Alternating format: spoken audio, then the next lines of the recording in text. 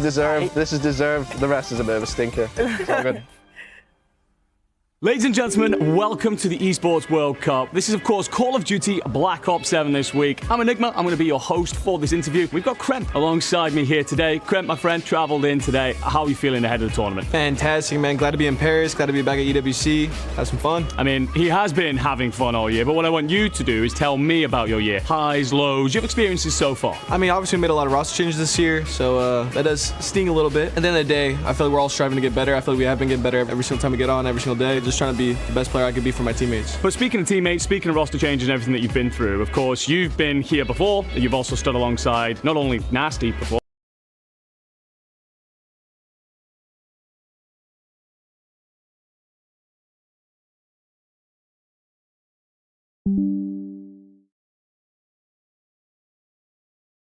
Diamonds. I feel like when you get there, you get the most dopamine, the most rush. You feel like everything's more important. Obviously, you're going hard every event, but those ones, like, if you don't perform, you shouldn't be here. Love that answer. Pressure make diamonds, can also burst pipes, of course, but I think we know which category Kremp sits in after the year that he's had. But it's amazing to hear that you do get motivated by those big moments, because, of course, you've been in so many now. Has it changed over the years, or are you still the kind of person where you get onto that stage and you just got that little bit of extra kick going? I mean, it's just land. We're back on land. Like, I got that kick every time. Like, man who enjoys what he does, for sure.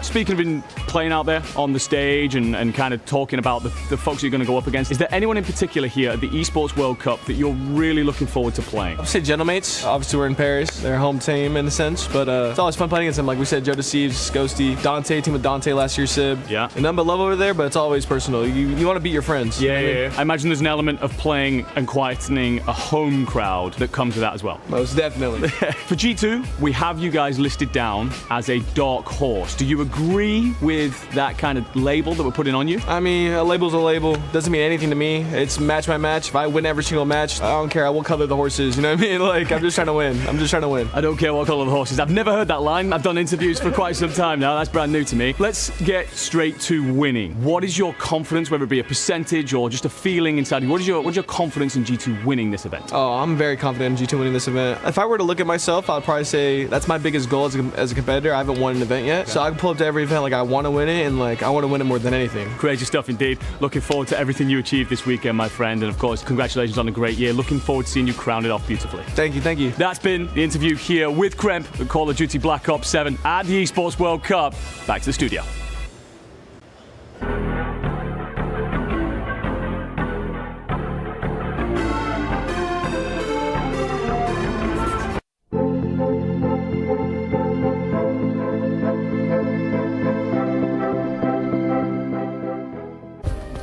Play is in our DNA. Whenever we let it out, it becomes our superpower. Now imagine an entire city being built to supercharge it. Kadir City, powered by Play.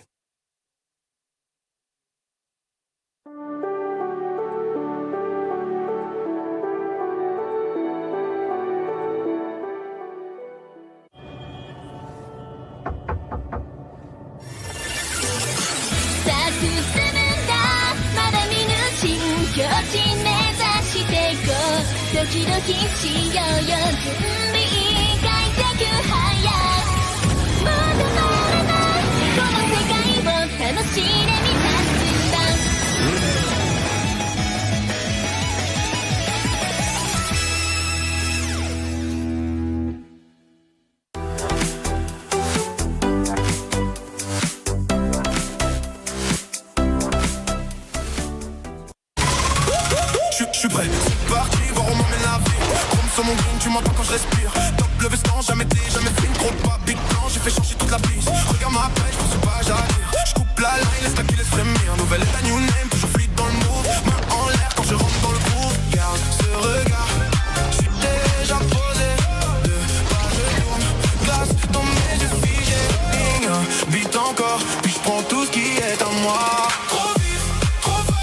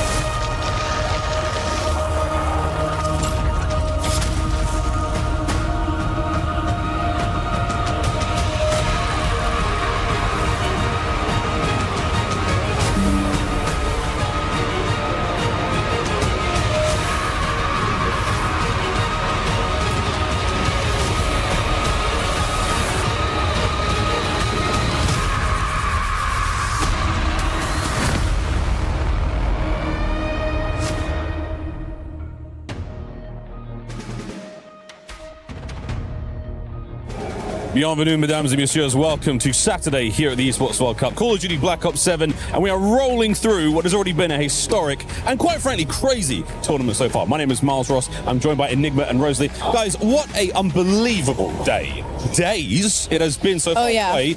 Group stage is now done. We're into the nitty-gritty of the playoff side.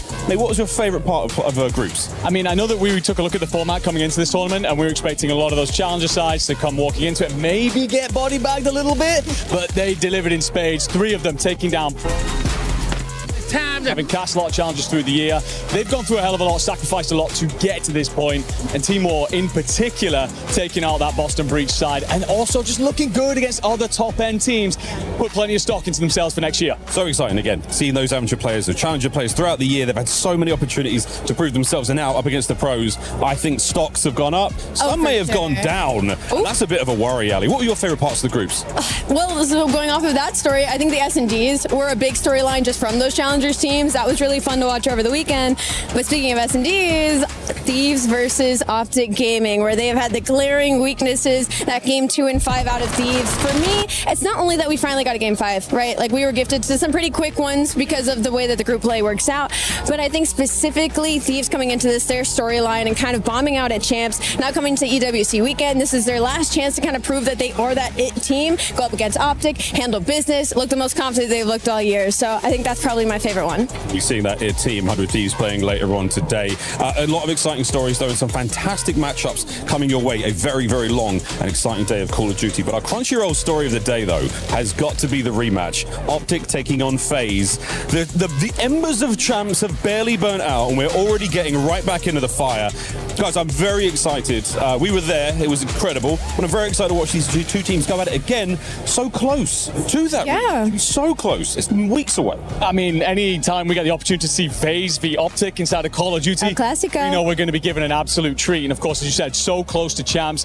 That incredible series that went on, 3 round 11s coming on through, just a ridiculous time, set up by the finest margins. We talked about the Optic potential issues with S&D, of course, and FaZe, how they do get over that line. As much as I maybe lean FaZe in this series, you just never know because of how damn good both those sides are. Both sides amazing, Ali. Good news, though, for Optic. They don't have that many fans in the arena. That is wonderful. Good news. Especially for those search and destroys. Ali, you excited about this matchup? What's sticking out to you? Absolutely. I think as a Call of Duty fan, we all are, especially because we're getting gifted to it so early on in this weekend. It feels almost weird to say we're going to go into a Sunday without either of these powerhouses attending, and so I think there's going to be a lot of eyes on this match, rightfully so, especially when Simp was dropping 40 during the group stage. I think everybody's going to bring their aim game. Excited to see a lot of other teams playing as well. G2 Falcons, very excited to see how the Heretics do. They're in a bit of an upward trend right now.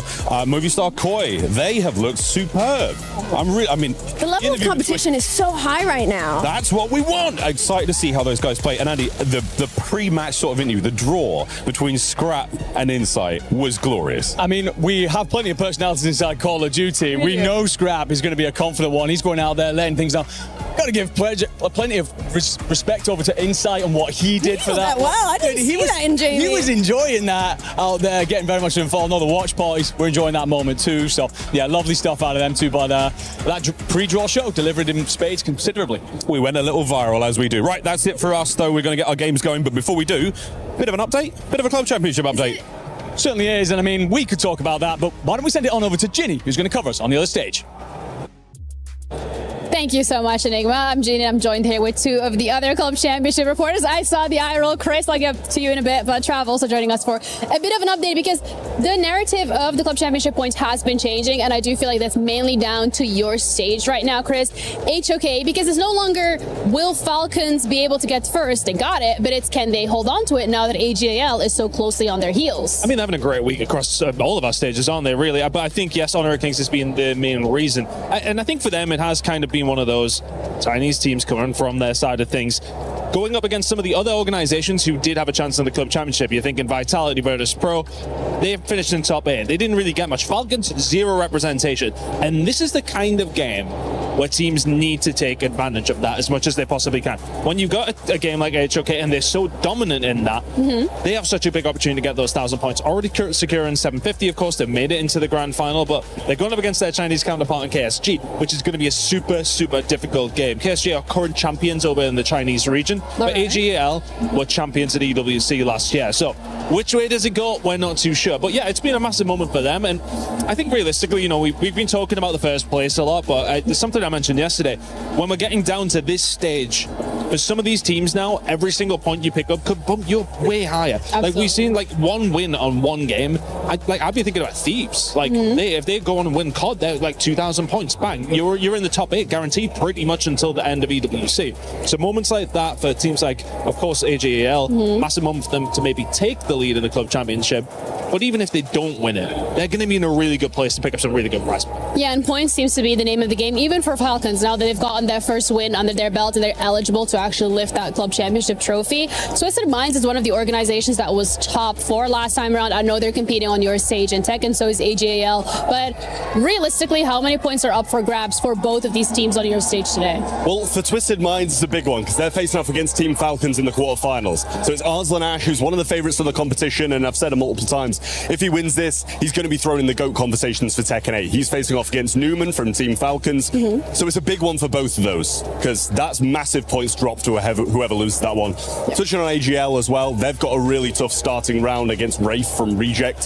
So it really is. Everybody's here, guarantee themselves 200 points at the moment, but everybody's got really tough matchups. It's a really well-seeded bracket. But AGL probably not got the biggest chance of winning it, but semi-finals is probably where they'll land, so getting a decent few points on the board. But yeah, Team Vitality still in as well. Jean Ding kind of came in as their lone representative. It was a bit of a wild card, to be honest with you. Not too many expectations, but him getting to the quarterfinals here is huge for Vitality to kind of re-establish this push that they've kind of been failing on recently. Yeah, the discussion around Vitality and Liquid, which were the number 2 and 3 organizations from last year from the club championship point, has faded a lot over the last couple of weeks, Chris, especially Liquid's currently still sitting on 0 points, but Vitality has been able to push themselves up the rank, and they still got CS coming up as well, though. Yeah, and that's going to be a big moment for them, of course. I mean, Vitality have many good teams in many different games. Again, though, it's got down to the stage now. We all kind of said when Falcons take the lead, that's when it's going to be difficult. I think the first few weeks for the club championship, the guys kept them at bay, and so many Na'Vi specifically. Yeah, Na'Vi were doing fantastic, but the Na'Vi's participation rate is just not as high as some of these other teams. But then that's also when you see some of the other squads come in. AGL's participation, I think, is the second highest across. They got 17 in total. They have 7 more left. Yeah, exactly. So they really do have an opportunity. They all need to kind of look back to what happened in the first couple of weeks. Falcons are not unbeatable here. Okay, they've won it the past 2 years, but the position that they're in now is nowhere near the position they were in at this stage a couple of years ago. I mean, look, it is doable. And I know for us, we wanted to keep going as long as possible as well. So I'm cheering on AGL. If a couple of Falcons guys get knocked out, if we can go on for a couple more weeks without it happening, then I'm all for it. I mean, Falcons also competing on our stage. They're going up against Gentlemates in the quarterfinals today. Gentlemates has the opportunity to do the funniest thing. Not sure if that's going to happen. We'll see, especially with the fans coming out. But that's it from us. So, back to you. Thank you very much, Jenny. And as you can see, the doors to the STC Arena just opened. The first team into the venue, well, it's G2 with the new addition of Beans. They had a perfect 6-0 run through group stages. Their opponent today is the Heretics, who were taken down by the Falcons, but bounced back with a 3-0 against War. Today, we welcome in Rosalie and, of course, Mr. Enigma. Enigma, I want to start with you. It is a playoff Saturday that has championship matches happening in the semifinal, but this is the easy match on the day, right? It's supposed to be. The 3 times that these two teams have played, it's been incredibly close. So you're probably looking at this opportunity for this series. Yes, it's your best opportunity in terms of getting through to that next stage of the bracket. It's a very lopsided bracket, but I don't think there's any such thing as an easy matchup thus far. Ali, the winner of this one is guaranteed $130,000. That comes with 300 club championship points. It's a huge opportunity for Gentlemates. Of course, their matchup against G2 didn't go as planned. So for G2, let's talk about their opportunities. After winning in Warzone, this is another big weekend for players to cash out for the squad. They won't be earning club championship points, but you've already put yourself on the map if you're Beans. You're going to be picked up by a CDL squad. Now you're playing for possibly even more salary next year. Yeah, and it's not even like a far reach with the way that they've been playing. I mean, they have 2 players in the top 5 search and destroy right now, and I'm looking at them like their S&D has been unbelievable. Not to mention, Envoy has had an insane weekend so far. He has been playing at championship level, dropping 1.7s in search and destroys, dropping 1.2s in the respawns. We forget he has a ring sometimes. We forget that he has a ring, and if he's playing like this, and you're also getting the little bit of honeymoon and sign of Beans, it's going to be really difficult to take this team down easy. Andrew, can we look at this top line here? He dropped 76 kills against Cloud9. Against Gentlemates, a much more difficult opponent, 73, and still positive with a 1.09 against his former squad. He also drops 9,200 damage. Yeah, you know that one tasted pretty sweet, right? Revenge against the side that sent him packing earlier on in the year. And one of the things that you mentioned there about the ring, he's won in every title that we've had for the last 4-5 years. There's a reason for that. Envoy knows what he's doing, and he's very much so bringing his best version to the EWC. Dropping some serious damage, and he's done it in just 6 games so far. Ali, do they go the distance? Because today we're playing best of 7s, right? So we could see a game 7, a little bit of a shakeup here in our format. Oh, Chris, did you forget what G2 likes to do? They love to go to game 5s. You give them 2 extra maps. I fear we might be going the distance, especially just this matchup in general. These 2 teams pace each other incredibly well. Now, one thing we know is Heretics are playing Search and Destroy way different than they did at Champs. They have been working on this game mode since Championship, since after talk with Methods and Sick, their lead coach, he says, we're most confident in Hardpoint. We're crushing all of our scrims. Search, it's still sketchy, That's but we're crazy starting to build on that. That is insane to me. Just because I'm looking at the numbers, Super, we saw him pull out the sniper again. Now, if that was just them kind of disrespecting the team across from them from in groups, that could be a situation. But if not, and he starts pulling it out this weekend, we could see my Heretics start to seriously take some maps off of teams. And not only him, Real's been playing unbelievable in that game mode as well. He has a 1.7 right alongside him. So those 2 have been carrying in those 2 and 5s. No, fully agreed. I think that one of the issues with Heretics typically in their S&D has been those opening duels. Super pulls that sniper back out. He's looked like one of the world's best since his career really got started at the top level, and he has been helping them in the earlier stages, and then they've been converting. But of course, not to overlook Real here. We've had conversations about the ups and downs that his year has been and kind of where his stock is sat. I'd say it's at the highest it's been for some time now, as he's rounding out the back of this year very well. Opening duel win percentage 60%. He's going to put his body on the line. Very much will be the tip of the spear for this team. He's good for a kill around. That's always entertaining for me to watch. If I'm an observer, I'm like, oh, he's a guaranteed player to start with here. Real, he's played 3 search and destroys. Can he keep this pace up? I like to think so, and the only reason I have confidence in this is actually because G2 and Heretics are the only teams that kind of played other good pro teams. I'm talking about in the fact that Heretics had to play the Falcons, and on the flip side, G2 had to play the Gentlemates. So for Real to put numbers like that in the group stage versus one of our pro teams that is looking to hit a Sunday, I think that's more impressive. I think he can continue it. We caught up with 2 players who made a ton of noise 2 years ago. They were silent last year, but now they are starting to get loud here at EWC. It's Beans with Real. What's up, everybody? It's time to get the championship bracket started, and we're on a stage in which many men wish they could be playing on right now, but just 2 days left of Black Ops 7, and it's time to crush many keys today. Real, we got Beans up here, G2 versus Heretics. Real, you saw the draw show yesterday. How was you feeling when Crimp said we wanted Heretics? I'm not gonna lie, I was feeling great. I was licking my lips when they picked us up, so I'm excited. I mean, Beans, he said that he was licking his lips ready to play you guys. You think you made a mistake here? I mean, look, they got to say that. They don't want to come in saying, they're going to get shit on, but I mean, they know that they're the underdog here and we're on fire this tournament. So, I mean, it's going to be a breeze. He said it's going to be a breeze. So far they've been undefeated. They've been looking good with Beans on the roster, but how you guys going to take them down? I mean, we're just going to do what we do. We're just going to run at them, fucking shit on them, and send them home. That's it. Any last words on that one, Beans? I'm about to eat some serious paella this series, let me tell you. Woo! Paella and Beans. Who's going to eat what? Let's dap it up real quick. It's about to go down. First match of the day. Don't go nowhere. There's one thing for sure, no forks allowed. It's going to be a sloppy fight between these two squads. Let's break down G2, though. Since adding in Beans, they have a different vibe to this squad. Used to be all nice guys coming to the stage. Now they've got a little bit bite. They've got 2 3-0s in their back pocket.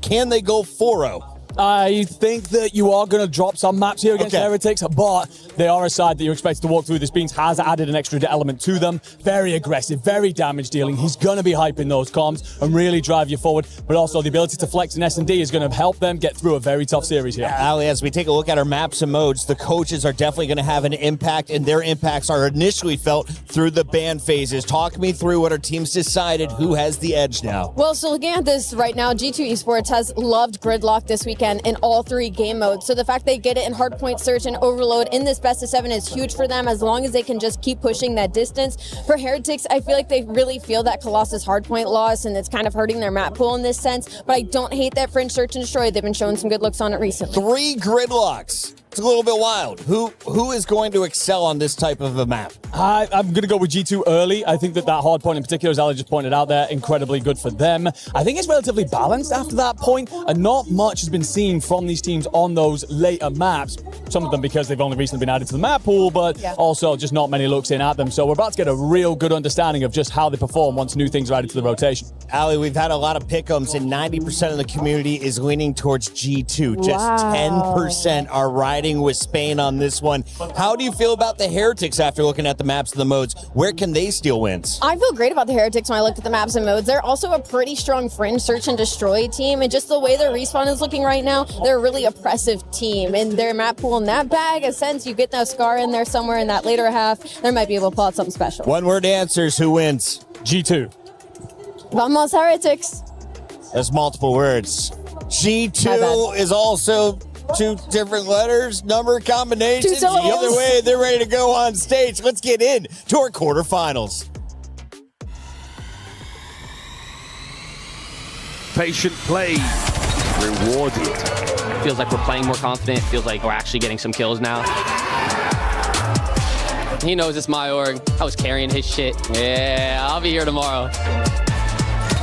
All the damage in the world, it's a trade fest. Hydra's gonna get it. I gave him the career he has right now, and I'm about to send him out of Black Ops 7. Phase in position, Sim, what a corner. Could not have asked for any more there. Yeah, I would say Optic's probably our biggest challenge this event. They've made like every finals this year, so they're definitely the team to beat. Real back at his home inside of P1. I mean, I feel great about it. G2 is the easier matchup compared to FaZe, so I'll take that every day. Beans is popping off all 3 maps there. He's been a great addition. Low health pull for the 1v2. Oh! Eat that! I'm full confident that we can take this tournament. Single limb now, so need to lock in. Can we see Project Notorious step up? Kismet, he says no. Now those expectations are set for us, and we kind of expect to be playing on Sunday. We expect to be playing for a trophy. Playing against Falcons, it's a bit tricky. They're a little bit hard to read sometimes. Gives his team the advantage. Needed. Oh, he's off the top. We actually wanted to play them. I think that if we were to get first in our groups and they were to like lose or whatever, we were going to pick them. Kind of one of those mindsets where they took our range. You know, we want to beat them. Get behind enemy lines, and he just wants Got him. The shots he finds too. He's got less than 10 seconds to find the kill. Who's doubting 100 Thieves in Paris? Who's down 100 Thieves? F them. You know what I mean? That's all I got to say.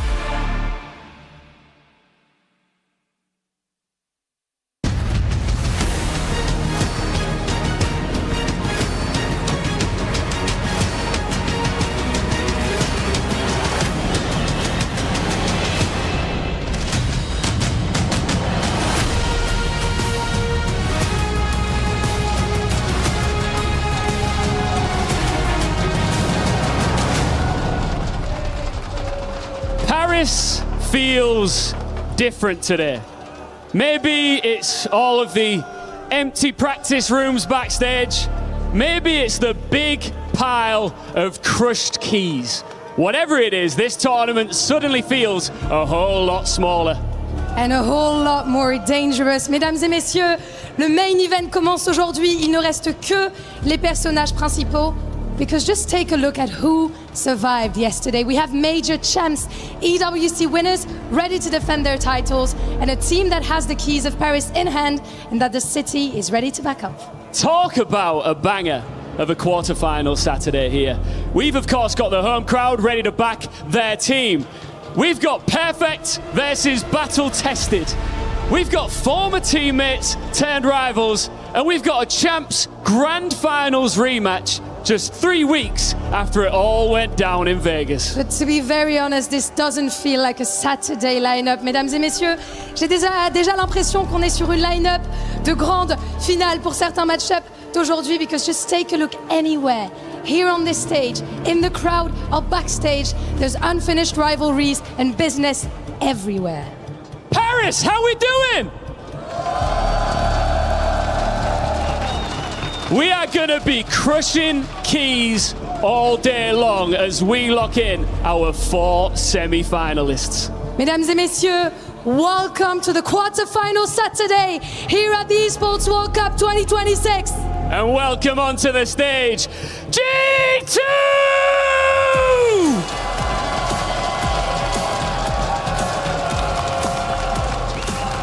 G2 rolled the dice one last time before Paris. Beans came in after a huge run through challenges, and there he is, proud at the front. Since he's been there, they haven't dropped a single map. Cloud9 swept, Gentlemates swept, 6 maps played, 6 maps won. Nobody has found the answer to G2 yet, and today somebody's got to do it. And standing strong against them, it is Team Heretics! On the other hand, they took the long road to Saturday as they're getting booed by the French crowd entering the stage. They smashed Vancouver, got knocked down by Falcons. Then when elimination came calling yesterday, they swept Team War straight out of Paris right when it mattered. It's Perfect versus Battle Tested. G2 haven't lost a map. Heretics have already started at elimination and survived it. Something has to give. Gentlemen, go and take your seats. And the 2 key holders stand by, Super and Beans. We're going to have a quick chat with you before we get into this first quarter-final with so much on the line. Of course, a shot at the trophy on Sunday if you can get there, let alone that $1.8 million prize pool. It's all at stake as we look to take another step here, Lou. Yes, Ian, thank you very much. G2 versus Team Heretics is about to start. Boys, I want to have your quick thought, because Beans, you've been calling the CDL teams that you beat tier 2 teams. Do you feel like Heretics will be a tier 2 team against you today? I mean, I don't know about tier 2, maybe tier 3 actually. I mean, these guys know what's going to happen. It's going to be a fun one. Well, it's going to be a fun one. Do you agree with that, Super? Because G2 picked you first yesterday. So do you want to tell Beans that maybe it wasn't the best choice? I mean, we like them choosing us. As he said, we maybe are tier 3, but he belongs to Challenger, so we're going to beat them. We'll hopefully beat them, yeah. Tier 2, Tier 3, Tier 1 challengers. Boys, I'm going to let you handshake before we get into the game. That's going to be a fun one. All right, I will be the first to say it. What a fantastic pre-match interview. Super didn't back down. That's a good bite, in his second language as well. In a second language as well. Wow, what a game we have ahead of us here. Welcome, ladies and gentlemen, to the first of 4 best of 7 here on this Saturday. G2 Esports taking on Team Heretics. I got a little tingle. I felt it in the air. I'm ready to go.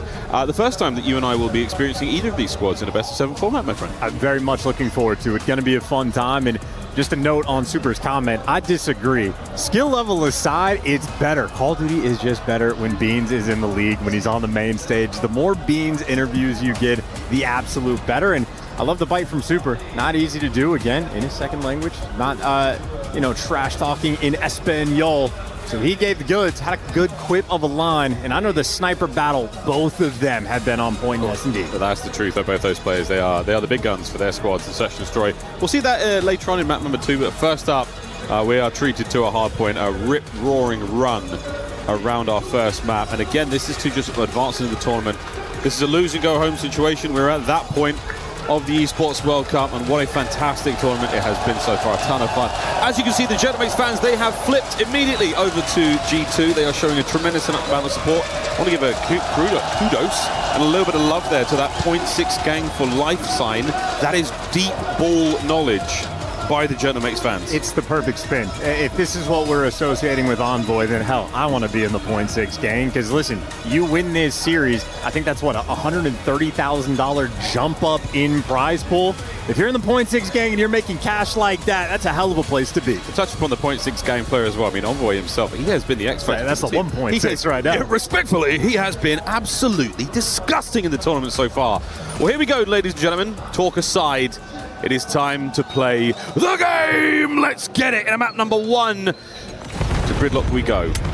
And Krem, oh, look at this. We're off to a bang. Trying to get past no man's land. Even with the extra kills, well, no, rank forward's going to fall, so yes, pressure absolutely towards G2. No trophies for a while. This is a difficult hill to survive. Yeah, this is a lot, man. Nades from spawn. Not a lot of places you can avoid those nades from. That big old bus. All your cover, you're going to be dancing around in the middle of the map here. P1 still rocking. And again, what an explosive affair. My goodness, the kills from both sides. Fantastic precision with the lethals thus far. Yes, many men's will be dying to nades inside of P1, especially off the rip. But ultimately, I mean, fairly close in score. G2 are going to have a little bit of lead going into new. But of course, if they're soaking up the old time, going to be a man down on this approach. So Nasty's going to be taking his time. Envoy just wants to survive and block these spawns. And as Nasty falls, and Envoy does too, you lose all the pressure in the world. Heretic's going to be good for a soak. Over to 2. Low left-hand side of our minimap.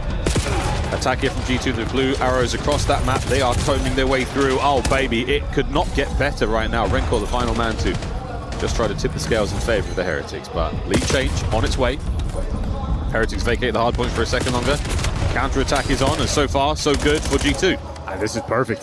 Beans, by the way, tearing things up. 6-4 now that he falls to the hands of Super, but considering you're out-rotated towards the time, G2, this is already great chip damage they have done on the hill, and, well, Heretics have just now made it back inside, fighting for a final 15. Envoy not able to strip it away. G2 will, in fact, have to hit that rotation button, and they're playing aggressive. They want to keep this pressure up and keep Heretics very far away, but that also might mean open lanes. Yes.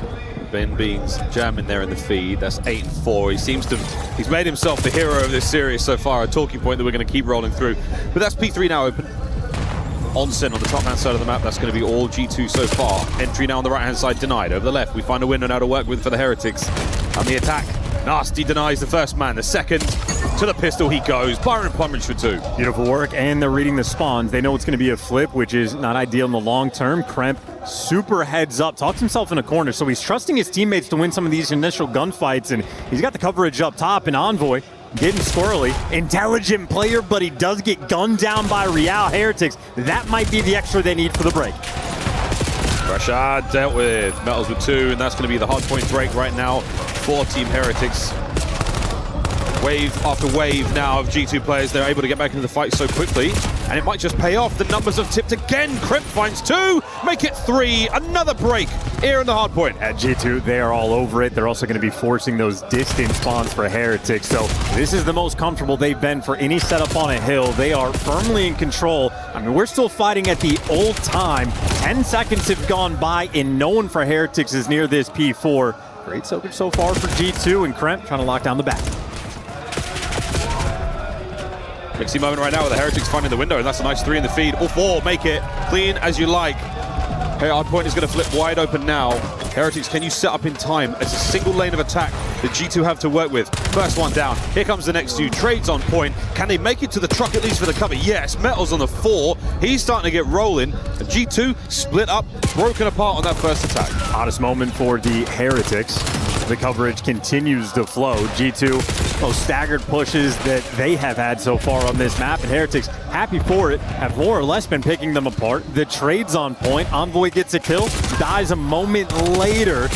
And all things considered, after that first set of rotations, maybe the slowest performer in the lobby is Super, but that's fine when it's effectively a tied-up game. I was going to say, coming into the second set, as we start things off in P1 yet again, a wonderfully even matchup so far. And look at the kills as well for G2. These guys are so closely contested. A little bit more of disparity there in the stats for Team Heretics. But what an opener here on the first hardpoint. Second set, Super, the man of the moment on the soak. Very well played. Has the MPC for the close range fight. Well, if they're not contesting the time, they're keeping it distant. Great reads there on the pinch and a 1v1 for the extra edge. The separation. Metals is going to be doing the dance battle, and that means everybody's going to be close. It is a full square of battle. You're just reading the kill feed in these moments, and then it comes down to the 1v1. Heretics get it, and they're going to be good for the final 20. That is phenomenal P1 time. That is as good as it can possibly get. You're talking about that separation, that little bit extra might come down to the end because it's still closely contested. G2 starting to fall off here in the second set. Let's go for a Saudi check-in and see how they sound. Bust up, I-18. One's front, yeah, I-front. Bust up half health. And Super's out. Outer 18, outer milk as well. I see, I know. He's alley. I saw the back is both. Donut. Big Tom was 18. Bust up. Watch out. Back for them. Nice, fucking Super. 18 actually. 18 weak. You telling me sushi guys on time? 18. 18. I spawn solo still. That was on time, guys. Give him time. I'm coming through post. I spawned close under us. We can play this. Yeah, Super still 18 on you. 18 weak. In the close. 18. In the close. Yeah, you got me. 18 dead. Nice. He's gonna pillar me. Why 18 time? I post. I gotta hold the cost from sushi player. It's got sushi and time. Well, 60 brings us back. Yeah, it's careful. I know that. Nice still. I spawn here. Bikes. You like so bikes. Bikes on you, said bikes? Yeah, bikes. Yeah, solo. I don't see him. He's gonna be solo late. He's playing you guys, I think. He's both the bikes. On time. One is going out or so. Overload dead. Yeah, one is gonna be Dojo, okay? Super. That guy's spawned ice cream. Yeah, I spawned old. I'm gonna pinch you. Whole week out. Yeah, there's two only mirrors in. I'm pinching. And one's gonna be mid late. Hearing a decent amount of Coach Looney there in the comms for G2. Clarifying some information, just keeping the boys a track of players. A very interesting addition that, as of yet, not really working out. Heretics on the run. Yeah, I mean, the spawns from the old time at P2 end up making that super mixy. Helped out G2 to get the break, and they're trying to capitalize, take that full advantage. They're down by 50. Heretics, once they got the momentum, they have ceased to look back. Well, now they might need to regroup and try to gear up for the push. The trades in the feed are great, but G2 is going to win this battle currently with the pressure like this. So far, so good. Beans and Envoy getting a couple. Onsen starting to get a little bit more relaxing for them. Kremp with the mid-map space. Going to get caught out by the timing. Over to Beans. Can't get him a 5 in a row. Renko, what a kill. Over to time. Nasty holding it all together. But a two-man pinch is going to see that one go the way of the Heretics. A few seconds, a few measly seconds. But now on the rotation, a sneaky corner from Renkor yet again. What a life this is. 3 superb kills on the rotation. Yeah, they're going to give up that front pressure towards time. So G2 actually make it to the hill first, but without the back spawn, very difficult to hold on to it. Need to win the gunfights inside the time. They actually have a trophy, so in a defensive position, G2 trying to make the magic happen. Finally, you get the clearance there for Heretics. They trade a little bit of time to make it happen, but they're playing the long game. We're running out of time to keep playing long games. Trying to get this one closed out sooner rather than later for both of our teams. This long best of 7 is a campaign that they must continue on. Shots from Super, 21-19. We're finally seeing that separation in the kills department. He and Metals, 23 and 18, starting to take over. Here's the gap as Heretics continue to widen it. In the first set of rotations, you had Super about double negative, and it was still effectively a tied-up game. He was much hotter on this second set, and Heretics have built themselves a fairly sizable lead. 44 seconds separates the two teams, and it is going to continue to be a battle on P1. Metals doing the dance, and he gets that extra kill. Heretics in time first. Back to P1. Somebody, for God's sake, play a trophy. We need him now. Turn here for G2, a couple of good ones. Can they find a successful P1? Heretics with that 205, sitting pretty for now. Work here out of Metal, still on that flank, 26 and 19. He is now lost. G2 committing resources to try to find him. He's attacked the hard point. still providing the pressure. The flank, ooh, good for a second, but G2 survived. Looking at P2 now as well. What a run. Metals is in a great position to sort of be that nuisance, but then Real fills in behind him and they just get re-pinched. So you had a good route from Metals, just a better one for G2. And that 40-point lead has absolutely vanished. A much tighter contention into the new time. And while G2 are there first, number 7 and number 8, the AR duo for Heretics are swarming for the back spawns. Yes, left lane. Heretics have managed to punch their way through Beans. All the late attack, a lovely two-piece. A third, you bet ya! Beans on a run. P2 still in the hands of G2. Ripping and roaring, and now it is all guns forward. Kremp in the middle of the map, by the way, might hit the ultimate pinch on this time. Heretics, though, pick it up, but he still wins the gunfight, and when you're in a pinch, well, turns into a square-up battle. Both these teams are firing. Still on Beans, trying to find the entry now towards time. Still close. Beans on a 5. Over the top for number 6. Hard point goes blue. G2 and Beans at the helm. What a play. He's still gunning. 8. Can he make it 9? Beans on a run. G2 holding. Lead change. He's looking for it.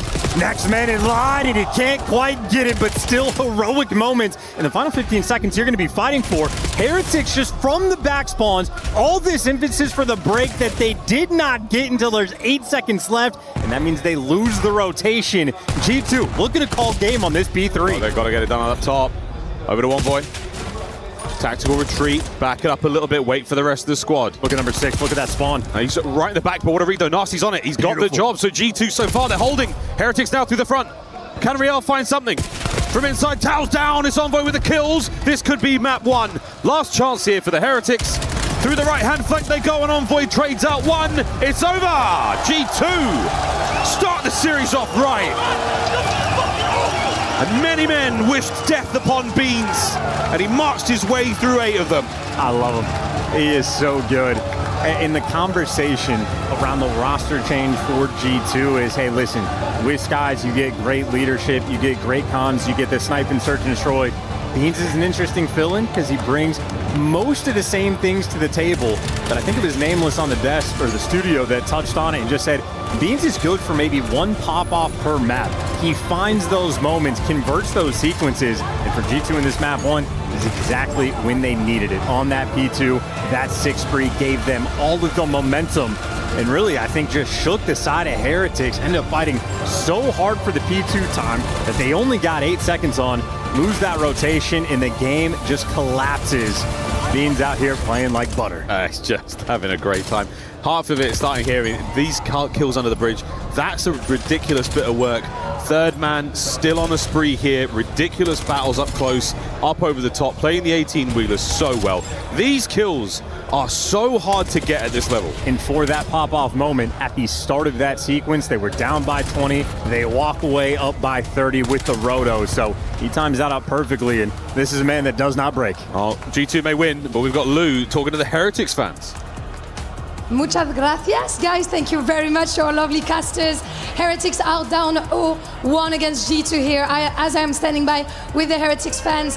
First off, guys, you got picked by Kremp yesterday first in the draw show. And you know, the players have been talking their shit a little bit on stage, so I wanted to give you the opportunity of answering. Los G2 os tiraron trash talk y Kremp también hizo el pick primero de Heretics ayer. Entonces, ¿queréis responderles algo? Bueno, le tienen miedo al éxito, entonces quieren el camino fácil, pero van a ver que no lo es. No lo dicen, ¿no va a estar fácil para ellos? No, para nada, van a ver que van a perder muy facilito.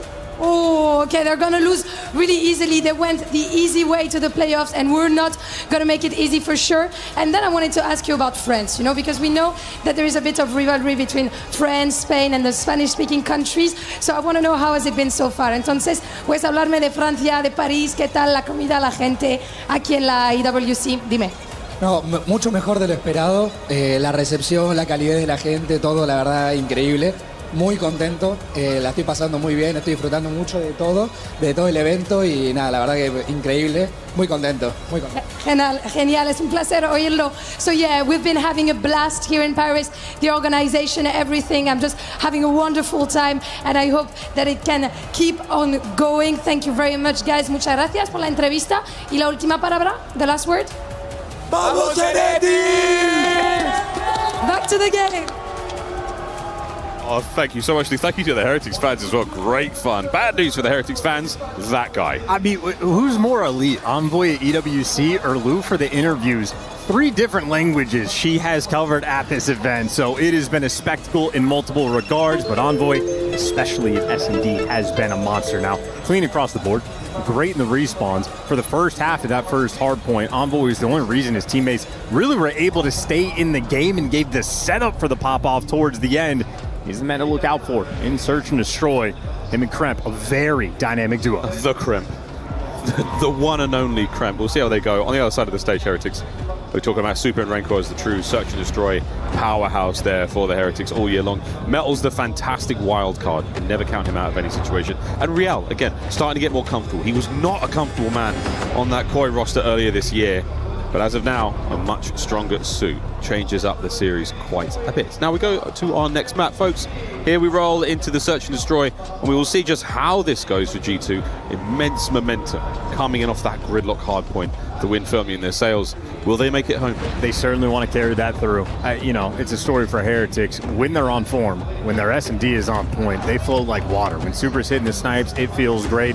You know, if you're looking at a player like Rancor, if it's going great, one of the best players in the world. If it's going terribly, you're just questioning his arrow on the minimap non-stop. But so far in this tournament, they've also been flowing in S&D. So Envoy wants to stop that as quick as he can for a long, belabored series that we have.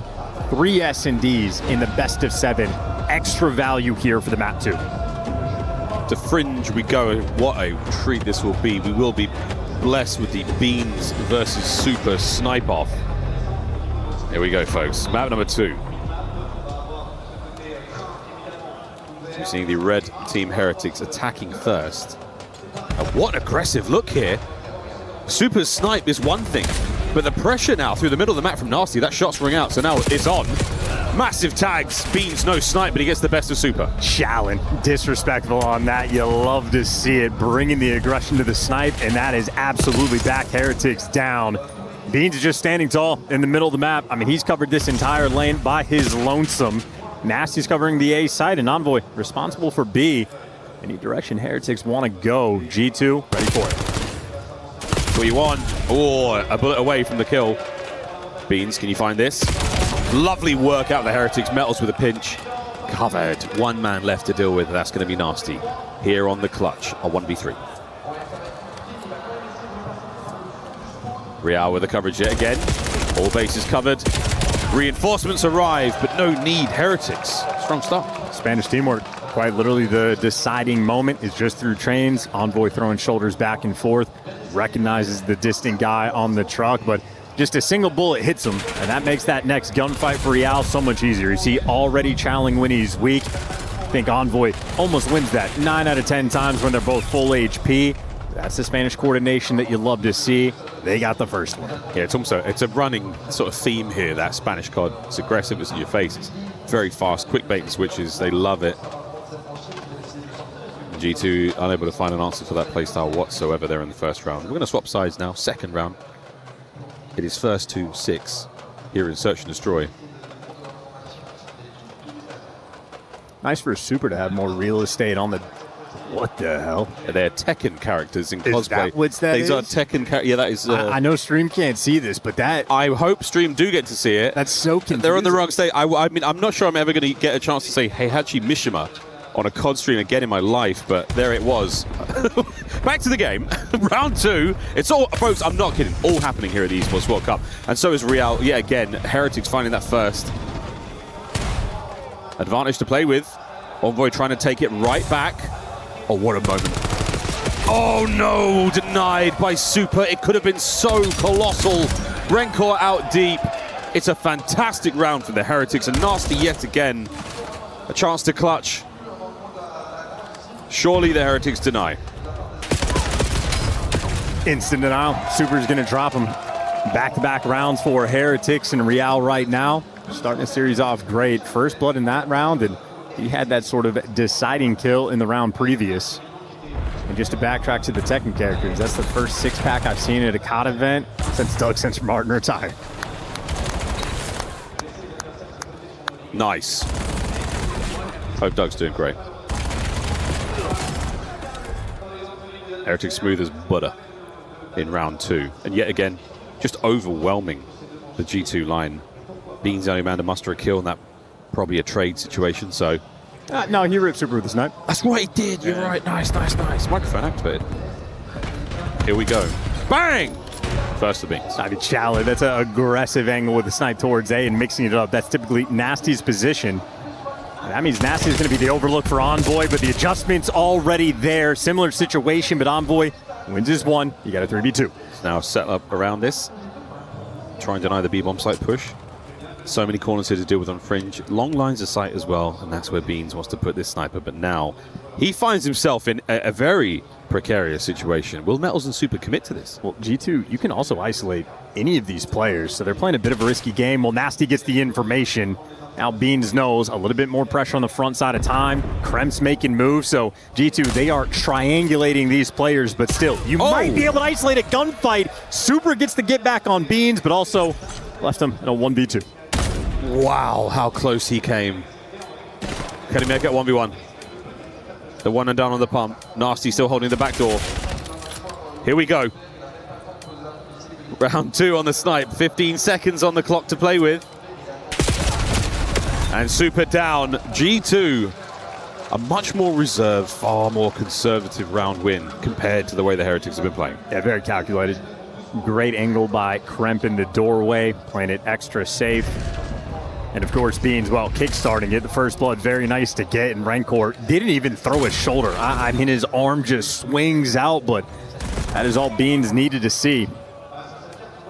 Honestly, the difference maker is Super. That missed shot on Nasty, extremely difficult shot to hit. I mean, just the forehead that you're dealing with on that heady, but that could have been the thing to make it spicy.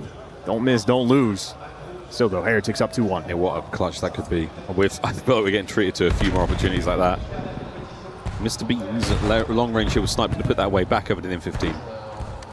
Heretics not committing too much to the middle of the street. Now Main Street not full of players, mostly G2. And if Beans doesn't see anything on that barn cross, you might be worried about a bit of an A stack, because Heretics actually a low side of the map spread, so they have more bodies here for the A pressure, but Metals is also still by himself and gunned down, so with all the pressure for Heretics, they left their boy out to dry. I mean, G2, if they're not a B, they're going to be A. Let's go find out. A Fafo moment that pays off for them for now. Real trying to retake the site, get some space, banged up. Rotation now over towards the B-bomb site. Rencor spots them in a position now to cause some serious issues. No, dealt with. G2, what a fantastic adaptation. Nothing but profit so far. Look at how grouped up together they are. Yep, and bad timing. Real gonna get traded out. Actually gets a kill before he falls, so maybe a slightly easier road here for Super, but a 1v3 and a snipe in hand. Extraordinarily difficult for the club. Tried. Gave it the old college one. Not enough. Yeah, and Metals, of course, just isolated over towards 10. He had 2 players there that were not with him as they needed to be, but on that section of the map, and they isolated him. Isolation on the next guy, but yeah, never a fun setup on the mini-map when Rancor has 3 players on his screen all shooting at the exact same time. Metals had 3 players on his screen shooting at the exact same time, and there's absolutely no follow-up, so sort of a strat and a setup there that G2 effectively picked apart. All square here on Fringe. First to 6. And a B-bomb site hit where both teams will be meeting each other. The numbers in favor of the Heretics. But numbers change. They do not lie, though. Oh, boy. G2 strike true. Rancor alone. And another decisive round. It's one of those Fringe, bit frenetic, start things off quick. I mean, brother, G2 are fearless. Yeah, the smoke comes out. Envoy says, I'll run through that. That's fine. Wins his 1, gets traded. I'm thinking, okay, the round will settle down. Heretics will take the space. And Kremp goes, I'll fly through that too. That's fine. I'll go into no man's land. I don't care about no AR backup. I'll do it myself. And Kremp good for 2 and seals the deal. G2 hyper aggressive. Yeah, that aggressive sort of round. Kremp's like, hey, hold my sponsor-friendly energy drink. And he gets involved. Nice save. Thanks, man. Good job, nice save. Thank you. It's not my first rodeo. Advantage now to G2, just a single round to play with. Beans, we haven't seen that many connections from this angle throughout the year. You can see Metals, though, sliding around it perfectly. Yeah, you can Quite see literally. it. It's more about getting the kill. We haven't seen too many of those, but Hey, no time like EWC. Kremp with the intel. Oh la la la! Beans pulls up the snipe now to the tracks. Not even going to waste that 7.62 going down range. Anybody home? We're exhausting our nades and stuns quite quickly here. Well, Envoy is chirping in the comms. You see him in the player cam. Giving the communication that, hey, lane's open. Gonna nade out A to see if it's there, and the team really now starting to wrap back.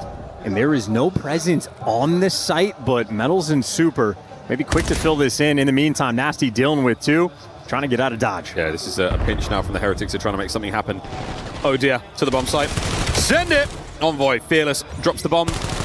Does not complete the plant, and he will be able to do that again though. Coverage there has to be perfect. And Krem, more than his spidey senses, tingling now on the attack through the middle of the map. The Heretics, knowing that the bomb is well and truly planted, it's on. Retake opportunity here in the 3v3. Oh, they're double wrapping through Tin. Real, a lot of pressure on him in this sort of solo moment. But he's cleared out the site, so he's feeding the information. He's got 2 players in Tin. He can shoot in the back. Yeah, time to go, boys. Beans out of position. Trying to find something here, but no. A meal made of it. Krem strikes. 2v2. Huge. Metal's going to give you extra. Down a Krem. And he's got to play this so sensibly and so safe. This is a very common spot. No check for the defuse as of yet. And Krem, here he goes. 10 seconds. He's going to time this perfectly. Oh! The defuse is good. Vamos, Heretics. The defuse is good. The caster curse is better. Did not time it perfectly. I think he maybe chowed that at 7.8, 7.9. Maybe the second look, but it looked quite 8. I mean, that's how it goes. And great check on the corner just to pick up Envoy. Well, here's your time. He got 8.6 just about when he goes for that swing. Kremp just feeling the pressure of the moment. And that is, again, Rancor at his absolute best. Just L-triggered, shreds them right on top of the bomb. That is a massive round for Heretics to collect. That decision there, and he's worried that the players were maybe already on the bomb. No, I mean, he cleared it. You know, he could wait the 7.5. He just missed time. He's probably worried about a player sliding out the check tin because they're clearing out everything. Whatever he thought costed him. Well, 3-3 here in the second map. God, what a fun match. My gratitude. Not a huge amount of motion here from either of our teams. Trying to pull anything here. G2 not making any moves. Heretics still trying to find a hole to work with. Well, the biggest adjustment is indeed Kremp. Envoy playing the exact same default spot. Beans is sort of jumping back and forth to help out mid. Number 5's getting squirrely. Real creeping up on the map, and there you go. Catches Beans. Now it's the dance battle with the SMGs, and in the smoke, Envoy drops him immediately. Kremp gets caught. He tried to get too active. We get a 2v2. What smoke? Envoy just thermal vision took care of that. So on the tip here, back and forth, Nasty goes, trying to stay safe. Does have eyes. There's the comms, calling it out. It's going to be a straight up 2v2. Heretics, what have we got?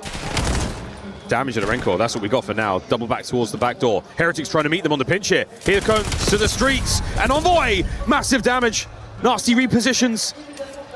The Metals will get away with his life, and he should be able to plant this. We are looking at a 1v1. And an NPC versus an M15. Metals wants it close range. Nasty, can he get there fast enough? Can he catch him through a window? Find that information. This is going to be so challenging for G2 on the retake. The timing has got to be sensational. And there it is. Metals wants this battle. All the space Nasty can buy. Going wide, hoping to catch him, and so far no good. There it is. Exactly where you wanted him. Metals with the NPC for the round. And that is phenomenal comms in Espanol for that squad. When it comes down to 1v1, the question always is, who am I playing against? As soon as you figure out it's Nasty, that's the site you want to plan in. Keep those gunfights close quarters.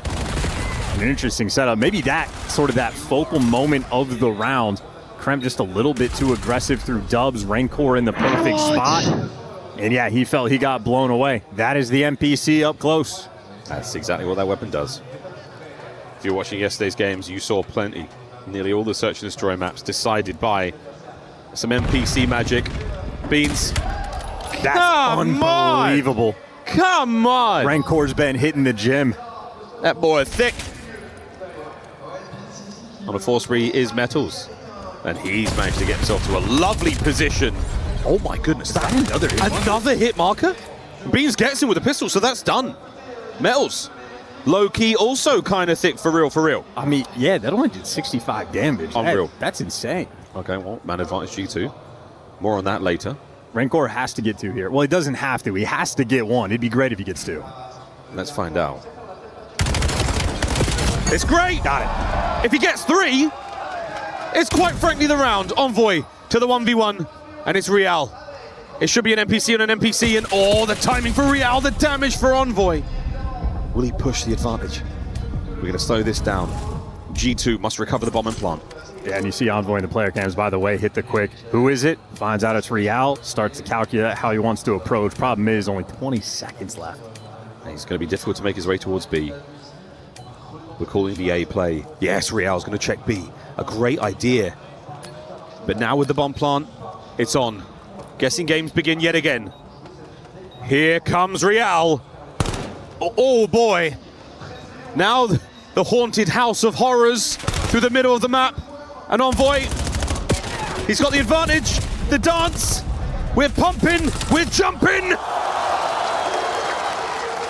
There was a duel in Main Street here on Fringe to decide the round. Envoy has been so good this event. He has won. I mean, so consistently over the course of his career, absolutely on point, just like those pistol shots.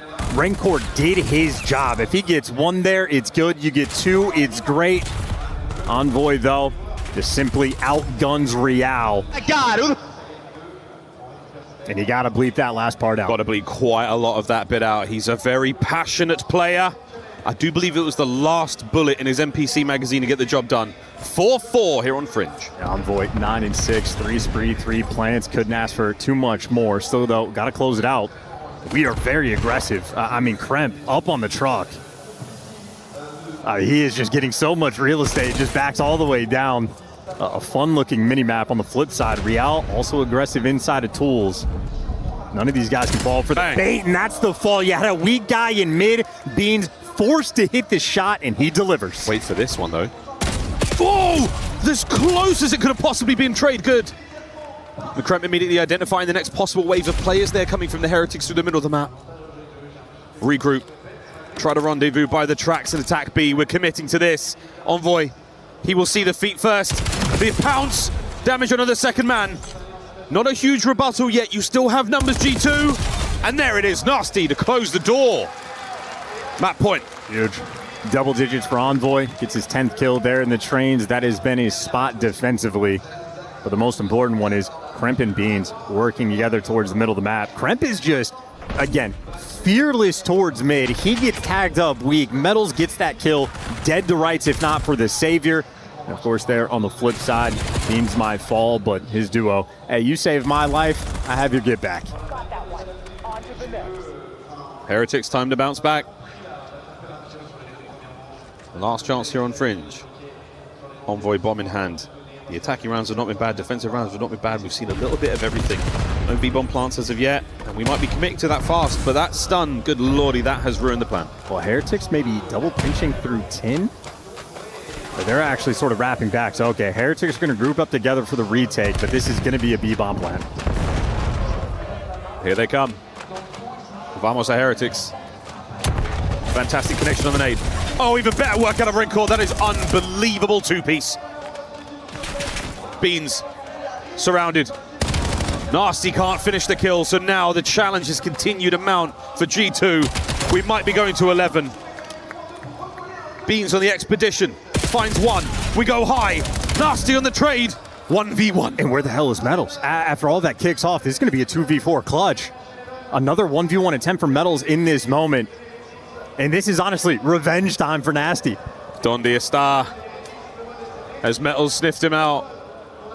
The crowd trying to will some noise here. And it looks like Nasty may have been spotted. Is he going to turn around when he needs to the most? No, he's not. It's a round 11.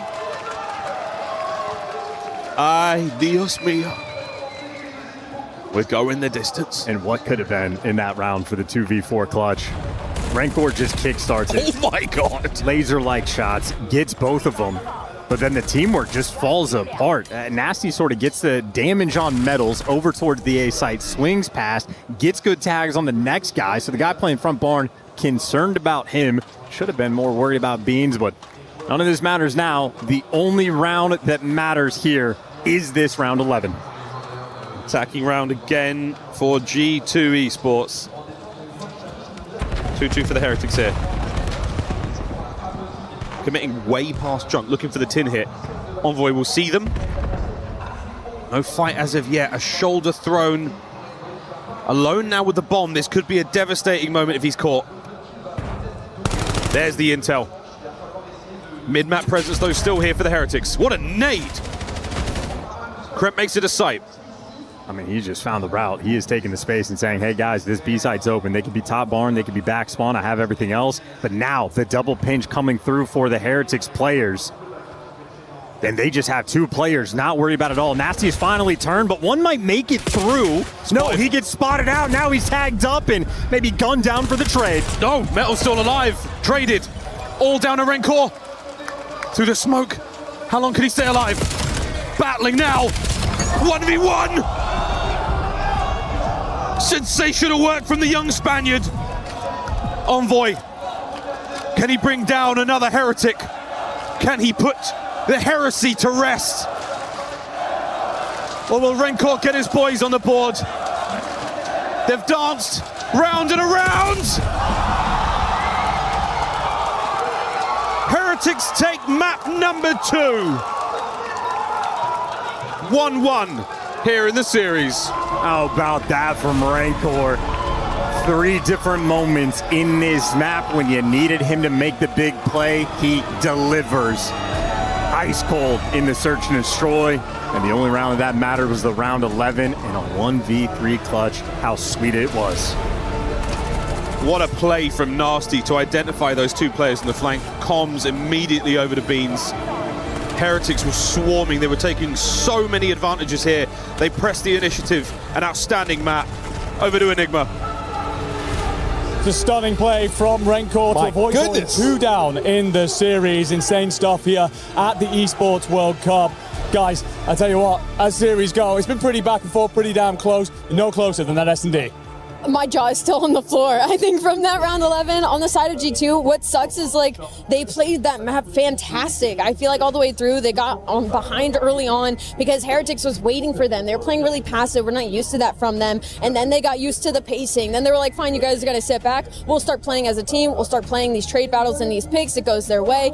I think you want that round 6 back where Kremp unfortunately peaks a little too early because then we have a different result. Man, I got to tell you, as we looked at some of the reactions from that round 11, like those are the plays that you live for, and it was set up so well by G2. Like they waited for that pinch. Nasty finds the kill. They're in such a good spot. On the info. And Rencor with the 1v3 just guns Kremp. Like Kremp's the guy that gets smoked there, so he's going to need a big bounce back in this break. There isn't a hell of a lot of fans here for either G2 or Heretics, or of course Pockets, but if you could hear the screams, that's because everybody inside the venue, of course, losing their minds. Not more so than you, Rosalie.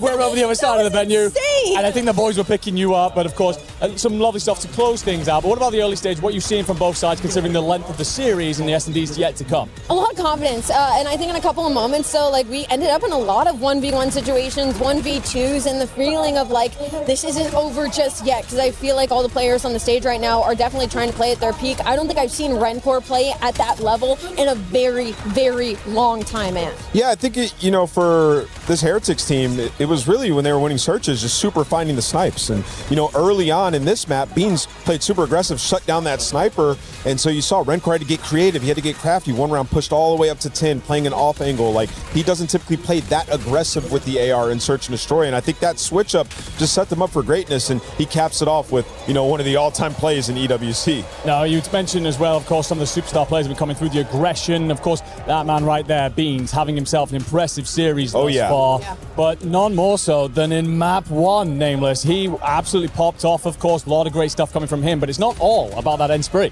Yeah, I mean, listen, they had to make a little bit of a comeback here. They did. Off to a nice start. Another story. You know, they're down like 60 points or so. It's second rotation P3, where Beans, he just has these moments, and we've been talking about them throughout the weekend, where he can just take over a sequence, finds a 4 streak to win them that P3, they get a 60, and then he closes the game out, Ali, on what was like an 8, 9 streak. It was an 8. So I think he went for the 9. He almost could have got it, and he probably just ran out of ammo near the end, but that's what they needed to just give them that final push near the end there. Like you said, they were on the back burner. In fact, it was Beans that was struggling down the board, but he ends up over positive with that final streak and doing exactly what they needed.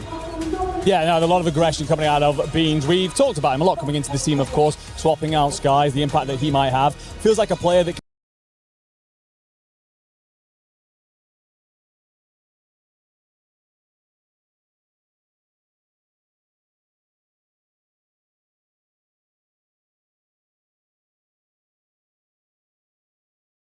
can take over in certain moments, but none less so than when he's really feeling himself. You can see that up on the stage. Yeah, absolutely. And when he's on those streaks, the team feeds off of that energy. Yeah. You know, you just need those types of moments. And I think now, you know, him coming in for Skies just gives a whole new element to this team in Respawn, to where, like, they can go into that game too. You lose that Heartbreaker and Search and Destroy, but now you have more of a Respawn backbone. You have another player who can take over and pick up for the slack if Kremp's not having a great performance. Staying lightly on the Beans topic as well, going into this in the weekend, Search and Destroy was actually his strength. He was coming in with like a 1.7 in that game mode. So I think a big takeaway you can take from our first 2 maps is that he was able to do it in the Respawn. He was able to do it in that map number 1, which means they're going to need him in this overload, because when it comes to the Respawn, they've actually been leaning more on Nasty and Kremp. And we know what Kremp is capable of doing when he's on one, but I feel like we've kind of been waiting for Nasty to get activated, to see the Nasty that places second at an EWC weekend. Allie, just you wait. We're going to get that Kremp map. No, we gonna get it. The Kremp map is coming. He's going to have one of those. And, you know, that clutch, man, there's so many moments you two probably wish that they had back, but that's in the past. Just got to look forward. Yeah, Kremp map certainly feels inevitable at some point. And, of course, several maps still to come inside of this series. An incredible day of Call of Duty in front of us, and we're kicking things off with 2 bangers.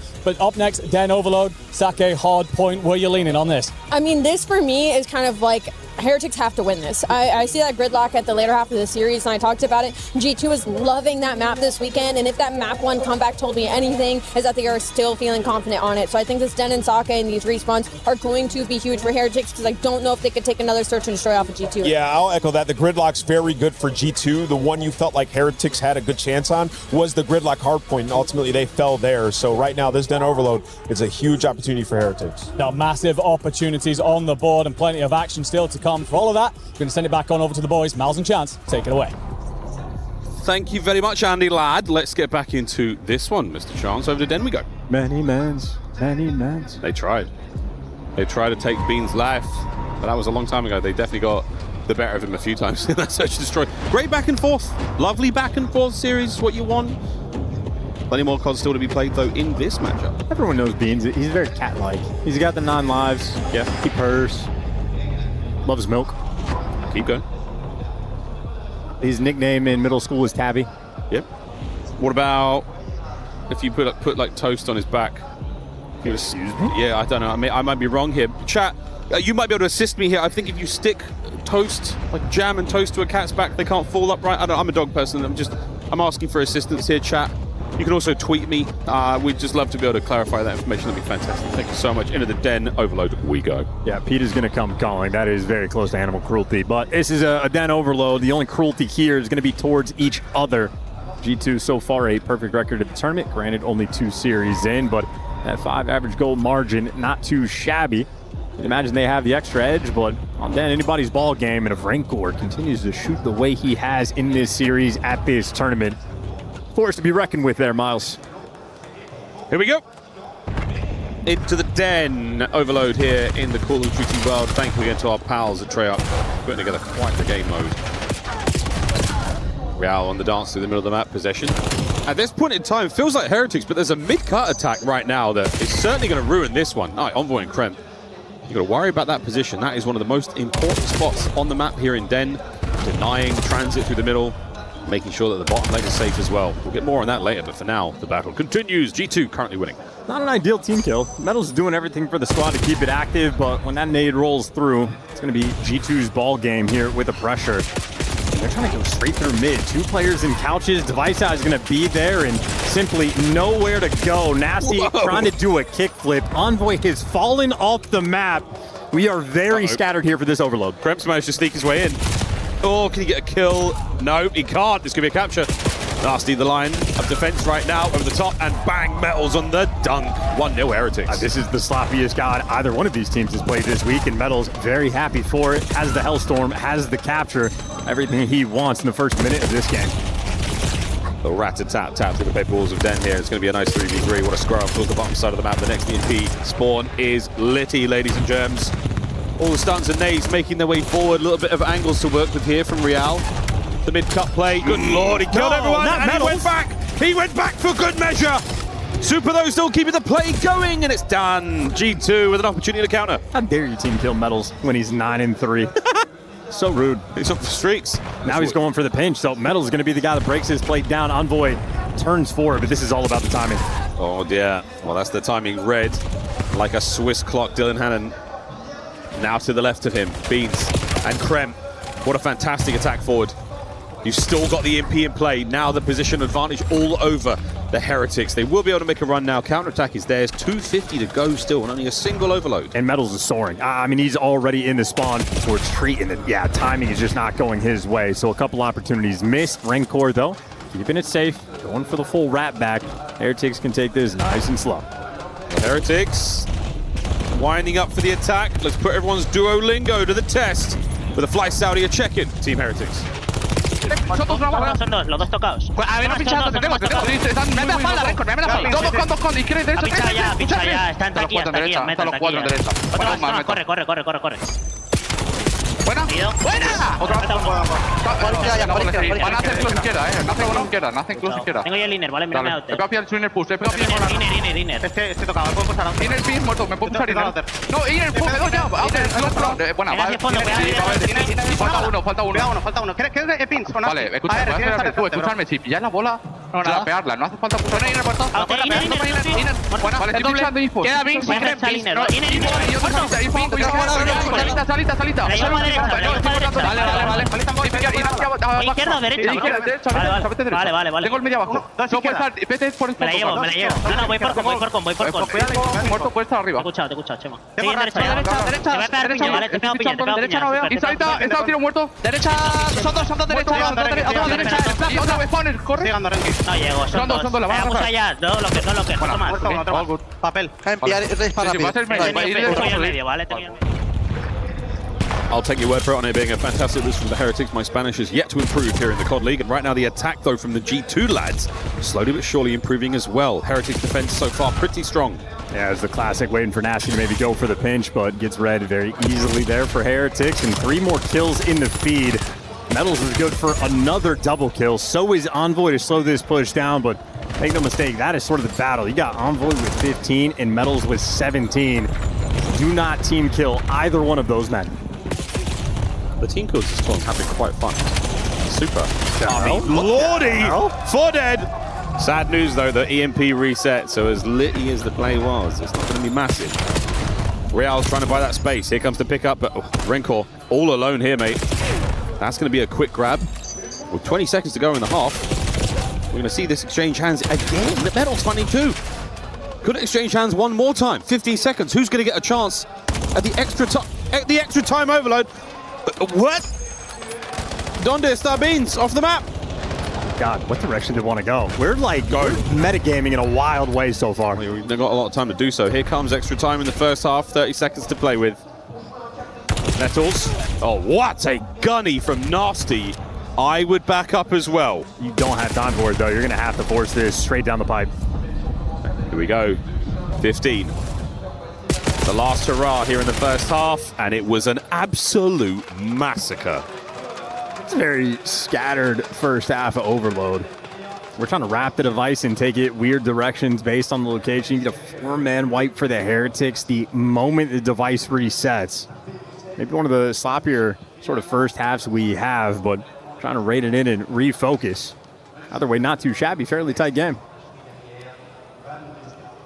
Coach Methods.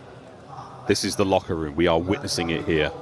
This is the mid-round chat that our players have got. Coach Looney there for G2 Esports. true vet, a bit of a legend of the scene in his own right. Now it's time to get back into it. Second half, 1-1 as we swap sides.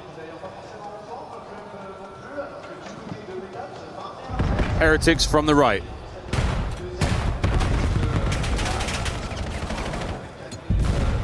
Envoy's made himself well and truly known here up forward. Trying to find that mid-map pressure, trying to find those kills. Then the play is either smash through lobby, maybe go for the B hit, or if you have the numbers by A, which you definitely do not anymore. What a stunning counterattack here from the Heretics. That's all four. Device is going to be picked up. Super leading the charge. Tommy goes his way for the first. The trades, though, quick. Heretics, they're trying to force this. Oh, they're going for it. Oh, kill on Envoy there. Might have done it. Rancor must retreat here. Bit of pressure now from Real. He's going to find the flank. Here he comes. Oh, the timing. Superb work for the second kill. Oh, that was the grab from Rancor. Kremp has saved it.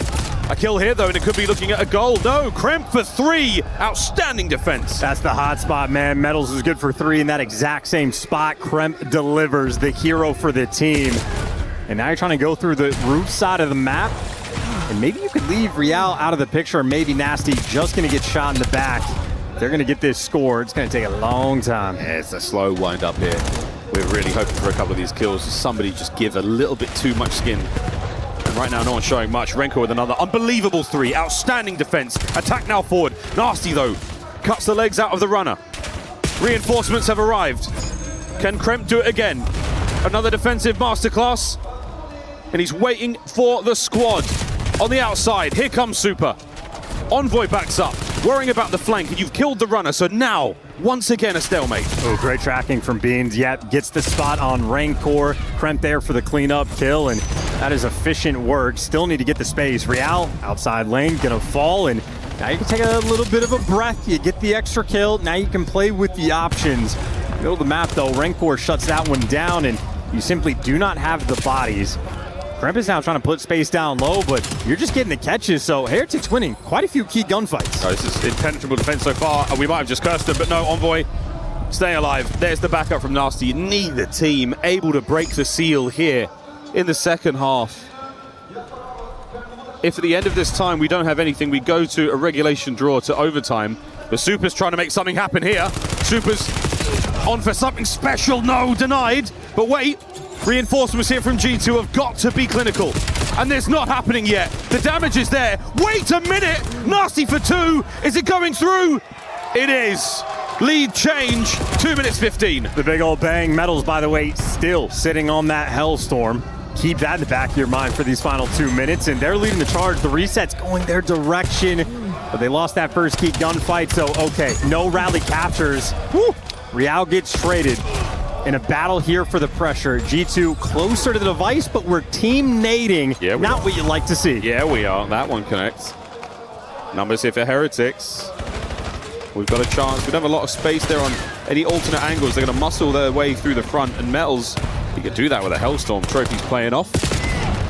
Great work here in the kills department. Again, mid-map, no pinch. And Heretics doing the right thing. Watching the middle of the map for the pinch. They do not need to touch this device. G2 have to force the issue and go towards them. G2, one step at a time. They make a bit of ground. Forward they now go through the gate. Real banged up. Oh my word, he's out. Wait a minute. Is he gone? Is he free? To the pistol, no. Kremp, defense again, Kremp. What a hero. Well, that's still such a smart play coming in for Real and Team Heretics. That just bought them so much space, so much time. So now just a minute left to play. We're taking it towards roof. Real already ironed up and in the right spot. Heretics playing high-level COD. This is great. Cleaning the rooftops out. Envoy's got to find another. Can't do it. Not enough manpower here.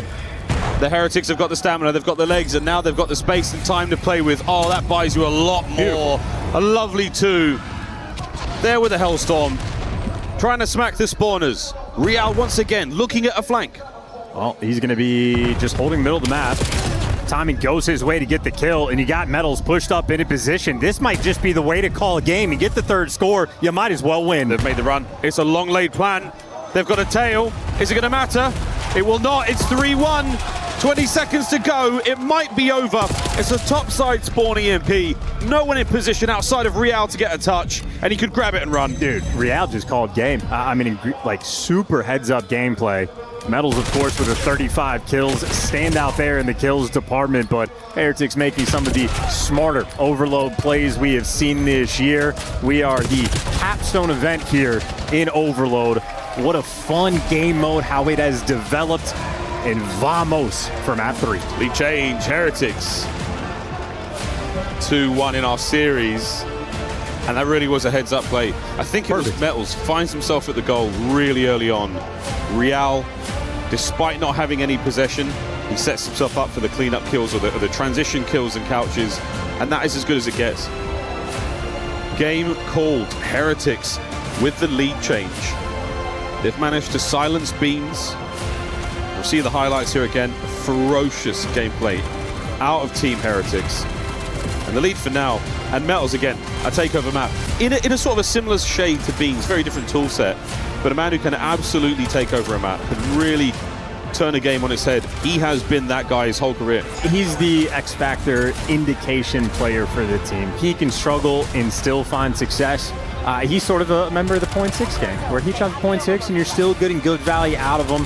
Always a smart heads-up player, but when he's going double positive, I mean, that's just going to be slammage. So Metal's absolutely a force to be reckoned with, but again, it's really just the decision-making that was the main factor in the end. Honestly, one of my favorite Overload plays I think I've seen this year. Just Real picking it up when his team gets wiped, carrying it through mid, gets all the way to couches. Gorgeous work. Sensational stuff. Now it's over to Mr. Ian Chambers, talking to some G2 fans. Yeah, Miles, I'm right where I love to be, down in the heart of it with the fans, and I'm with some G2 fans. They're not very happy because if we just make a little gap here, you can see there's some 100 Thieves fans who put a flag up behind us. They're not, oh, all right, they're not happy about it. What's your name? Jamie. Jamie. Will. Will. Zach. Zach. All right, so you're all here to support G2. You feeling a little bit nervous now? Not at all. Why not? A lot of COD left to play. Yeah, a lot of COD left to play. So tell me, you're a G2 fan, but who's the star player that you're here to see and why? Beans! Oh. Is this PG? Look at this. Get a close-up of this badge right here. Tell us what this means. Colchester, this means everything. This means everything. Colchester, up the fucking news. That's where Beans is from, yeah? That is where Beans is from. Oh, there's something newsy, I think he said. How are you feeling about G2's chances here? And a lot of people have seen you as the underdog, some big teams in the building. Do you feel like that? No, I'm confident. I mean, there's a reason we called out the Heretics. Obviously, the worst team left. It's going to be a whitewash, I'll be honest. Like, we'll just let them have a couple of maps, have their fun. See you later, boys. Saturday's over. You're out of here. I love that from him. Hey, listen, the Heretics fans are listening over on the other side. I'm going to let you have the mic. Keep it clean, boys. Keep it clean. What do you want to say? Oh, keep it clean. He struggled with the clean bit. Oh, fuck the Heretics. Oh, wow. Okay. Keep it clean, I said. What about you? I'd say I hope the flight home tomorrow is quick and easy for you. See, that was nice. Clean as a whistle. Enjoy your last day, because this is it. You're done for. Okay, this is good. Now, I've noticed that you guys in particular have lost your voice quite a bit here. You've been here in the crowd making some noise. I was about to say, do you have any clean chants that you could start here? But I think the answer's, you got a clean chant? Go on.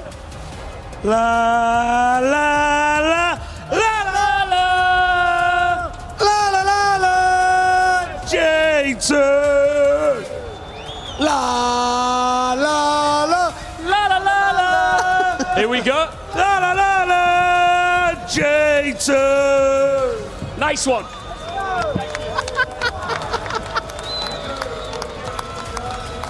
Believe it or not selling alcohol in the venue.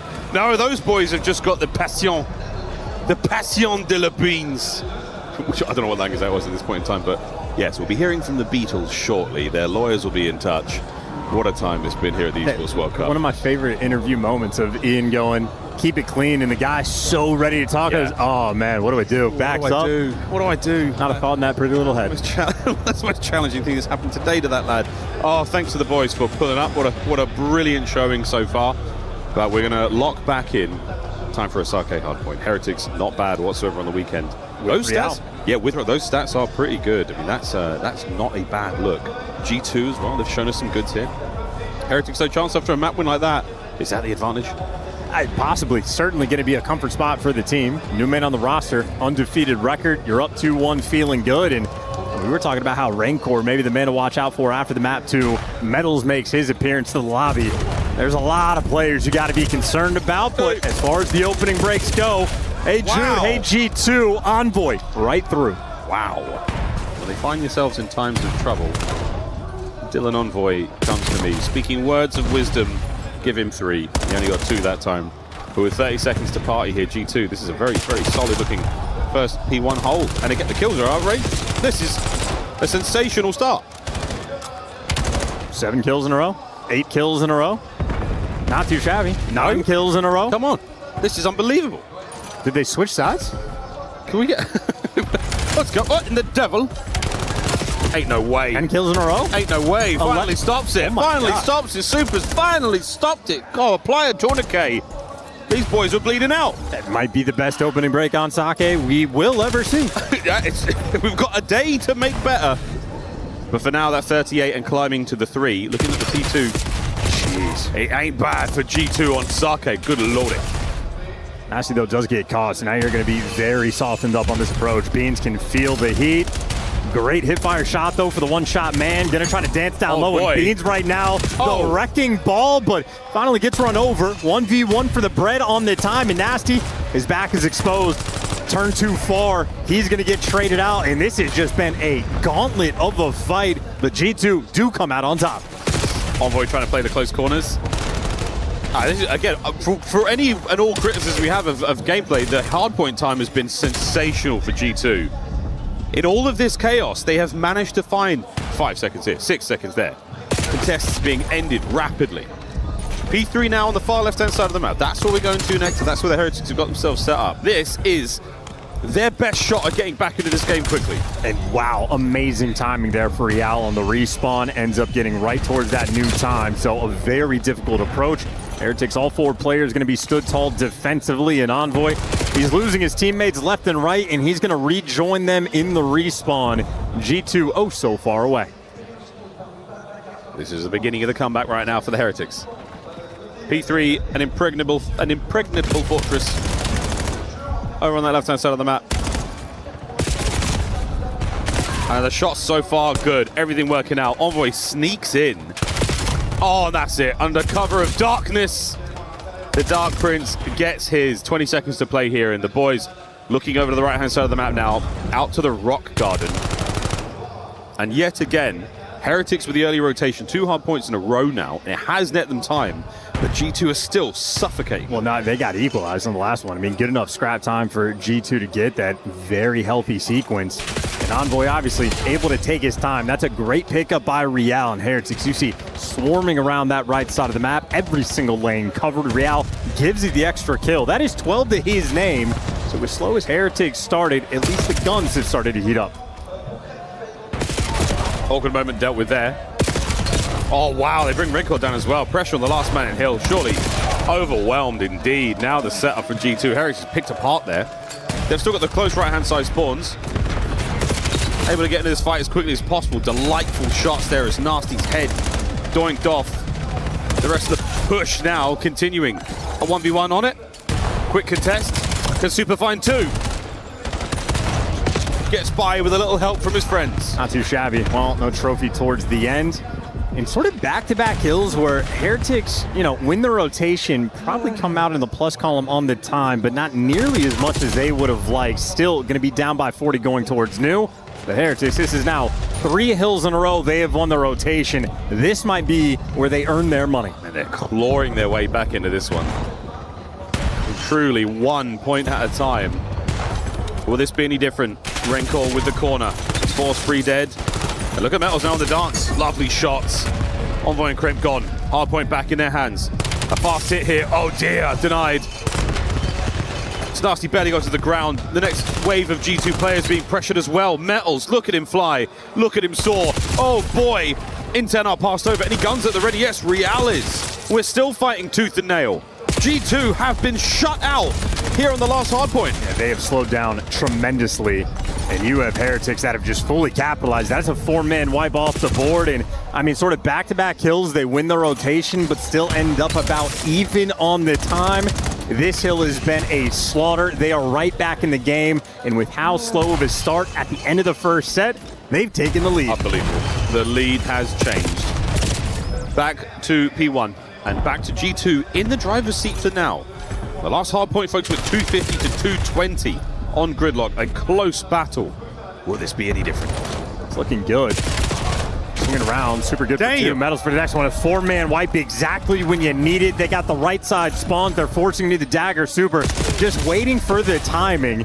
Ends up getting caught, but this is still going to be good P1 so great. We are getting steamy here on Sake. Up top yet again, the pressure now on the Heretics to be pushed out. G2 managing to salvage some this time. The lead yet again changing hands. Oh dear. Wow! Vamos are beans. Holy free-holies there in the feed. 10 seconds to go on P1. P2, the dance is on here and it looks like Krem trying to chase down an errant Real. He's still at large. Finally got him. Now guns to the front. Here comes Nasty. Oh, it's going to be interesting spawns. Real at least lives long enough that he's going to spawn a lot closer than Bean. So Bean very out of the picture, and that means G2 don't have the extra men. So, hey, some dance moves from Real and Heretics breaking through the front. Whoa, another one from Super there. Nice pair. He gets Kremp and Beans, the southern delicacy. And now the nades from the backline and Nasty. Envoy from the front. And here we are, stuck in the middle. The Team Heretics being picked apart 1 man at a time. That's the end of the contest, and another lead change. Yeah, Michael Envoy Madsen dancing now in the time. 19 and 17, over a minute in it. He's collecting kills like everybody's one shot. Now he has to work for it, but electric shots there to rip ahead. Kremp gets the headshot kill, the back-to-back sequence. And overall, a halfway decent P2 for G2. 20-second lead, and I gotta be a little bit careful on this rotation. Don't want to be the first players to fall, because when you die, you spawn out at the old time, and you gotta hike across the map. Heretics, another P3 hold opportunity. Real has so much space. Last go around, we did see the break. A reasonable break. Heretics, it was not perfect, and we might be looking at another one here. Wait a minute.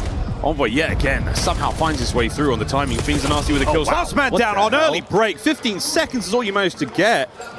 And the hard point now in the hands of G2, the lead growing. I mean, Envoy just taking ears off along the way.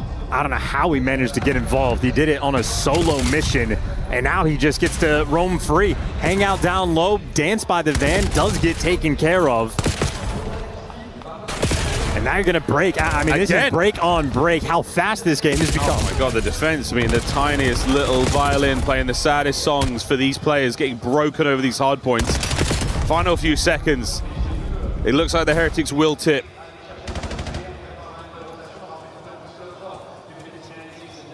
G2. The wide outside we go yet again. Perfect shots from Kremp on the back line. Another man to deal with in a moment. But for now, they're still holding. Can Kremp go 2 for 2 on the backline battle? Beans joins him. Heretics unsuccessful from behind. What a nade. Now to the front, and they're winning the fight there as well. Yeah, Kremp is playing his angles perfectly. Don't want to give Metals the pop-off moment. Want to hunt down the one-shot kill, but he has disappeared, and that might cause Nasty. Metals does it again. The break again. Another. A back-to-back breaks on our hard points. A 2-2 attack here from G2. Heretics have got to fan out. They've got to manage to get these kills decisively. Otherwise, we're going to look at another. Metals on a 5. Here we go. The contest. Down. Oh, it might be another. Who was this still? The feet are in the sand and they're digging in. Heretics survive. No break this time. But the stuns and nades over the top. No trophies yet. Dude, in watching this series, I just have the thought in the back of my mind that Metals might be the most underrated player in the league. He just finds ways to make heroic plays, keeping his team alive, nearly tied up going into new time. And look at the only man for Heretics attempting to rotate. It is Metals versus the world, but overwhelmed. G2, they have the extra bodies. Beans from the back. Super trying to find entry through. Well, absolutely spat on. Envoy from time. Heretics still trying to fight their way in. G2 have kept a healthy lead. No one in the kills department going too crazy. It is a well-oiled effort. It could be another breakdown for the Heretics. Oh boy! Metals for 3! Breaks good. I'm telling you, man. And now you got to keep it going. This is looking like it might turn into a P2 finish when all is said and done. You want the extra lead, and you want to get it on this hill. Heretics right now delivering. Fantastic shots out of Super. And now Discordance coming through for the G2 camp. Heretics have taken the lead. Desperate for something to happen here, but no, look at that. 3 in the feed. Hard point now, going to be going over to P1 yet again. And the scrap time goes to the Heretics. What a dire moment as G2 Last chance for them to fight forward here on Sake. And with the score line, Heretics are going to have all the pressure because they can win it on this P1. If G2 make it interesting, it is going to be a crucial rotation. So 2 battles, the battle for the time and the battle for the right side spawns. Well, here's the battle for time. And so far, relatively even. Rencor with the M15 up close. What a snap, Rencor. And there's Real on the pinch. It might be done. Last chance. Heretics holding, identifying the spawners. Super with shots at range, feeds, metals another one, it's 28. And no one off time right now. Rencor on the back pedal. Over to the hard point, again we go. And here come G2, and there go G2. Kremp, can he find a kill? Buys teammates the time, it's not gonna happen. Desperation plays now. Heretics, oh, out for a second, but there we go. That should be that.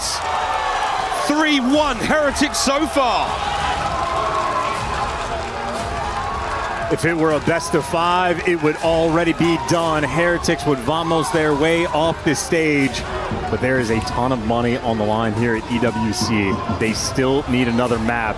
100K plus would be the bonus if they get another map. These Heretics players can taste it. Close.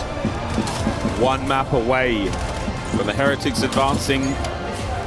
I'll tell you what, they are feeling very, very confident right now. I mean, this is a warm team. This is a confident team. This is a team that is executing a massive, massive kudos to that Metals. Time and time again. He is that guy, pal. He is the memory maker. EWC is the final memory you take into the old scene, and Metals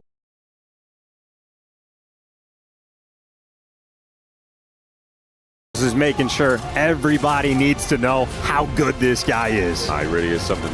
What an unbelievable map he had. You call him the most underrated, one of the most underrated players in the league. High key, man. Yeah, no, really. I think of that sort of like astronaut meme with the guns in the back of the heads, and always was. Always was. Always was. All right. Always was indeed. Over to Mr. Bucket and the studio. Thank you very much, Miles Ross. As we take a look at some of the big multi-kills, Rancor was involved. You see that man, Super, laying down some big multi-kills in the final 2 minutes. It's a team effort, and you heard him say maybe Metals is the most underrated player in the lobby. I've said that before many, many months ago. He is, and we've talked about it. When it comes to this specific team of Heretics, they have a lot of firepower behind Real, Super, Rencor. They are all crazy shooters, so Metals is able to kind of just be this play and fill for them, fill the slots, do some of the dirty work, fly in first. But we've talked about it, he is still a professional player. He's still one of our greater SMGs, and when he's on one, it is very difficult to take down this Heretics squad. Andy, it's been really exciting to watch this squad. Let's talk a little bit, though, about the fact we expected them to be good in hard points. Did you expect them to win the overload? Mixed bag on that one. I think both teams here, pros and cons. I think that you are seeing what it is, to go back to him, generational series out of Metals. It feels like the impact that he is having is insane. He's often a scapegoat for the team, but he feels like he's the one often playing for the win. So if he is negative at times, it's kind of like, okay, the side's still going to do pretty well because he's putting his body on the line. Yeah, for them. he just doesn't need to do the big damage the rest of the guys do, but when he does... Yeah, when he's popping off, he's very much so having himself a incredible impact out there on the map, but not just about him, Real as well. Feels like he's hitting plays on transition. He's very much so controlling those rotational moments for Heretics, locking down and just throttling G2 into the deck. Ali, I'll be honest, this is a massive series for Real because I thought his career was on life support after kind of bombing out at Champs. So this is a huge bounce back opportunity for him, huge bounce back opportunity for the Heretics as a whole. Rancor seems to be feeling confident, but it's that right side of the stage. You see the smiles from Real and, of course, Super. That's the duo to look out for. This is the best that they have looked all year long. I mean, we talk about how they've been struggling on land placements. Maybe they'd have a couple good online stints, but when it came to the big events, they weren't able to show up. So this is the Miami, the Heretics, I feel like we were expecting at their best. Like, when you think about Miami Heretics and them going against our other teams, this is the one that you were hoping to get. Let's take a look at two of the top dogs who have always been doubted if you watch their last 2 years. It's Envoy and Metals. 93 kills through 3 maps for Envoy, and Metals, of course, at 104. I should say 4 maps. Looking at the damage, both around 12,000. What have you seen for their impact in game? I think Envoy's still having himself a pretty solid series. Yes. I think that there's, again, these are both players that are easy to scapegoat. You think about their careers, and they're often, if they're dropping a 0.8, 0.9, but their team's still winning, they're at the heart of that. They're very much so at the core of it. If they are performing above a 1, then they're very much so doing great stuff out there on the map. I think Envoy being on the negative side right now, he's looking to his teams kind of light things up. Feels like they've slowed down considerably, relieved a lot of pressure on Miami. And as soon as they start to build up their tailwind, they are a relentless force out there. Rosalie, let's take a look here at our maps and modes and tell me how you see the rest of this one playing out. Is G2 going to bomb out of playoffs once again after looking so good in groups? No, because they should be licking their lips. Looking at the next 2 maps, we have set it up perfectly for them, making it to the distance. They now have double gridlock back-to-back. This is where they should feel the most confident in this series. And to be honest, G2 isn't really playing bad. I mean, the only reason they're losing some of these maps is off of some heroic and next level plays by the individual players on Heretics. So I think for G2, this is definitely their moment to strike back. Who are the gridlock players to look at? I think I'm still going to take a look at Beans here. If you're going to bring the sniper play into this, you can obviously lock down one bomb site in its entirety or cover over the vast majority of lanes. And he's an aggressive sniper as well, a rare trait. Even if it moves towards showers in the early stage of engagements, he's going to be up in there. He's going to be very happy to bring the boomstick to the party and shut down the opposition. As we send it back over to our Emmy Award-winning casters, gentlemen, do we get a Game 7 to start the day? I don't think so. I don't think so No, either. I don't think so. I think maybe later, Chris. But not to start the day. Sorry, Chris. Hey, listen, we want it. We want the Game 7. Make no mistake, but... Oh, I'm down. The Deskin, Rosalie was talking about how Gridlock, very good map for G2. Clearly, they proved that on the map number 1. Yeah. And Beans for this squad, a focal man, sort of had that resurgence in the latter half of that game on the P2 to take over. Yep. But we casted a Heretics playing on a Gridlock S&D, and that's when we went, oh, baby, Super is back with his snipes. Very aggressive gameplay. I mean, maybe he had multiple strats where they're just triple on defensive, running it down mid. I think you have Heretics in a situation where they can play fearlessly. Oh, yeah, we talked about that to no end. What a dudes say when they see Super with the snipers. Infiel no see is hell yeah, dude. You know what I'm saying? So we're going to see plenty of that, but hopefully Beans does, match him in that regard. But Chris, I'm not sure if Mr. Puckett can still hear me, but I mean, I'm so convinced that we could definitely see a Game 7 or 2. Fingers crossed. A longer series at the very least. I've taken my shoes off. Chris, I've taken my shoes clean off. That's what I'm saying, bro. That's what I'm saying. I'm not sure if you can see this from here, Chris, but I'm out. I'm good. He's also got his shoes off. I mean, we're cozy, guys. We're here for a long day. Wherever you are in the world watching, I hope you're comfortable as well. This series could well go on. And then we've got 3 more best of 7s. This is what Celine Dion sings about all the time. Esports World Cup 26, Team Heretics, G2 Esports. There are several people in the crowd looking rather alarmed at my feet over the desk, my bare feet. They're not bare. You're wearing socks. Those are gamer socks. They're real gamer socks. Not going to mention any more than that. Yeah. We've learned a lesson. Yep. What energy drink? I have no idea. Yeah, family-friendly, nondescript rock and roll, ladies and gentlemen. But very close to, if not in the game now, folks. The fist bumps have been met. Skin-to-skin contact complete from our players. That means it's now time to do battle. Search and destroy on Gridlock.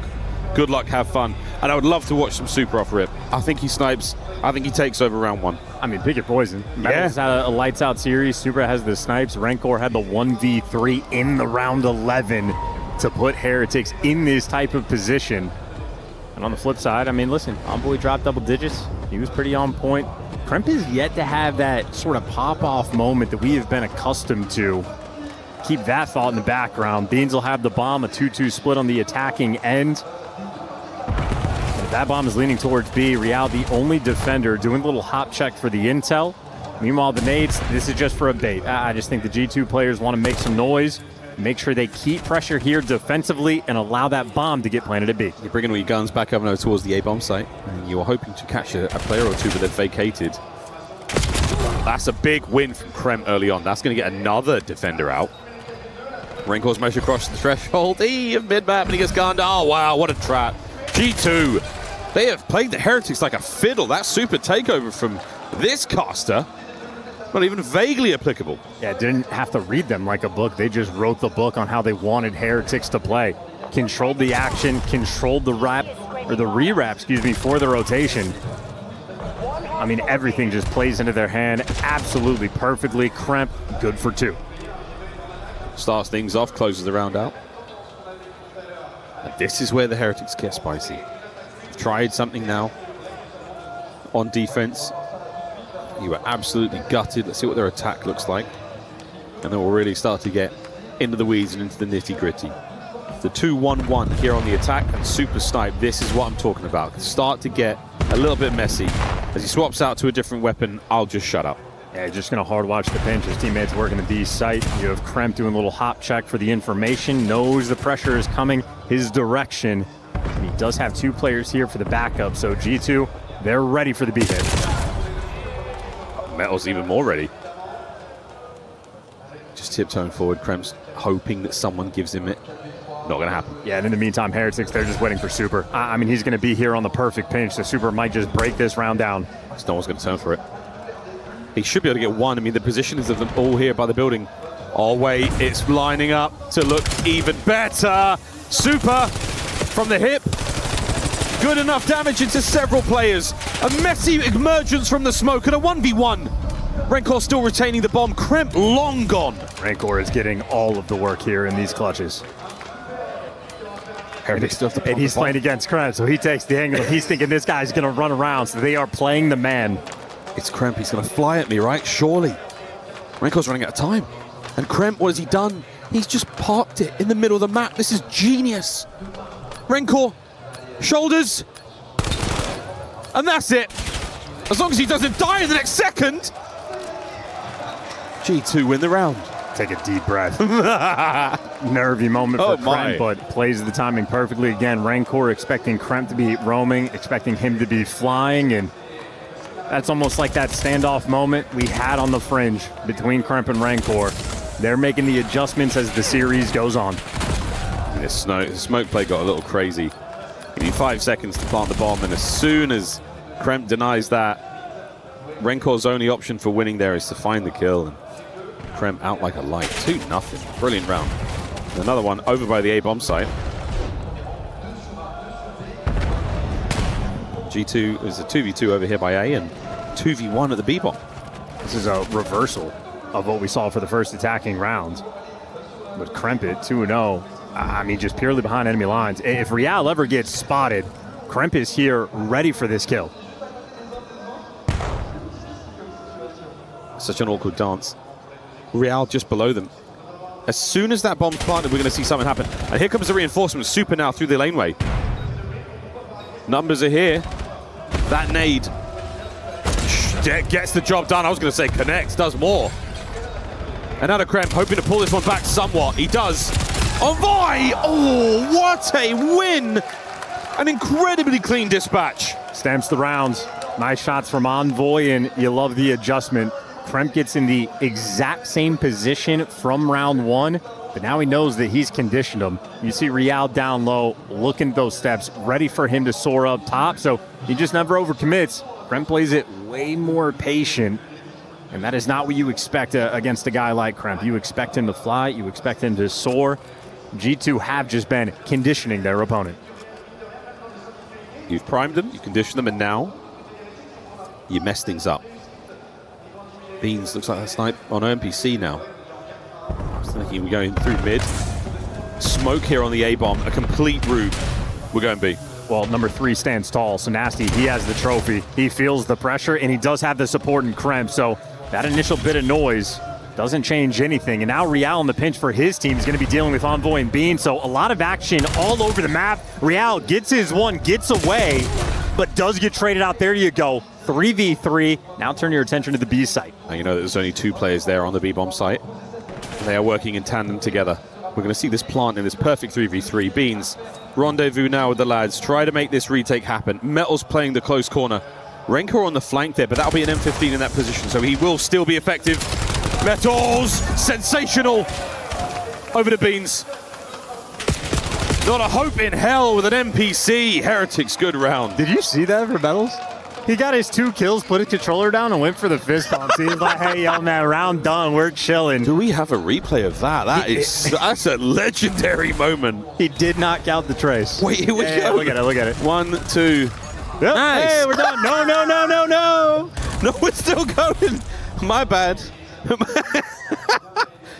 Well, he's like, I thought we were done, boys. I thought this one was in the bag. Like, it was, thank God. Wow. Hey, listen, no one ever said COD pros can count. The ones that read books win world championships, so it's, you know. Oh, my goodness. Metals, he's still going. Highlight moments. That's a deep nade as well. Yeah, one way or another, he gets it. Bye-bye, Beans. And the bomb's still going towards A. There's a little bit of time here before we see Krim get into the action through the middle of the map, and he's going to have to run through Real. Oh, good luck, have fun there. But the MPC might be the wrong weapon for the job. His M15, definitely the right one. Problem for Kremp, he's also going to be worried about the pinch. So Kremp has 2 jobs before him. And Heretic's not falling for the bait. I mean, just standing tall. There's the pick. Nasty traded. Metals in position, and they keep that man advantage. That advantage helps. Bomb plant even more so for G2. Can they play around this now?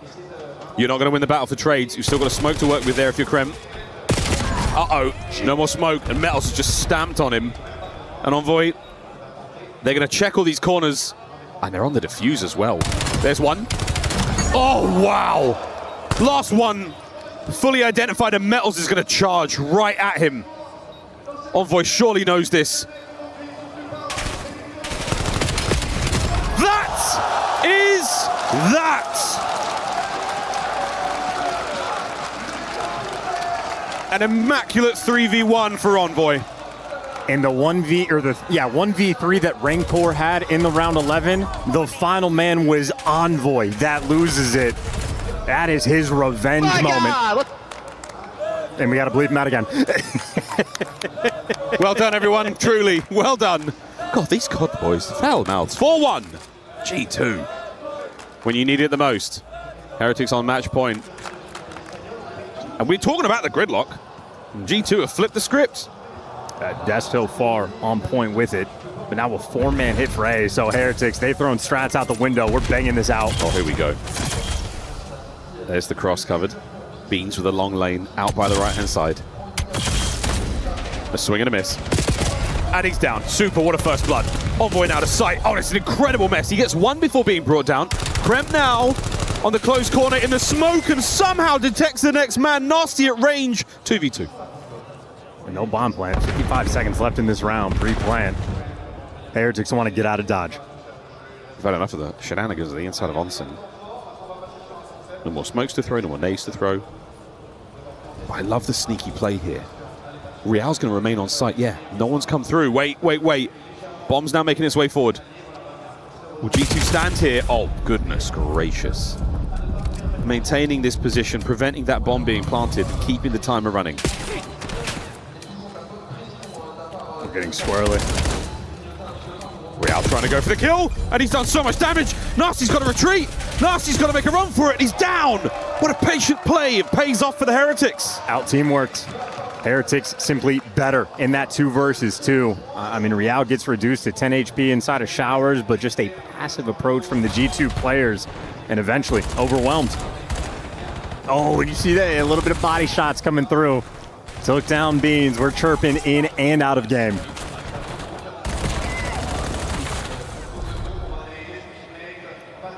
To be down 4-1 and shoot bodies, that's bold. Hey. Up 3-1 in the series, though. Oh, yeah, that's also, that kind of helps. 4-2. You've got to have big melons to make a play like that. The problem with the big melons is they're easy to hit. And G2 just says anything you can do, we can do better. A 4-man stack on offense right towards A. Wide open sight. Stun connects, but Envoy gets the bomb down, and it's the good plant spot. Oh, that's a great plant. Yeah, it's the good plant spot. There's a trophy in play as well. I mean, that trophy's very shootable, but any of the nades that make their way over the top, if there are any left, they're all gone. They're not going to meet their mark whatsoever. Here we go. Find a corner, any corner, dig in, boys. You take as many of them with you as you can on the attack. Envoy good for 1. Wow, the second one, worthy attempt. Kremp, he and Beans, 3v2. Playing the tight angles as best they can, and the Heretics are surviving. Rancor on the right, down. Real! What a win!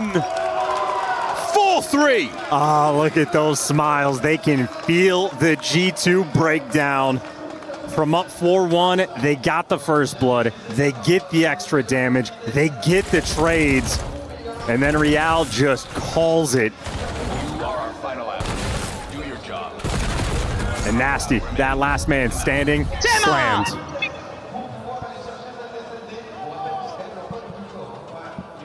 What a moment. I had to. It's the rule. I apologize. 4-3. Wu-Tang forever. 5 in a row for Real. What an unbelievable 2v1 win. That Spanish COD, it is blistering. And when it turns up, it's a thing of beauty. And now Super, he will be at the charge here. Envoy, the only man here at A-Bomb. Oh my, I think he might have seen his toes there. Here's the wrap. Double pinch. Rancor, big responsibility. He's put himself in the prime position, but the timing might not pay off. Oh, it might. Oh, it does. Beans, what a win. Envoy now still to the front.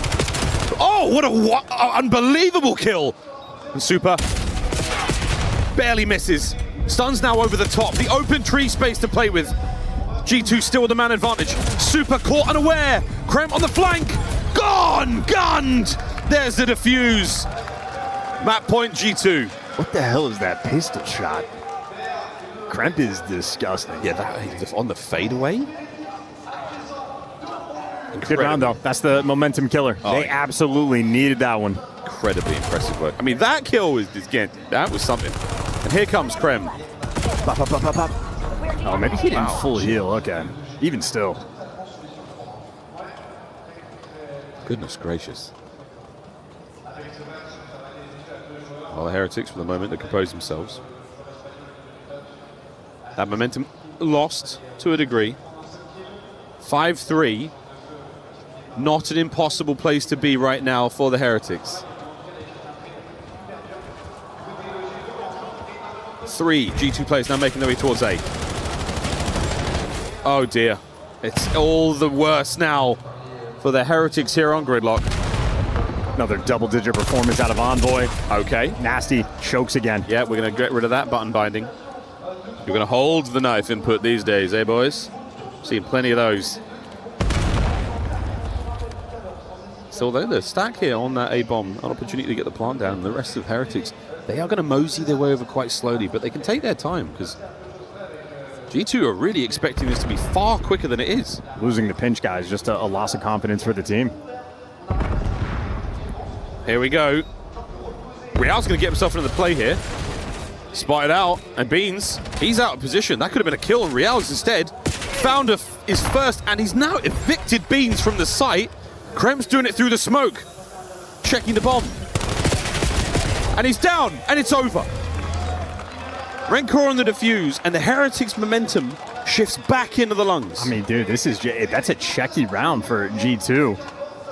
Apologies for the Call of Duty lingo. Maybe I watch Foremost Watch Party. Yes, you do. Much, but I mean, seriously, we pull out our knife for the 3v3. If you're sitting next to Nasty at the desk, you're just watching him snap his head back. Then you're not confident to plant the bomb. That should have been the freest round in the world. You should have been able to call game. But then the G2 players did not stand tall. They back out of the site. Then you're forced to sort of get back in the mix for the retake. That is not a pleasant round. 5-4. Heretics are still playing for the win in this series. Can we see another Gridlock after this? Super. Not as of yet. Holding on to the snipe though. B-bomb site is going to get a little bit more love here. Some more reinforcements. But they're just more targets for him to work with. He's playing the close box. There's players above and below. And if they wrap back towards the A site, Envoy will be the lone defender, but that does not look like the commitment. So Rancor watching the pinch. It is guns forward for the B site. Heretics making their move. We're hoping for Super to find that opening pick. Nothing being shown as of yet. G2, a wonderful job. Just to conceal themselves right now. Stay in cover. Real, this is an incredibly challenging gunfight to win. More than anything, it's just buying that time. And the flank still being watched. Envoy is now getting to work. Such a nervy moment. G2 creeping forward. Bomb planted. Real trying to pounce. Oh dear! But his collapse is falling to pieces and now Rencor is alone. He can't stop the defuse. He can't stop a thing.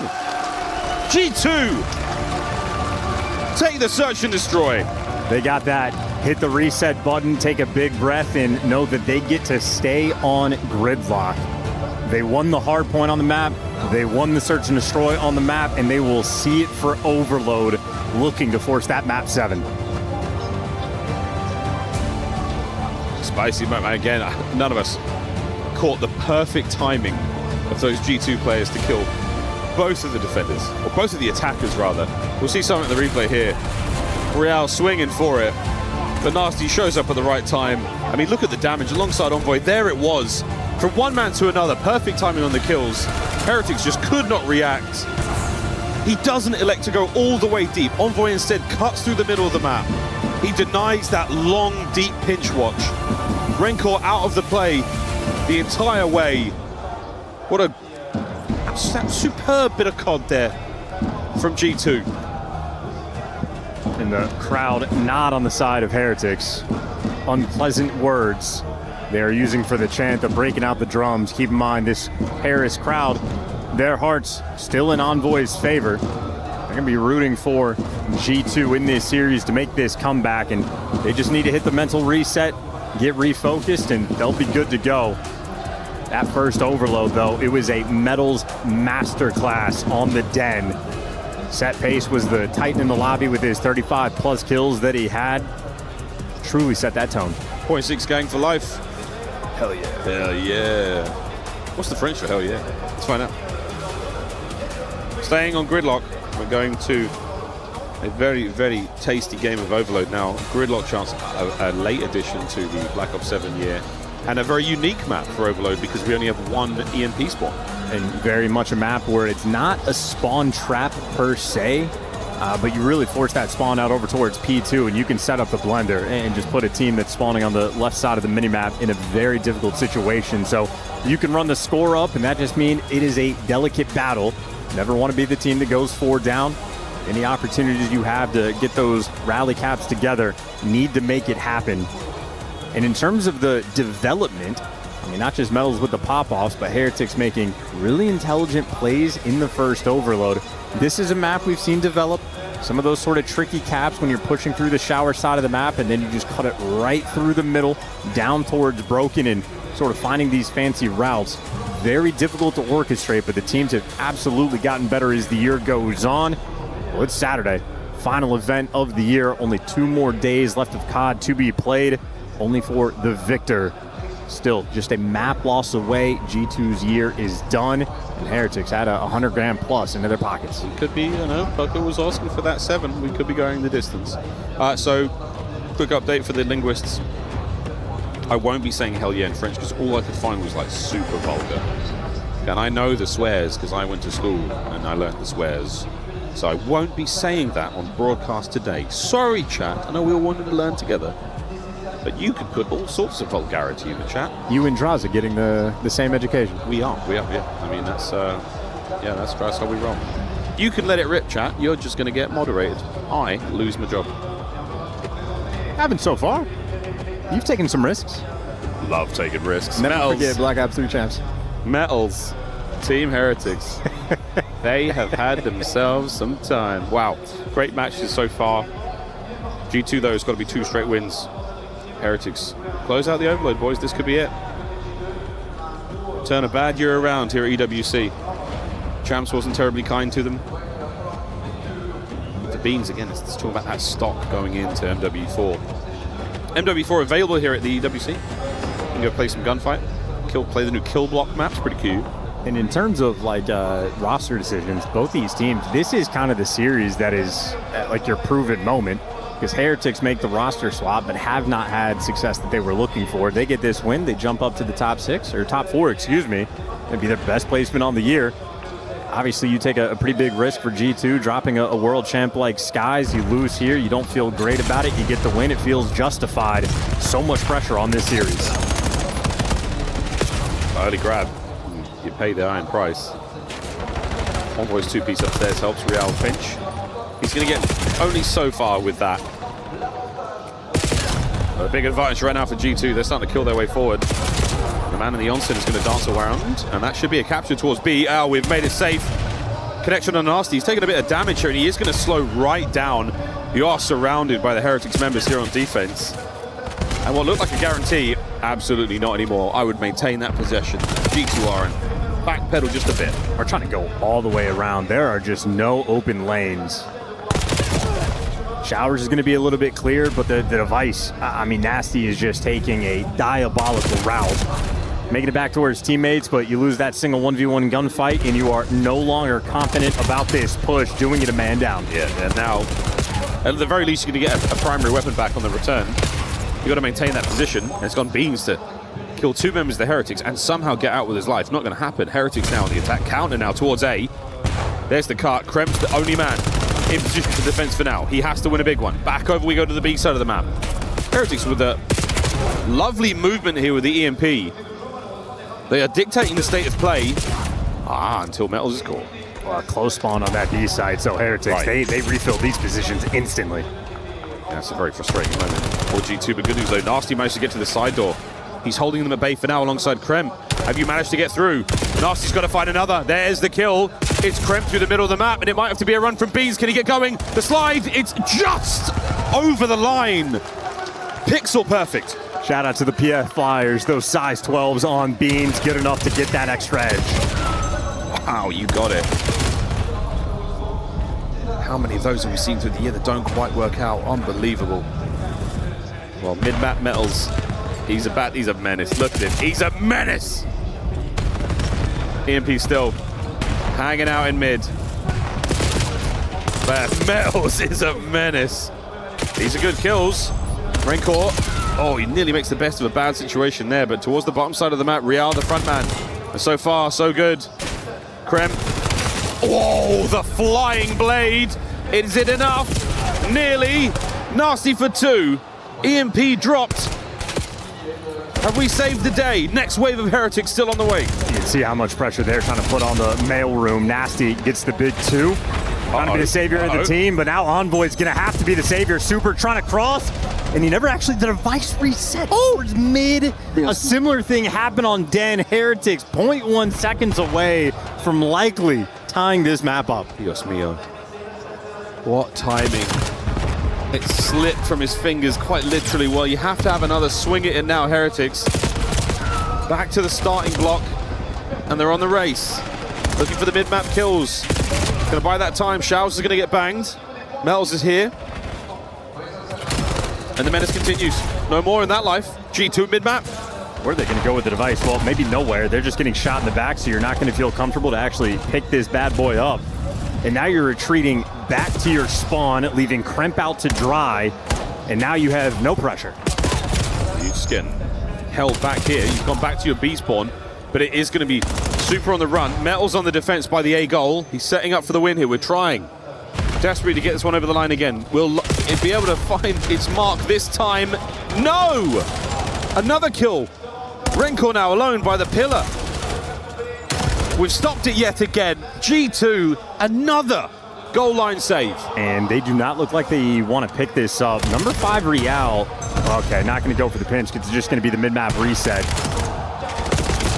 And they lose the pressure towards the middle map. G2 have just been stuck in their spawn, I feel like, for the past 3 minutes. It's so scary. I mean, being trapped in that sort of position, I mean, essentially a parked bus, but they're somehow surviving. 2 Herculean attempts denied. And Krem, I mean, that is ideal. Winning that gunfight, no pickup. And now more intel. Where they will go from here, it's anyone's guess. But 20 seconds of regular time in the first half. If the Heretics are holding, we will see 30 more. For God's sake, Nasty, change the button. Change the binding right now. Hold to bring out your knife. Is it in? No way! A third time! Oh, wait a minute! A third time stopped! Envoy with a pickup. 30 seconds of extra time to G2, and we're on a run. Envoy good for 3. Number 5 got through. No, he gets caught. Kremp with a nice pickup, and I get the front line man. It's going to be all up to Metals to stop this, and he's going to fall in just like that. G2, the punch of score number 2. They go up 2-0.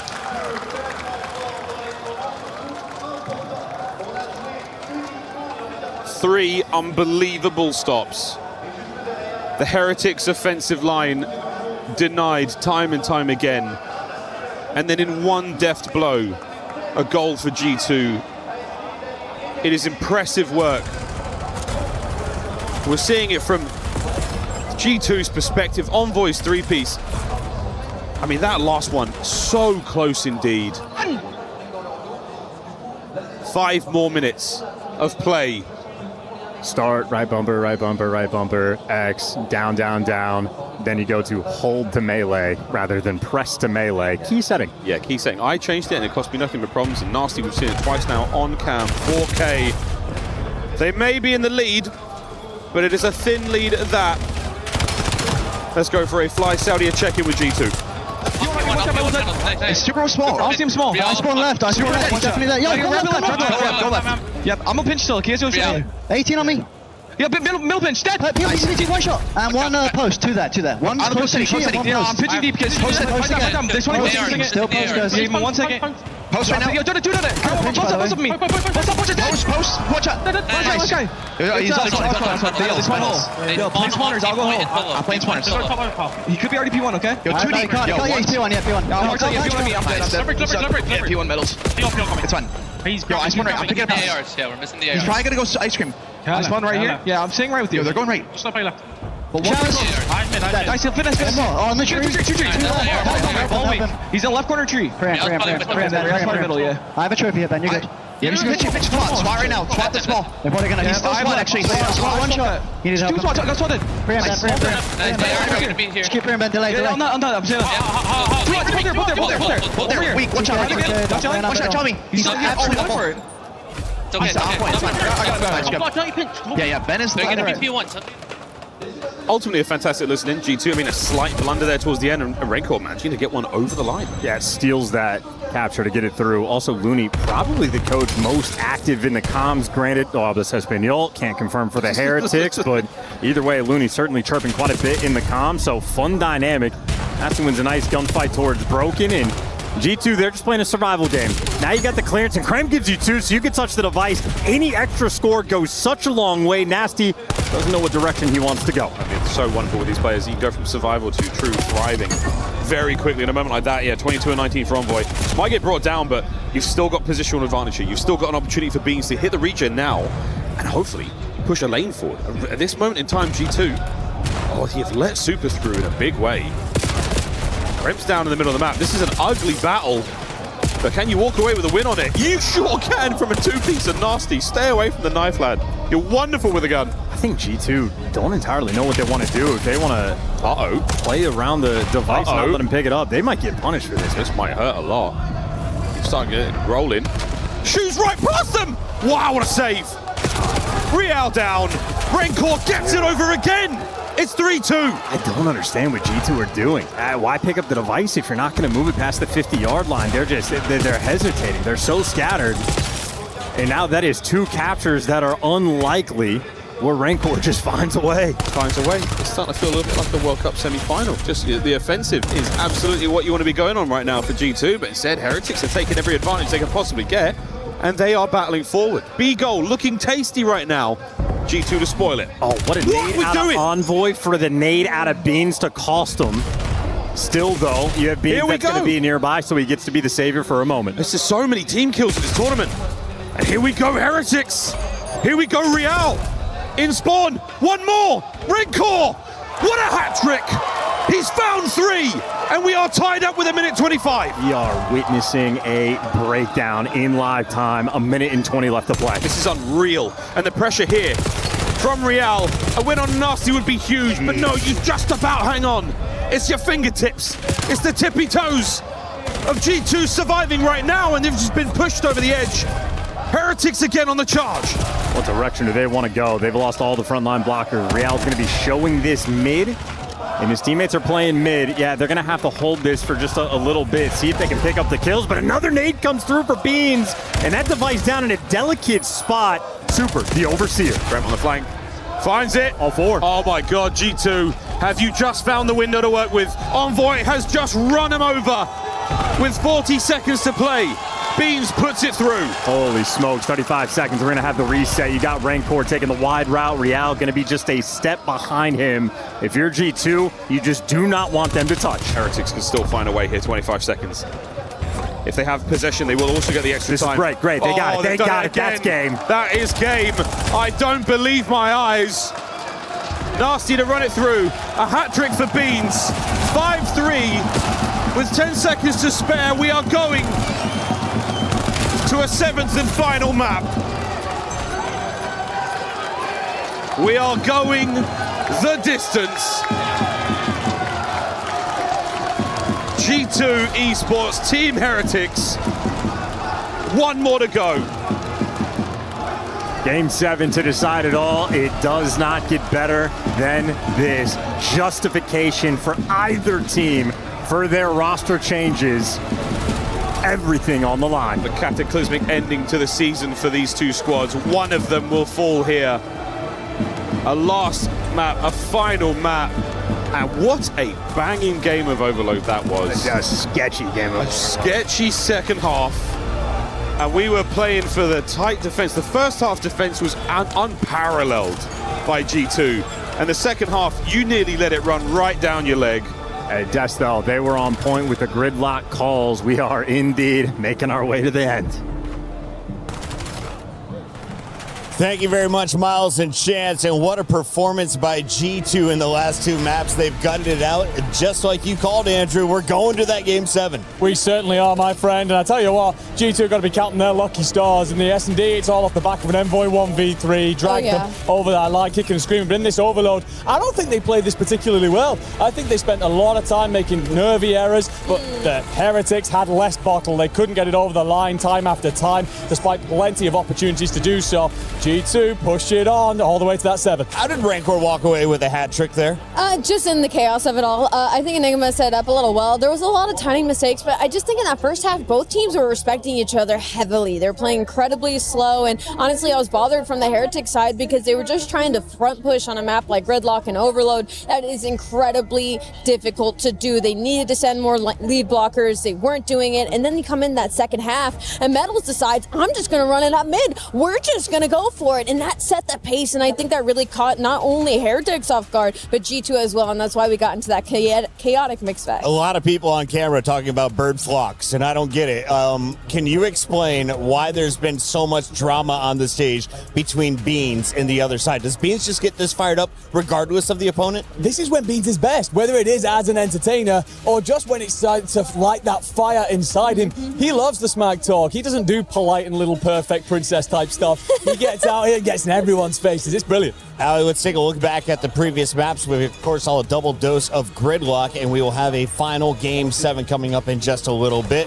What was the difference, though, between the now Heretic squad going up against G2 here? So on the side of Heretics, the difference is the way Metals has been playing. Of course, we've named it a couple of times now, helps. And he has just been unbelievable. But on the side of G2, it's Envoy. I mean, he is playing at world champ level right now. That guy has a ring, and we all know why. Near the end of the season, especially, is when we get the best of Envoy, and he has definitely spawned in for this matchup. And it's been in every single game mode. It's been in the Overload, it's been in the Search and Destroys, it's been in the hard points. He has been their best player so far today. No, absolutely. He's an incredibly cerebral player. I love that you bring up the point that he gets better through the year, grows and evolves as the game dictates and demands. With the NPC meta and then the adjustment into bringing Beans into this team, I don't think he's looked this good in a long time. Let's take a look at what we have remaining after a double dose of Gridlock. The fans that have filled in the STC arena, at least the first floor, will be treated to sake. We're going to a third Search and Destroy. This is the decider. Search and Destroy wins championships. Allie, what did you learn from both teams the last time we saw Search just 2 maps ago? That we're going to go the distance. I think I've learned that on the side of Heretics, their in-round adjustments are great, but as far as those opening gunfights, G2 has been on top. Beans with that sniper with no fear, but Super's been pulling it out as well. I don't know many opportunities on Sake here, but I will say this map doesn't really favor either team. Andrew, 10 seconds. Give me the official prediction. Who is moving on to our semifinal? I went with G2 at the start, and that is not going to change after the bounce back in these last two. We've got another game to go. For now, let's send it over to Ian and Lou for some action on the stage. Incredible scenes here. Can you believe, kicking off quarterfinal Saturday, that we're going to map 7 here in Paris. Map 7 ici pour la première game, je le sais, on le sait tous, vous attendez un match en particulier, mais mesdames, messieurs, déjà pour ce G2 Heretics, map 7. So Ian, the big question everyone's asking is, who's taking it? Now, before we discuss that, just a reminder of what's at stake here, of course, a spot in the semi-finals. Just a win here, just one map win guarantees your team $130,000. And you're right to ask the question, Lou, who's taking the final map? Is it gonna be G2?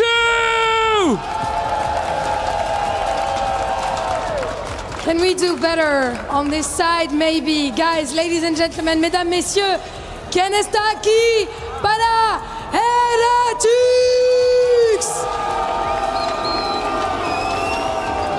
I'm hearing some boos here. Let's try again, let's try again. Is it gonna be G2? Or is it gonna be Heretics?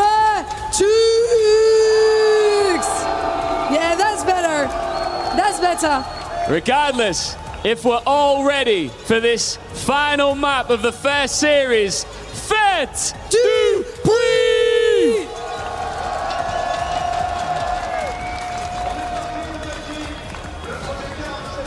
It's time to play! Game 7. Hell yeah, dude. Love a game 7. Hell yeah, brothers. How we feeling, chat? How we feeling? We vibing? Long day at COD. And we've gone to 7 off rip. That's wild. And France really does bring out some top-notch esports talent. Whether it's time to play the game or a literal polyglot we have on the main stage. Impressive stuff as this game 7 it should be. Both Envoy and Rancor each have a 1v3 in this series for the Search and Destroy. I mean, whoever gets a 1v3 in the old game 7 gets crowned the victor. Yeah, pretty much. Lou has 2 more languages we have yet to hear yet. She's got 5 in total. Yes, and you need 4 to be a polyglot. That's absolutely insane. Polyglot, my least favorite Pokemon. Here we go into Not fist bumping you for that. It was a joke. It's Porygon. I know it's Porygon. That was the joke. How many years we've been together? You know I don't know my Pokemons. Nintendo, coming for me now. Here we go, boys and girls. I've made a lot of friends this weekend. And one really big bad enemy. To 7 we go, to a final map. Dude. To Sake. And Sake is unquestionably the craziest final S&D map to have to play on. This map is terrifying, and it'll be the last map one of these teams plays. Their Black Ops 7 year hangs in the balance. And now we leave it up to the COD gods to decide their fate. The first to 6. There goes Kremp. And Kremp will be gone from this round. Not ready at all. That outer pressure, I think he was expecting Nasty to have the outer lane, but a dropped ball moment, a man down. Envoy looking for a catch, but couldn't quite get it. Beans on the rebuttal. And look at the motion right now from Metals. He's desperately trying to find another one. Has he got the stairs timing? Is he on the side of that one? Nasty. No, we're going to run by. He's going to stay on the inside of bar. No more shenanigans here. And look at the setup from Rancor. I mean, if you're going for the full wrap, you got to be a little bit careful. The B site and also not open because Metals in the corner, and Metals gets the intel. Now Rancor can start to move. Envoy holding the door. The B-bomb plant. You're expecting the motion quickly, but wait, what a nade. Man advantage now for the Heretics. Super. Oh, swings a little early, but his teammate's there for it. Envoy now alone and gone. Heretics first. Starting it off right. Super with an absolute peach of a nade. He was doing so with the sniper. That is a very distant setup and a lot of trust in Metals inside the site. Does the right thing to get out of dodge, and also just a free first blood. I mean, Kremp was sort of like half turning for that check, but just not quite prepared. So whether he thought his teammate had the coverage or if the timing just doesn't go his way, tough to give away a freebie in a game 7. Round 2, swapping sides. Heretics attack this time round. Renko will be our bomb carrier. B-bomb, we're overwhelming this one quickly, but the numbers here from G2, they've run right down the rock garden. It's a trap. It's a trap! Oh, word to Admiral Akbar. Here another from Nasty as he makes his way forward. A tiptoe in towards that bar position is going to be devastating. Real on the close corner. He's got the push through window and he has the push through this doorway to his left.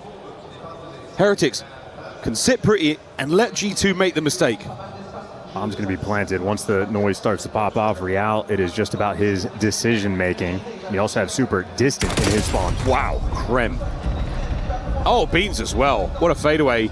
Nasty looking for another. The timing is absolutely sublime. And a sneaky Metals. Good for one. Out like a light. Double dip. Normally bad manners, but here he goes. Finds himself on the bar once more. And through the smoke, he's timed it wrong. G2 equalize. That's a good illusion with the smoke grenade to bait him out. Force him to come in, and a lot of traps being set in this round. I think that's good homework probably on the side of Heretics, ready for Envoy just to insta-hit this outer lane. Still Envoy nearly wins it, but sort of a fun moment, because even after that, I mean, this is a very quick 3v4 clutch for the remainder of the G2 players. Come on. Nasty perfectly times out that pinch. So far, so good here in Game 7. A moment of calm, a moment of reflection. Dig deep through the player brain. Remember a play that worked, remember a moment that felt right, a timing that went your way. Bring all of it to a game like this. A perfect 2-2 split here from the Heretics. And they're switching lanes. I mean, first time they had the double hit on the top side lane. Now Real is already going to be behind them. Beans is now turning to watch the pinch, but Real's the one that's found the space, made the entry, gets the first blood, gets the intel on number 2. Going for the smoke. Oh, down low, Metals. Nasty in the immediate rebuttal, and that's going to be Real again in smoke, in a spot of trouble. Nasty alone, 1v3. NPC to play with as well. Oh, that's great timing. Spots the next man. There's the defuse. Super trying to make something happen here, and Nasty is not going to get given any information. Beautiful bit of work. 15 seconds to play, but Real jumps on it immediately. Will Nasty guess right? He's checking. By God, he gets it. Heretics with a defuse. Yeah, Nasty's thinking that he overstretched it, and that is to a degree true. We can let Zuma settle that one in for the red card, but here in a Game 7 at EWC, final map for one of these teams in Black Ops 7, we'll do it all. Yeah, really. We're at this stage of the tournament, a stretch like that, this stage of the year. I think we keep a hold of that card going into MW4. That first week of practice might be a little bit rough for the Heretics. Dodge the nades, Krem. Very quick down low bar, and Heretics, everybody's here. Nasty's about to get, he's gonna get caught. Little bit of information. Stays alive, actually wins the gunfight. And Kremp also ends up getting that first blood, and the trades are good. And a 1v2 from Rancor. Insane that he has bomb in hand while this team is banging out the A site, but here we are. Yeah, here we are. He's going all the way around, getting his steps in. Now bear in mind, Nasty was on a 7 spree there. And Rancor, we're going to continue to watch him. Again, very diligent to check all these corners. No stone left unturned here on Sake. Here's the check. Beans from the top window, spotted out. Wow. A little bit windy out on that side of the map for Beans, but yeah, Rancor's a shooter. Rancor's a shooter, but a round loss nonetheless. G2 timed this thing up 2-2.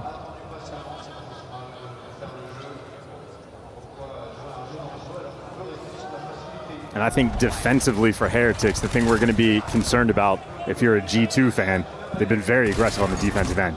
First round, just 2 players from the top side lane. Next round, Real just straight through the bottom. They have been getting active, and I think for G2, it's been felt a little tricky to keep this map under control. It's a lot of that middle, the central building. The jump ups, the ability to turn a single play on its head like that. Oh God, and then you've got this to worry about as well. Oh, Super, a delightful shot to start things off. How close he came to the second. He will not be given a third. Not when he's shooting like this. Well, Bean's going to go pick up the bomb. The B side is going to get left open. Heretics happy to play for the retake when they have the 4v3. It looks like, yes, we are indeed. We're plotting B here. Trophy systems in play here still. Kremp should not be throwing that smoke, probably saving that for sort of next trade situation. But look at this position. Oh my, he's done it again. Super has done it again. Twice now on the map. Nasty gone. And Beans at a 1v4. He has got to stop that man from the defuse. Not a hope in hell. Heretics take the lead. Deja vu all over again. Super, basically the exact same spot, connects with the nade, and I mean, checking those common positions. G2 not making the adjustment and getting punished for it. Super, of course, also with the impact for the first blood. So we've had, what, a couple defenses for the Heretics where they're very aggressive with their SMG players. Well, this time it's the sniper that makes the impact for the start. Nice! Plenty of options here on the defensive end for Heretics. Understood that.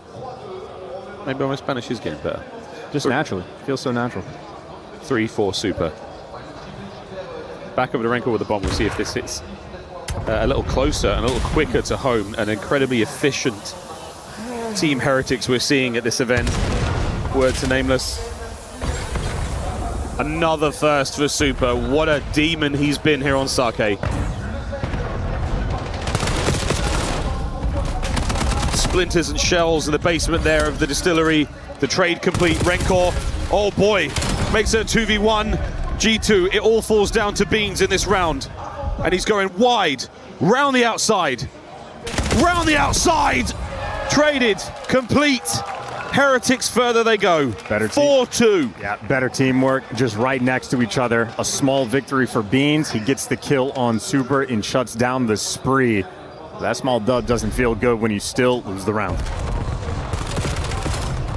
I mean, look at some of the positions these gunfights are taking. I mean, we're really, the heat map on this one is going to be broad. We've gone all over Sake and then some. There and back again in this game 7. Yeah, my Spanish is definitely getting better. G2 fans running out of nails. Why we even sold them seats? They're not using them. Been on the edge of it since the start of this matchup, and now they are on their feet, willing that squad to victory. A-bomb pressure, and Super with a diabolical angle on the attack. Oh, we've seen this spot before. Metal's in the delicate situation. And Super, though, finds the snipe, and then you just pounce, try to catch the guy off bomb. Nesty, well, wins the gunfight, and he disappears in the smoke. So Nasty, he is doing this with the bomb, trying to run at the sniper. He might have found the timing. There's the damage. Super should be able to back away from this one. The last man for his teammate is the bomb. He's over by A. So Heretics can slow this right down, contain the position that they found G2 in. But Nasty's on the hunt, mate. Nasty's not giving this up. He's doing this all alone in this 1v2. He needs some help. Clock's still ticking. He's done it for a third time. God. A third time. On the Beans. No clutch. Match point Heretics. This is it. This is your moment. Nasty nearly had that 1 versus 3. Real drags that bomb towards P1. And he puts that seed of doubt in the back of your mind. Super, he's been that guy for 3 rounds in a row now. A patient Metals,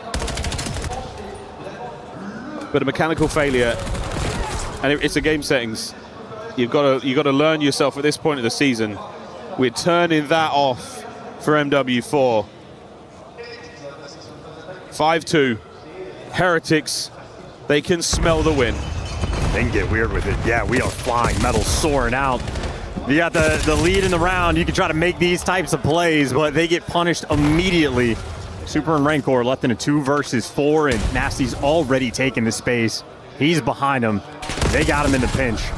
And then they died. It's gone. Wait a minute. Envoy. He finds one. He gets out with his life. That's unbelievable. Rancor down. Wow. Heretics. Jeez. Unbelievable resolve despite the attack. You get one more chance. It's never easy, is it? It is never easy at all. I mean, the spot you find yourself in underneath the distillery. Heretics in two corners. Envoy managed to pie the whole space, kill this player in the corner, and get away with his life is unbelievable. Yeah, shout out Envoy. He struggled a little bit. He's gotten sniped. A couple first bloods don't go his way, and was sitting at about 1-6 at the start of that round, but makes the heads up play, and he got his 2 kills. Him and Gremp made their show of force. Still, though, these attacking rounds for G2 have been an issue. Heretics have just locked them down. Lovely nades here through the middle of the map. Not as effective as we've seen on others. Den throughout the season. Real on this incredibly close spot is somebody there to watch against. So many things to worry about here. Bomb plant, smoke to obfuscate the play, allow for that egress from sight. And Real, he finds himself another dirty angle here. He's managed to slip through. He's cut the defense in half, Kremp on the trades, and now we're getting messy. Oh, this play's everywhere. You do not want to have a sniper anymore. He's going to go wide. He's going to run into Kremp in a second. Rencor spotted out, down low. Trying to keep track of Rencor and his attack to the bottom side of the map. Now that's over. 3v1 with a bomb planted. Super. What a task this is. Lights up a dead body, and G2 string 2 together here at the 11th hour. They kept it stock and standard. Default B bomb plant. Spread the map, have the coverage. Real sort of finds the timing to make that play for the first blood, but everybody else just a little bit too slow, and Kremp made a play over towards P3, P4. Real's opening infiltration. It's a great check. Great check. And Envoy there, he watches the flank later on. This is the kill onto Rencor, so it was a long battle. You know, really a battle of the minds, of the wits. 5-4, Heretics. There's still one more for the improved cash prize. And this is starting to feel impossible for G2. Nasty's looking to make the play. It's such a delicate position, and he just guesses wrong. He guesses wrong. That's so unfortunate. The call has been made. You know it's happening. Over by the A-bomb site. And for one last time here, G2, it has got to be magic. Nasty on the check. Good for one. Gets away with his life. On the other side, it's Envoy. Finds success. No chance on the second kill. Now to Nasty. A 1v2 to stay alive. To the warehouse. And it's over. Team Heretics close it all out in Game 7. Heretics are not here to make friends. They are here to make money. And so much they just collected on that sake S&D.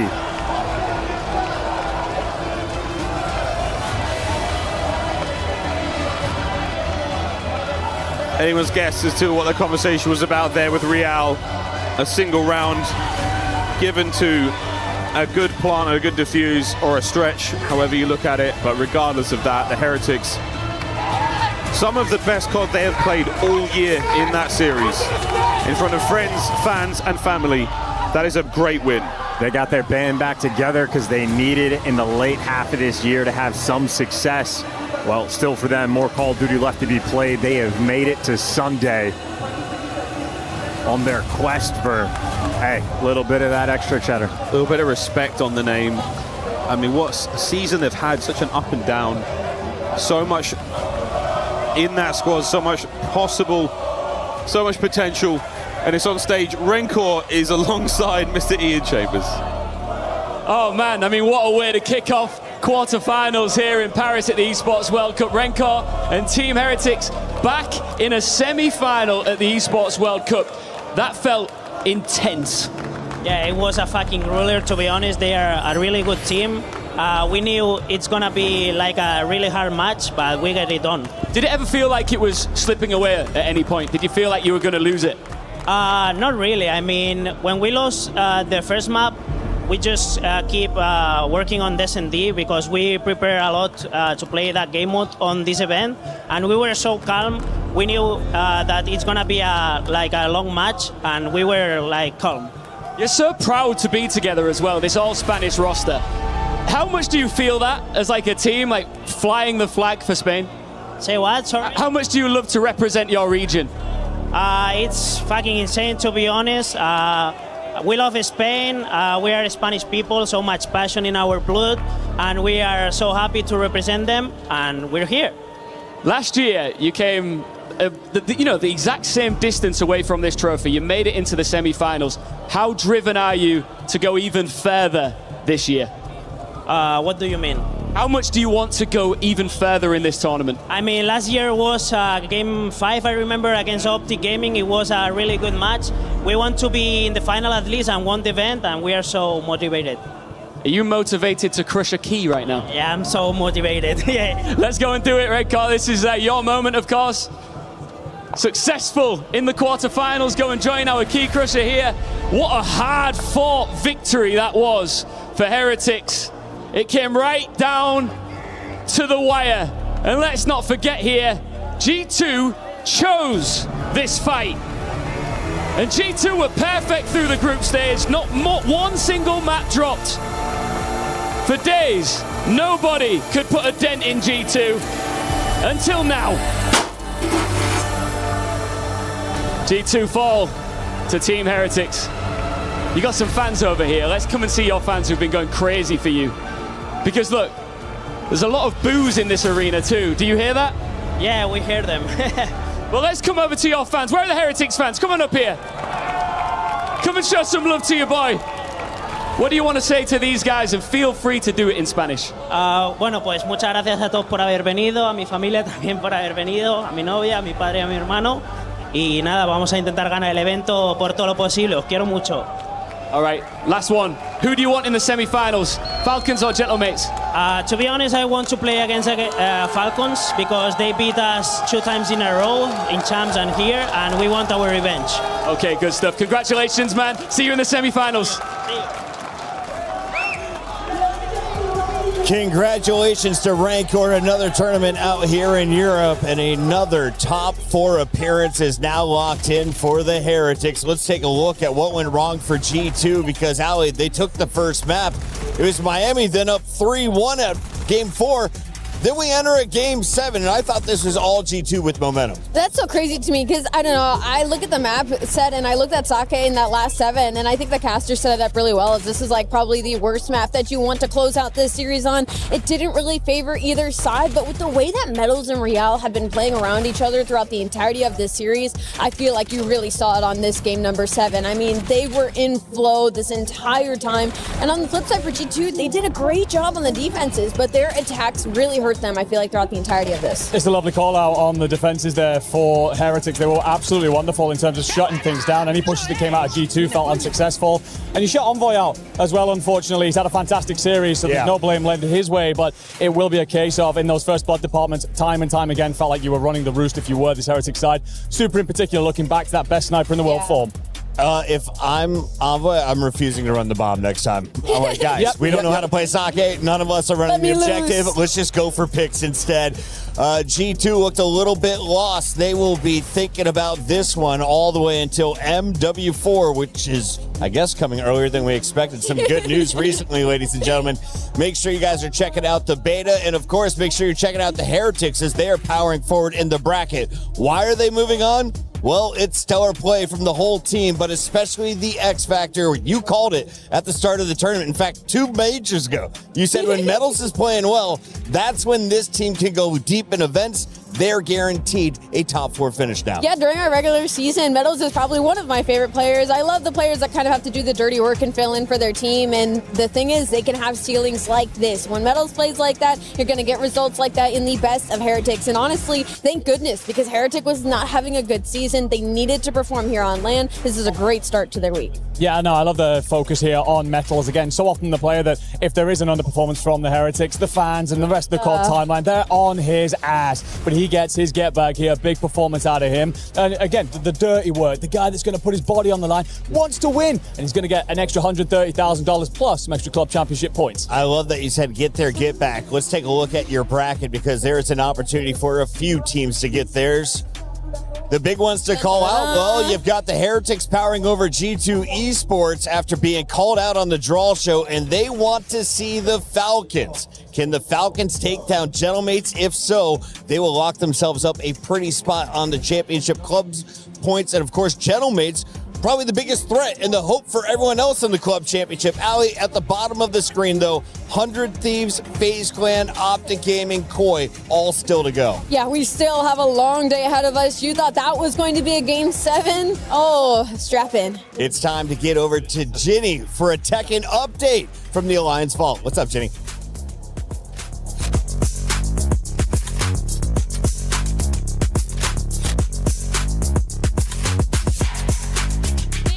For Tekken 8, as it is the final day, which has semifinals, quarterfinals, finals, everything happening in one day. A lot of games, but what's the rundown when it comes to club championships, Trav? Yeah, well, it's a pretty packed bracket, to be honest, when it comes to club championship teams. We've already had Vitality play, we've already had AGL play and Reject as well. How did they do? Vitality are out of the competition, unfortunately for them, and not just that, they lost to a person who's not even representing a club. So that's kind of club championship points to waste in the semi-finals. But another story, Reject have just been taken out the competition by none other than AGAL, who seems to be a big storyline for the club championship this week. He's looking really good, to be honest. He went 2 games down, kind of brought it back, and looked quite composed towards the end. So I don't mind his chances to go further now, especially because he's going to be on the same side of the bracket as Yagami, who's not representing a club. So, as I say, it's club championships points wasted if AGL don't go all the way. So what about Falcons, Twisted Minds? I know that's also 2 of the organizations competing here. What's their status? Yeah, so they're going to be playing against each other in quarterfinal number 4. It's going to be Arslan Ash versus Newman down at the bottom. So that's a huge one, a big swinger when it comes to championship points. As we know, Twisted Minds, not a bad week last week, but a little bit underwhelming for them towards the end as they did just drop short in Overwatch and Warzone. But yeah, Team Falcons is a big one for them because with AGL catching up with these performances, they need to try and retain that lead. All right, well, thank you so much for the info. That's it from now, and of course, we're going to keep you updated as the day progresses.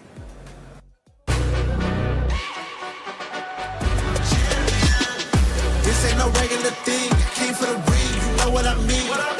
You see my name in the lights, better get right, I'm champion.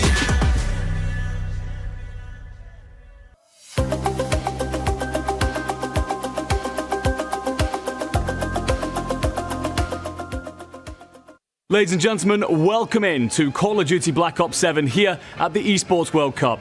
I'm Enigma, I'm running interviews today, and the man alongside me needs very little introduction. It is Scrap from 100 Thieves. My friend, welcome into the tournament. How are you feeling in the build-up? I'm feeling good. You know, champs didn't go our way, so I'm excited for this one. Well, let's touch on that a little bit. Let's not dodge the question. Champs didn't go very well. Thoughts on the result overall? I don't know if allowed to curse, but pretty shit. Definitely an underperformance, we can say. We can definitely put it in that terminology. Why? What was missing? And how have you prepared differently coming into this tournament? Yeah, I think we went into champs a bit overconfident, which is, I don't think, a bad thing at times. We are a very good team. We are a top team, so I think being kind of like having that delusional confidence is good. But yeah, when stuff didn't go our way, we just kind of broke down when it mattered, and that's not good. What did it take for you to become the team that was that good through most of the season anyhow? Yeah, I think understanding why we're so good. You know, there's a lot of teams that they win, it's just kind of like move on and, you know, let's show up at the next tournament, hopefully it happens again. But I think what differentiated us was that, you know, we understood why we were so good. We understood why, you know, we were going deep in these runs and big long win streaks, and so that was the biggest thing for us, just understanding what we were doing right. Your story is interesting coming into this tournament because you talk about, you know, that kind of belief in yourself. Tell me then, is EWC essentially a redemption and an opportunity to remind everyone that you are that team that's done so much damage this year? Yeah, for sure. You know, I think when you go throughout the whole year, you're a top team and you go to the biggest tournament and you don't show up, you know, you just kind of feel like you just wasted your time. But I feel like with this tournament, it's a good way to end the year off. And yeah, I'm looking for a big one, so this might be it. I mean, yeah, it certainly feels overdue at this point with the career and qualities that you have. But of course, you are then that unit, that squad that you're bringing into this tournament. In order to get to the top podium, the place you want to be, there's going to be a lot of check marks on the way, a hell of a gauntlet. Any teams in particular that you really want to play? I want to play either G2 or Falcons again, get our get back from champs, and then obviously any of the top teams. Always playing Optics, always fun one. FaZe, Gentlemates will always be a fun one. So yeah, any of those like top 5, top 6, 6, I'm ready. Of those teams that you're going to be playing against here at EWC, have you got any words for your opponents before you step out there?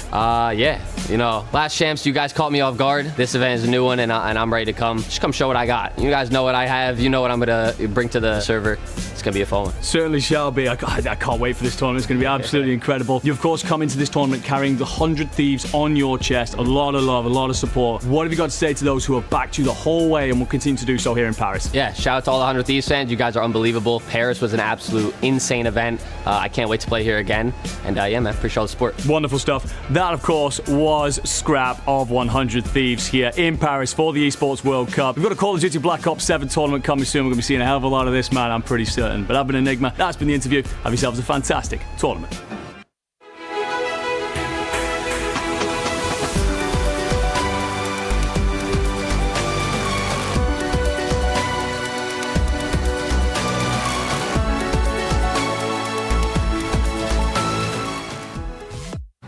A total of 64 teams are competing here for the CS2 LCQ for the last 4 remaining slots for the final week of EWC. Now, when it comes to the club championship points, there are only 3 teams currently sitting at the top of their groups that are relevant, that are most likely going to be making it out of today. And that is 100 Thieves, Virtus Pro, as well as Team Liquid. Every single one of these organizations is currently sitting on a 2-0 record in their respective groups. So the question remains, can they make it out of this absolute brutal bracket?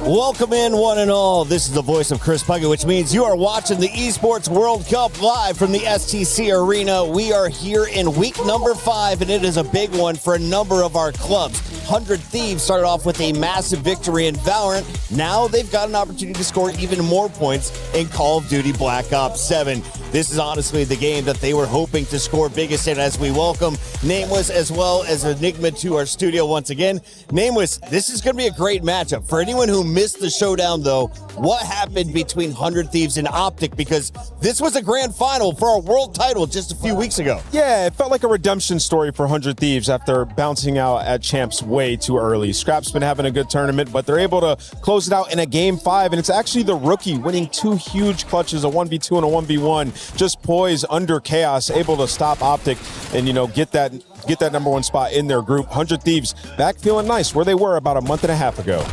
Yeah, no, he's having a fantastic event just generally inside of Search and Destroy, rocking nearly a 1.4, very much involved, not only in the clutch moments, but the strategy, the opening duels. He is that kind of player through and through, very selfless for the team, designed to set up superstars, but also proving that he's one himself. I love that we have a rookie causing this much chaos amongst the oldest player in the league. Bruce has been running into some round 11 issues. It's been late game Search problems for this Optic squad. It cost him just a group spot, but it sets him up for a very difficult matchup later today. Let's talk a little bit about Neom, though, in particular. What has he shown you? Because I've seen him snipe, I've seen the AR, I've seen the SMG in his hands. Where is he at his best? I honestly just think it is that flexibility. It is that dynamic ability to kind of slot in where this team need him best. We all know what Hydra, Scrap, and Co can do. We know the powers that they have. It's a case of needing someone to be that glue guy, that player that's going to elevate them to the standard that they want to be playing at, and that freedom on the map. And that feels like where he is the best. So yeah, I'm very much so happy with how he's delivering in this tournament, but of course, a stern test still stands in front of him. They've got 2 fantastic ARs, and I hear Blaze is ready to talk to both of them. Here he is with 100 Thieves. I just talked to Insight, and he said, yo, that's my son. Yeah, I'm ready to go. Jamie says I'm his son. Literally just know the son overconquers the dad every single time. Okay. So I'll be here. All right, yo, get it out, all right? Do what you got to do. Yo, Neom, Come here, homie. I got to talk to you, man. You ain't going to get past me just like that, all right? Back at your second EWC, when I got a chance to interview you last year, man, fresh onto the scene, how does it feel to be playing on this stage with the boys in the playoffs this time? It feels great, honestly. I've had a fun time. Champs was, it wasn't the greatest, but like after that whole weekend, honestly, it's just been a blessing to play with them. I mean, you've been looking good out here the last few days, on top of your game, man. But, you know, I talked to Kips. He said, you know, he felt like he should have got that Rookie of the Year, but he about to show everybody, you know, why that award should have been his. What you got to say about that? Honestly, I mean, Kips is good. I mean, that's my guy right there. Like, he's talented. Like, he's going to do great things in the future for sure. But honestly, like, I got his number for sure. Hey, man. Well, dial it right now on the main stage. Best of luck to you, homie. Thank you. Love that call out there from Neum. He loves Kips, and for good reason. They found success together in the past. Andrew, I know you used to call quite a few of those games. What is it like to see Neum on one side of the stage, Kips on the other side now for Movie Star Koi? Yeah, of course, representing Huntsman earlier on this year, but all backed, of course, by the Optic fans. They were kind of molded in the fires at the early stage of the season. Coming into challenges can be hard enough with the lack of stability and everything that goes on there, but they've got a lot of backing, a lot of viewers, and very much so while bringing a wonderful thing to challenges, they were under a hell of a lot of pressure, and they formed the brotherhood together, forged themselves in those fires, and pushed on deep in Dallas. You get the opportunities, but it's, of course, on opposite sides of the stage. But I know they'll be very proud of one another, getting themselves into this league position, and both looking fantastic. They are both rookies this season, but you also have to think back to other former teammates. Scrap was a rookie when he played alongside Jamie and Kleenex. So talk to me about this showdown between the ARs. Yeah, you know, Scrap, he's the 99 overall, and, you know, Jamie Insight, he's the guy everybody says needs to get booted from the roster. And every time people start to say that, he finds himself in a top 4 placing, and he's had 2 of them on this season. And, you know, going into this matchup, they know each other incredibly well. We've seen a different side of Insight throughout this tournament, running the MPC a lot more, and even in their loss that they had to FaZe, the team that won champs, it was incredibly close, and it required Simp to play at his absolute ceiling to win it. So I think this Koi team, they're ready to go, and, you know, he wasn't blowing smoke on that stage. He is confident in this matchup against 100 team. I think I saw Kip shoot some Spider-Man webs over at Gwyn in that matchup. I don't know what was happening, but I really enjoyed the showdown. The rookies are feeling confident. Let's talk about some of the old guard, though. You have that on Koi. You're looking at Kleenex. He's talking about what it's like to play in front of the European fans. Do you feel he actually gets a buff? Because I felt like he did back at Birmingham when we saw him play in the UK. I certainly believe so. I mean, I think one of the elements is maybe more personal when it comes to that. He's talked about it before. When he gets the opportunity to come over here, he's seeing family, he's seeing friends, he's able to switch off a little bit, and that is helping him mentally, I think, especially as well. I think he was checked out at a certain point through the season once the Joe Deceive saga goes through. Felt like he was a little bit, maybe, okay, so I don't know what I can really do next with this team, but he gets the opportunities when he plays over here to really kind of lock himself back in, and of course, is delivering in spades, but I want to see a little bit more from him just yet inside this tournament. It's a system team, and we had Blaze checking in on the system behind the scenes. Here's what they had to say. Ladies and gentlemen, Movie Star Koi are in the building, and they are ready for the playoffs, man. Jamie, I saw the draw show yesterday. Scrap said, I want you.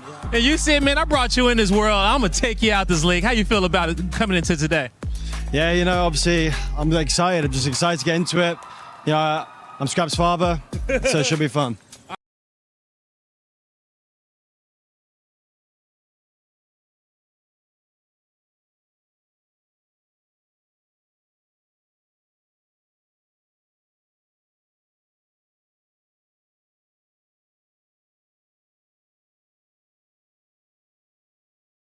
All right, yo, go show them why you pops out there, all right? Yo, Kips in the house, man. Kips, I know you ready for this matchup. You know, at Champs, you didn't get Rookie of the Year. Some people felt like you was robbed, but how does it feel to go up against Neum right now in a big matchup where whoever comes out on top can take that title? Everybody knows who it really was, so we're going to see. What you say? We going to see, all right? You ready to do your thing today? It's a big matchup, man. Say something to the fam out there. I appreciate all y'all. All the love, support, everything. Just can't wait to play. All right, there you go. Good luck to you, man. Who we got back here? Hey, man, I know your brothers are right now going crazy in the chat. I've met them already, okay? So how do you feel about today? I'm thrilled. I'm confident we're going to bring this home. Hey, man, you guys been looking real good out there, and you starting to find your form. You feel that way? Hell yeah. Hell yeah. Maybe it took a while, but I'm here when it matters. So. All right, best of luck to you, Abe. Lastly, I got to talk to Captain over here, man. Kleenex. It's a big day today. You've been playing on this stage before. You ready to go up against these thieves? Yeah, always. It's always going to be a good matchup. It's been a good matchup for 5 years, so we're back here again. Feels good. When you saw the draw yesterday and Scrap called y'all out, what was your opinion? I mean, he's my boy, so it's just all jokes, all having fun, but it's not going to be fun on the stage. We'll all right, best luck to you today, Kleenex. He's not wrong. It's 2-2 on the season, despite Koi's ups and downs. And, for these guys, it's been a hard one. You lose Joe Deceives, you bring in Abe. He doesn't play well at Champs, but so far here, even in the phase game, Abe's been playing incredibly well. And they've tried to change their entire thesis towards Search and Destroy. And to me, that's the key. In a best of 7 with the added Search and Destroy in it, you have to be on point in that game mode. And it's looked a lot better for Koi throughout this tournament. No, I fully agree. I think that this is where you can really take this long series ahead of you from your opponents. Of course, the foes that you are facing here, the talent that they bring. Kips in particular loves this matchup. Like, there's no wonder he's feeling confident, not only because of his performances elsewhere, but just against Thieves himself is absolutely putting belt inside of Search and Destroy. And Abe himself actually has a great impact in the opening duels against the SMGs that he's facing in there. So yeah, plenty of opportunities for them to do this series justice. Nameless, quick question for you. Sure. I know you don't have a tablet on you right now. You don't have your note card, so it's a perfect time to put you on the hottest of seats. Sure. What is the success rate of our two teams in best of sevens? Because if you're watching the Black Ops 7 season, the only time you saw best of sevens was in grand finals of minors or majors up until champs. Well, 1-1 on LAN grand finals for the 100 Thieves. And then in the minor, they won, I think, both of them. So yeah, it'd be 3-1 for 100 Thieves. They're in a great spot. And in terms of Koi, haven't had one yet. Haven't had one. And listen, the problem with them has been their Search and Destroy. They tend to give up a lot of space. They've tried to change it since they've entered into here, but that is definitely a focal point in the series with the added search for them. Be locking in our maps and modes in just a second. Until then, Blaze is all over the place. Right now, he's out with the fans. What's up, Blaze? What's up, everybody? Make sure you download the EWC app because it's time to do our pick'ems yet again. And I got some fans here with me in the building. Guys, we got a big matchup coming up next on the stage. 100 Thieves versus movie star Koi. Anthony, what are we going? Are we going 100 Thieves? Are we going Koi? Who's winning and by how much? As a Frenchman, I would say 100 Thieves, for Hydra. And I would say 4-1 for 100 Thieves. Okay, 4-1. What about you, Raphael? I think that there will be like a 4-0 or something like this because I found that 100 Thieves is kind of pretty good right now, and Koi is not doing a great year, so I feel like 100 Thieves will win easily. All right, Antoine, your boys are saying 100 Thieves. Are you going to go with them on this one? Yes, for 100 Thieves, 4-1 because Hydra is the GOAT. He will crush him very hard. Yes, All right. Hey, the Paris fans say 100 Thieves. You know they rocking with Hydra, but let us know in the chat, who are you guys rocking with? Oh, I wonder why they could be siding with Hydra's team. Hydra, of course, the superstar coming out of France as a rookie. He made a ton of noise with Wobble Bobs. Was that his first squad? Either way, he gets signed up early by Clayster and Crim 6, plays alongside some of the GOATs. Now he's considered to be one of the biggest stars, if not the biggest star in the game. And at the end of his game, that's where he shines in Search and Destroys. How many searches do we see out of the possible 3? I feel like this was one of the series that I had coming into this as one of the long ones, so I'm going to go with all 3. I think that the series that we've just seen in the G2 matchup, I was expecting that to be relatively short. If that's the way we're going to get things kicked off, I think we're in for a long day today, gentlemen. Expectations for this matchup, Nameless? Yeah, I mean, they started off this tournament with some good search, and then the one I saw yesterday out of Koi, I did not like. So I think 100 Thieves actually closed this out in 6. I don't think we get all the way to that game 7. 100 Thieves are here to play. Hydra's having a tournament. We're going to get into our maps and modes here in just a moment. So you said you think it'll go to 6 maps. So that means that we are having wins on both sides of the stage. Yeah. If I am a movie star Koi fan, where am I expected to get wins and where am I hoping to steal one in the first 5 maps? So interesting here, Koi have never played Hacienda Search or Hacienda Hardpoint. So whipping out 2 brand new maps in this series, it was actually their pick for each of those. But looking at it, if they put in a ton of work on the back end, I expect them to be decent there. And then the Den Hardpoint, we've seen the Koi team take over, and most recently we saw Insight pull the NPC out that map and have an entirely different dynamic. Yeah, no, I agree with the Den Hardpoint steal here nice and early, not only in the case of they're not bad here, as well as the flexibility inside that roster, but also just to set the momentum booster nice and early. You need to make a statement. I think if Thieves get off to a really hot start here and curb stomp this and then start to move through the Hassies, this could be a quick series.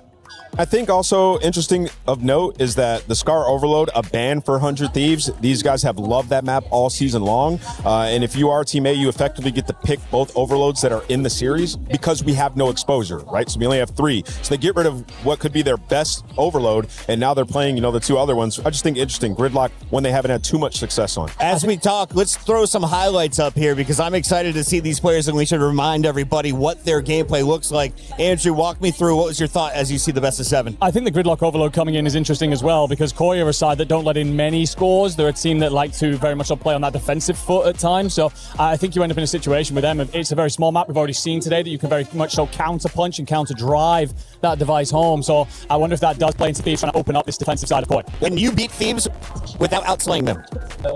I don't know. I don't think so. I mean, You heard Hydra say it. He said the only way that we lose series is if the other team gets 1 million kills. And unfortunately for them, when they lost the phase, they got 1 million kills, right? So for this 100 Thieves team, so far, nobody's been able to outslay them, though, throughout this tournament. They've been playing really well. Both the Hardpoints and the Optic series, they were balling. Hydra has a 1.3 in Hardpoint at this event. Is that the most dangerous man on the squad right now in your eyes? I think so, yeah. I think Hydra in front of this crowd in France. Also, he's at the top of this game. He's the most dangerous player in the lobby, not only on the team. I think the big thing as well for them, Scrap with his bounce back. I think after champs, we're all left with a lot of question marks. And yes, of course, they will circle back around when we come to next year's champs. Don't worry about that. But it is a case of that. He's the leader. He's the man that when he's feeling good, he's going to very much raise the floor for this team and lift them to incredible heights. And of course, you've got Neem, the rookie. You've got a couple of these other players long time. In fact, question marks through the year. He's been the consistent. The fact that he's back to that means Steve's back to the best. We've got one player needing a few extra moments to get his audio exceptionally dialed in. Once he does, we'll begin the games live from Paris. It's EWC 2026.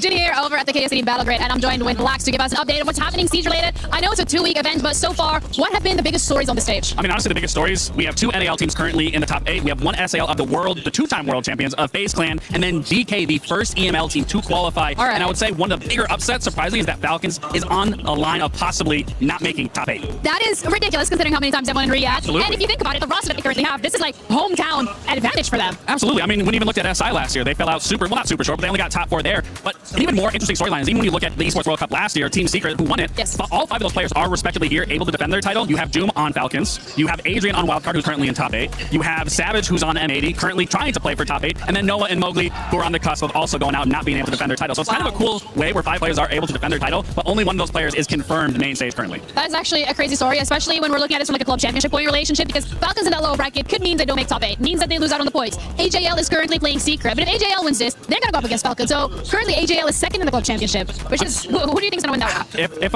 I'm a fan, I got to go with AG. But if I'm being realistic and speaking from an analyst and a pro player perspective, I'm sure Falcons will be more than happy to go up against them and kind of give them a little leg in that advantage of possibly getting into a top 8. Well, thank you for that update. Looks like Falcons, AJL, as well as VP are going to try and fight it out of the lower bracket. Whether that happens or not, we're of course going to keep you updated.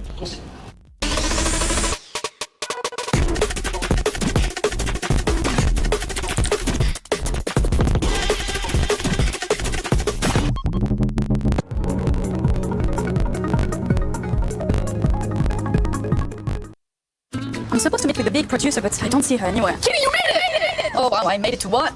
To the best experience of your life. Come on inside. Come on. I don't want Come on, to. let's do it. Not after last time. Okay, but what if I told you you were making perfume today? Okay, I'm curious. Come on, it's gonna smell so good. It's gonna be so pretty. Yeah, okay. I still smell a little bit like ketchup. That's okay. You deserved it. Come on. Kitty, what makes me so sad is that the EWC is eventually going to end. It's very sad indeed, but I am not sad about you going home. But I do want something to bring home with me to kind of remember our time together and all the fun things that we got to do. Oh yeah, we had so much fun.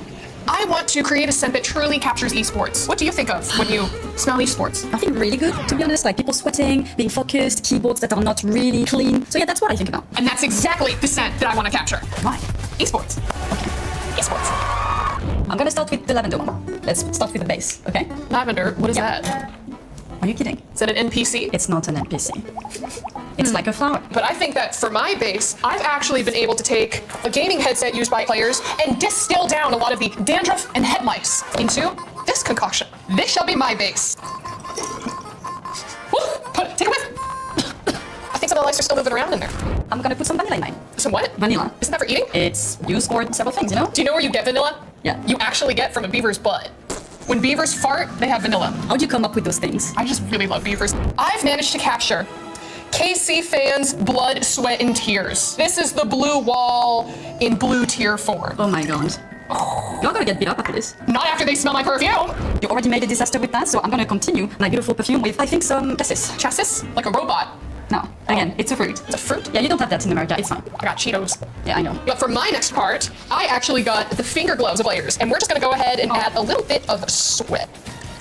Ew, that's atrocious. Yeah, but it was from Team Spirit. It smells like victory. It's not gonna bring victory into your life, trust me.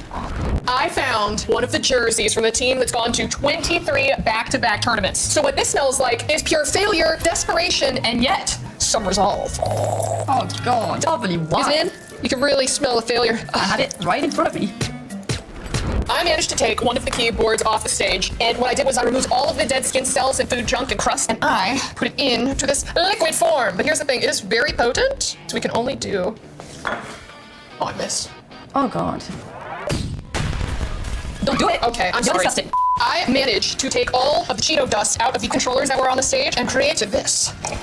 This couch cushion from one of the practice rooms. I heard that the players did not leave this baby for 24 hours straight. And so we got this beautiful essence. This is gonna be a fantastic perfume. I feel like we just gotta mix it up a little bit. Oh God. It smells amazing. You have no idea how amazing this smells. It smells like resolve. It smells like perseverance. It smells like desperation. Like it smells like esports. Don't put it near me. Just a little bit. No, I promise. It's disgusting. Oh, come on. I promise. That. Oh God, don't touch me. Don't touch me. You're me off. Every day I come with her. Every day she's something up. Le esport.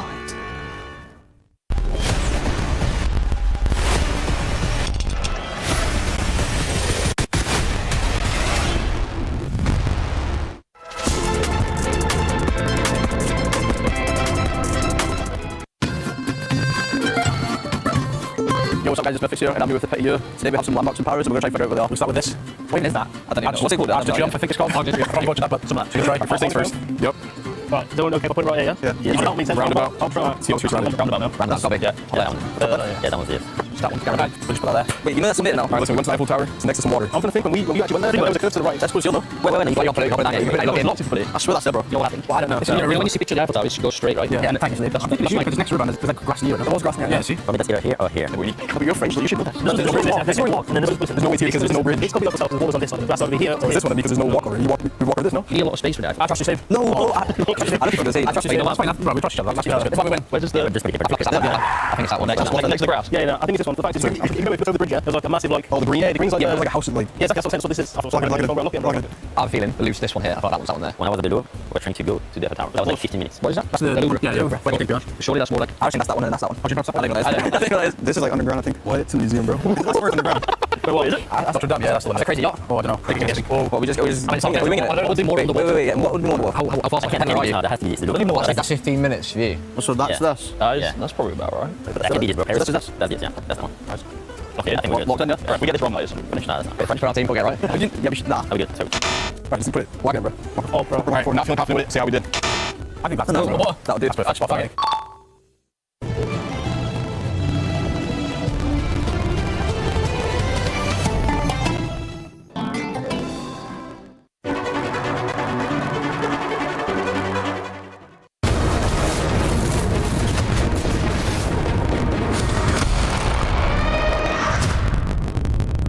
Welcome back to the Esports World Cup, while we're still getting set up on the main stage for our second quarterfinal. We want to remind you that today is jam-packed with some of the best Call of Duty Black Ops 7 you're going to see. In fact, it's the last Call of Duty Black Ops 7 you're going to see before Modern Warfare 4 drops. So let's take a look at the matches we have in store for you. We started with 16 squads, now we're down to the final 6, and after this match, it'll be just 5. The biggest match though of the day is coming up at the end of the day. This is FaZe versus Optic. Why is this a huge showdown, Nameless? Why is everyone chirping about this is the Troll Show? Because everybody wants to see it again. You know, all those round 11s at champs, you heard it say it in the showdown with Shotzi. Round 11 can go either way, so Optic get a second crack at it, they can get redemption, they can go through FaZe and defend their EWC title. Now, historically, everyone would see that Falcons versus Gentleman's match and just assume, oh, Gentleman's got this. They won Major 1, they've always been considered available for the podium. Falcons would bomb out sometimes top 8, top 6. Well, the Falcons just finished top 3 with a rookie. So for anyone who hasn't tuned into the Falcons recently on the Black Ops side of things, what have you seen from the Call of Duty team? It's a wonderful thing to see them look actually like a team. It feels like they've been a little bit all for themselves at points through this year, but of course Luca coming into that roster, he's made a monumental difference in terms of not only their vibes inside that team, of course, but the superstar takeover power he has shown. Technical ability-wise, we knew that he was just going inside the challenges. It was always about whether or not he could have that impact with the mature decision-making required, fitting inside the system.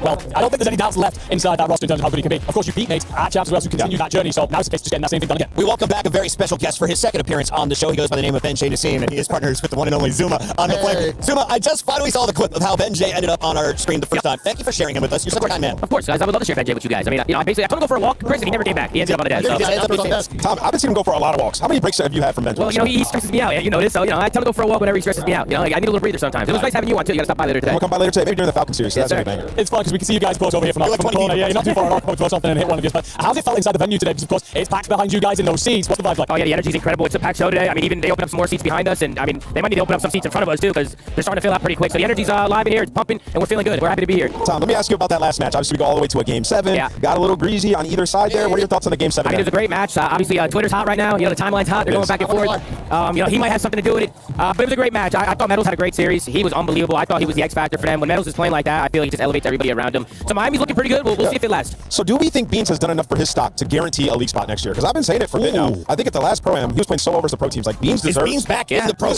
I agree. No, I agree with Nameless. I feel like Beans definitely showed out. He kind of showed everybody that, he can still compete, he can still keep up. I didn't really like the way that he kind of got fiddled out of the league. I feel like I was happy that he got another opportunity to get back in there and kind of showcase his talent. So, and he's a great guy. He's just a great dude. Everybody loves Beans, his personality. He's just great for the scene. So it was awesome seeing him back on the stage. Are you surprised to see G2 bombed out early, though, guys? Because how many times have they looked great in group stages, and then when it comes time to make money, they just walk away empty-handed? Yeah, I mean, they were looking good early on. I mean, we kind of had them in a mid-pack, like, top 6, top 8. So, they looked really good coming into it. I thought Envoy was playing unbelievable this weekend. He played great at Champs as well, but just seems like every time they need to ice up and clutch up when it matters most, they just can never get it done. So Regardless of the roster. Yeah, they got to find some ice next season for sure. I do want to switch up the topic because my daughter is at her first ever EWC. She's the one with the butterfly wings behind you, Ben J. If she is going to get a non-phase jersey, because I know you guys are a little bit biased over there on the flank. Just a little bit. Of the teams remaining in the event, who is she most likely to rep winning on the end of Sunday? Why don't you go first, Ben? Who do you think's winning? I said to some fans yesterday, I really think that Falcons might get it done at this event. Yeah. By the way, they have a great jersey at this tournament. Coming from the biggest Falcons hater of all time is very rich. Some of you might know me and have a podcast. Ant's been very optimistic about Falcons. I've been optimistic about them. Iffy, but I think with the Luka, they look like a different team. Is there S&D elite? I don't really think so, but the respawn is very fast, very quick. Teams are having a very difficult time dealing with them on P2 dens. These close, tight hills where they can pull out 4 subs. Yeah. MC's been playing super quick. I think with the side of the bracket they have, now with Miami, if they do get this win against Gentlemates done later, I kind of like Falcons' chances maybe on Sunday. Versus the Gentlemates at Champs, they won both the searches, I believe, right? And they're 0-2 in S&D at this event. So just need the respawn to stay super strong if you are the Falcons. But yeah, the AR deal has been incredible. Yeah, I'd probably have FaZe or Optic. I think whoever wins between FaZe or Optic is going all the way. I just think they're the two best teams. I think it's going to be a grueler at the end of the day today. I'm so pumped up for that match, and I think whoever takes that one's probably going to close it out and close out the weekend. Okay, so a little bit of a prediction from there, guys. But also, we've obviously checked in with pretty much every team thus far. Who have you been most surprised by, whether it be a player or a team themselves? Who's impressed you at this event? Dylan Envoy. Dylan Envoy was great. I mean, obviously they're eliminated right now, but he was really good. And Metals. I mean, I already said Metals already, but I mean he was fantastic today. He was great. I think Shotzi's been looking pretty good for Optic too. I think Shotzi's been turning up, and Chris Lair was he was unbelievable. Simp was insane. I mean, I know it's Simp. I know we all expect Simp to go crazy, but he basically won before the last series. Like he was balling. He was doing some stuff that was just unbelievable. But people are showing out. It's the last tournament of the year, so it's they gotta go out with a bang. And going into the off season, we know roster mania gets really mixy, so people want to leave a good impression before the season ends. We haven't talked about the series that we're about to see much yet, but you guys think 100 Thieves is officially 100% back after what we've seen so far? We'll see. We'll see when they play. Optic. Yeah, they beat Optic. I mean, they look good. I mean, I feel like with Thieves is like they have their ups, they have their downs, but when they're up, they're up. Like their ceiling is just insane. Yeah. We'll see if they can be consistent throughout the rest of the weekend, but they look good. They look really good. Yeah, go ahead, Ben. The only thing with Thieves, I want to see Tyler DZ, and I want to see Neum step up. I know Neum played. Neum went crazy. I know. I was about to say, I think Neum's been pretty good so far in this tournament. Okay. Collar was really good since the beginning of this meta. Has been kind of taking a backseat because Paco's been frying. If they want to get past Toronto, past Falcons, they want to get past Toronto, past either FaZe or Optic, and then probably play Falcons or Gentleman or whoever, they're going to need all 4 players to fry. And at times it feels like, they're relying on the Paco and Scrap hard carry. But Scrap's back now, so we'll see. Nian's been playing good. Yeah, he's been good. Yeah, he's been really good. I don't know what he's saying. Also, BZ was making huge plays as well. And he's been trying to ask a question for 5 minutes. Come on, go ahead and answer. These guys are having a reunion. It's absolutely wonderful to sit here and just tune into. In terms of the series coming, though, we were kind of debating up here about how far it is going to go, how many S&Ds we're going to see, etc.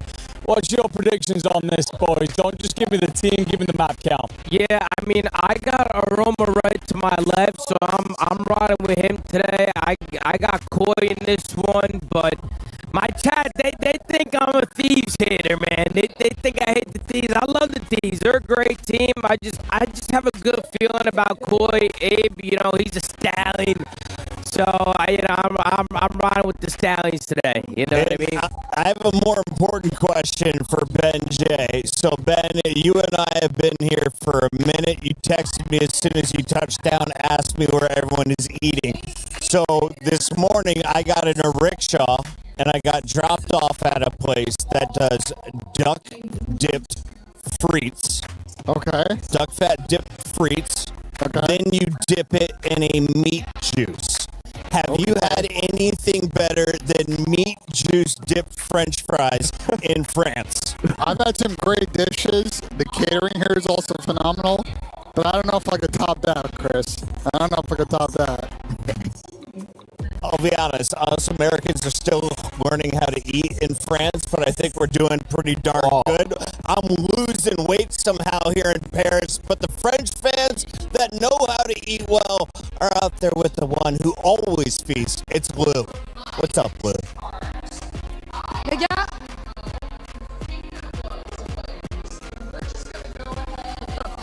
guys, we're trying to fill it up as much as we can. Vous pouvez me faire un petit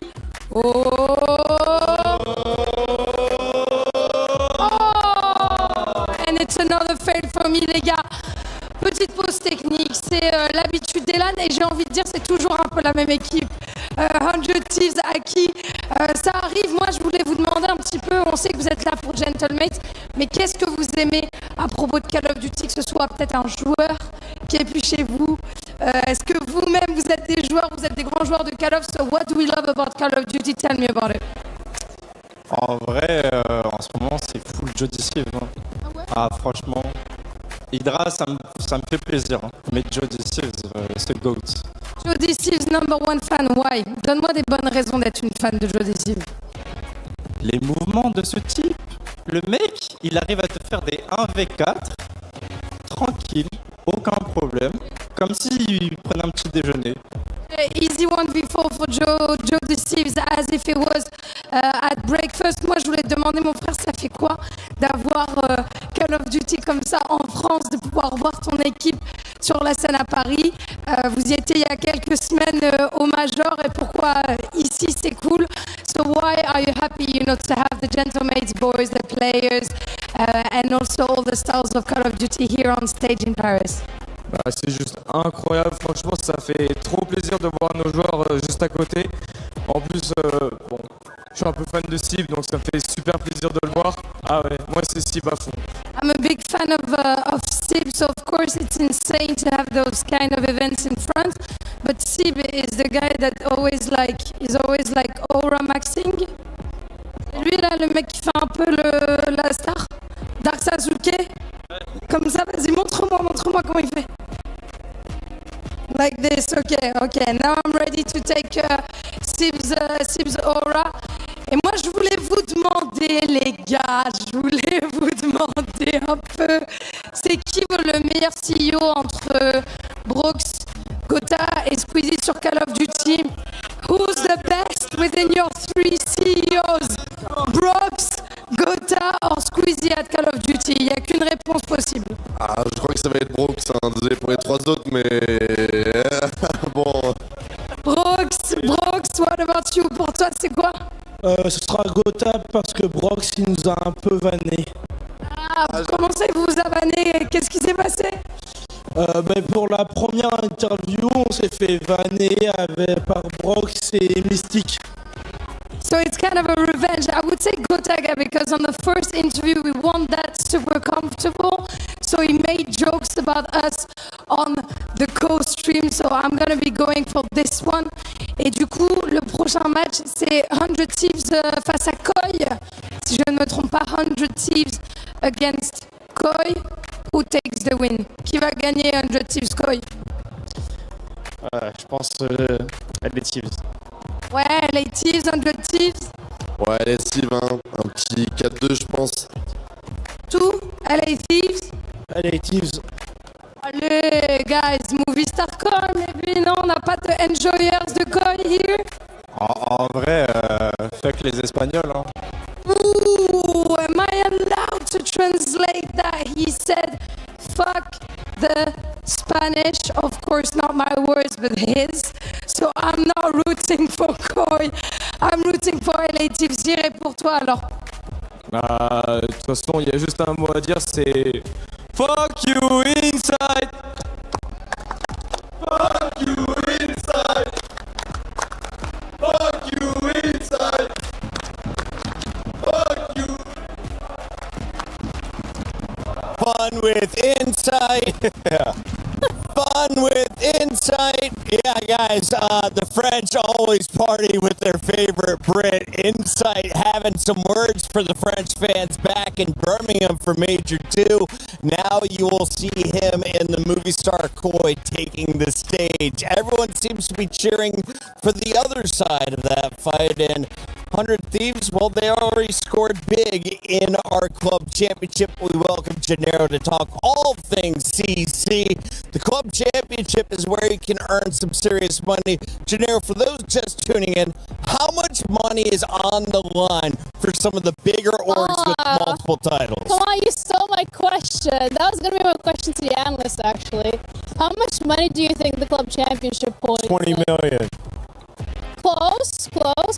I was going to go with 25. That's so safe. Like, I mean, that's what I thought it was. It's so 22.5. All right. 36. Oh, wow. $30 million. And how much can talent get? 0. You're here for free. You guys getting paid? I might make a team next year. Make a comeback, Chris. Yo, Nate Shot, you need a partner? Let's talk a little bit about our club championship standings, though, because Nate Shot's team surprised everyone with Valorant. Correct. But this is supposed to be their best team. Yeah, and 100 Thieves already getting 1,000 points. So basically, the gist is if you win a title, you get 1,000 points. Right now, Falcons is sitting very pretty at the top with 2,800 points in total because they won one game so far, which is very much important. But they have 20 teams competing across the 24 titles. So it feels like they put the most chips on the roulette wheel. Yeah, they've got a lot on the line here. AGAL was the big surprise for me. I know they're representing China, right? Correct. I mean, they have 17 teams competing out of 24, so that's a lot. But to be already at 2,600 points is a statement. I felt like they weren't on the podium last year. This year, they're the big ones. But G2 Esports, they dropped the ball the biggest. Yeah. They won Warzone. Their team was in top 8. Ginny, they did a roster change and didn't qualify for club points in this game. No, that's all they got, 1,000 points. I mean, for Valorant as well, when we're looking at G2, it was a disappointment. So was it for League of Legends. They had a really good performance at MSI. I mean, they beat T1 in MSI. And then you come here, and you don't even get top 8. So So 100 Thieves, I've been cheering for them. FaZe Clan, of course, I've been cheering for. But Gentlemates, I know somebody has been exceptionally loud for. His hair curls a little extra special every time they're on screen. Talk to me a little bit about why you have faith in their Call of Duty roster, and not just the Call of Duty, the Rocket League roster that plays on this stage next week. He's putting you on the spot. Well, I think that the Gentlemates themselves, obviously, they put a lot of backing into those rosters. They've, of course, been on the hunt for some of those style sides, especially with the shifting out of CS and kind of moving into the other esports more considerably. The Warzone team, of course, get a top 5 position, and that's a Battle Royale is just a very kind of anything can happen on the day type of esport, whereas I look at Call of Duty, I look at Rocket League, it's settling things straight down, it's one-on-one but most often. The Gentlemates Rocket League team has actually been pretty damn good through the year. Had some relatively disappointing performances at points through the year, but they've got an opportunity there to walk away with a ton of points. And here, yes, it's a tough bracket, but you still got to expect it to be one of the favorites with a crowd like this. Yeah, it's in front of your home crowd. You're in Paris, right? So they got to be feeling good. But yeah, I'll just focus on the Falcons one. They have a chance to win the whole thing. You heard Ben and Zuma talking a little bit about it. Like, this is the best roster they have had all year long. You're saying their Call of Duty team can add another 1,000 points? Yes, they have a chance to win this whole tournament and get 1,000 points, which would put it pretty out of reach for a lot of these teams, right? I mean, AJL right now is in the finals as well for HOK. It's literally 3-3. It's a best of 7. So all right, so walk me through this. That could work out too. And they have another player competing in like 10 minutes on Tekken 8, also a semifinal. That ends today, right? Yeah, it does. And a lot of people saying that there is a world where they win both today, which would be crazy. Question. I don't know much about HOK. 3-3 in a best of 7. How long is that as a series? It's like a 20-minute game. God dang. Okay. So, you know. Not that bad. Yeah, it's not horrible. Not that bad. You ain't there for 6 hours, but you were there for a minute. Here's a look at some of the highlights along the way. Is this a Asian-dominated game? Is this global? Correct. How have we seen so far? So HOK is a game that has actually been released in China years before it was released to the West. So right now, it's just Chinese teams' domination. KG is another Chinese team. They're going up against AJL in the finals.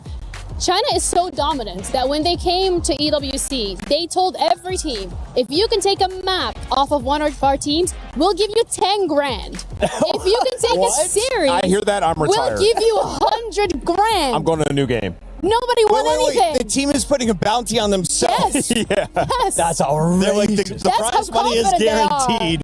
We'll give you a piece of it. You're like, here, you get a map, 10 grand for you. You get a series, you can have 100 grand. You know what? No worries. Yeah, Is that why Rain Day is allowed to wear a tie? These people with that kind of money over there?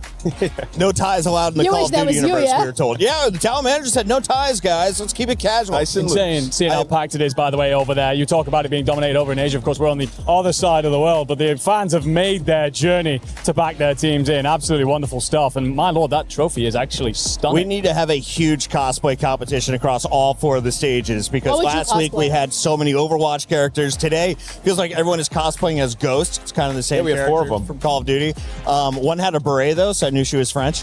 If I was going to cosplay, I think it'd be Anthony Wheeler. I'd grow a beard for a day. I'd say, mind blown. I would pay wonderful money. Egregious. Yeah, that's a good one.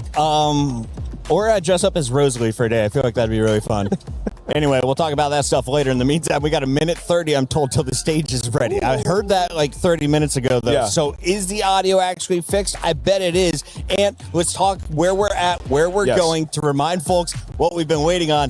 This is the second quarterfinal of a 4-match day. So we saw one go to a game 7. What's the realistic expectations knowing it's the first of 4 wins? Yeah, I mean, the realistic expectation is a competitive series. I mean, these guys have teamed together before. We were talking about the Koi guys and Scrap on the other side. 100 Thieves have been unbelievable throughout the season, have definitely had a better performance than Koi, but Koi are playing well in this tournament. They can go to bat with them if Insight continues that level of play. I think it's an interesting one, as you bring up there as well, is it feels like a while ago, but Scrap, of course, was the franchise man for Koi for so long. He was part of their academy side. He very much came through that pipeline. I wonder, I would love a penny for the thoughts of the Koi fans when they look at that boy on the other side of the stage up against them. It must be a tough, bit of a bitter pill to swallow, really, looking at just how good he is.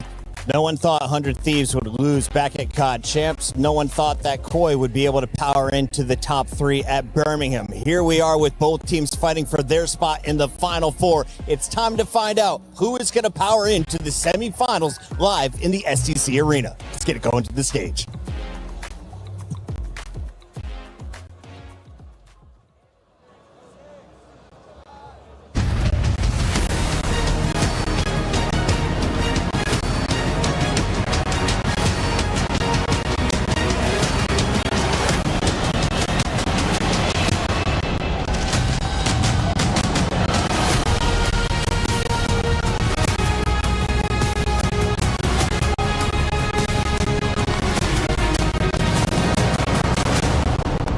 Wow, wow, wow. What a way to start the day, even though I'm sure that everyone wasn't looking forward to that G2 Heretics game and maybe wasn't super looking forward to it. I am sure that this game is going to be remembered everywhere. And nobody going to bed tonight. We like to start as we mean to go on, and we saw a 7-map series. It was a banger, and we saw Heretics lock in that first semi-final spot. Heretics sont vos premiers demi-finalistes. Vous l'avez donc compris, and what I'm glad that we got able to witness as well is that being a trash talker can sometimes backfire. And I know that we're in for a treat with that next game when it comes to talking trash. Moi, j'aime bien le fait de voir que quand on a une grande bouche sur Call of Duty, ça peut parfois se retourner contre nous. Yeah, could we be about to witness another case of be careful what you wish for? Ian, I feel like the ghosts are calling. Okay. Hello? Sounds like our quarter-final is ready. It's ready. Over. Let's do it. Over. Starting with 100 Thieves!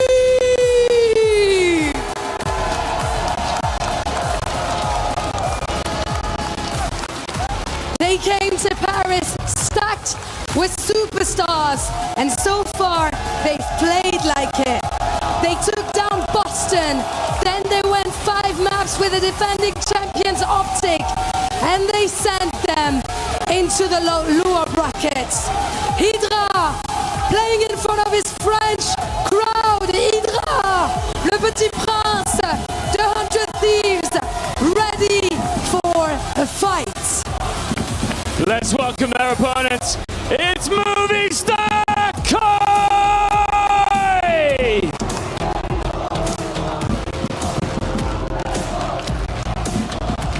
Koi's season could have ended yesterday. Instead, they sent Cloud9 home and bought themselves another day as this crowd boos their hearts out, waiting for him on stage. A very familiar face. Insight and Scrap spent years together in Toronto. They won together, they lost together. They know each other's game.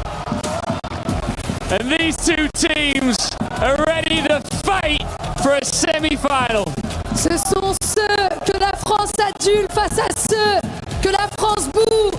100 Thieves versus Koi is about to start. Ladies and gentlemen, let's get ready for it.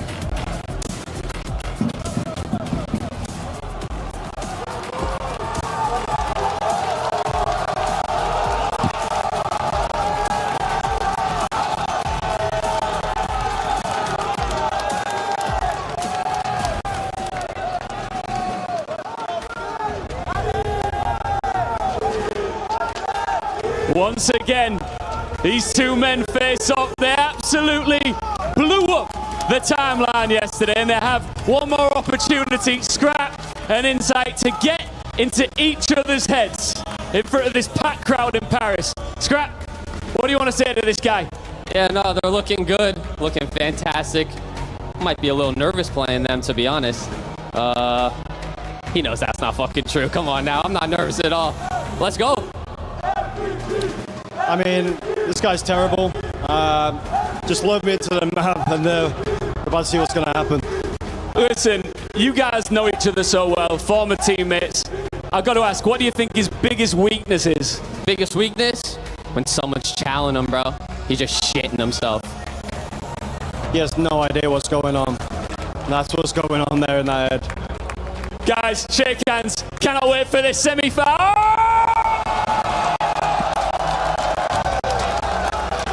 I'm leaving it there. Let's get it on.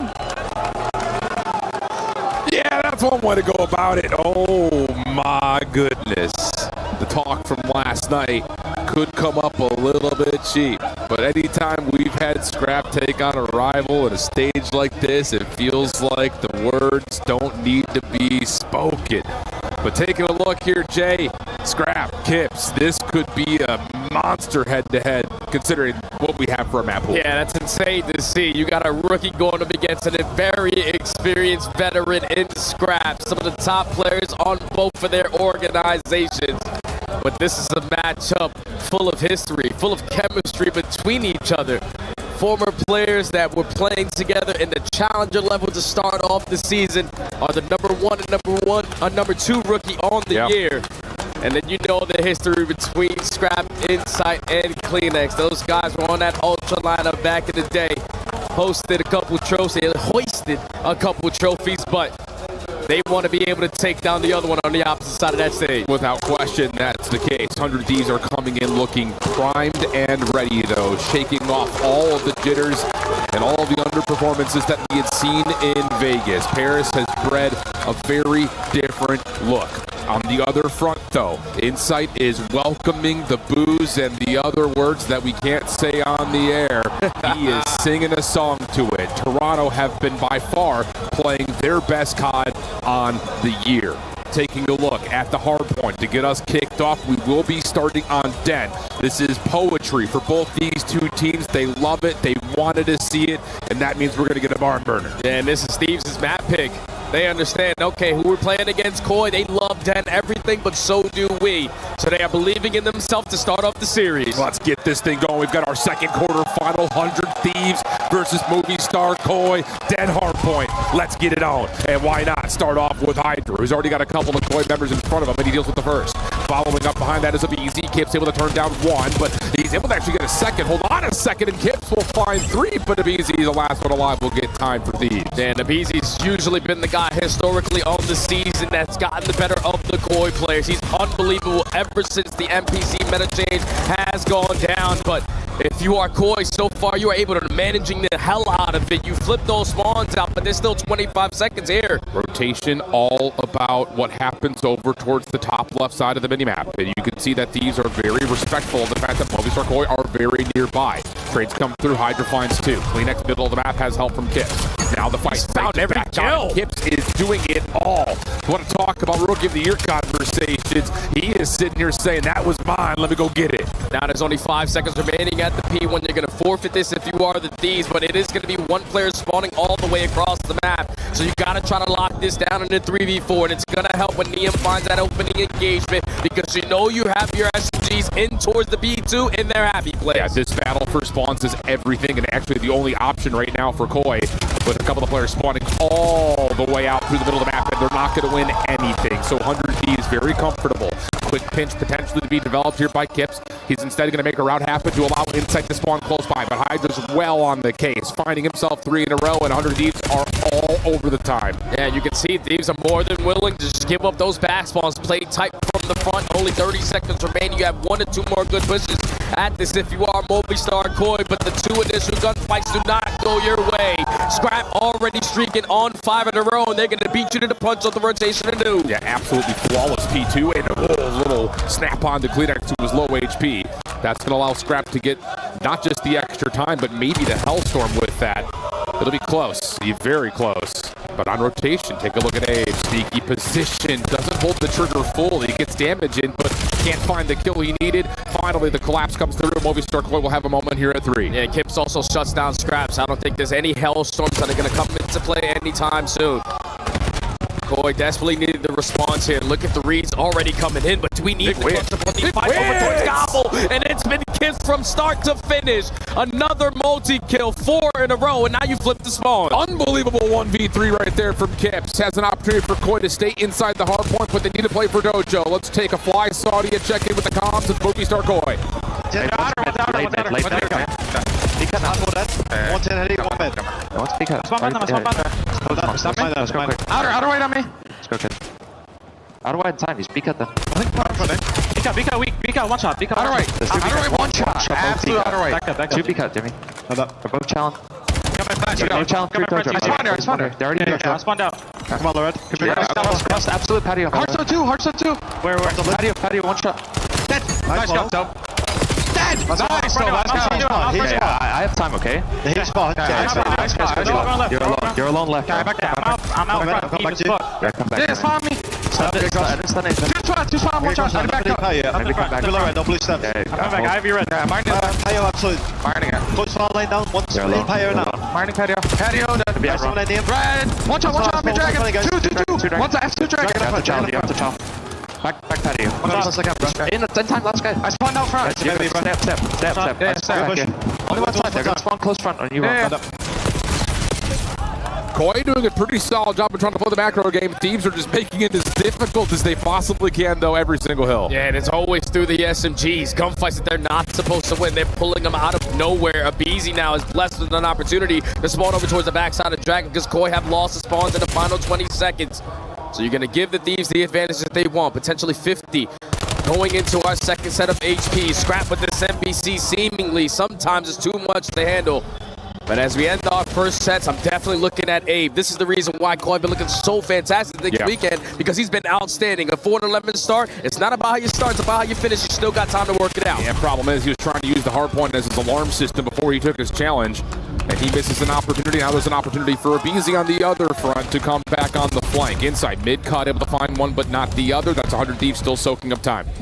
And they are not worried about Koi currently having those couches spawn. They are playing for the next wave. Kips opens up with the frag, so that's going to give you the early advantage, and that's going to allow the SMGs to just fly in and clean up the rest. Last man standing is going to be Abizi through mid-cut, but he's going to value his life until his teammates get close. You got Abe on one side trying to zone players off. What a play! Unnoticed on the backside of couches. He's able to get a nade to the hard point as well, leaving Abe as the last one standing, and he doesn't anticipate Niam playing that close. Another moment where Koi is right about there to make the perfect read, but they miss one player and everything turns in favor of the Thieves. Yeah, you're just probably not expecting Scrap to hit that route. Usually it's going to be Hydra or Abizi doing the dirty work, but Scrap has so much in his utility belt. A 60-point lead, and again, Thieves have the rotation over towards P2. They're going to try to overwhelm through couches, but no one looks left. Hydra pops a double. Advantage again for Thieves. Yeah, I think that hit was anticipated that Insight was going to be able to watch that lane. He does eventually pick it up and win the spawns around, but it comes to the cost of about 20 seconds. At P2, Hydra now just trying to finesse outside the hard point, able to find one back over towards couches. Scrap trying to get involved, but is a little late to the party, and that will now lead to Hydra trying to block spawns as we move over for this next break. Yeah, Hydra just got these guys on their toes. Someone consistently having to watch the backside, and he's going to choose the timing of when he wants to commit. Gets the better of Abe. Spawns are now going to be a little bit scattered all around the map, but the break is good for Thieves. Yeah, this has looked really good for Thieves, making the most out of even very difficult situations. Ooh, little team damage right there, but Thieves still in position to receive this next hit. Abizi kicks us off with first blood. Shots down low, make Hydra an opportunistic player to move in, but it's Niam who gets the final double. Then now all of a sudden, the lid is blown off this game. 100 Thieves well and fully in control. Look at how fast the Rookie of the Year is. He gets the double at old time, and he's already off the rotation. Wins a massive one-on-one gunfight there, and now is going to set up Scrap for the bait and switch. This is a flawless sequence here from the Thieves, and the Rookie is the reason why. 4 in a row, almost lines up kill number 5, but that's the opposite. Rookie on the other side, giving a multi. We needed that from Abe. Now to 9 and 17, he's not playing the hill. He is playing for these rotation kills, so he has to cash out on it. Abizi in the corner does not anticipate that Abe is still playing close. Scrap is also low. Abe thinking about it, has help nearby. Scrap damaging on the Bolt, able to find the first but not the second. Abe now all of a sudden on 4. Could be potentially close to streak with a couple of objectives kills, but the big news here is that Koi can continue to fight for the hard point. Yeah, but they desperately need to fight for some hard point time, because if you are Thieves, you are just keeping them away from it for so long, and every single time they're thinking that they're going to have a setup, they're not really getting it for a good chunk of it. So the final 15 seconds to close out the P3. You are in the heavy advantage now if you are Koi, with how much space you have already taken, with all 4 kills going down, and players in the position that they are in, but Insight loses the key one-on-one. Yeah, that's tough. It's really a 3-man hit coming for Thieves, and Insight got a lot of it, just not all of it. And Abe, who went on 7, doesn't earn the Hellstorm. Oof. So now you got to do this the hard way. Trophy system is down here for Thieves. Player stuck in the corner. Nice Thieves. That's really well played by the Semtex to block the front door. And Koi are trying to wait to try to get a second set of spawns, and Insight will punish as Thieves are trying to reflip this. Insight for more. No, it's Kleenex who's able to find the kill, and that little push out for Thieves gets punished, and with that, Koi get the time. Yeah, it seemed like Thieves right there were a little bit hesitant. You just got 3 kills. The last man is standing towards the back. If you fly it or get the trade, instead of allowing that player off the respawn to pop a double, you spawn Koi all the way on the opposite side. But Koi are starting to rally. Abe's starting to turn up, down by 50 and still going. This is looking better here for Koi, even though it might not be necessarily defined as convincing.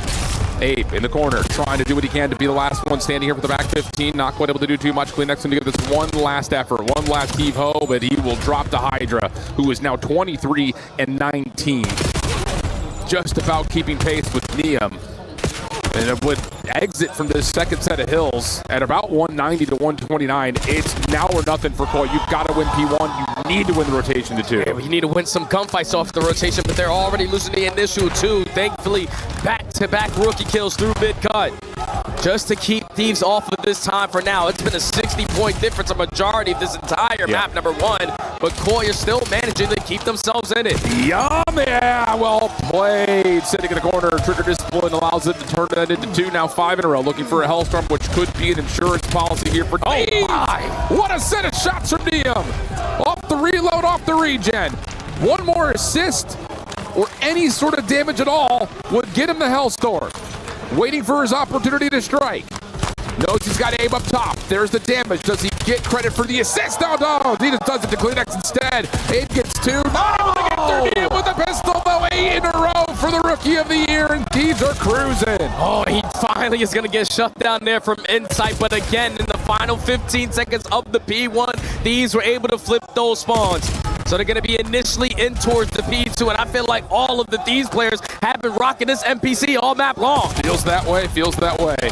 Abe, Kleenex, typically the first 2 eliminations. They need to break this in one fell swoop. Neum, last one left, he will fall. Can you get any zoning pressure over towards the rooftop? Try to stop the Thieves from being able to approach this early. No one blocks the back. You've got 2 players spawning up. You're going to get the awareness on that if you're Koi, but you're completely trapped up. Kleenex, the last one alive, will fall, and Thieves now have win condition built. There's so much trust between Hydra and the rest of his teammates. He understands it's a 2v2 on time. I'm going to continue to cut off the front. I trust you guys to win those one-on-ones. And you still have the win condition right in front of you. Team kills are not going to help. Hydra is still alive, but now it's going to be Hydra slowing it down. You can sit here and play for whatever seconds Koi try to leave to pick up, but instead he will drop. Now the rotation over to Neum. Easy, the one in the way. Scrap able to assist. You take away the space, you pretty much win the game, and those kills will pretty much guarantee it right now. You have to run through this setup if you're Koi, now or never. Gotta go quick. It's all about finding the opening kill, but the BZ playing a credit angle finds the opening onto Kleenex. Not looking good. We're getting close to 240. Koi able to break past that first line of scrimmage. Scrap the next one up, able to take down 1. That will limit the approach, but Kleenex will climb 1 to the middle of the map, leaving Hydra now by himself. Abizi trying to get back in off the respawn. Tough fight with Insight on the opposite side, and he will respect that. Back away for now, but the pinch is now being hit. Scrap right back into the time. Last couple of seconds could potentially come through right here, right now, and Scrap may just want to do it all himself, but he's got his long time doing now with Hydra to clean things up, and Thieves gonna take map 1. There's too much pressure right there from the Thieves from start to finish.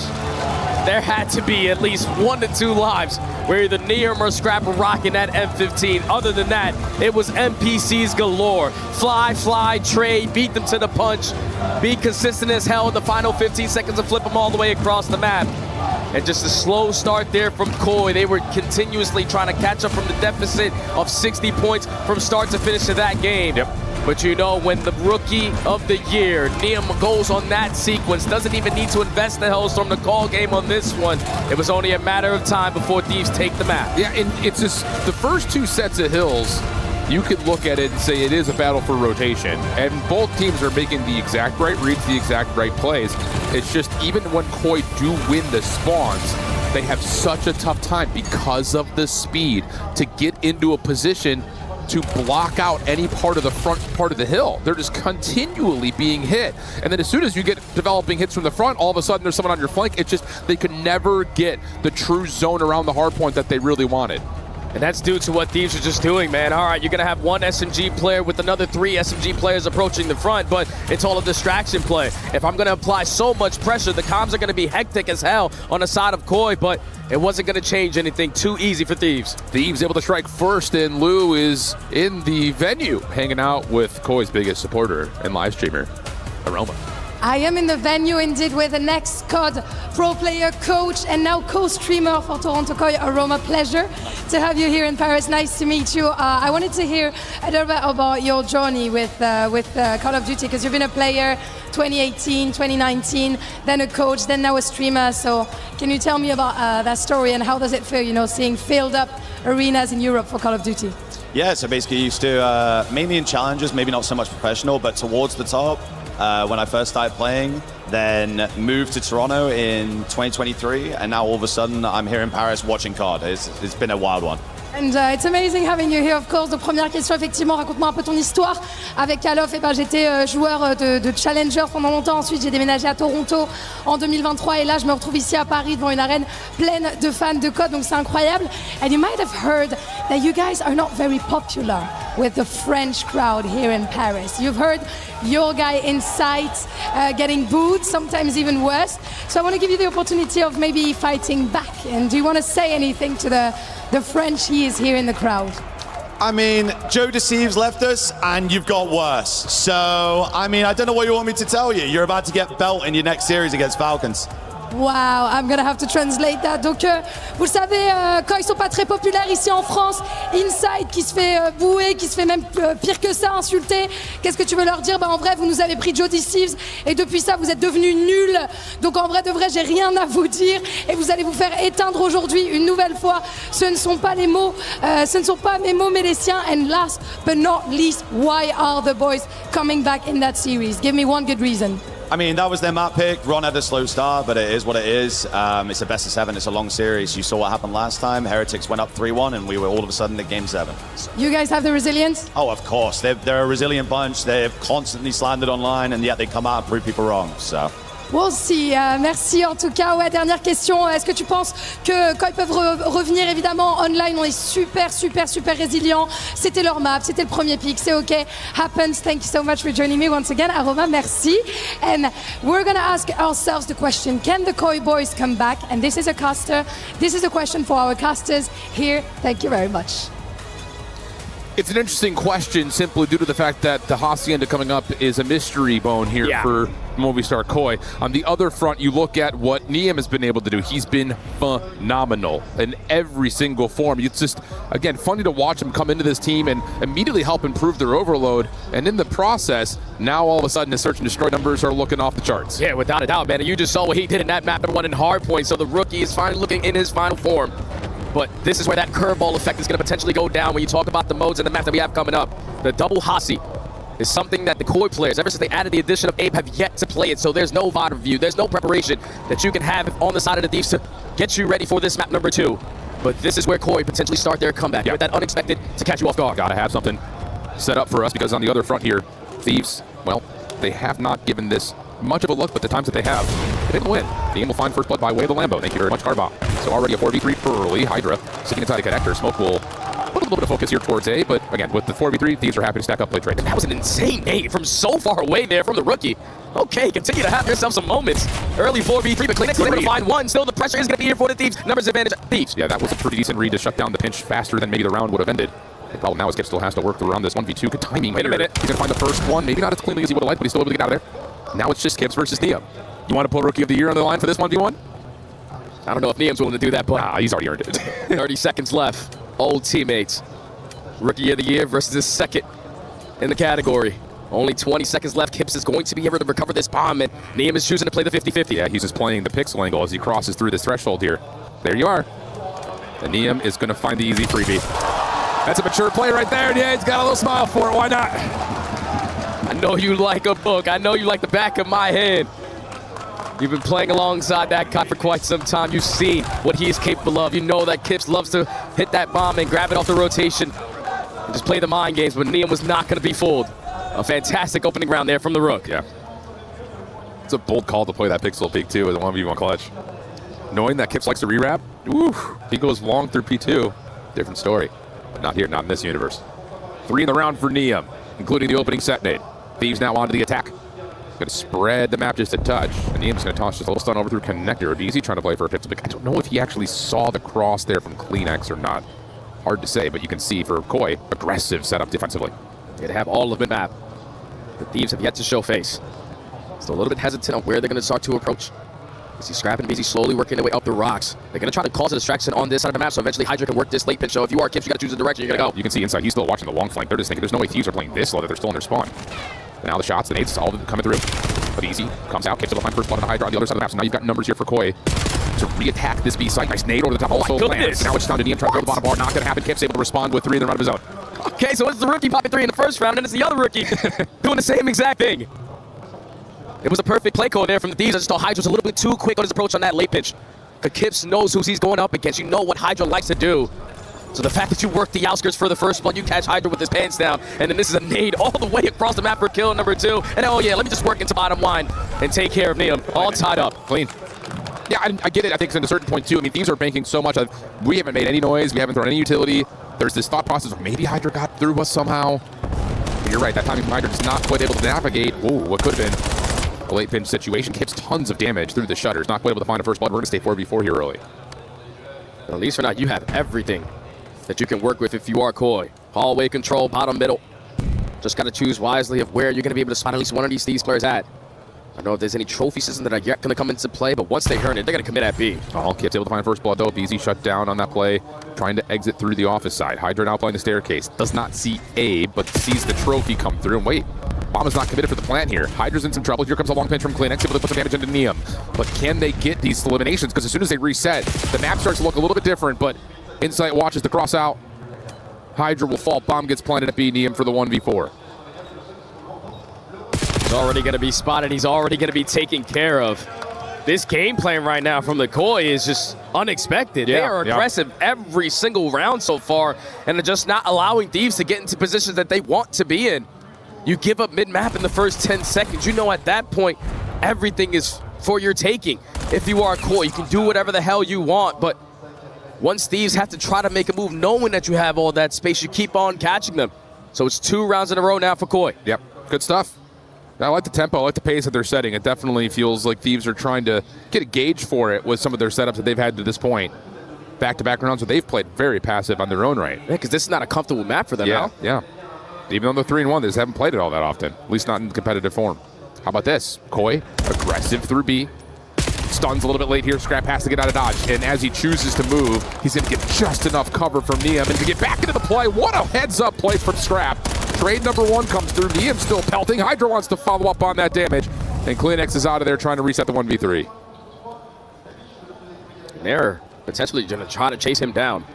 But once you don't spot him at rock, take what is given to you. Get this bomb planted, but Kleenex is going to throw a shoulder. He spotted in towards the garage. Bombs goes down, and this round became basically impossible. Yeah, Kleenex was hoping for a miracle laser beam right there. Nearly got it. Now has to work this likely through open. Going through office is not going to feel great. Tough fights. Semtex to clear off the right side. Doesn't get full clearance, nor any tags. And then this is the easy double shell high-low. No problem there for Thieves. Really bold play, though, for Scrap to get pushed out, caught with a stun out, and still pushes over to the opposite window from Fountain. Yeah, they were just sick of getting pushed around. Yeah. There's a couple rounds in a row where you were just allowing Koi to take all the map control in the first 10 seconds. So they say, screw this, we're going to do it this time to them. It's the bait and switch out of Scrap. Set up Neum for the first blood, and then the rookie just wall-banging everyone through that hallway. Allows his SMGs to keep their advantage, to press their advantage. Put them in the 3v1, get it planted. Easy closeout round, tie game. Next attack here for Koi. Looks like they want to keep the forward foot here and just move quickly. Largely playing over towards this secret hall position. Abe's already holding over towards fireplace. Thieves are here. Abe looking to see if there's going to be any sort of forward challenge from the defense. None here initially. Little shoulder on the interior towards the window. No scouting there either. BZ's doing the exact same thing that Abe is doing. But aim with the bomb in his hand. He doesn't want to make the wrong move. Yeah. You already have Kleenex sitting at bottom fountain. He's scouting everything. Late pinches are being watched. We're watching the right side of the hallway, but neither team is willing to give up any info. No. Well, here's a couple of attacks come through. Abe able to find a BZ. Scrap, who rotated to be the only real defender over towards the B side of the map, now all of a sudden is a little bit caught. He's able to find insight, and Kleenex is a little far away to be able to find the trade. Oh, big shutdown there. Hydra coming up the staircase, nearly able to turn the round in favor of Thieves, but instead it's Koi with a 3v1. Scrap on the complete opposite side of the map, so bomb is going to get planted. And he will be able to spot them on the exit over that jump wall, but he's able to hit the wall bang, turn it into 1v2. He should quickly fall. Koi just outclassed him, and it seems like Thieves are just getting antsy because you don't need to move there if you're a BZ, but the fact that he throws that shoulder in towards Secret, a couple shots go down, that's what sends an Abe for that first blood, and then it's a domino effect after that. Yeah, it's tough because you're at that point in the round, and this is where that familiarity may be coming into play here, where you haven't seen anything since that initial little push-up towards open hall. Scrap bails out to give some sort of line of sight towards B, but he's so far back at office, he can't tell if they're actually there or not, so you need to find a secondary source of info, and a BZ gets punished for that. 0-4 for a BZ. 3-2 the count for Koi. Definitely feels like even though this map has been tight, Koi have provided the control right now. Great jump spot there from Scrap. I'm pretty sure he was able to spot one on the top of the fence, and Abe is not going to move. First blood goes to the MVP, and he has a second guy weak to potentially set up Hydra, but you're trying to put down cover fire to keep him alive, and that's too much cover fire. Team kills are not going to help. 1v4. Yeah, Kleenex caught over towards Connector. Nothing there. Little jump peek, able to get the info, and then the brilliant shots onto Kips. Makes that round very simple. A little credit to Insight for helping out Thieves there in the round. You just learn new things even at the final tournament of the year. I thought Abe was just going to put himself in position to at least try to contest top secret or also be able to scout towards the outer side of the fence, but he doesn't see Scrap. He gives up his life for free. And then in the 4v3, it's just easy to keep on putting down bullets, to set up your SMGs, to take those close gunfights. And we have a tie game again. Yes, we do. Going back to the attack. They've shown us variety, hitting both sites now. It's going to be a 3-1 split with initial focus towards B. Defense will be close by. Scrap and Neum playing on the interior, though through windows will not have the ability to check the cross. They're going to be playing passively behind this. Neum looking for an angle. Insight will see him. And we're going to get the plant for the 4v4. Just keep on playing so fast, allowing the plays to come to them. 40 seconds to go. Scrap is able to find that first blood. So now it's all on Kleenex working the late pitch. Yeah, he's able to find one. Beautiful smoke to get him out of there. He'll survive. No trade. Secondary attempt. He's just going to make this play over through office. You don't have to be the first one here if you're Kleenex. Abe now the one contesting the play over through open hall. Through rock. Just kind of slips away, finds himself one. Kleenex will fall though. Post plant becoming a little bit more vulnerable, and Abe is just making the clock look so strong, but you gotta be able to lock down the alley. And 100 Thieves just burst their way through. And Scrap finding that first blood to start off the engagements, even though Kleenex was able to work that late pinch, turn it into a 3v3, and basically stalled on a lot of that game clock to go their way. It's Scrap who gets this one done. Second kill on the round. Know that he has the BZ alongside him. And a BZ finally gets a couple kills on the board for Thieves to take the lead. It's only a matter of time.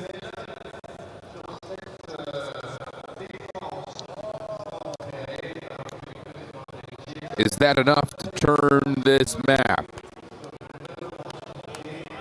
over to Thieves? 4-3 the count. You go back to back here, you're feeling really good about your ability to close this one out with the variety of things that you could put together in your playbook.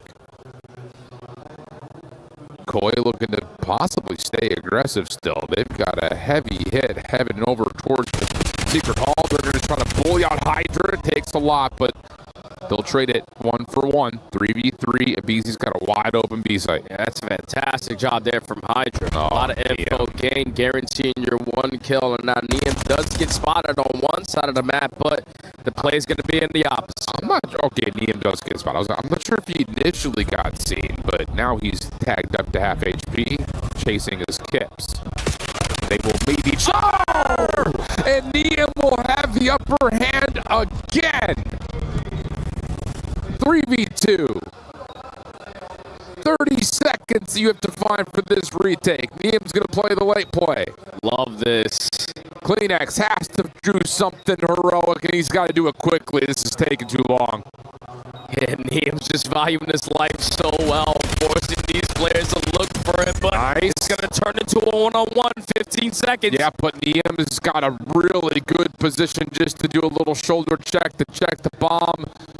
And Kleenex, who's looking for the kill, is not going to have the right timing, not enough time to defuse, even if he were to have won the gunfight. 100 Thieves 5-3 up. Dude, this kid is making next-level plays.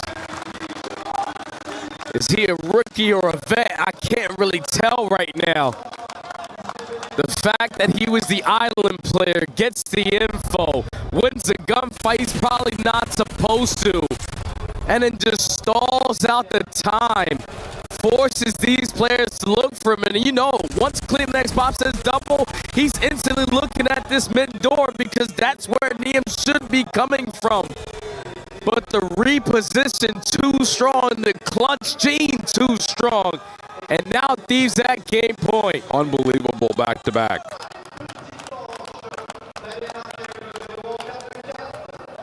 Unbelievable.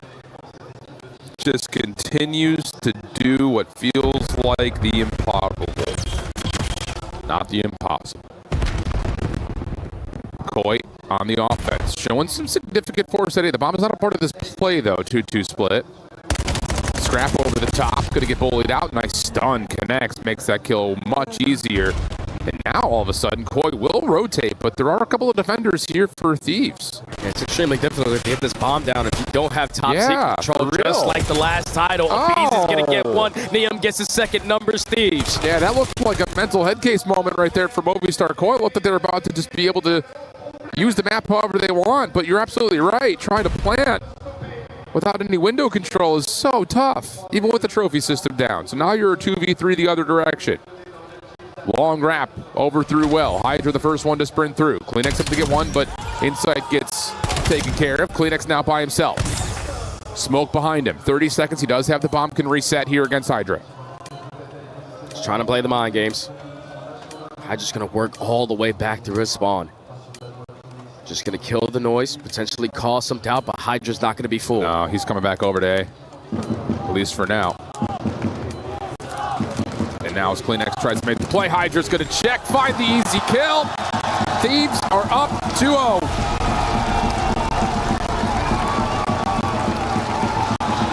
Once those mid-round adjustments start to come on in, Thieves never looked back. It was 4 rounds in a row from 100 Thieves. All of the adjustments. The rookie continuing to get lost, continuing to make plays. And Hydra finding so much success in that first blood category.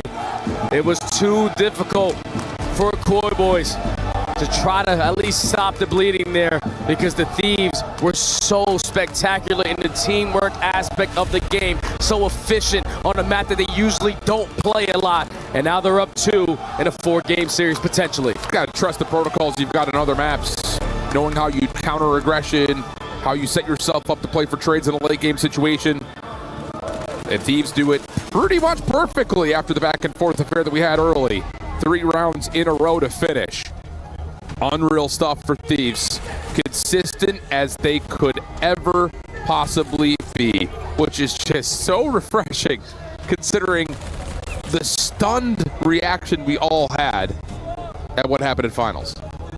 Yeah, it just shouldn't have gone down like that for the Thieves lineup. They were one of the top teams that we had in the game. You just had a bad weekend of Call of Duty, but enough about that. EDBC is a different tourney. That's right. We've got the club championship, and Ginny has got an update for us. Heartbreak for AGAL here over at the Lenovo Legion Gauntlet. This was HOK, their promised game, their title, and they were so close to closing it out, yet fell short at the very end. KG Gaming are the one who takes it, and that gives them 1,000 club championship points, which means that for now, AGAL will will stay stuck in that number 2 slot. There are still going on. For example, Tekken 8 happening and finishing later today as well. They have the opportunity of making it to the final, of winning it, as there has been a lot of discourse about the recent player that they have picked up. But for AGAL, as flawless as their run was here at EWC for HOK 2026, it was not enough for them to be able to close it out and get those club championship points. But I gotta say, congratulations to KG. They fought for it, they pushed them to their limits, and they took it all the way to the 7 maps before they were able to close it out. Yeah, we've got a lot of tournaments going on all at once. And for Kaisho Gaming, I think they're the team that was expected to just run through that tournament. They went to a game 7? Yeah, I guess it was maybe a little overconfident, Jay. They're icy, I guess, like Neum a little bit, right? Hey, we got a little bit of that going on. Welcome to the caster desk. Hey, guys. Good to see you guys all weekend long. Let's kind of talk through where we're at, though, with our series, because for Thieves, again, the questions coming in were notable. The questions coming in were merited. They've put all doubt, though, aside based on what they did in the groups, and now also what they're showing against Koi here today. Yeah, I was still having questions in my mind if these were fully going to be back. Obviously, in that first series to start off this tournament, you win the search and destroy, but it was all the way in round 11. Yeah. It was a lot of individual plays. Then you go into your next matchup, and you improve that search and destroy, clutch up in the game number 5 versus Optic. But we've always expected them to be fantastic at respawns. That's right. That was the best version of them in that search and destroy game mode because it was everyone providing their 25, and when you needed superhero plays, they also came too. Absolutely the case, and that's the thing what we get to, and we've seen this, we saw this last year at EWC, we even saw this in the first year, but I think even more so last year, where we get to the end of the regular season of the CDL, we get to the championship moment, and you're like, okay, what is EWC going to give us? Wouldn't you know it, the teams that were just outside the top 4 are playing the best COD that they had all year long, and we're getting that from Koi in a lot of ways. I know that the map count right now would lead you to believe otherwise, especially concerning the score, but like we talked about, through the first 2 rotations on Den, Koi were making all the right reads, all the right moves, just not able to quite win out the moments to give them a commanding position to dominate the hills the same way that Thieves were. Yeah, and it's tough, man, because that's your bread and butter. Like, that's the map that you're usually banking on because you know you would Team B in this series. The later half of this series, all those maps are going to be heavily in favor of the Thieves players. So you quickly have to answer into this one. You can't go down 0-3. This Gridlock Overload coming up next needs to be a lock for Koi. Absolutely. And you have to keep in mind that it's not just Thieves playing at some of their best COD right now in the year. They're also making incredible adjustments. You talk about first and foremost, Avizi's 0-3 to start this map off, getting first blooded a couple of different times. We talked about how Koi were playing with a certain level of aggression, having not shown any film on this map, that was likely keeping Thieves a little bit off guard. They were trying to establish their own type of assertion, not working out. Then all of a sudden, you kind of hit with different numbers. You're at worst trading first bloods out, if not earning them freely yourself. And that changes the dynamic around the entirety of how this map was played out. Without a doubt, because Thieves started to step up their aggression. And when you step up your aggression, it means you're not waiting 45 to 50 seconds to gain your first piece of info on that round. No, you're getting it in the first 10 to 15 seconds. So it allows you to make plays a whole lot quicker. And they have just been outstanding, especially in these closing couple of rounds. This is one of those rounds where Koi gets the first blood. Yeah. You're thinking, all right, we should have fence control. We have their plat. But we've known this for quite some time. This is not the first time you play Hacienda. It's extremely impossible to get that bomb planted without top secret window.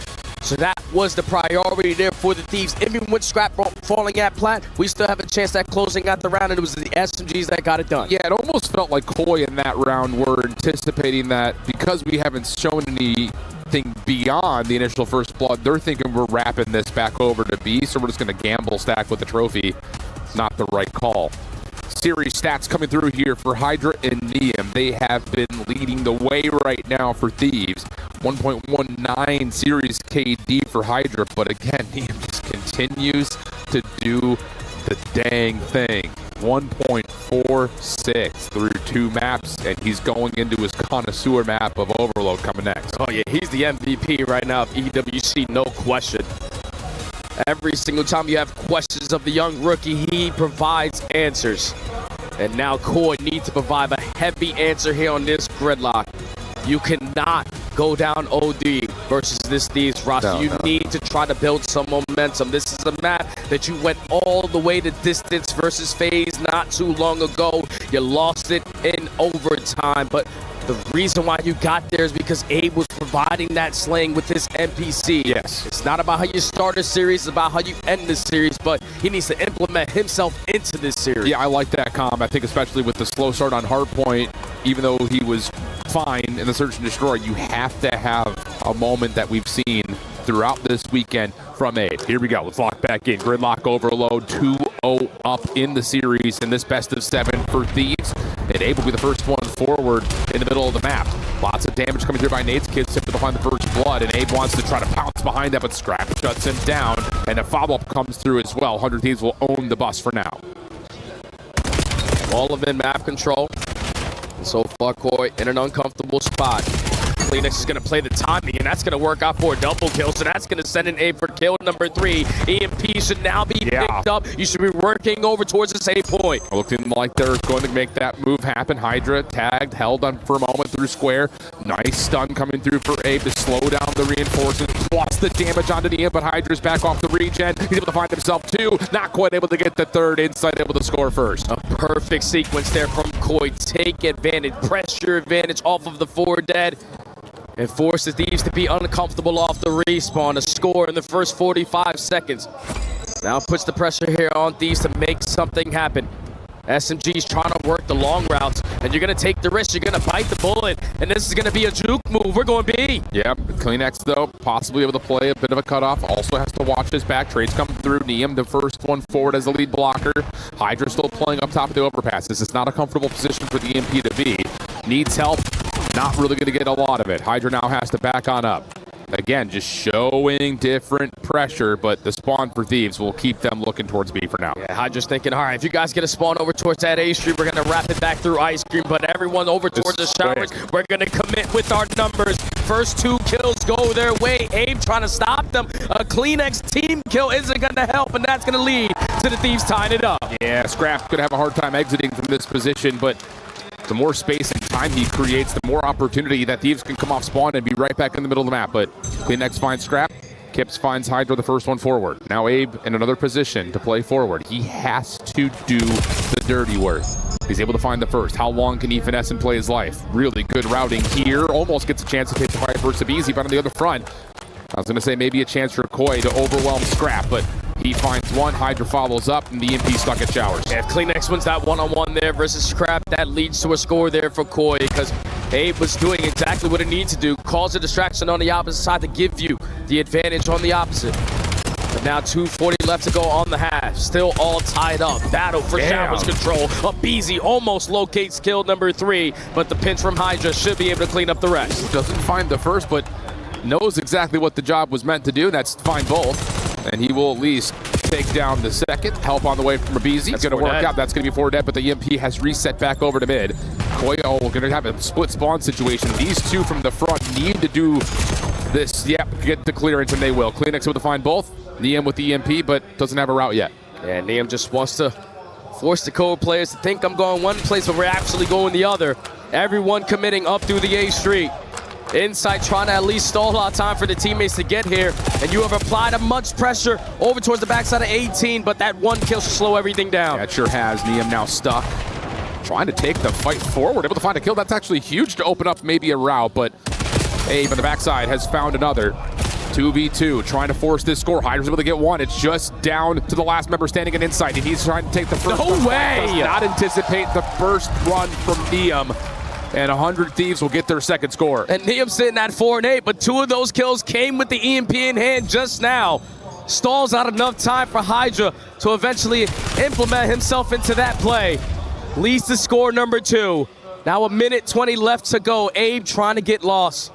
He needs his teammates to retrieve this EMP, but he loses that key one-on-one. And now all of the map control in favor of Thieves. Oh, Scrap has Insight low. Hydra right there to follow up behind it. So again, damage continues to get confirmed for kills. Scrap will look at the EMP and pull it back around as Abizi is all the way up and over to bus stop. And if you're Koi, I don't think you anticipated being here, but you still find the kill nonetheless. Long pinch on the way from Abe. You need to hold these eliminations from the front if you can, though, because Hydra is just trying to do it himself. Backside 18, shut down by Inside, and now Abe can be the forward blocker. Inside's going to retrieve the EMP. And if Abe falls, we're going to start to work that rotation. You got Kips trying to work his way through showers. He's able to get the better of Scrap, so even with 30 seconds left, Movie Star Koi are thinking we're going to be the team with the last chance at getting a score. Going to commit through showers, but the NPCs are always hitting for the Thieves. They shut it down again. Abe finds Hydra, route being developed by BZ. Inside where this could be a potential, but gives it up at the wrong moment. Still able to finesse a little bit longer, though.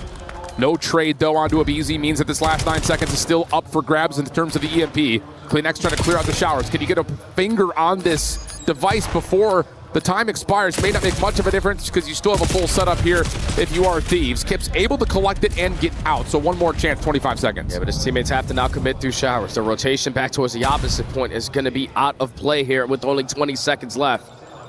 You see the way the Thieves are set up. Everyone banking on the push coming from this angle. They get the first on the Scrap. Trophy systems are down. Inside, not able to get Neum. Follow-up trade is there. But Abe has to put body block with a pistol. You got to try to get your way through. Trades come out. Thieves will hold. Great first half from both teams. Thieves, though, with the perfect response. And again, even though Neum is not popping the most kills in this map, the fact that he's able to get score number 2 the way that he did, it's insane to see the amount of big-time plays he is making in just one series, and we're only on map number 3. 5 more minutes until you potentially are up 3-0 in the series. Koi got to bounce. Yeah, they really, really need to put something special here on the break-off, because it still feels like Thieves are controlling how this map is being played right now. Here we go. Here's the break-off. Double hit on this flank for 100 Thieves. Neum has fallen over towards A, so that will hold back the aggression of Easy just making sure the cut stays safe. And they'll send Hydra on the delayed pinch. Being watched, Abe, very well done, wins that gunfight. You also have a 1v1 happening over towards A. The gunfight's all over the map right now. And Abizi and the rest of the Thieves are going to win just about every single one of them. Kleenex is trying to stall as much as he possibly can, but Scrap gets the trade. Almost able to pull the EMP off the bus, but we'll stay in a neutral fight. Yeah, Inside just needed to keep that EMP safe and sound. That was a sequence there that Thieves could have potentially took advantage of with a clean 4 dead, but still battling for this mid map, and now waiting for Hydra to work on the same exact pitch he did off of the break-off. You're not going to account for it this time around, or are you? Kips was going to be ready for it, but he gets one, and now he gets out. Oh, but Abe just kind of on a bit of a turntable right there. Just spins, gets a little bit of damage, then turns and still finds a easy. So now you've got numbers to push forward, deal with Scrap. He's able to get one, which will slow down the play. Big gunfight at A. He's having a tough time getting the EMP initially. But like you call, over towards A. Kips is trying to be the forward blocker. He's able to win the first gunfight, but shut down immediately by Scrap. That'll keep the focus for Movie Star Koi over towards Spawns. Spawns are all the way out towards A, but Abizi will find both critical kills to stop the score. Yeah, you needed a safety net there because those spawns are all the way at the 18 wheeler, so it was all on Abe to get it done. Pops the double, not turning defense into offense. You got one player in Abe who's completely out of the play, so Thieves can just send him with the numbers. He's got to move quickly, and Hydra's watching the pitch. He loses the gunfight, though, but that's just a go call for Thieves. They have to try to make their way through. Kleenex will fall. Anyone else going to be able to get the shots in? Not in time. Scrap able to get past the portal, find himself a 3-1 lead. That's another situation when you understand how to press your advantage. We just got the opening kill. Someone just shot my teammate in the back. It's a 3v2 in front of us. Even though we have one player with a pistol, we are going to commit. Now a 2-score lead here for the Thieves. Koi, though, looking for a quick response. Abe trying to do exactly what he did last time, and he gets cut down. Yeah, but Abe's going to have to do a lot more than this. He's already found 4. That's skill number 5. Up and over, just looking for information. Has no more in front. Lots of damage comes through. Kleenex with to find the kill. That should lead to a second score for Koi, unless Abizi has an angle. Not fully. 3-2 the count. Still plenty of time as we enter the bottom of the second. 2.5 left on the half. Abe watching the OE. Off the respawn comes Kips to clear out the ice cream side, but your teammates with the SMGs are turning and burning onto everyone on the side of the Thieves. That is going to be all 4 dead. The tissue is an issue, and Movistar Koi looking to tie it up. I mean, Kleenex is sitting there watching Abe's kill feed saying, all right, brother, let's get this thing going. What a spark that is. 3-3, Kips watching the pinch for 1. And he knows Hydra's sitting somewhere up top, and the SMGs are waking up for Koi. They still have Thieves in a trap. Should be an easy round here for Kips. As long as Koi just stay alive and keep 100 Thieves at arm's reach, it's going to be a 4-3 game, Koi all over it. What a sequence there from Movistar Koi. 3 scores in a row. Gunfights you're not supposed to win. And now the pressure is on the Thieves, boys. A minute 35 left here on the half. Left here on the game. Abizi gets a trade, but Abe finds it. Yeah, that's big. Shuts down the play over to Showers. Hydra in the corner. Good help from Neum, and Thieves are saying not so fast. Nade over the top. Hydra trying to sneak into top. Grandma's not going to work out. Scrap has an angle here, but ooh, he's getting cornered. He will fall. Through mid-map, Neum finds one that trying to get out the Koi defense, but they are hunting the EMP. Insight right behind, able to find the elimination. No one's there. Nobody home, but Insight may not recognize that. Does he get around the corner in time? No, not fully. Kips behind the play. Gonna track behind this push to A. Defense will get set up. Yeah, they're gonna commit now. Have to. With Kips putting down shots, even though he's gonna take care of Neum towards the back line, we know we still technically have a 3v3 in front of us, but Insight wins a massive one-on-one. They are matching the pressure of the Thieves. Everyone is whipping out the NPCs. Abizi trying to locate kill number 3. It's a one-on-one. He's gonna come around the back. Abizi! 4 in a row. He's got the EMP. He's gonna get it in for the tie.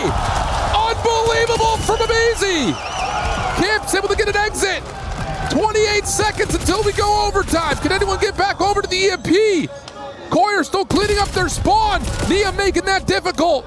And now it's just a battle for Bus. We got to take care of Kleenex. And thankfully, Hydra gets Call of Duty time and to go his way. 10 seconds remaining on the half. Hydra pops a double. Insight with the EMP just needs to get back to his team. Grab chasing, damage out, shut down by Abe. He's fresh. Do they know Abizi's in the corner? They see the cross. Do you anticipate the player up close? Now they would. Nade cooked up. Kleenex able to find one, and the nade will connect for the other. You've got a chance to run this. Kips is cutting off the middle of the map. It's just down to Scrap. Trophy system. Abe able to find the kill. Abizi in the back, and only able to get one. Neum, yes, we're going extra. And that is such a good trophy to get placed down there from Scrap, but an even better stun grenade over the top from someone off of the respawn. Tac mass is phenomenal in the game mode like Overload, but you don't have it there in that final push. Koi do everything to almost walk away with the map, but in the final 30 seconds, Abizi pops 4 and ties the game. We're going into OT. Unbelievable out of Tyler Abizi. As if he heard Benjay Nassim say, "You're going to call me out, Benjay? Are you kidding me? Get back on the watch party." Oh, mercy. What a play from Abizi. Extra time. And if you're Koi, the last team you want to face off a break off on Overload is Thieves. Because you know Hydra's going to hit some kind of route that could potentially catch you off guard, but it's Kips trying to work his way through Ice Cream. Scrap is going to be able to meet him, but Hydra finds the opening. He's just going to commit through. He's got help. You wouldn't anticipate that Abizi's also here. So as long as Scrap can stay alive, there may be a chance to score here. But that neutralization will keep the EMP static in the middle of the map. And a nice follow-up here from Kips allows Abe to actually play a little bit forward with an M15. He may be able to hold down this 100 Thieves respawn. And they're going to push it right through mid. So it's going to be 2 players from the Thieves potentially playing defense, and they get the opening kills.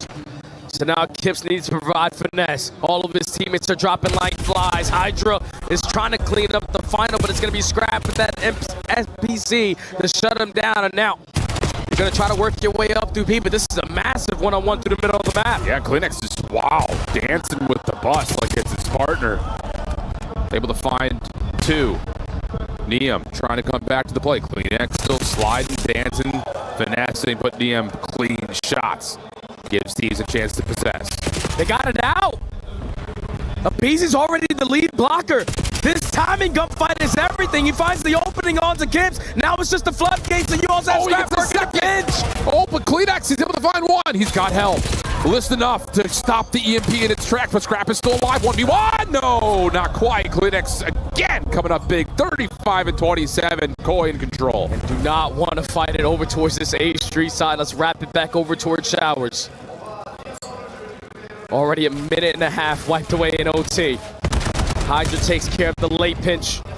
Now you know they have to commit up through the front side, but Neum finds kill number 2. Now you gotta retreat back. Oh, but they don't anticipate the Hydra play with so much pace through middle. Abe able to find one. Big gunfight here versus Scrap, pushes him off. Hips right there to help out. Shots over the middle of the map. Able to track down Neum. That's all 4 dead. Staggered spawn for Hydra puts him in position to defend the B point. The EMP is not fully there, but Abe, talk about coming up big. Puts a little distraction into play. Can you find a kill from the front, though? No trophy system here. Stalls out Koi. Stuns and nades are not going to be your best friend. Neum's just going to fly on in and pop a double. Neum is able to find 3. You're going to turn defense into instant offense. Look at the spawns there from Koi. They're so far away. You got to try to hit this cut. Neum coming back to the middle of the map. They don't anticipate this, but is that maybe a little bit too aggressive? No. What a move! Switch it over to A, but Insight's there. Hydra will fall. Oh my gosh! What a call from Thieves to rotate it, and Insight comes up big. That's insane. I thought that was the perfect play call, especially when you find the opening double, but it's Abe and Insight with all 4. Another goal line stop, and now Koi on the attack. Oh, and Kip sees Hydra on the cross. Who wins the gunfight? That's 3 dead. You've got a wide open A site. It's all on the Scrap. It's all on the Scrap. Hydra was anticipating a play back over through mid. Stuns Nate still landing, no trophy system. This time it gets through. Koi with the advantage. It took quite some time there in that OT for them to get that score. But what a massive stop there from Insight and Abe. Because it was every single kill. You looked at the kill feed, it was all lit up in blue. You're thinking, all right, this is Thieves, up 1-0. Koi have to have the response, but the perfect counterattack. And I think Neum over towards the Shower side actually allows one player to walk on by him. I hear you, banking on his teammates to win those gunfights off the spawn, but they don't. And then by the time he tries to retract back to his spawn, it's way too late. And now you got to beat the clock. Under 2:58 to try to get this one done. That is a lot of time, though. Here comes the break-off attempt. Hydra's going to play forward, looking for quick control. They're going to grab, pull, come back, find a second elimination. Uh-oh. Koi now in some trouble. Big moves there from Showers. Abizi, Abe, trying to beat each other over to the other side. This could possibly lead to the score. You get in? No, not quite. And Insight comes big again. Huge double from JB Craven. And Koi able to pull the EMP back. You can always count on the vet to put himself in a position to make the big-time play. And now just trying to keep this EMP as far as you can away from these players. You're going to try to work it up through A Street, play the mind games, try to fight this wave of gunfights, but Scrap gets the better of Insight. You go, Chow came through, able to get the trade. Pressure still mounting here, though, from Thieves. Find 3. Insight will spawn up into place. He's the only one. Again. He's the only one. Thieves, are they going to try to go back the other way? Not this time. Abizi able to find the last little slide. And Thieves take the map in extra time on the stopwatch. There's just something about overtime and gridlock that hasn't been clicking for Koi this weekend. You do what you need to do. You get the early stop. You bring it back. You force the Thieves to be the aggressors. But it's just something about them. When they have those NPCs, gunfights just seem to be a little bit easier. You find 3 kills, with the first one being the EMP carrier. Everyone tries to keep him safe. Everyone loses those one-on-ones. And the only one that gets the close spawn in it is Insight. But that is just way too much to handle in that scenario. Koi fought as much as they could. But regardless, Thieves take the map, and now they're up 3. Unreal. Not great news here for Koi, looking at an 0-3 tally. Oh, what a map, though. What a series this has been. You know, the score is still going to look a little bit more favored towards Thieves, but Koi are giving it every possible effort. It's just when it matters most, in those critical moments, be it at the end of a hardpoint rotation, at the end of a search and destroy round, or here in overtime on overload. Thieves are coming with that little extra special sauce to ice up and clean up. This is insane from Abizi. Yeah, he just can't get away with murder like this. You lose track of him, and in the process, Kleenex also picks up that EMP. On accident, I think. So that puts away the NPC, and that's not the right weapon for the occasion. Unbelievable series so far here from 100 Thieves. And I know Nadeshot's got to be smiling from cheek to cheek with the way that they're performing. Insane stuff. Thieves fans got to be vibing in the venue. We got none other than Ian Chambers with some Thieves boys. I think he threw to me. I don't know. It's so loud down here. I'm with the 100 Thieves fans. It's a 100 Thieves party right now. As you can imagine, one map away from the semifinals. What's your name, brother? Joey. Joey, you're from Chicago, right? Yes, sir. From Chicago. You must be feeling good. Are you going to clutch this up? Oh, 100%. Not even a doubt in my mind. Why are they playing so well? What's going on? I mean, we got Hydra, we got Scrap, we got everybody. We got the Rookie of the Year. We're in Paris for Hydra. Come on. There's no way. We can't. What's your name, man? Trent. Trent, talk to me about why you are going to win this thing. We're the best team in the world, obviously, and they called us a hoodie org, but look at the score for every game. Okay, I like that. I like that. Come through here. What's your name? Tiana. Tiana.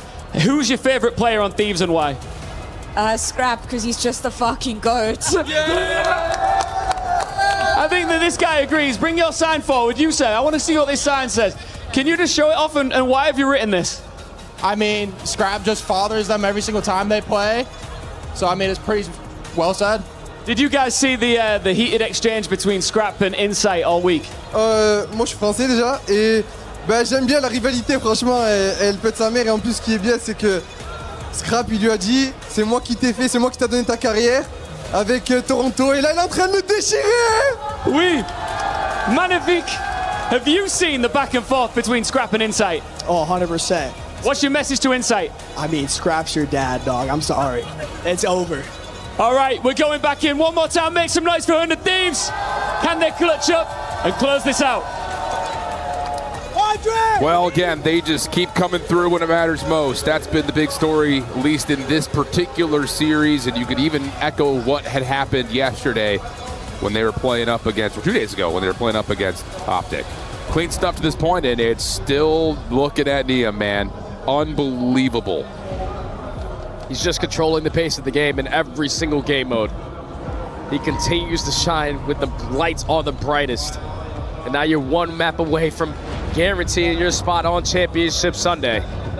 You know that these players desperately want to have it, especially with just what just happened a couple weeks ago.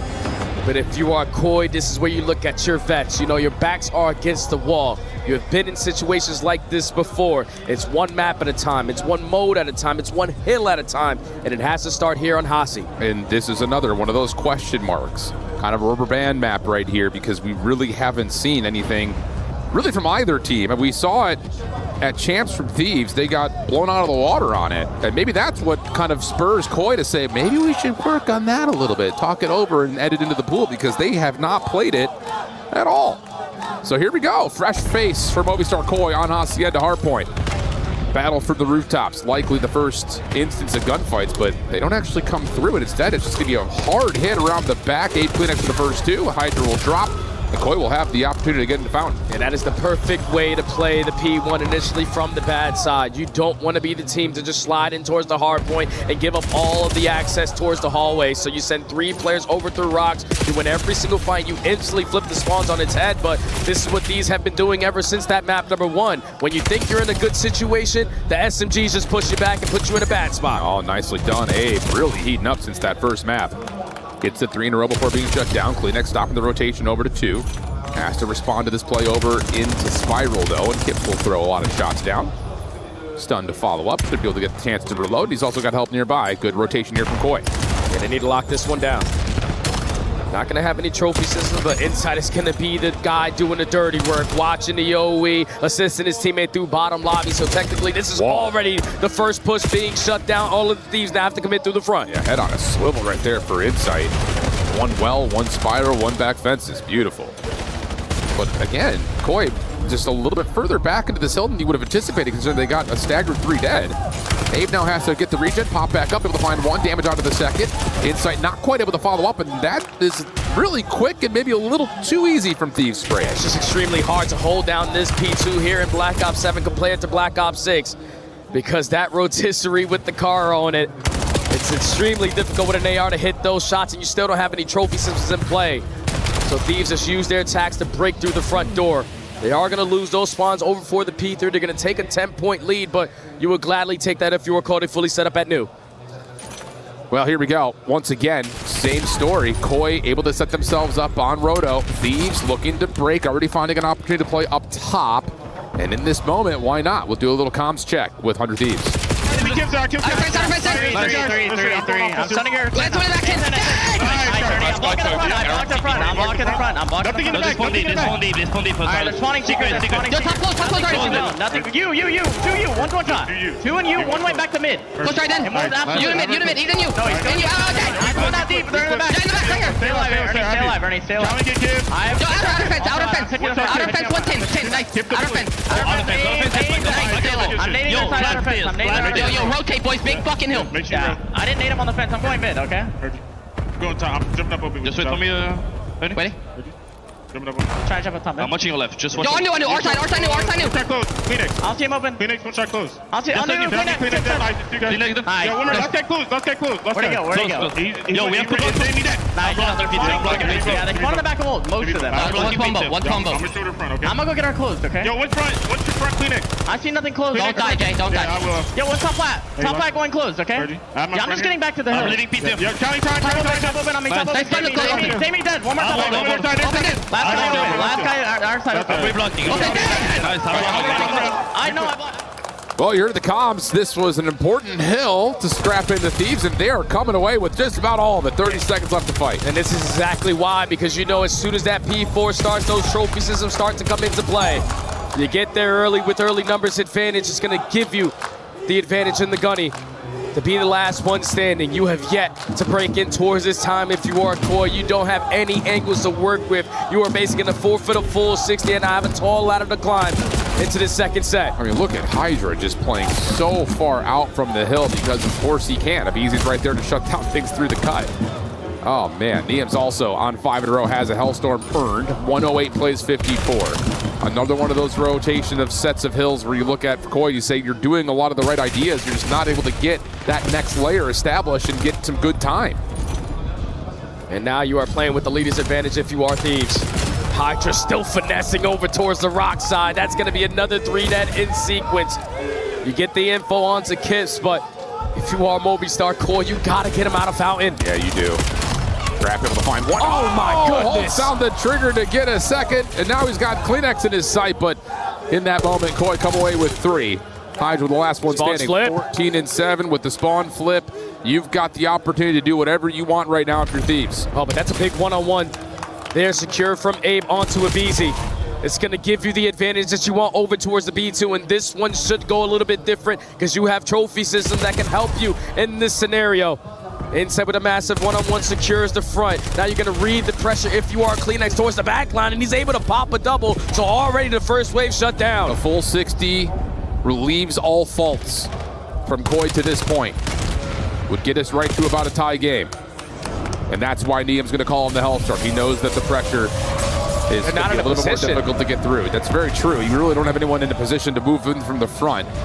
This Hellstorm is just going to try to keep them inside for now. He's able to get 1. Hellstorm lands. Kips and Abe still holding from the corner. Here comes the stuns, the nades, all of it starting to land. Last player left alive is Kleenex. That might be the only player you really need. Niam trying to step in, and Kleenex able to find 2. Hold from Koi. You will gladly take that. You were extremely happy to see that Hellstorm get called in and get absolutely nothing from it.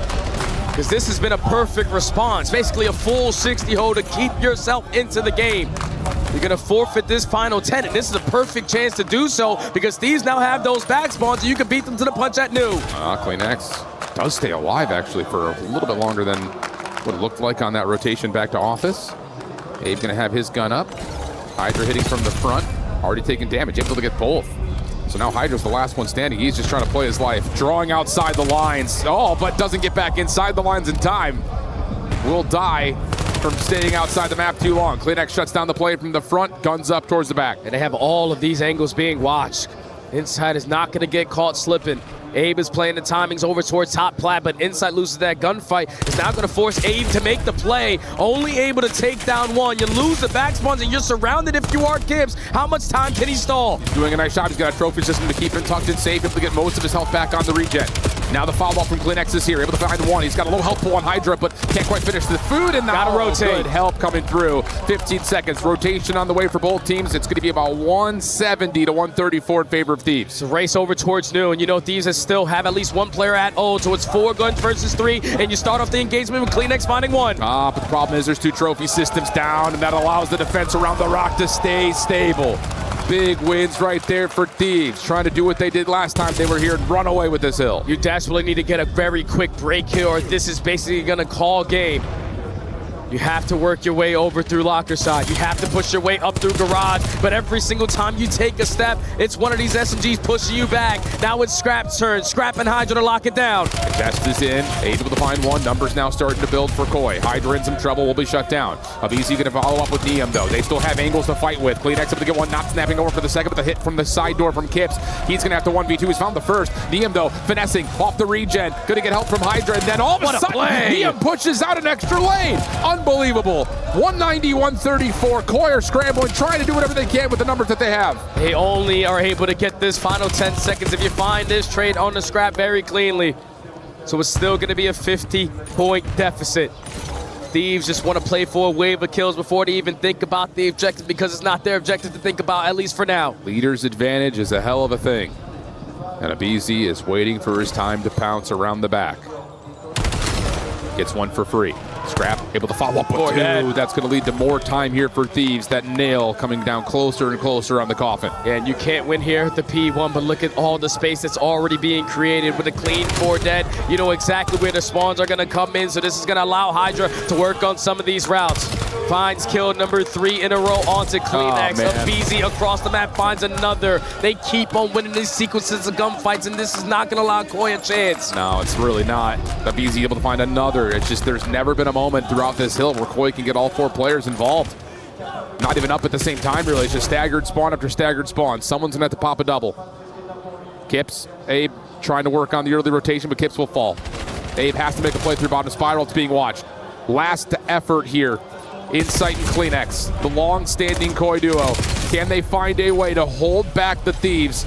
So far, it's not looking all that great. Trophy system does get down. Opportunity to still flood this one more time from the front. Yeah, you got to commit through the front. No longer have to be in hidden, and everyone that commits at the front door gets gunned down.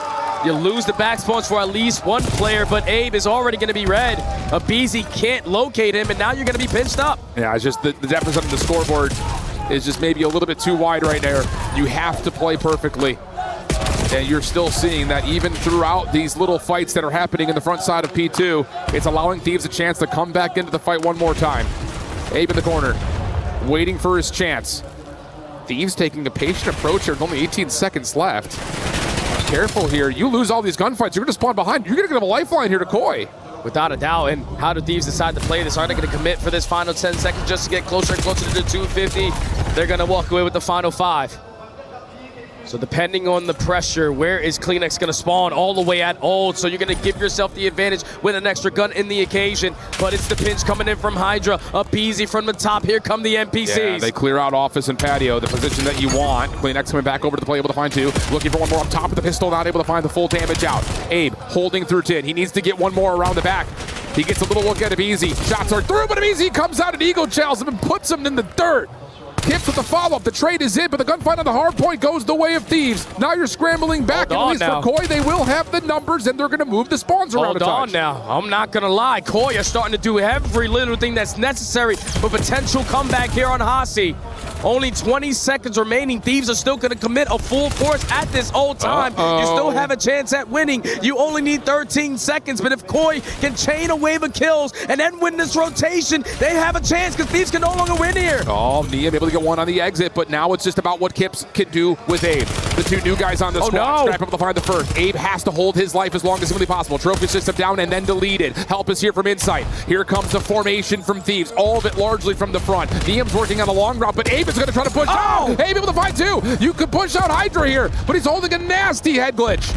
So he's going to hold off just a moment. And now it's up to Niam. The long play around the back could win the game. And Abizi finds the opening frag, so this is going to force the head of Abe to turn around and give the opening to Niam. You have them surrounded. The break is good, and this might be it. It's got to be Kips. It's just got to be Kips. He's got to find a way to make something happen. He's going to go off his side. This might not be allowed to happen. There's not enough time on the clock to make this come through. All the guns are up, and Thieves are going to take the map and the series.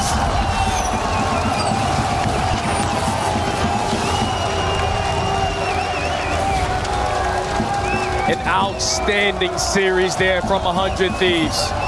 Every single map so efficient with the teamwork aspect of the game. Even on maps that they usually don't find themselves playing on.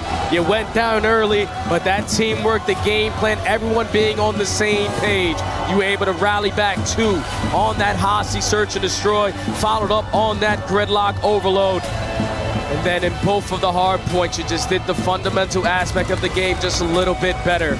You brought your slaying presence from start to finish of this series, and it's a clean 4-0 to move on to Champ Sunday. What a heads-up play from Niam, too. One of many that he had throughout this entire series. And it helps because Abizi found that opening frag grenade. Absolutely. If he does it, it doesn't force Abe to turn around. Abe has that one-on-one right in front of him, but once that kill goes down, the trade scenario goes down, and then the perfect pinch out of the perfect teamwork from Thieves. Unbelievable stuff. So Thieves will punch their ticket to the semifinals. Koi will be eliminated. Their key will be destroyed. You got to give them some love, though. I mean, they played some great COD this weekend. They did. And I think that just revitalizes a couple of career lengths in particular for, I would say, all four. They all played great this weekend. Yeah, they just ran into a different beast today. The only teams that Koi were able to beat this weekend were Carolina and C9. But the fact that they played FaZe so good, you were expecting more. That today was not the case. Yep. Whether you call them Hydra or Hydra, lose on the main stage with Paco. Thank you very much, guys. The French Phenom took down Koi here in Paris with a fashion. Hydra, welcome home. Welcome to the semifinals, of course. I imagine you must feel amazing. Bienvenue chez toi. Hydra, tu le vois, le public est très content de te voir gagner sur scène. Toi qui vis le rêve à l'américaine depuis 5 ans, qu'est-ce qui te manque le plus? Est-ce que ça fait du bien d'être de retour? Ah, ça fait toujours du bien de jouer devant les Français, toujours. Qu'est-ce qui te manque de temps en temps de la France? De quoi? Qu'est-ce qui te manque de temps en temps de la France en étant aux États-Unis tout le temps? La bouffe, ça me manque.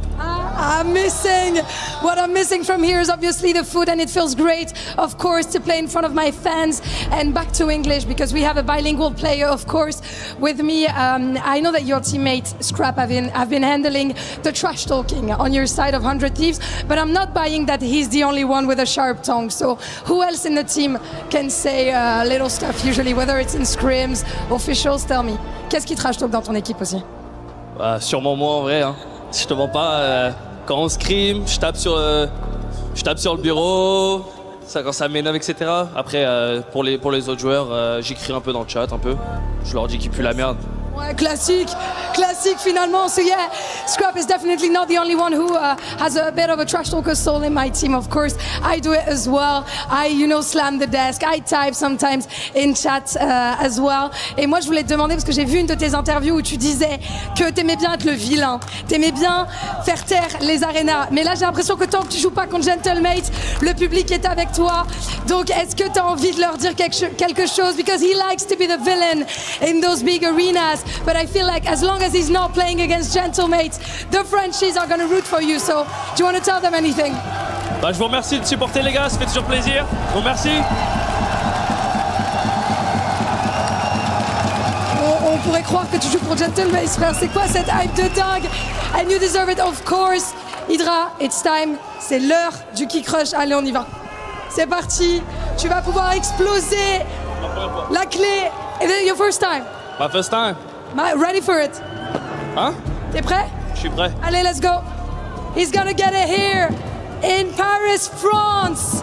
Hydra à la maison qui va renvoyer Koi à l'aéroport. Hydra caught all the fishes and he's gonna crush their tank here in Paris. 100 Thieves to the semi-finals.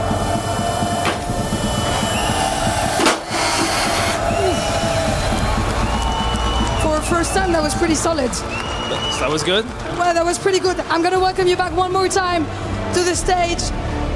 Mon frère, tu l'as vu, tout le monde est très content pour toi que tu sois là. Mais maintenant, je vais te demander de faire mon travail, à savoir me donner un petit peu tes prédictions.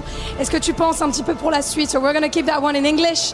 Next up is gonna be Gentlemaids versus Falcons. Who do you see taking the win here in Paris? No bad answer, of course. J'ai M8, hein. I see mates winning, and on your side of the bracket you will either be facing Optic or FaZe again and again and again in that bracket. So any thoughts on this, and who do you think you're going to face? Je pense qu'on va jouer Optic. Ça fait top 2 toute l'année. Je pense pas qu'ils vont faire top 8 cette année à l'EWC.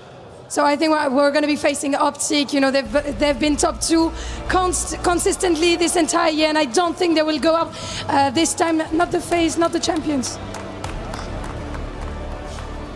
No. You can go wrong with both. You can go wrong with both. That's a very solid answer. Thank you very much. Merci encore, Hydra. C'était un plaisir, les gars, encore une fois. Du bruit pour lui.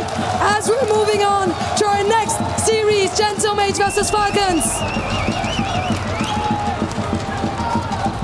So good to see Hydra with a smile on his face. Last time I saw him in Paris, he was up in the booth with Kataga, just heartbroken that they had fallen in the grand final. He is the new pride of France. He is the star of France when it comes to Call of Duty. He shined, but was he the brightest on his team in this win, Nameless?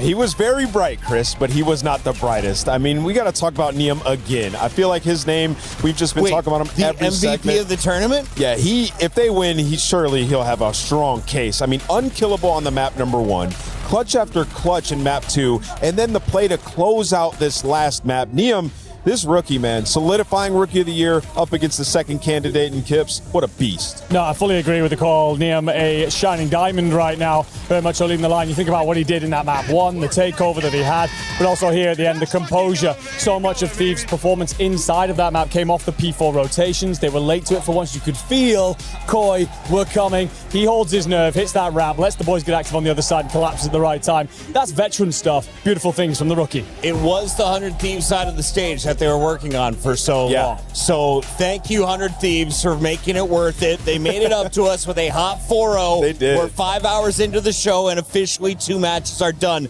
Nameless. It only gets spice here from here, though. As we close out this match, what did you learn about the Thieves tonight? I just learned this is a ferocious team. This is officially the Thieves that was winning championships earlier in this year. This team can go through anybody. And you heard Hydra on that stage. Like, he thinks they're playing Optic, and that's a matchup that they've loved. So only time will tell. We've got a lot to talk about, including all the noise behind us from the Gentle Suits. For now, though, let's check in with some breaking news from Ginny over at Tekken. What is it?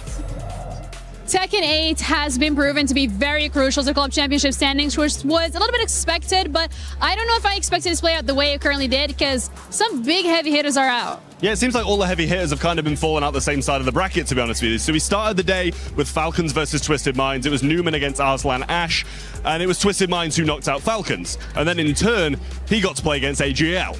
And Zubair managed to knock him out and make it to the grand final, which puts AGL in an incredible position and at the top of the club championship standings now. So thanks to Twisted Minds, they managed to take the top spot, and then obviously he managed to beat Twisted Minds as well. So it's all kind of collapsed in on itself down the lower portion of this bracket. It's a bit of a feels bad for Twisted Minds, because this is what we saw from them last week as well. So I hope that they're able to, crawl it back a little. But what's really important to highlight here as well is the fact that the AJL player came through the LCQ. So if he's able to win this, he does qualify for the Alfonso Award, which is absolutely phenomenal. Haven't had that just yet in this EWC, so we'll keep you updated if that happens. As if there wasn't enough money in the Club Championship Award, they remind us of the Alfonso Award. He came through the LCQ and he was able to take the EAFC title. Now AGAL has a representative doing something similar over in Tekken. With AGAL at the top of the leaderboard, Falcons have even more pressure in this next match to keep pace. Nameless, a win here gives you top 4. It earns you another 100 points, but more importantly, you're gunning for the 1,000 that you can get if you win the whole thing and the 600 grand that comes with it. Yeah, Chris, and as we look at this bracket, you see if they're able to take down Genomates, Heretics, obviously a strong team in their own right, but it's no 100 Thieves, FaZe, or Optic Gaming, right? So the bracket is laid out very well for the Falcons. They're at the top of their game. They have to seize this opportunity against the mates. The 2 biggest matches are still to come as we go to break. Reminder, lock in. Andrew's all kinds of excited. His Gentlemates are taking the stage against the Falcons after this.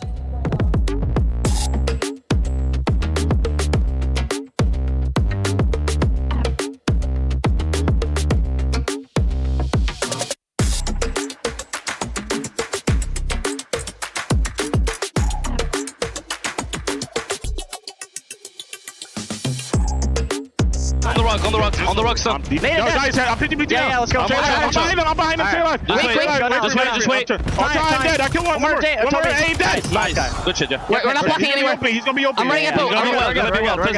Not They're not. Yo, gonna be open. I have a pinch. Everybody pre-aim open. I have a pinch. I have open. Nice. More, Paco. One more challenge. One more week. Two more. One more. Talking about. Jay, good fucking flame up, bro. Oh my god, you're sweaty as fuck. We were there. For every click, every clutch, every respawn. We were there for the years of grind. And we're here. Now. The proud founding partner of EWC. Powering the biggest event in gaming. Shoulder to shoulder with the world's best. Making history. Greatness deserves a stage. Lenovo Legion. Reach your impossible.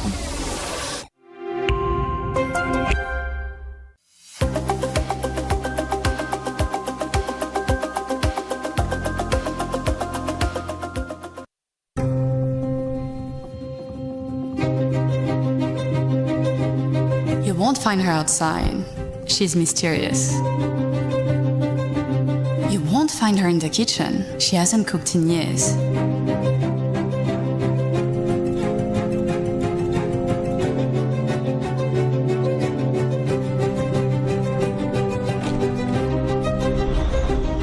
You'll find her here. Get wrecked. No, that hitbox is cheap. It's cheap. Oh, I hate this character. On day 4 of a gaming bender, with no time to sleep, or move, or shower. She is sedentary. She is stale. She is gamer. You. Essence of e-sport. Eau de toilette.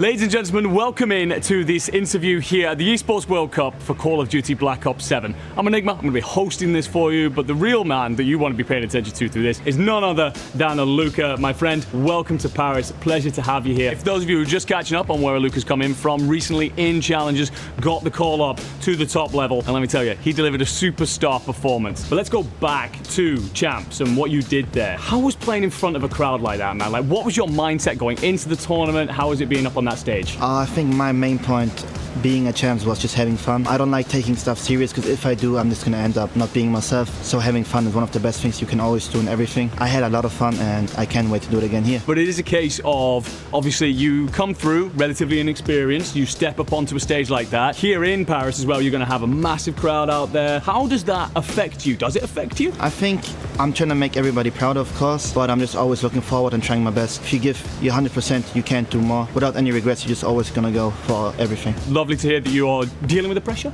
right? Because that's what it is out there. It seems that you don't really feel it. It seems very calm and collected up here. Let's talk a little bit about you from before you really took that step up onto the stage. How long have you been playing COD for? And when was it that you thought, I could go pro doing this? I've been playing COD for a little bit. I started because of my big brother. He was playing Black Ops 2 on the big screen, so I was like, yeah, I want to play this as well. And I was like, oh my god, this shit is my shit, kinda. And I was pretty good. To be honest, it was the only only thing I was good at, so I was like, I should give it a try, yeah. Couple of important things to follow up there, though. Who won, you or your brother? I don't think I need to say anything right there. Yeah, one of you stood up on the stage. Look, you got third at Champs, all right? Incredible performance, best performance from the Falcons all year long. A lot of people talking around that. Was it a honeymoon period? You know, what can you guys do to get better? So I tossed that question to you. How have you improved to get yourself onto the top spot when it comes to this tournament? I think it was also a role from Falcons where they needed an eye. Also, I'm trying to be like, not the vibes of the team, because we all have vibes kinda, but I'm trying to be like the young gun, which is also trying to like get more vibes into the team, trying to stay together and be a unit kinda, so I'm just trying my best and I think it works well. Obviously everybody comes into this tournament wanting to win, but what are your expectations as a squad and individually? As a squad, I think we can really show out. For me also, I don't think those boys are my teammates, they are more of really good friends of mine, so I think we're all gonna give our best. And for myself individually, I just wanna give it my best, have fun, and show out how much I can really do. I feel like I want to take him home afterwards and just like, you know, be my younger brother. This guy is an incredible human being. Obviously, you're gonna step up on that stage. You're gonna have plenty of opponents stood across the other side. Any words for them before you step out there? I mean, I would say watch out. Those guys weren't ready for us champs. I think they're still not ready because we're so fucking good. Fantastic interview here with Aluka from the Falcons, a young man that we've all got our eyes on here at Call of Duty Black Ops 7 at the Esports World Cup. I've been Enigma. That's been Aluka. Have a fantastic tournament. We book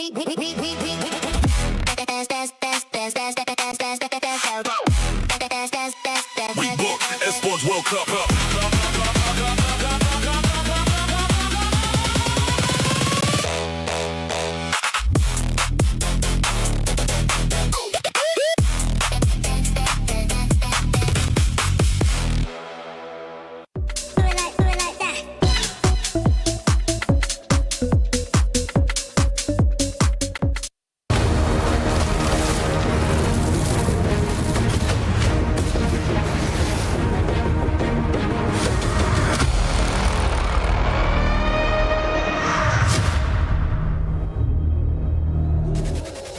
And we are back live from Paris. The sun stays up till about 10 p.m. here, but the noise, I don't think it's going to die down until past midnight. Allie, it is getting rowdy here, not just in the front row, but right behind us in the studio.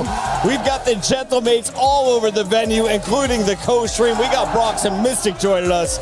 It's getting crazy in here. I mean, I need you guys to get this shot. We have a group of Gentlemates fans behind us with signs up. The chants are starting, and to be honest, with the way Gentlemates showed up yesterday, I'm feeling pretty good heading into this one. Listen, they need all the energy they can get, Chris. Like, they're going up against this dangerous Falcons team. Is tough. They need this energy, and this is awesome. It's incredible. Brox, I don't know if you're there. I think you might be. Welcome to the stream if you are. Mystic and I had some fun yesterday. I know you've had a blast over on stream.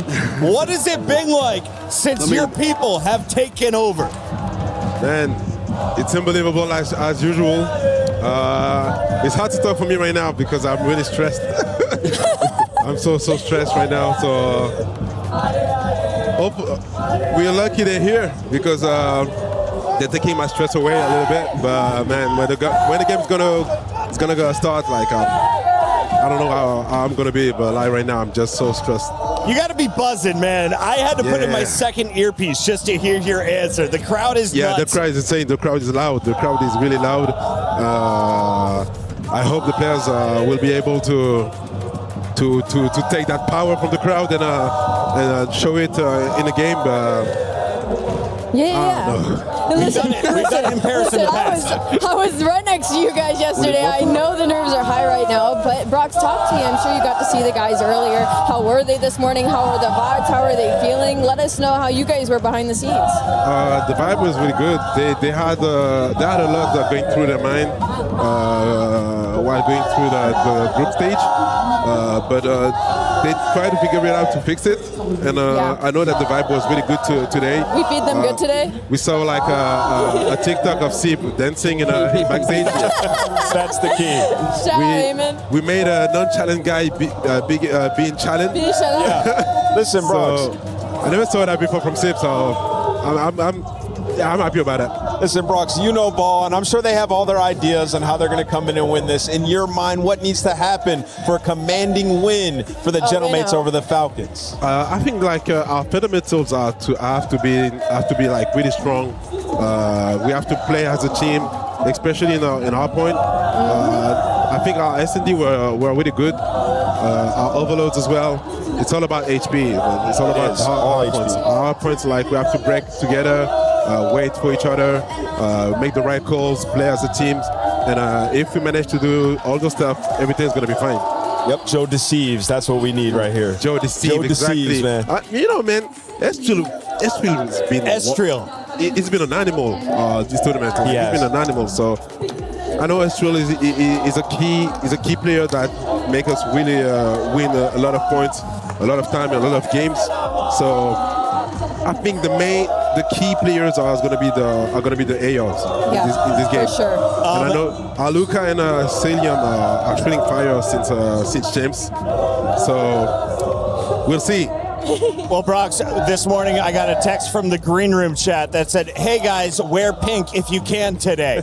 I didn't know what it was about, Ali. I'm starting to figure it out here as they're matching up against the Green and the Falcons. Brox, best of luck in this matchup. Thank you, guys. Thank you.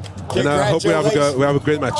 Absolutely. Congratulations already on an epic turnout. You guys are wild. I can't even focus. And Nameless, we haven't even talked about the second side of this matchup. Yes, the Falcons are ready to go. Let's take a look at their maps and modes, because this is going to be another best of 7. So, knowing that this is going to be a longer series, who has the statistical advantage? Yeah, I would say this new Falcons team. You know, a couple things at play With here. the new guy? Yeah. You think about it, Gentlemen's haven't even beaten a pro team in this tournament yet. Falcons have in the Heretics. And you look at this, I think the most interesting thing here is the overloads. The Gentlemates, their best overload was exposure. It's not in the map set at this tournament. And then you look at the Den and the Gridlock. It's not too great for them, not a ton of reps. So I think Falcons feel good about it. I think overloads are the absolute key in this series for the Gentlemates. Ali, do you agree with Nameless's picks here? How do you see the Gentlemates winning this matchup? Yeah, the map set in general definitely leans Falcons. They just have a deeper pool, but I will say the bright spots for Gentlemates are going to be this opening Den hard point. They're going to have to take this one. It's their only favorable respawn in this series in that category.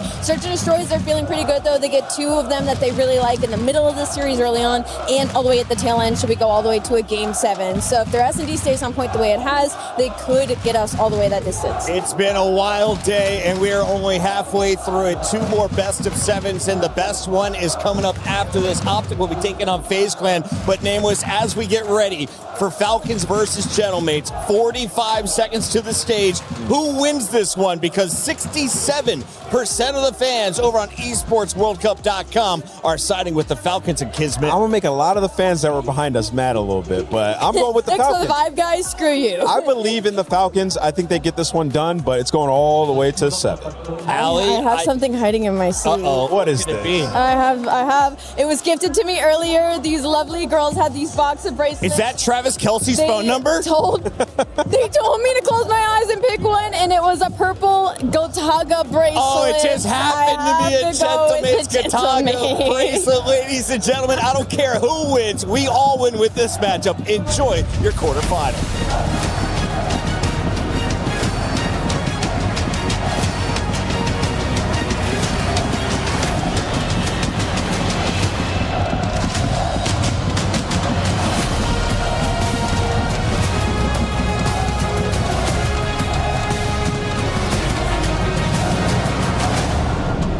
Whoa. Guys. Not yet. We're not yet here. Look at this arena! The STC arena at the Esports World Cup in Paris is turned up right now. And that is because we're moving into the next quarterfinal. Lou, come on now. We've seen complete polar opposite series so far. Yes. The first match, 7-match banger. The second, a wipeout. Yeah, and following the logic, this match should go 7 games. So I am very, very excited about it. Si on suit la logique, normalement, Gentlemates Falcons, c'est 7 games, and I think that the Gentlemates fans have the cardio, but do you have it at home? That's the question. I think we're gonna get some boos, but I don't think they're scared of them. So please welcome onto the stage, Team Falcons!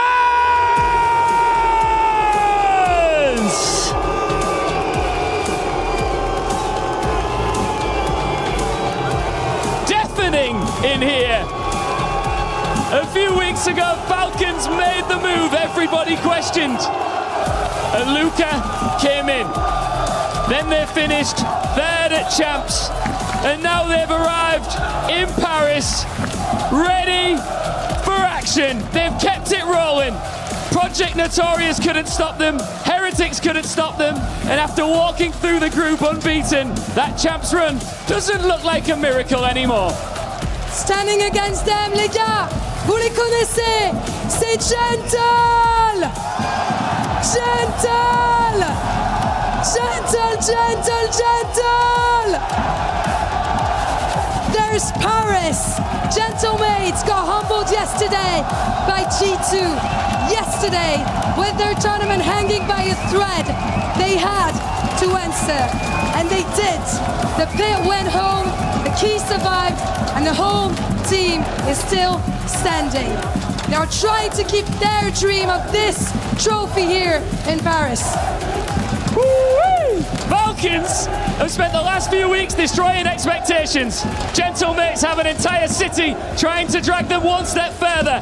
It's one of the hottest teams in COD against the team Paris refuses to let die.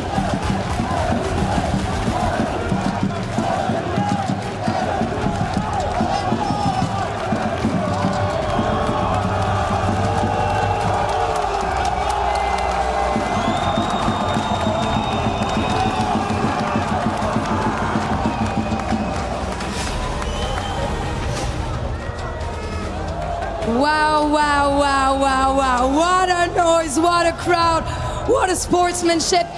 Guys, you guys haven't been talking enough shit on this stage, so I want to know, Ghosty, do you have anything for me on this matchup?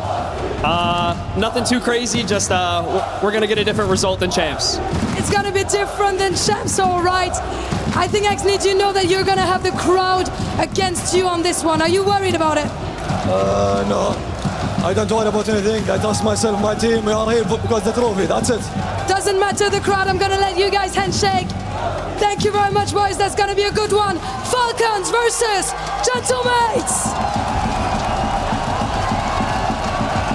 Game on. Falcons, Gentlemates. What a battle this will be. The quarters continue. The teams met a few weeks ago, Chance, and the Falcons brought the Gentlemates to their knees in Vegas. Here in Paris, a different story is on the cards. It's bloody loud in here. I mean, guaranteed game 7. Wow. No. Fingers crossed. Fingers and toes. And Ghosty. Look at this. That result. We're going to make note of the artwork. And obviously the fans, whether or not they remember Falcons, a team, serious threat. Got to make sure you bring your A game. These boys are lethal. Crowd might be against them, but if I'm looking at that Falcons squad, this is a team that can handle it. That is a laser sharp, razor focused team.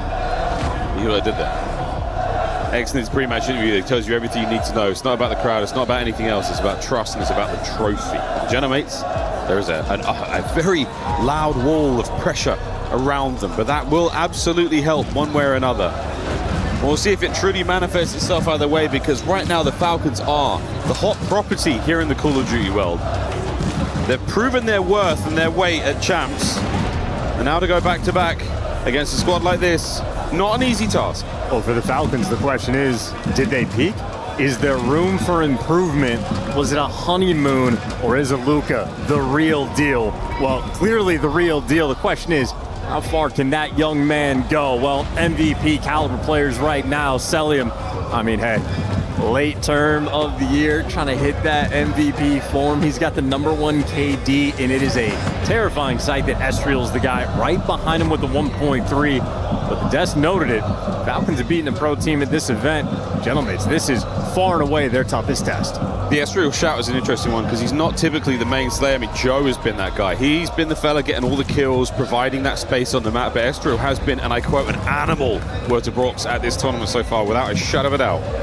One of the eyes, one of the players to keep a firm eye on. The same on the other side for Celium. We do have a fantastic match ahead of us, a best of 7 here at EWC. This is the penultimate game of the day. After this, Optic versus FaZe. More on that later. You won't want to go too far. I mean, what a superb Saturday for a Call of Duty fan. Looking forward to this. Well, versus the Gentlemates, it has been clear-cut across the board. They have had the advantage against this team. I think that Search and Destroy, especially worth noting, going to have 3 potentially in this series. Here we go. Into Den. The last Den hardpoint that one of these teams would play on the year. Gentlemates will be in the red trunks, in the blue, it's Team Falcons, and so far, I mean, it's loud in here. I'm cranking my volume. Yeah, no, they win the opening break, though. They set the tone right from the jump. You want to get that energy flowing. Joe Deceives doing exactly that. Still pumping around. Keeping that hard point well and truly in the firm hands of the Gentlemates for now, and Sib on the soak. It is Estriel here on your screen on the dance. Not enough to help Sib find that kill on Acelium. Doing the mid-cut pinch. Now the Falcons trying to maneuver their way around the map, looking towards that P2 position. Sib on the spawn as well.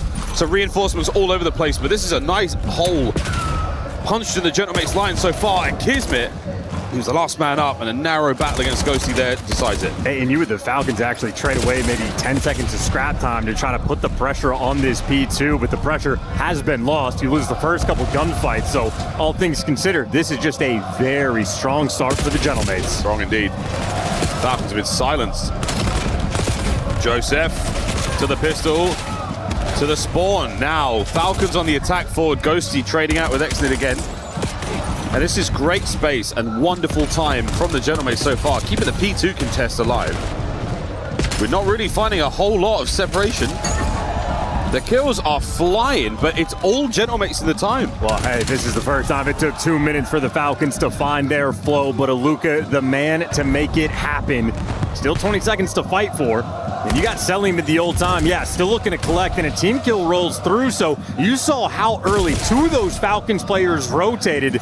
Still got an actual 10 seconds there on the old time that the Gentlemates don't even take. Accident on one side, it's going to be Kismet on the other. And the timing, perfect. Unbelievable timing.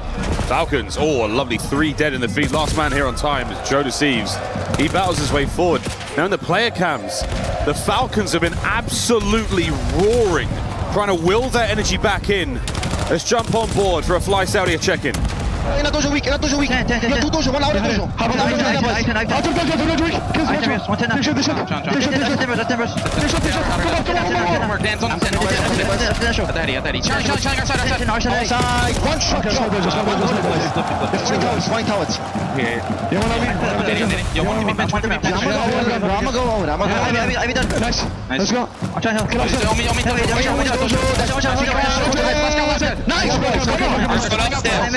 If that goes, Left me, left on me, left on me. One left on me. Two left. Yo, quickly. all left, guys. I'm netting left. I got all of your friends. Yo, deep on you. No! Sit front. Nice. Push it out. You can push it out. Estriel, then Joe Deceives.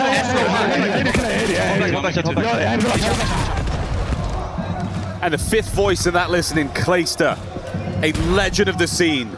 That is essential information given in a very calm and concise manner. Will that be the difference maker with the lead change here in minutes away? Yeah, how nice is that for some of these rookies to have in Aluka? He's been shooting his gun, 11 kills, tied with Joe Deceives to lead the lobby. And you had a moment on that previous hill where Gentlemates might have had the runaway game while Falcons burst right through. 12 more seconds of the scrap time. They're shaping up to get, Ghosty thinking about it, but he's going to get got. Now on that rotation, though, Gentlemates, they will be set up around P1. Kismet, he's taking the route. Go to far right. He's gone all the way around, and he's managed to, entirely encircle the formation of the Gentlemates. We'll see it now in the second set. Slight separation with the wonderful comeback there from the Falcons. That was the late resurgence. Mates, though, still proving strong. Joe Deceives, what a battle. You're having against him on every life, but Kismet, he's gone all the way around the clock face here. Oh, beautiful work. For Spree, nearly onto the Hellstorm as well. Yeah, it's how the Bulldog goes. He lives for these moments. A man whose mental is never shook. And hey, Selim wins the gunfight for those left side spawns. So in the long term, Falcons in a pretty good spot. Sib's going to be taking a route. Everybody else banging through the front. Still on board here with the Falcons. Excellent to the backline, broken down. That's all dead, and that's a terrible time for that to happen. That's the far left-hand side of the map. Wide open now for the Gentlemates. Opportunity for the P2 run-up. Yeah, good plays there out of Sib. The rest of the team has the follow-up. Maybe a 10-point gap between these two teams, but Sib cleans house, gets the multi-kill. They're ready for the pinch. Joe deceives, tracking the man through the front line. These Falcons players are very far away from this P2. Yeah, so far this is a brilliant hold from the Gentlemates. Okay, Joe's starting to turn up. Joe's going nuts. It's time for a fly. Saudi a check-in with the Gentlemates. Back, guys. Kismet and Kissel. Two back, guys. Two in the back. Exit still front, I think, guys. Exit is still front. Exit front, yes. Exit front. Outer front. I'll see him. I don't think it's front. I don't think it's front. I think we're good. Full map. Outer Kiss. I got her. I'm needing outer. Outer dead. One shot. I'm one shot. I'm picking a nade. Luca, one shot. Couch. Close up time. Nade close. On the back. Exit. One shot outer, one in there. Exit. One shot outer, one in there. Exit dead. Nice. I'm waiting. I need the pillar. I need the pillar. Gotta go fast. I need my corner though. Nice. I need one right. Close right. Close right. Nice. One more couch to do. One more couch to do. Guys. Wait it, boys. One more. I have the right pitch. I'm wrapping Dojo. Mid's open. Every close hard, make sure you have our Vika. I'm wrapping Dojo. I'll get you getting in lockers. I'm getting lockers. I don't think I have a trophy here. Two. Luca more. I got two. One more short. Last guy full. I need a lockers. Come up, you guys down. Hurry up. Play a locker. Yep, that's one to do. Outer, one shot on you. Kiss. I did. Spicy comms from the Gentlemates. They're still trying to fight forward, but it's the 20-point game chance. Falcons still in the lead. Well, trying to have a little bit of a better P3 here. They got broken down and flipped out last go around. Ghosty kick-started the hill, and he's looking for the follow-up. He's got the trophies out, but he has lost all of his friends. Xnid goes and rips your heart away for Spree to make the break. That's a bad thing to happen for the Gentlemates. There's one player on this map you don't want to get hot. It's Xnid. Our sole Saudi player here in the league, and he is an absolute maniac once he gets going. Selim here on the slow approach.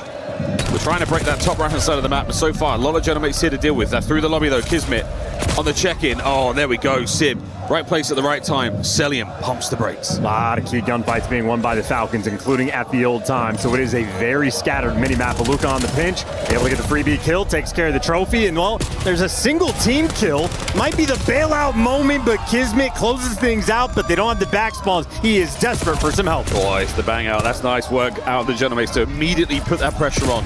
They had the advantage, and now they're pressing forward. Luca down and out off the rooftops. It's 3 dead. Never got those spawns. Gentlemates, this might be their takeover moment. Sib there, good for 3. Estriel's going to be that frontline blocker, and the back spawns fully secured. Falcons right now, they're debating on what route they want to take, so a little bit of hesitation. It's a moment. They're far away. 20 seconds left on the time. They've just now grouped. Good work here again on the pressure, but we're still holding Gentlemates. 15 to go. There's the contest. Kismet bangs his way in, Selim on the last few, and it's a 1v1 for the old time. That is that. Cell wins it. A big one indeed. We're going to keep fighting forward. But for now, Gentlemates still on the back foot. Next set upon us, and we've already got Falcons in position. Mid-cut hit, though, from Estriel and Sib is on. Yeah, they're just going to make you work for it. Kismet, lone man, overwhelmed. No trophies. Nade right to the dome. Selim on the back line. Well, he's getting wicked with it, but he just gets taken down. Can't even shoot his gun. Gentlemates, this has been about a 60-point run there in the stretch. They've taken the lead. There we go. Slow and steady. Can they maintain it? Luca goes low. Joe, not deceived by the play, finds the easy kill, and now a blue hard point for the Falcons. Kiz keeping that mid-map safe. We finally see Luca peeled off, and now 25 to play here. It might be another terrible series of events for the Falcons, dying at the worst possible time. But this time they are safe. Left-hand side still. They must hold. Luca wins a big one, though. Yeah, the AR showing up there for the Falcons, but the P1s more or less have been on point for the Gentlemates. Massive benefit to their success, and Estriel knows the reinforcement's not quite here. He's waiting for the timing on the gunfights, but now they'll have the extra men. Over the top, Gentlemates are here. The Kismet flank might pay off in a second longer, but he has to buy that time. There we go. So and Kismet feed. It's a perfect pinch. Sib fighting. What a 2. Down and out, though. Falcons They're still swinging, and Kismet on a 3 spree. So well timed. The crowd is bumping, and yet they remain calm, playing good Call of Duty, but the corner check there on Kismet, good enough. Trades going in the way of the Gentlemates. Luca, last man standing, overwhelmed and gunned down. Gentlemates right back in the time. Here we go, number 2. Oh, Exnid kills them all. Exnid sold for 3. What a play! Dude, every time you need a pop-off moment, that man is there. 22 and 30. The gun not quite working the way he needs it to, and yet still they have the lead. Around 10 seconds of that old scrap time is going to pump them up in a spot where they can win it on this next B3. Rolling over now to the bottom side of the map. 20 seconds up. Gentlemates now starting to fall to the wayside. Here comes the hardpoint over the business. Mates are in. They have the numbers. The battle now on the left-hand side. They have an unbelievable spawn from number 2, Kismet. How does he do this? A tactical insertion from behind. Here he goes. Joe managing to turn a ban. Exnid yet again. And Sib has taken a tumble. Sayonara off the map he goes. Now you're a man down, and it's that longer respawn time. Take control in the hands here of Falcons. 20 seconds to make it map 1. They are starting to feel the pressure. Shoulder to shoulder to the inside of point. Exnid looking for another piece. Celium now battling. 20 for the win. And he's flying for it. He's going to get that Dojo cut. They have everything they want. Still holding. Dojo the last play. Celium on the far right. Here we go. The first is good for Joe. The pressure's still there. The clock ticking away. As the sounds are going to start drowning you out. Joe and Estriel get in, and it's a break. They need it to be perfect. They cannot lose this here, and they got the right side spawns for this rotation. Falcons now the foot race towards P4. They lose the gunfights on hold, and now this is the moment where you need the calm before the storm of this P4. They've somehow survived. They've somehow held. Last man on time, Ghosty explodes on 1v1. Joe must live. He does not. The race now on. Sib trying to hold. Hardpoint still, Gentlemates. Kismet, he's so good. He's got the extra man. There you go. The pitch comes through from Ghosty. Kismet's going to read it. The pitch on the tree is there, and they have done it. Kismet calls game. An eruption on stage in Paris. Coach Glacier tells the boy to maintain their cool. The energy, the fire being breathed out of those boys. That dragon on the end going absolutely wild. Dracarys in map 1. And I'm telling you, these Gentleman fans know the Bulldog is not to be messed with. That final 5, I think maybe 6-3, he goes on for the final hill. He loses all of his teammates around him. He's stuck inside that AS&D room. The shimmy's over. Doesn't overcommit to the gunfight. Gets the slide chow and rips the guy off the tree heady. Gets the trade on the guy towards the pinch. Absolutely unreal stuff from Kismet in the final moments. What a hell of a map 1. I mean, that is about as electric as it can possibly get off here. Spectacular team kills, as is tradition here at the Esports World Cup. My goodness, it X did make it all okay with that play. That wasn't even the end of that clip, which is insane to say. And that moment from Sid, that is a minor moment, but goodness. An extra few seconds on the respawn there certainly hurts. The final seconds of contested chance. Gentlemates had the will, they had the firepower, they couldn't get it done. Over to Mr. Chambers, who's a Falcon fan. All right. I mean, I always say this is crazy down here. Gentlemates fans there, Falcons fans here. You, brother, what's your name? Beirut, I'm from London, East London. All right, London man, here in Paris, enemy territory. Falcons fan, how are you feeling? I'm feeling great, this is good. Seeing Collector and the boys on the main stage. This is beautiful, this is what the esports is all about. What's your name, brother? My name is Salih. I'm a streamer in Falcons, esports. Hey, I have one thing to say. Emmett, you gotta collect today. You gotta collect today, Emmett. Falcons are there. Good job, yeah. Let's go. Yeah, go on. We're gonna win and we will let them cry. They're all gonna cry. We will win. All right. Falcons get it twice and we'll get it their time. In France. All right, that's what I'm talking about. I love these guys. They're expecting shit. Let's go, Falcons. Mouse chance. Let's get it, baby. We've lost Chambers. We've lost him. That was another one for the highlight reel. Going into map 2 swiftly. Grab your trench coat, get ready for this map 2 for the S&D theme. Make no mistake about it, the crowd will be the 5th man for the Gentlemates. Abuza may have changed the meta for how you can play around it. Gotta be ready for the mind games in the map 2. And We're a Gentlemates fan right now. No, absolutely not. But it's, of course, one apiece in the series right now. And the Gentlemates fans are going to be wanting to will their team on to victory. So, ladies and gentlemen, Gentle!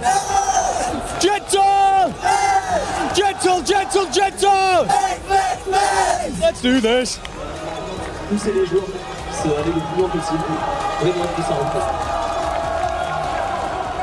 I think it's really exciting that we're doing these new segments here at EWC, and of course Ian Chambers gets to go into the crowd and really talk to superfans. That segment, there was no sort of chaperone, it was just 2 superfans going wild. Going crazy, enjoying themselves, and I mean doing it from across the pond. I know about the history between England and France. I'm disappointed. Me too. No, everyone's having a great time here. Sib, despite his nonchalant appearance, he's also having a great time. He's been chalant today. There was a degree. It might have been AI, I'm not sure. It didn't look real, but also it sort of did. It's a scary world. Yeah, it was quite confusing. Yeah, it was quite confusing. A degree of chalantness was squeezed out of Sib today. Well, Overload on its way. We'll see how that goes because, of course, Search and Destroy going the way of the Gentlemates. If you just join us 1-1 here in this best of 7. We're diving into the Overload in a moment. Gridlock, I believe, is our destination. see how the Falcons fare, because they do enjoy themselves some overload. And of course, Ghosty loading up on water just in case he earns a hellstorm. He needs something to drink when he calls it in. Pay attention to that in the player cams. On the flip side, maybe a mystery Falcons player taking a flight somewhere off the stage. I need to wait for that guy to get back. In the meantime, getting the headsets on, geared up, ready to go. Coach Mayhem for the Gentlemates speaking to the boys. And of course, 3-time world champion Clayster on the other side. Honestly, excited to do another listening with the Falcons just to pay extra attention to how much he is truly calming for the team. An interesting battle as we are doing a side row. It's been interesting seeing the addition of so many non-native English speakers into the league, the expansion, especially here in the Call of Duty League. That has been a major talking point. Comms. English is a second language, Call of Duty is a third. And many, many times, conversations had around, yes, certain things are easy to say in English, certain things getting lost in translation, and mixing these squads with, you know, a Luca, a German player, Exit from Saudi Arabia, Kismet from the United States, and Selim from Mars. Incredibly complicated communication style. It'd be nice if he returned from his home planet, made his way to the main stage. That would be the missing guy up top. Well, he has made his return, taken his seat. Gentlemate's just almost bored, waiting for him to get back in the mix for this gridlock overload. Well, going to be an easy one. We've seen plenty of gridlock here at Esports World Cup, and I will say it's fast becoming one of my favorite maps to watch. Very, very exciting game. Scar's been left by the wayside, very much so. It feels like Den. I think we've had 2, but the gridlocks have been very enjoyable indeed. You've got to play to your advantage, play to your strengths. Right now, one of the many strengths we have in the menu, this Gentlemates crowd, and Lou brought up their stamina. They've definitely got the cardio to get themselves through this best of 7. And some of them will be absolutely sticking out, because after this, directly after this match, FaZe versus Optic, more on that later. But now it looks like Selim has returned. And it is now time to get to map number 3. Falcons, of course, have that sports psychologist they are working with, helping out the team, and you can see those results in the map number 1. Staying on top of it, staying calm in front of this crowd. It is a party here in Paris.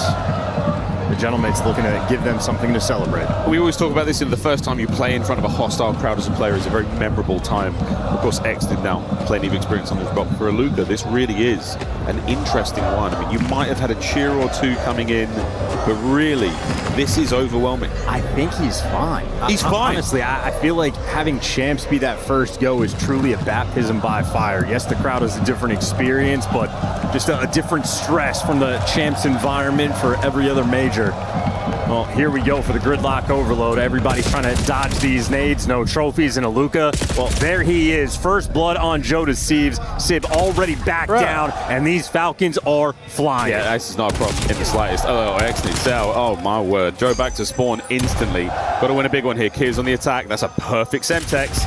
We're going to get a little bit of damage. We're still running the EMP forward. Selim, the man with it in his hand, and that is a clean dispatch in the first. Back to the middle of the map we now go, and Kismet, oh my god. They just ran him. Well, good news is you cleared out most of your spawn. Exnid, though, if he gets 2, this could turn into a rally capture, and I think he's got the gunfight beat. There you go, drops Ghosty. And you pick up the guy on the pinch. Aluka making the heads-up play. Go get that device. The right side is open. You've completely now sanitized the middle of the map. That is all yours, Falcons. You can do with it as you please. EMP still under a watchful eye. And we're still looking towards that top left-hand side of the minimap with Ghosty battling Tooth und Nail. He and Estriel will find their way forward. Selim, the brakes firmly pumped. He's in park right now, and he's not leaving the middle of the map without a kill or 2 to his name. Exnid, wow. Sib going high. Sib good for 3. He sure is. Wonderful hole in the middle. Yeah, Selim had one of those moments where he's looking for a ghost, not a ghosty, so watch the pinch for a little bit too long. But hey, Aluka's there for the double kill with the nade. That's going to be the go button. Sib, the man you have to get past the stun is good for it. And hey, good enough to get those trades. Still, though, you need to pick up this device. They're a little bit slow to the jump. Selim is paranoid on this mini-map about the flank. He refuses to touch the objective. Really, I mean, we're waiting for what? The perfect setup? We're waiting for a bit of a run? Possession now, Falcons. Backpedal away, absolutely. Kismet going to be that rear guard. Is anyone going to check mid? No. And that is a perfect spot to be found. Here we go. Looking towards the A goal. Kismet going to be the man poking forward. That reconnaissance by Force has now been met by Ghosty, and he's out of the play. What will we do, Falcons? Don't want to backpedal too much. A death in that position could spell doom. Here we go. They're making the pistol guy lead the charge. Fair enough. Selim will be on the minimap, paranoid, checking every single flank. It is all guns forward. Aluka for the first blood. He haven't seen enough red dots. Oh my word, what a shot! And we're looking to keep this play going. Kiz off the 18-wheeler. There's the second. Beautiful. Number 4's already set up for the reset. You can look for some of these spawn kills. You got one cross down low. Got to be worried about hole, maybe up top. Clean is terrified of the pinch. Aluka's on this is freaking me out, man. Honestly, he is freaking me out. His team has outslayed everybody. And his feet are up. And he refuses. Kiz still fighting on. Cell diligently watching the flank, but there's no one there. The paranoia sinking in. Did he get hit by a sight grenade? I thought we G8'd those. Work forward now for the Gentlemates. The first time we have seen them really get moving in the first half at all. Aluka, though, absolutely slamming. 12-4 for the moment. Gentlemates looking to get geared up to grab this device, but the nade over the top is just going to slow it down. That is 3 more in the feed. Last man standing is going to be Joe Deceives, and at 4 and 10, not going to cut it. Falcons, well, don't quite get to fly, but they still have the pressure. We've still got it now. Kiz, he was the man up front. That was your lead block. And again, with 2-0, with a minute 20 to play, this is still a terrifying prospect. You're not safe at all, Falcons. Do not park the bus. It's time to hit go. It's time to collect $200. Try to cap another goal. I mean, in the kills column, though, they are still keeping it completely under control. One of the few moments where Gentlemates actually have the extra edge, and Joe Deceives is leaning towards the right side. Not anymore. Not gonna pick it up quite yet, but they're still winning the gunfights. We just need that device control. Yeah, it's just a bit scrappy. We're trying to make something happen here without any intel. The spawns are all over the place right now for the Falcons. They are happy to spread the map, and a big grab. Exited with the corner of the inside of Sauna. This could be a very nice moment. He's going to at least see them on the run. Aluka's got the wide. There's the first shot. Oh boy, Sib getting it done with a pistol. That helps a lot. Cell to middle. Could snuff the entire play out here. Sib going over to the A goal, waiting for the resupply and the reinforcements. He's doing it alone. Needs some help. Number 7, Joe Deceives is going to be that reinforcement. Number 5 on the top side of the map. This has been a difficult stretch for either team to make too much progress. And Ghosty's just going to get traded out before he can make something happen. Well, there's 3 in the feed. Exnid, no hesitation to pick up the objective. You love to see it. But as he falls, Sib just trying to get it out of dodge. We are retreating to our spawn. Luca's going to try and hold some of these players back, but 5 seconds on the clock. We will be going to extra time. Selim, he must deny. The Jonah makes the push out here. That's just damage, no kill. The clock's still ticking. Joe fighting forward. Can the Genomates find at least one? Aluka yet again with the nades. Shoulder to shoulder on the outside of the goal. Here comes Ghosty. Here comes Ghosty. No! Wow. Only good for one. The pistol ends it all, and half-time blown. An objectively, I want to say, inept game out of both teams, despite the goals. No. Just selling for the Falcons. I mean, everybody else is doing what they can. Aluka has had just a monstrous first half, and that is incredible reaction time and responsiveness from both Exnit and Kismet for that final kill. Pinch could have been devastating, but they're very much sort of teed up and ready to go. And if anything, for criticizing the Falcons, maybe selling me, wanting them to touch the device more, you're still up 2-0. You are still in complete control of this map. Yeah, right now, utterly dominant. Genomates have really not got anything going in the objective department. We're really trying to find some possession, but without a shadow of a doubt, Falcons are running gridlock. Look at Sil's KD. It's so nice. He has 1 less death than Aluka in 13 less kills. He does have an overload score, though, so... that's well worth it. How's this one going to go? Well, Kiz and Aluka, the frontline boys right now for the Falcons on the way forward. Pressure now. That was a good 3. Genomates, surely, lads, you get a chance here to get this done. Shenanigans for the first half. It was all the opening minute and a half, 2 minutes. That's really where the action was. Possession now for Ghosty. Can you make something happen? It's going to be Joe. Okay, Joe had to get something going there, and he does not. Still, though, at least you have device control. Play it for the long term. You'd rather have this sort of situation rather than just attempting to pick it up off the bus. That is 3 Falcons players ironed up by the A zone in a slow creep and encroachment coming from the Gentlemen's players straight through mid. The nade, though, is going to hurt. Aluka's nades have been on point. Every map, nearly every situation. Joe finding something here. A quick grab and a sneaky run towards A has absolutely been shut down. Falcons are full strength now. EMP in the back pocket of Kismet. We're still worrying now about the ghosty play on that flank, but he will play that a little slower. 2 members of the Gentlemen to deal with. Checking the corners, that's the day 1 spot. And Joe surely gets spotted out here. There's the trade. Oh, and there's another. Exit, that's the flank now, and Ghosty's NPC doesn't do a whole lot. Saved by Estriel. He's keeping it alive. Keep in mind that device will reset in the next 6-7 seconds. The nade is good. Someone needs to collect it. Estriel, he's going to be doing it all. Does get it. The assault now through the middle of the map. Can Joe buy some space this time? Damaging the Kiz. There's the good pick up from Ghosty. Still keeping the play alive. 1 man to beat. Can Estriel do it with a pistol? He has got Sib to back him up. Sib is not pushing past. He's holding that middle lane. We're biding our time. And thankfully they have it for now. What a nade. Yeah, they got to beat that extra wave. X-nade. Oh, he finds 2. Unbelievable. The last man's the carrier. There's the knife from Aluka brought down, and that's going to be the counter-attack on for the Falcons. And this is an easy call. You just fly forward. Maybe you're going to wait for Selim on the pinch. He's going to be at the bottom side of the map. Kismet has the cross, and if you are Falcons in this situation, you are in no hurry. Yeah, this is absolutely a moment where you say, yep, I've got A. Thanks for the freebie. A couple more players here to deal with. Oh, Selim. Beautiful. Unbelievable work now to the B goal. Selim trying to get their pace forward. Kismet unable to break through the threshold. We're still trapped inside the sauna. Well, another Aluka nade. Good news, you have a trophy. Going to be able to stop that one. Nades on the flip side, going to make the impact. Number 8 might have just found the timing on the pinch. Exton's going to read that with the pistol. So Falcons doing a wonderful job of just controlling this section of the map. They don't need to overcommit. They just need to waste time. Right now, not a problem at all. 4 in a row for Exnid. Thinking about streaks. Aluka. He's cooking. That's a dangerous opportunity, though, saved by Selim. And now, yet again, kills are good. Not able to quite muscle your way through like we've seen other teams do. No angles through the middle of the map. Aluka's working on that for now.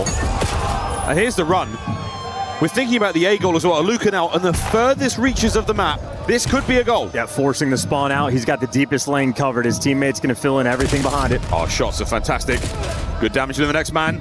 Here we go, Kiz. Get down, Mr. President. Joseph deceives with a mighty nade. Selim keeps the back alley, a dangerous place. Falcons, they've still got one last lifeline here. Exnid. And he might... Oh, Joe, what a save. Unbelievable. Problem is, there's just no time. I mean, Falcons have just burnt 3 minutes off the clock with that device control. You have to score, and you have to score immediately. Sib's trying. This could be it. Can we get it forward? Exnid's got the middle of the map covered. The clock's still ticking. Estriel on a run. Here comes number 1. 40 seconds remaining. Middle of the map covered. Have the Genomates dug in for the win. They're keeping up the spawn kills. Estriel's still going to be there in the back line. There's 1, there's 2. Number 3 in line, and you're going to look with 2 different people. They clear him out, but 28 seconds. You have device control. You're not in a huge hurry. You just got to make this clean. Just has to happen once. Just to force extra time. There's the wind-up. The numbers are good for the Gentlemates. You've spread the Falcons thin. Shots from Ghosty. 1 more man! And the equalizer! With 5 seconds to spare. Unbelievable! Here on Gridlock. We go to overtime. The buzzer beaten. A classic theme in any sport. Are you playing to win or are you playing not to lose? That advantage squandered. Falcons do a wonderful job controlling the device for 3 minutes in that round. Not quite able to get it through. And how about Joseph Decivicus? That pistol kill, the incidental device pickup when he's right next to Exnid for the gunfight. Well, he dishes out the hands. He converts that into a score, and they're good for 2. Sib inside of the opponent's spawns, goes on a tear, opens things up. Estriel, the follow-up, perfection. Gentlemate's forcing the issue. The opportunity's here. Overload might be the decider in this series. For OT, let's go. Into overtime we go. A single goal will set the time to beat. We swap sides after that. The team who sets it survive and win. Sometimes we can see some of these very, very decisive opening breaks that can result in goals. On Gridlock, not as easy to do that. But these players are the best in the world and they will continue to surprise. A lovely back and forth, the red and blue of the kill feed. Joe finally breaks the cycle. Oh, he's made it out and picked up the device. That's exactly what you want. The nade, though. Gonna slow it down. You're getting the kills. Joe Deceives roaming next to the device. Doesn't yet want to pick it up. Oh, here we go. Sib, bought you another one. The man in the corner. Aluka down. Ian Pino making its way forward, thinking about the A goal now as well. You're able to deny one or two of these players from the fight if you can get there fast enough. Easy win theirs. Won't wait for it. Sib trying to make something happen in the back line. Oh, this might be the front perfect four. A perfect four man. For the Falcons, they've got a chance to smash towards A. Nades and stuns over the top. Exnid not able to make anything happen on the flank. Still driving forward. Selling him down. Sib's going to hold it, and that's another break. We could make a run now. Listen, at these 8 zones, this is just counter cap on counter cap. This is such a delicate moment. Exnid going to slow it down, and Joe, he wants that device. We're not going to force it through. Going back to the rap game. A slow approach in this first half. Sid good for 2. And we're running this through the middle of the map. This might be a cut to A. We can cut to A. Here we go. Ghost is going to lead the charge. Makes safe the goal. Over the top, Sib. What a life he's had. And here it goes. 1 minute and 45 seconds to beat. That's a decent pace. That is a decent pace indeed. Now the situation, and maybe this is the sort of prime time against the Falcons, their unwillingness to pick up the device. In OT, you're going to be forced. Minute and 45, you got to be quick about it. You can never afford to get 4-man wiped. You can't even really afford to go 3 down. Opening break needs to be good. You got to cover these routes quickly. It looks a kill-heavy capture map. You absolutely have to maintain those players down in order to cover ground with the EMP. You're looking at 2 waves of kills minimum for a capture here for the Falcons, and with scarcely enough time to get it done. This has to be magic. And now, gentlemen, it's just mate. Keep away. Joe's got a hellstorm as well. It's going to take 6 seconds to call it in, and it is going to cause serious problems. And now might be the time, but you're worrying about the goals. Oh, and number 4, Spredsonville is going to drag Estriel off spawn back this direction, so you're a little bit out of the picture. Now they're going to be confused. Aluka gets the first blood. Gentlemen, they're down a man. They're down a man. Aluka's finding it. Kids, though, waiting. Still has the EMP in the back pocket. The kills are good. The Gentlemen have survived for now. Celium, a stalwart of defense. The heels are dug in here in the sauna. He's not letting anything go. Reinforcements arriving. 1 minute to play. Another first blood. They're fearful to commit. Here comes the last chance. Aluka good for it. Exit trying to play it sensibly. Not a chance. Joe guns them. And it's not over yet. Another 45 seconds to go. Genomates now with the possession. They can effectively park it. Joe Deceives still with a hellstorm. 35 to play. Someone's going to have pressure on the top side. Kismet has just found the route. The Bulldog might bark. The Bulldog might bark. He's behind him. Device is down. He's picked it up, and he's got 1 man to beat to send it home. And Estriel stops him in his tracks. Estriel, the final few seconds. Genomates have done it. What a war on Gridlock. That was it. Your last lifeline. No extra time. Genomates map win. You playing to win, Miles, or are you playing not to lose? A little bit gun shy. They could have got that device out. Multiple opportunities for the 2v2. All of that hesitation just allows those Gentlemate players to get back into the defensive positions. 2 separate goal line stops. This crowd nearly had a heart attack. As good as it gets. What a dramatic game of Overload. That one really had it all.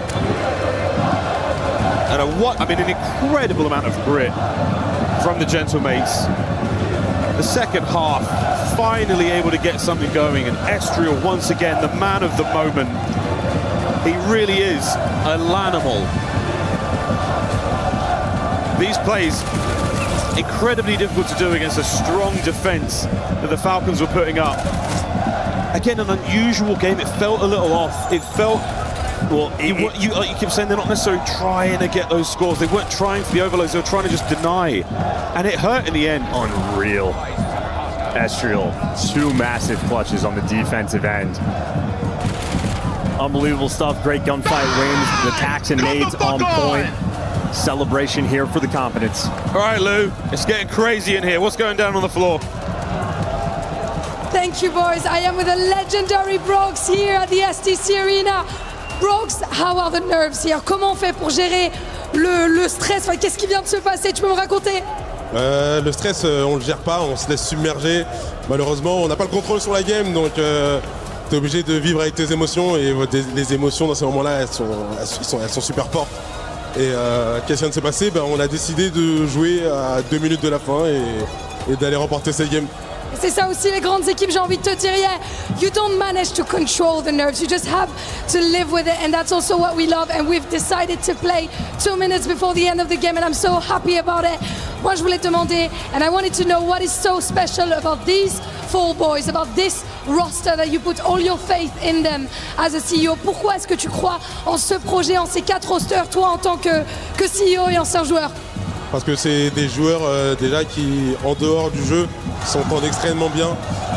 Ils sont sur la même longueur d'onde, ils veulent la même chose, ils ont un mental prêt pour toute épreuve, et ils ont vraiment la dalle, et ils ont envie de montrer, de se prouver à eux-mêmes d'abord qu'ils peuvent aller chercher les meilleures équipes du monde et être parmi les meilleurs du monde. Et puis prouver à une salle qui est remplie aussi, qui sont peut-être l'une, si ce n'est la meilleure équipe du monde. So yeah, I think these boys just get along so well in and outside of the game. They're just 4 great human beings, and I put all my trust in them, of course, and they want to prove to themselves first that they can be one of the best teams in the world. And today has been marked by the shit talk, so I'm not going to let you escape this one, Brooks. Which team do you really don't want to see lifting that EWC trophy? Because I know it stinged when Optic lifted your trophy in Paris a few months ago. Donc qui tu veux vraiment pas voir gagner cette WC? Là, t'es tombé sur Monsieur Trash Talk. Donc franchement, le WC, j'en ai rien à foutre. Je veux que personne gagne à part nous. Toutes les autres équipes, franchement, j'en ai rien à foutre.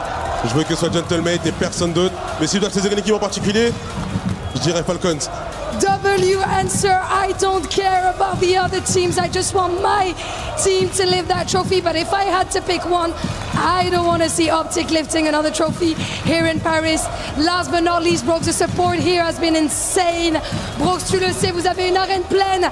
Les gars, je vais vous demander d'écouter votre CEO, Brooks, qui va lâcher un chant ici à Paris. Vas-y.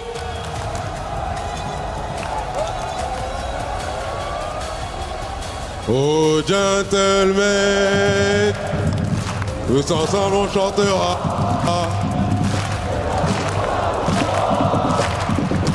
Il ne cessera jamais.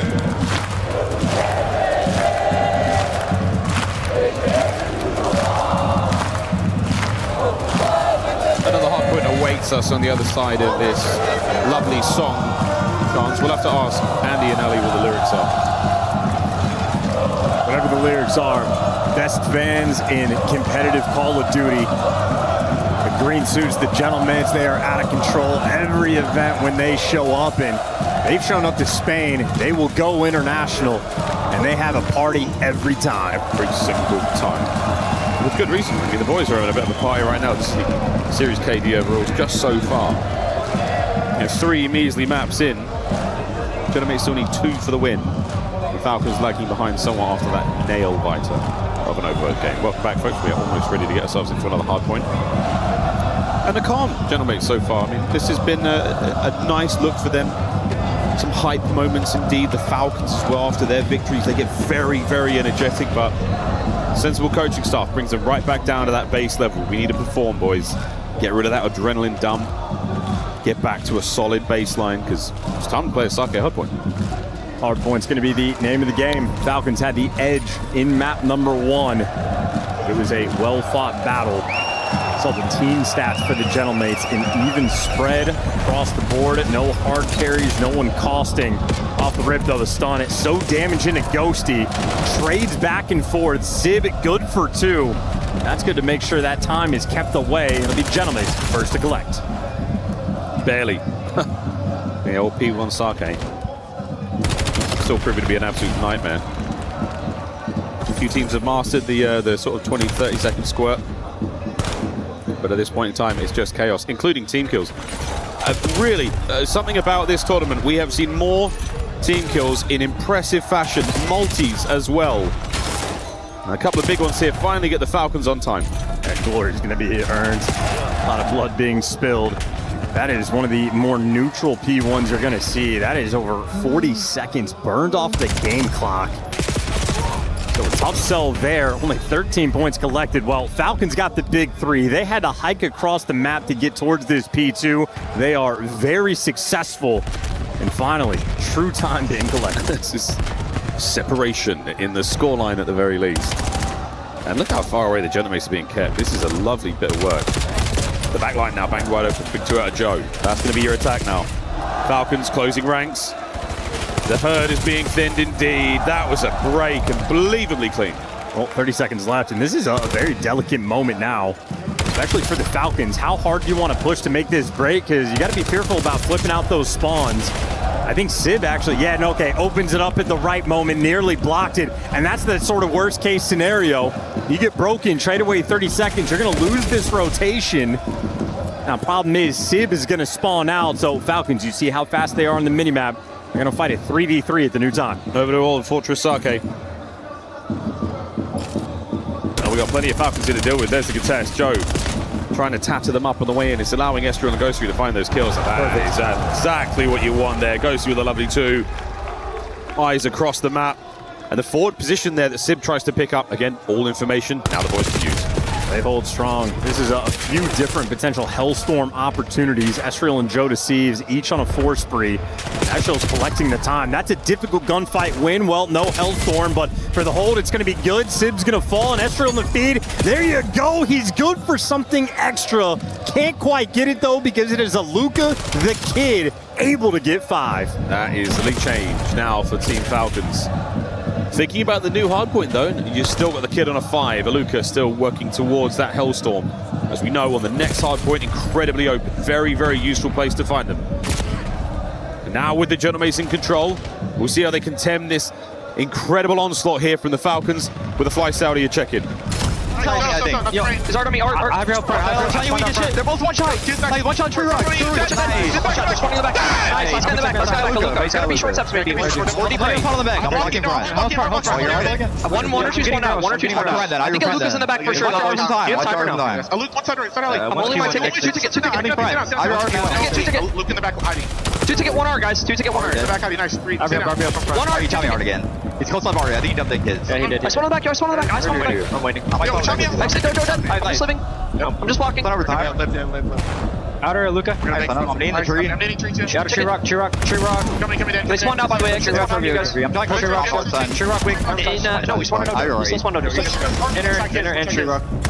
One shot. He's on tree. He went middle quick. Everyone's outer. Go new. If you want to, you watch out. Let's go low. I didn't stun on P1. I'm trying to. They're going to beat us here, so just be aware.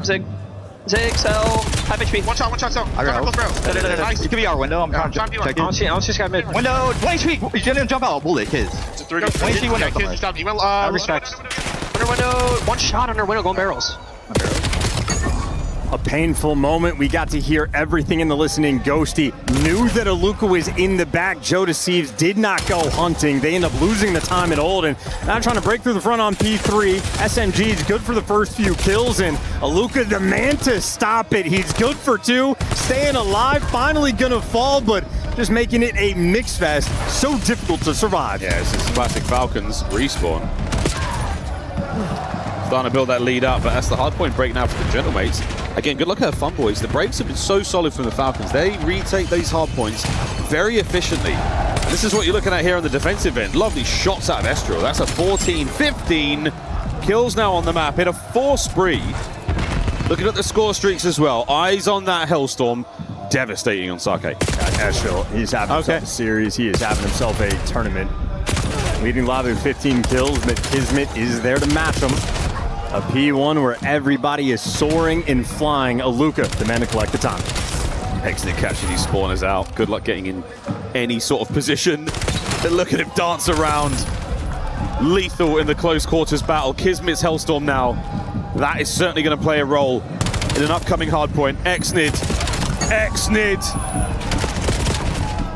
Finding these kills all across the map, and finally a P1 that is wonderfully profitable for the Falcons. But look at that spawn. Well, Kismet's going to turn for it now, but you're never going to read it. You at least pick up the kill, and that made the minimap weird. That is incredible awareness out of Kismet in the Falcons. They have a 60-point lead. P1 still in the hands of the Falcons. They have walked away with this one. Gentleman's fallen asleep at the wheel. Where have they gone? Celium, easy pickings. And the next man takes a couple of tags on his way out as well.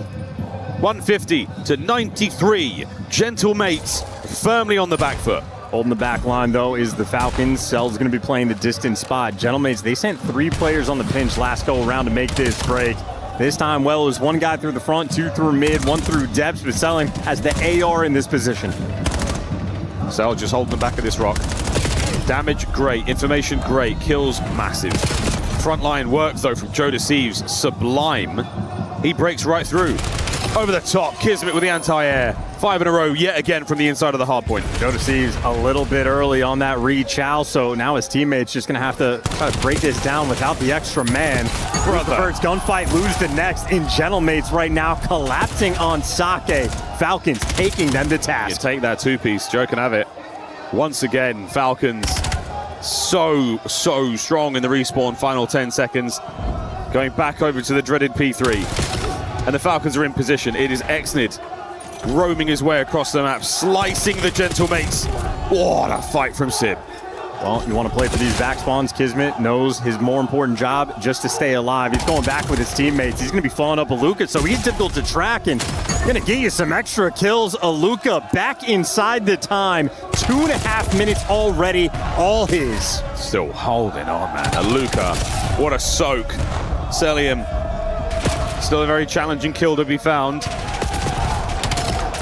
Attempted break here, looking good so far for the Gentlemates. 30 seconds to play here. They will escape the 100-point mark. But right now, that feels like a consolation prize. The Falcons indomitable here on the respawn. And worth noting, an extremely rare feat to break 3 minutes of hill time. I think only achieved a handful of times in competitive Call of Duty history. Aluka knocking on the door, but a long way to go. On that rotation, Falcons will be there first, and it'll be Aluka, the man setting up a time, and that is his hotspot. An opportunity here for the Gentlemates on the break. Aluka dug in deep. What a nade from Celium. That's a team nade. Unfortunate scenes. And now an open hardpoint.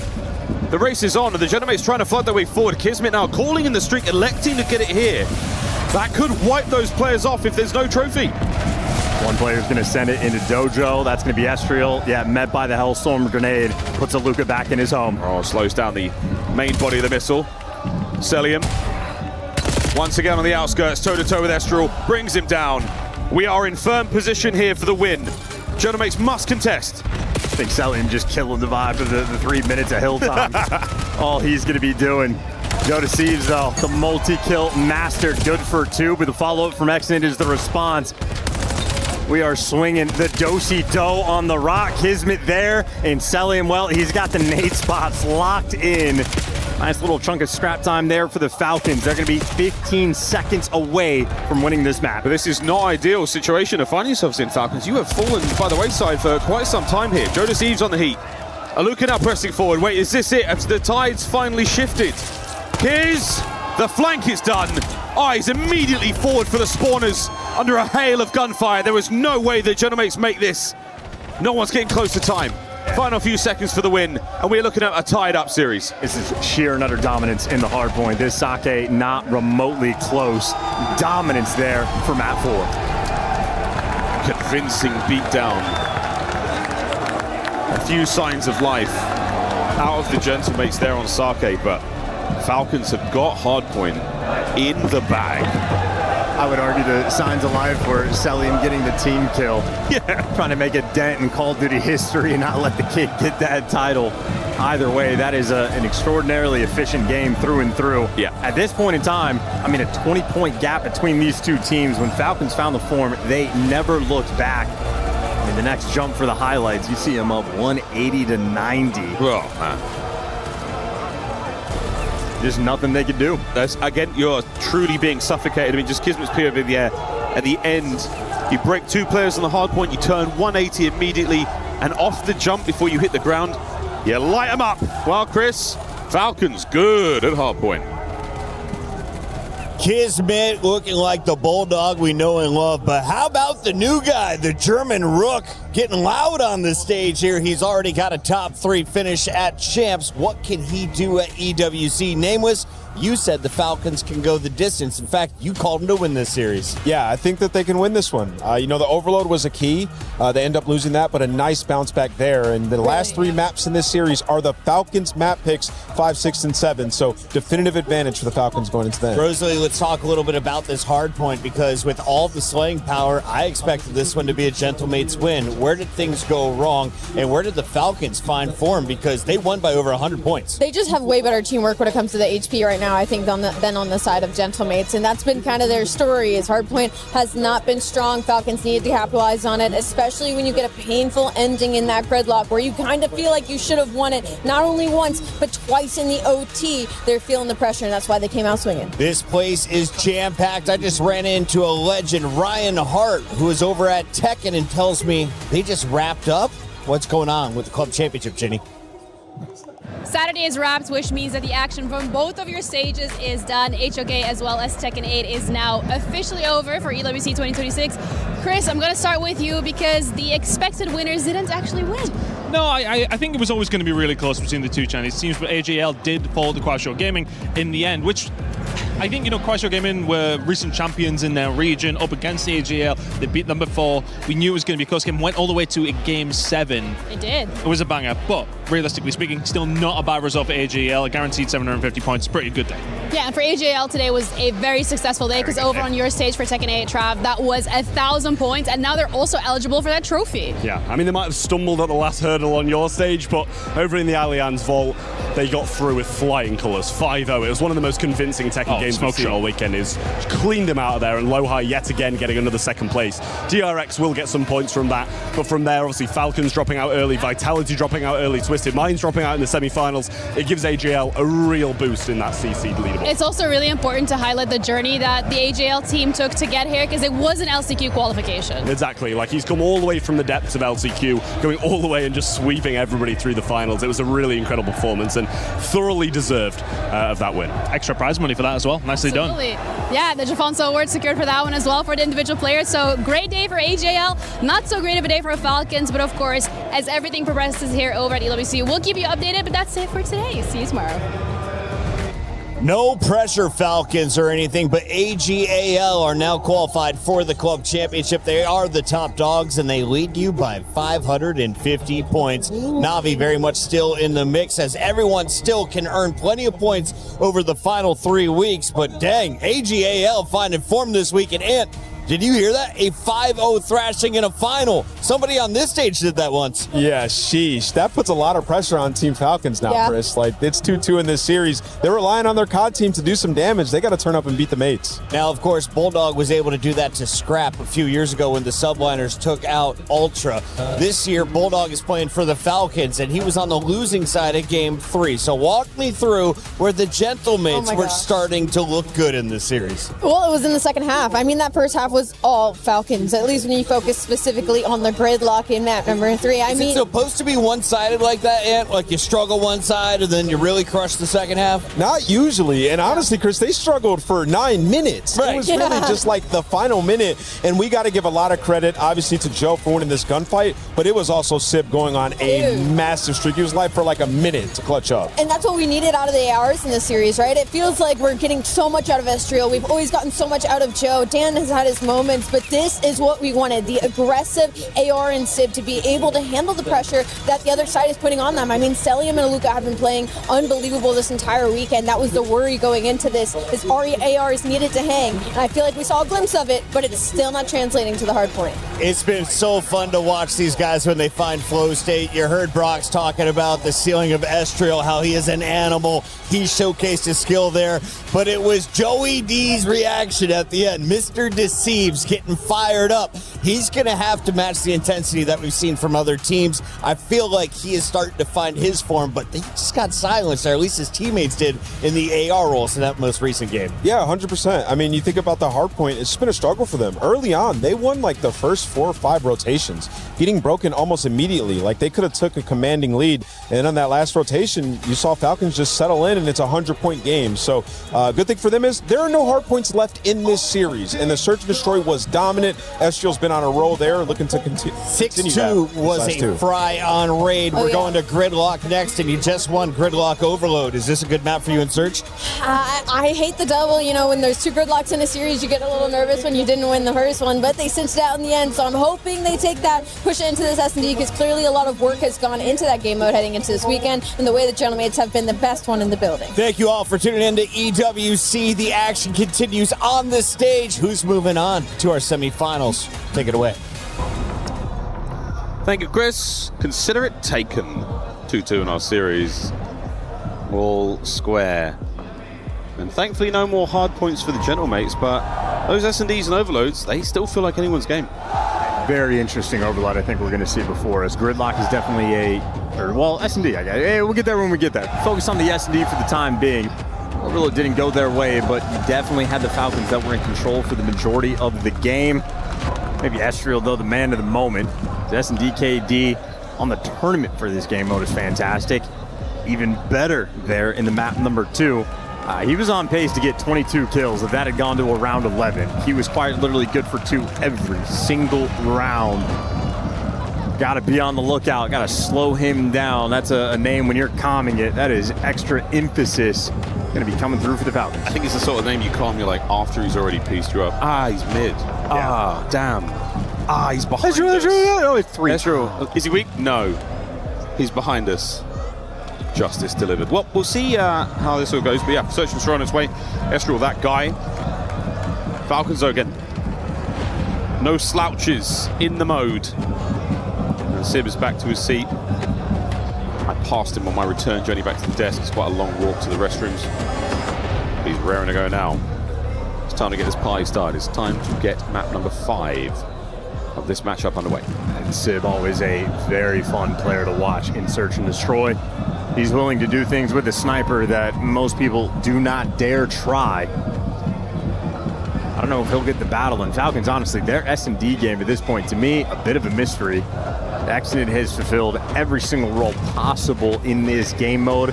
They're constantly adjusting the strategy, and they need to make the adjustment.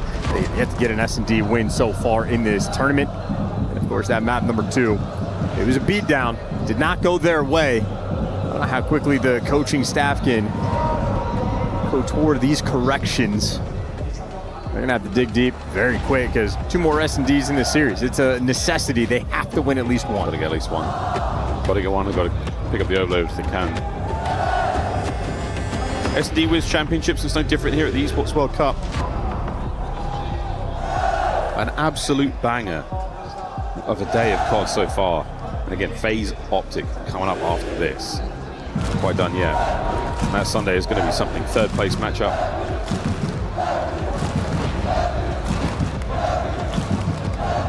Plenty of games still to be played. Well, we're almost ready to go, folks. There's something on stage. As the coaches are getting themselves just dialed in. And I saw a thumbs up there from old Clayster, a man who knows a thing or two about being on stage in a moment like this. And we should be good to go. The Gentlemates fans, their endless energy, their boundless enthusiasm for their team. Absolutely running. The mate gang sign, I'm with it. I'm with it. Okay. I'm with it. Right on. Now that was some good stuff. I was just about to whip out the time stone after those hands came up. Falcons ready to go. Gentlemates ready to go. Search and destroy on the way. It is, of course, known for a map like Gridlock. Clayster, extremely familiar with the Black Ops 4 maps. He's going to have some fun. He's going to be very well prepared for all the strats. I think we've seen all of the brand new spots. The hop checks by ice cream in through the grates. Hydra's ability to float, which maybe it's bad, maybe it's not. I hope it's bad. Fingers crossed. That was a bad one. You never know. You do never know. Well, here we go, folks. This is what we do know. Game on. Game on. Oh, plenty of them in the middle of this map. A-bomb site. It's about to be a party. No trophies. Nothing but good times. And Sib. That's why they call him Mr. Fahrenheit. Because he's cooking. Joe, if you hit that corner. Oh, wow. Ghosty as well. This is about as good as it could possibly get right now for the Genomates. Estriel makes it a near impossible task for Kismet. How lost can he get in Sauna? The answer is none. Damn near exactly how the raid started. Close to perfection on the round for Gentlemates. This time Kismet actually able to get a kill, but he was the only one. There was never a hope or a prayer for Falcons to win that round. Sib, instantaneous first blood. Ghosty there on the crossfire follow-up. Frankly, Gentlemates didn't even have to sweat for it. They just placed their reticles in the default spots. The kills fell into their laps. I mean, Estriel's NPC looks like he's killing faster than most right now. Good for him. Attacking right now for the Genomates. Joe's going to have that bomb, and we're well spread across the map. And Sib Sniper did find its mark in the previous round, so why wouldn't you run it back? Lucas nades are going to make their way over towards the 18-wheeler here. And again, what a stalemate. We are truly hoping for Sib to hit the shot first. Oh, good lord, he comes so close. That's the start of the play here for the Gentlemates. Well, that smoke is a distraction. Interesting to see how the Falcons are going to fall for the bait or not at all. Celium holds strong by A. No, same in the previous search and destroy. They are not fooled by these tricks. They do not give up the formation until they have actionable intelligence. And that's actionable. That's 2 red dots to work with now. That was 2 NPCs. They think that's going to be the plant. Expecting the nades, if there are any left out, come over the top. There they are, yeah. So Joe managing to dodge them. Here's the smoke. This one's for real. Joe in the close corner. Instantly read by Kismet. First blood. Hey, yo. That's tag. Good for Kismet. 4v3. A nice shot, though. Wow! Sib for 2. And the far left wing now wide open. Wait for it. A hit marker. Nonchalante with the round. Don't miss, don't lose. S&D with the snipe. Seaborg has the hot hand. Here's the replay on the jump. Unbelievable. Exnid takes that one. The pistol work there out of Ghosty. Bro thinks she's on the team. She says we. She says I hope. Unreal.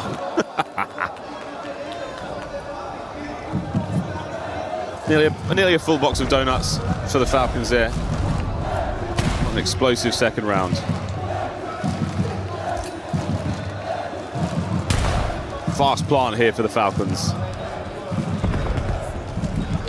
Still trying to find something. And this play from Kiz, I mean, that information is outstanding. 1 kill, good enough. You've softened the blow. Here come the remaining mates. I think Ghosty might be able to see Exnit by the bomb. Question is, can any of his teammates actually play off the intel? Well, Sully's going to get back down, and he's going to get dropped. Joe Steves, though, the trade is good. 2v2, you're surrounded, but just like that, Ghosty, last man standing, and just simply no time to work with. Falcons found an empty A bomb site. They get the plant, they get the round win. Ooh. And they get the final kill. Exnid drops them. Falcons on the board. Really one of the kills. That would have been a 6 spree. That was 6 in a row for him. So for Ghosty again, he might lose the round. But the idea of winning the war in the long run, an exciting prospect there again. Streaks on this map, we've seen it a few times. The search and destroy, very impressive indeed. But Falcons, great round. Yeah, Aluga absolutely on point. Make sure you get those trades. Exnid, nice 2K round and the bomb plant. It's really just about making that quick decision. Bomb site seems open. Go for the quick plant. Don't waste any time. Gentlemate's looking for the response. This is 3 men towards A, 2 guys here on defense for the Falcons. And the first missed shot, I think, Sib has had. He would back it up. A-bomb site completely vacated now. Falcons don't want any part of that. But again, it's Joe Deceives with the bomb back over towards that side. And Sib's position, again, this is a dangerous spot to be in. He does have a little bit of cover on the right-hand side. But with Joe here now, that's certainly going to help out. Falcons, very stagnant in the defense.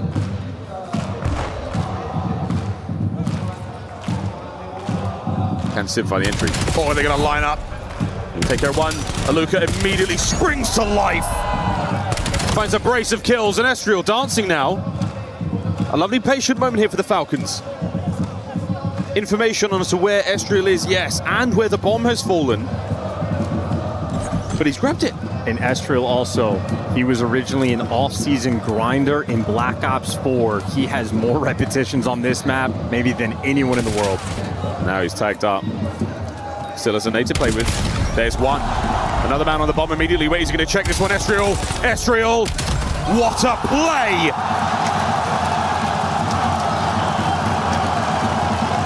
The Lanimal takes the round.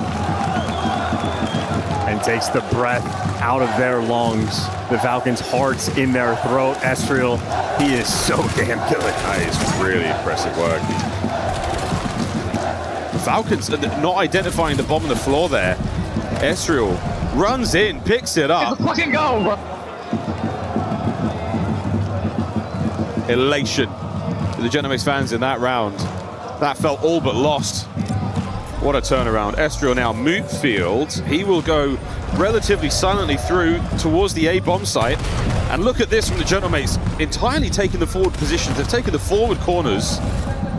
That is their bomb site. Well, hey, this might be Sib's moment, though. This is a man to be feared. Another miss. This one. Enough to cause some noise, enough to cause some problems. The connection there with the stun again, passing out intel. Here come the rest of the mates. And Sib from this position can cause serious damage. Another miss, but Exit. He flies forward. Meets a whole world of trouble 3v3. Well, Luca's got the spot, but this is the delicate position. Good tags, 2 on the outer lane, going for the chow. He's left weak, staying alive. Down to his side up. Clock's starting to tick. Sib's got to make something happen. Joe pushes forward, last man Kiz, and it might be happening. We're defusing this bomb and it's over. Gentle mates. What an onslaught. Down a man.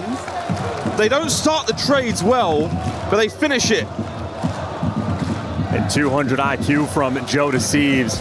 Sib is taking all these pop shots he might be missing, but you expect the trades to roll through. Joe Deceives just stands tall, gets the first blood, and Gentleman's had the timing down. You got to be fast. Important for that final kill to sort of swing that outer lane. Kismet going to be forced to slide out and chow the guy on bomb. That is a difficult moment to orchestrate. The comms for Gentlemates and S&D, they're on point. So a donut here for Celium, no kills. We're looking at a very serious adaptation. It's not happening yet. The B-bomb's still looking to be the target, and a sole defender in the form of Kismet is not going to do anyone any favors. So the Falcons outmanned and outgunned here.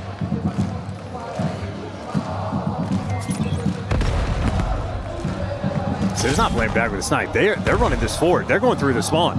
We're looking at kills here. 1, 2, easy for Estriel. My word, the man upstairs dead as well. I mean, what kind of rounds are these? Gentlemates have just done a lap. Battered the Falcons down like recruit bots. They're too smart. They're just too smart in search and destroy. This is sheer and utter dominance. Every play called confident and clean. Once you see that sniper making that move, yeah, you're ready for the aggression in Estriel. I mean, the only bullet he took was from a teammate.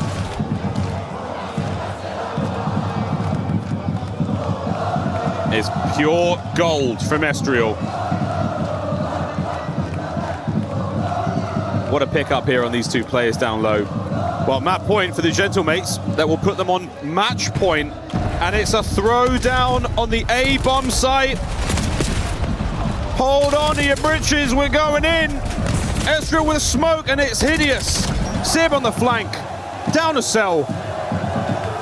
And he is stuck between a rock and a hard place. And now he's gone. Call of Duty tradition, Celium, when he has the clutches, he can do it like no other. But in Black Ops 7, he doesn't have the sauce. Sauceless, wiped. And another devastating search and destroy for the Falcons.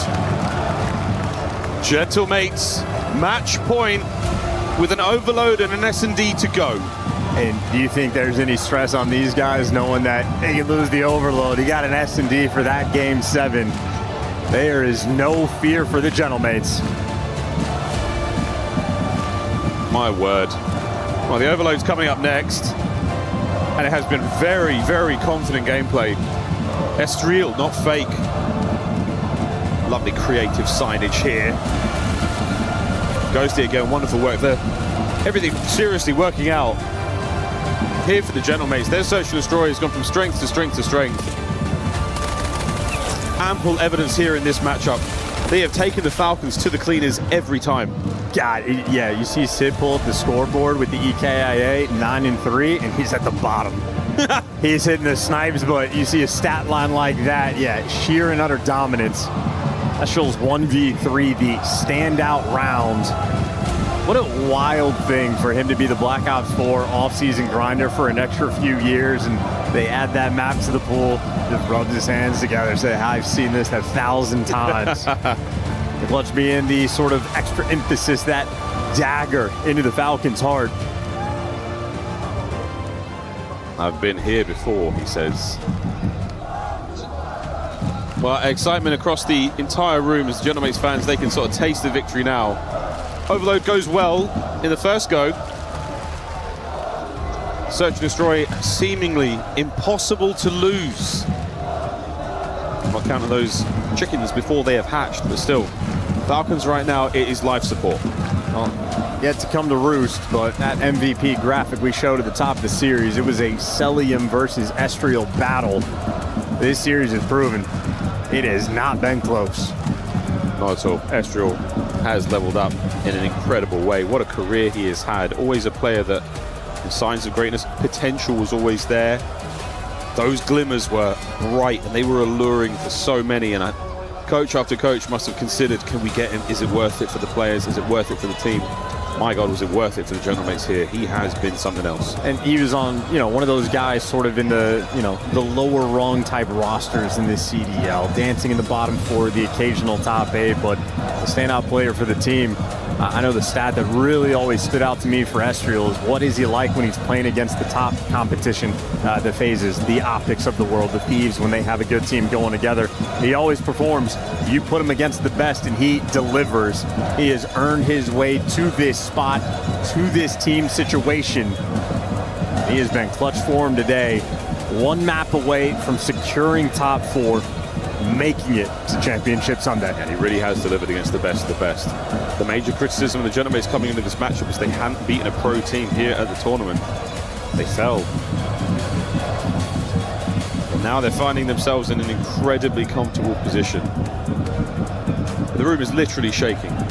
Gentle Suits have got this place on its feet. And their team is now only one map away from a very, very big win. The Falcons, 3rd place at Champs. The honeymoon is certainly in question. A divorce unlikely. But they might be going home a touch early unless they can figure it out over the next 2. I'd be very interested to read that separation agreement should they come to it. There was no prenup. Yeah. Off-season post Black Ops 7 is going to be one of the spiciest we have ever seen. Ever. I mean, if you are thinking about, where your favorite player may wind up, this may be the greatest rostermania we ever see.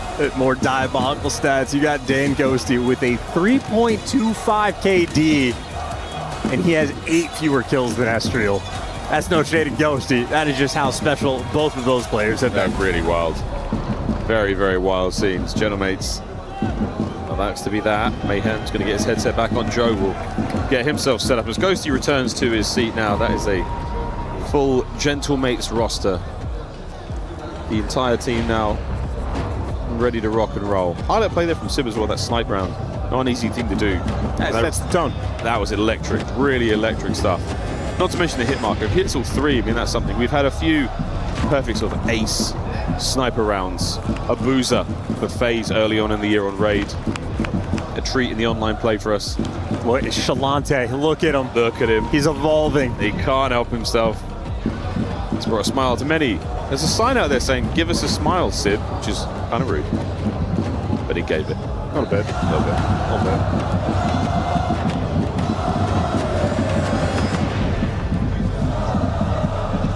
Non-stop, these cats. Endless energy. I'm not kidding, the cardio is fantastic. And it's late night in Paris. It is 9:30 at night. Wouldn't see it looking at this crowd. They know the job's not done yet. No alcohol in venue? No, not a drop. It's absolutely pure passion out of the Gentlemates fans. And we are now ready to go. I've just realized that the stage is shaped like the key. That's cool. I like that. Shaped like the key. It's big triangle. Saturday, man. Big triangle. It is Saturday. Welcome.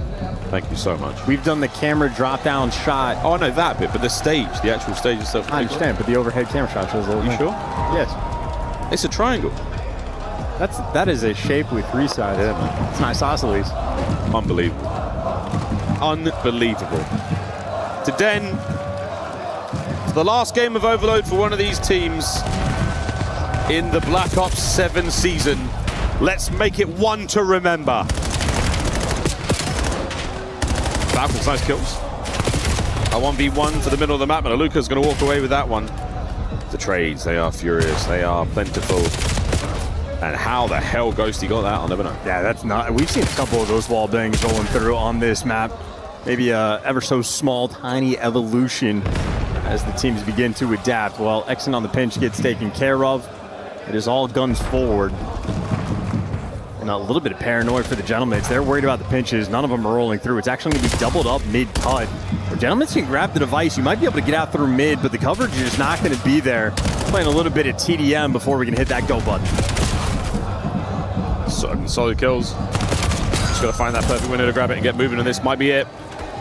Ghosty, perfect timing on the pressure now through lobby. That's lovely work. Kismet overextends. Desperately trying to keep those players out of Dojo. Can Sid find another? The shots are there and not enough. He and Aluka go toe-to-toe.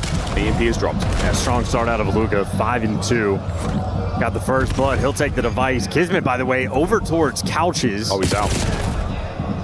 But do you really want to take the device this direction? Honestly, there's nowhere to go. Gentle Suits, or Gentle Mates, they've got everything covered. Suits went quiet for a second there. They realized as well. So now, oh, you're getting the pressure. This is an early park that they don't want. An illegal parking job. You might be getting a ticket in the form of a goal against you. So coverage there from Celian. Lovely work. Esriel still trying to make the devious play happen. And now pressure from both sides. Dude, here comes the hit through Dojo. They're so turtled. This is so scary. Aluka finally a little bit of pressure to get out of dodge, but this is just a nervy sequence. And this is not long-term where you want this device. They're making the best of a very bad situation so far. Lovely work with Aluka and Kismet here on the rooftops. You've got someone to worry about on the flank. Exton's got that. Nice one. But still, Celian, 5 spree good. Still players to deal with here. EMP moving forward. Corners all found here. We might be crossing over. This is not a bad idea because Kismet's in position by B. You've still held on. Team Falcons have somehow fought their way across the map. This is the most day one route I've ever seen. Does Aluka even have ammo at this point in his pistol? He does. Unbelievable. Finally it comes to an end. Finally it's dropped. And the Falcons have been picked apart yet again. Dig in, try and survive the next wave. Well, one of the most unique POVs we have. Well, something's good for it. 8-3 start. If you're a Falcons fan, you'll love to see that. He's gonna leave an 8 there as a little parting gift for the next player who dares jump on top of that EMP. And now, Falcons try to regroup. No more staggered hits. Not worrying about any flanks or pinches. Yeah, actually, Celian once again, head on a swivel, still watching the rear so diligently. And we only know because of the minimap, but that team kill might spell a bit of problem. 1:40 on the clock. Still very few attempts. Yeah, the team kills it. EWC going to continue. Yeah. Astrio finally gets revenge for one of 10,000 teammates he's received from his AR duo. We're keeping it even. We're looking for the slang. Every kill gets traded out in a mere moment. Yeah, Xnid gets one. Jodeceivs gets the trade. Jodeceivs gets the kill. And he's able to slip the net. He's gotten underneath. So a little bit of pressure, a little bit of aggression, but nope, traded out. Of course, as they get 3 kills, Sid just needs to stop the device guy, and the shots are good. I mean, that's good enough to slow the whole play down. A kill there would have been unbelievable. Numbers good. Oh, this is great from Aluka. Oh, this is fantastic. Jodeceivs ruins it. That's 3. Reinforcements there on A. The spawns are close. The option to cross over to B is there, but the Falcons have read that too. Defensive shootout we're going to have in this one. Estriel just wants to play keep away. 2 players in the mid cut. One more guy in front of him. Trade it out. It'll be the Falcons ball game. Here we go. 35 on the clock, running out of time. No trophies to be seen as of yet, so the nades are going to be effective. They're the trophies are, 2 of them at this point. And Cell, forward you go. Sib on the stairs. No mid-map pressure. 20 seconds. The Falcons have got to figure out a way through. 1 kill to start things off. In any direction, we'll take it. Xnid, caution to the wind. Throws his life away. You've 3v4 now on the ball. Zalium's just been living towards lockers. Yet to push forward. He's leaving it for Aluka. Here we go, Aluka. The damage might already be dealt. The damage might already be dealt. 1 man left. Extra time. Got to check left. And it might be well and truly over. Half time finally blown. And Falcons find a way. I mean, good God. That's like 80-85% device control there in favor of the Falcons. That is a long-term effort to make that happen, but they get it done. Even Celium's life, I mean, just alive towards lockers for a minute straight. Aluka ends up getting the kickstart for the sequence, but they're able to get the kills. That is patience and resolve from Kismet and the team. That's a 1-0 lead. I'm really, impressed by the patience of Aluka there. That final push from the Genomates, that 4-man flood, and he was able to get the kill and the damage into the next man. Just enough to give you the advantage where you so sorely needed. The Genomates trying to take the round into their own hands, force that halftime whistle, but now second half is on. Falcons going into it with a 1 EMP lead, a single overload to their name after 5 minutes. What an effort. Well, trophy down. That's real good for 1. Stun up top, getting connected. No man's in broken. He can play for the spawners. Well, Falcons spread out across the map, worrying about Estriel. They don't know he's here as of yet. So let's go for a fly Saudi check-in. Am I broken? Hey, the stairs couches. I'm Iron. And you to start. You guys be close. Have you. I'm coming because kiss. He's stunned, he has attack. Yo, behind me. He's in the he's on B, bro. He's on B. You have to play Bolton now. Play Bolton now. I'm above that. Nice shot. Brian, two short. You got one shot. Yeah, hi, I'm trying to take with you. Go big guys. Yo, pinch me, couches. On me. Short. He's running it. There's 2, 3 right. There's 3 right. 2 something there, nice. Just go, guys. One shot, nice short. I stunned him short. He has tack. He's somewhere on our point. Yo, 1 shot, man. 1 shot. Awesome. Okay, 1 shot. Can you wrap it? Yeah. Did someone help him couches? Yeah, I'm coming. Yeah, because it's bring it to me. I'm running. Go, DM on B. Beat on me, weak. You guys get beat that. Nice. BM. Ghosty and Joe. Missing Ghosty for a while. Joe, 1 shot. Both on point. Joe's 1 shot. They're nading on the point. No trope. Get you bitches. Yes, some. I never want to go on. I'm going. Close right. Watch it. Ammo's open. I just see him. There's another. Man, 2 there. No.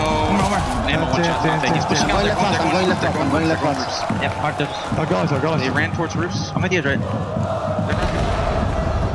Estriel drops the Moab out by the B zone. And now we're running across map yet again. Yeah, you got Xnid struggling in this map. 11 and 22. Not able to get those trades, and now you're on the hunt to go and get that device. Estriel has it in hand. Not a ton of map space. We're wall hopping off of trees. We're seeing novel things. Estriel, he is taking it slow. So as you like, mate. He can do no wrong in this series, it feels like. Close left. Still to worry about. The Falcons are slowly peeling their way forward. Celium, lovely work with the M15s.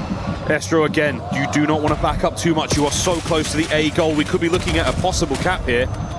A safe route found now through the middle of the map. And Sib, can't make anything happen. To the rooftops we go. Xnid on the other end. This is just going to be one of the slowest paced overloads we have seen all year. Keeping the device near the spawn, all 4 players grouped up together, and Selim is pretty far out of the picture, so if you go fast enough, you'll have the extra men. We're making something happen here. Exited on the corners. He's down low in the garage, and that's going to be the first kill. Trade's fantastic, and we're making something happen here. But the kills are on point. Kiz, good. We go wide, and there's the crossfire from Selim. He was out of the play for so long. The last man you needed, though. And now Xnid, beautiful shots with the NPC. Yeah, made it back with the quickness, and Xnid losing track. He does not quite have the vision, looking to find his form. Defensive masterclass with the nades. It is the lethals for both teams here. Possession will fall to the Gentlemates though. Low hand side of the map, but it's the Falcons with the kills. We could be looking at a counter cap. That device, resets right next to where it was. There's no extra pressure. Yeah, Falcon's good for 2, but in the kill feed you see a trade rolling through.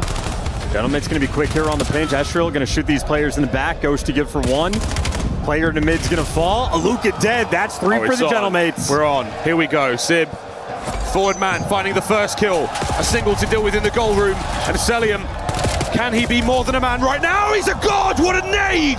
Now the counter-attack begins. 1 minute of the second half. 21-13. This is the man you want with the pistol in hand. He's got every teammate leading the charge. Here we go. 2 through the lobby. 1 high, 1 low. Trying to clear out the B goal. Kismet playing it safe as well. The dojo now a dangerous place to be. It's a 1v1 on the B goal. Unless we can pull these players. Xnid trying to go big. The trade good, but Selim down. Gentlemates, 30 seconds. They'll get the extra time if they need it. And the way this has gone, it was an OT in the first overload. The possibility to see it again. Ghosty is full wrapping through his spawn. This is a suffocating moment. Man. Difficult to deal with, and a cheeky Aluka, but Aluka's got to go because his teammates are falling. The low side lane is open. If anybody's ball game here, it is gonna be the Gentlemates. Oh no, 5 seconds. Kismet's got to slow him down.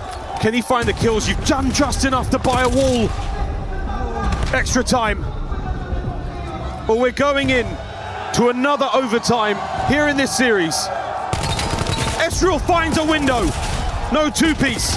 The charge forward and the Falcons should hold. That was the last-ditch attempt.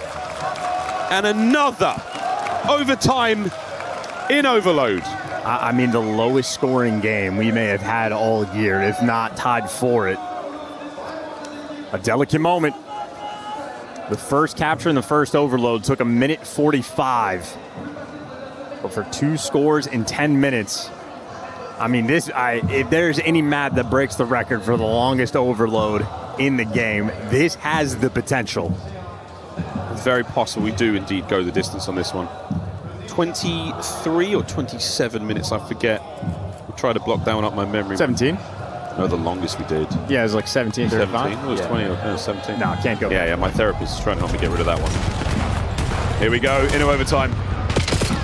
Falcons, they're getting active.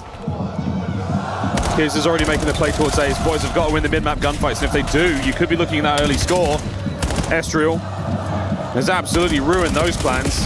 Outstanding work in the damage department, but now it all falls down to Ghosty. He has to dig in, and Falcons, this is control of the map so far. I mean, Kismet from P2 to the low side of the map. Now his teammates filling in P2. No one's touching that device.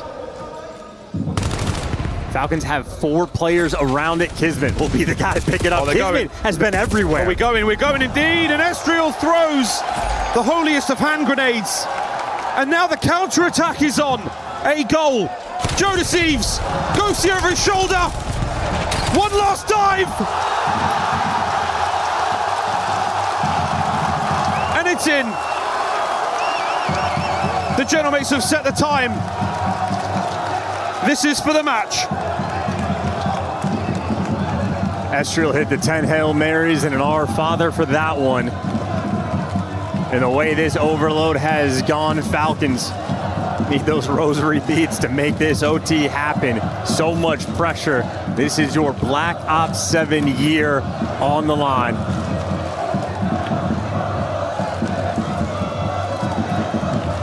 A few seconds shy of a minute is all the Falcons have. This is your year, this is your tournament.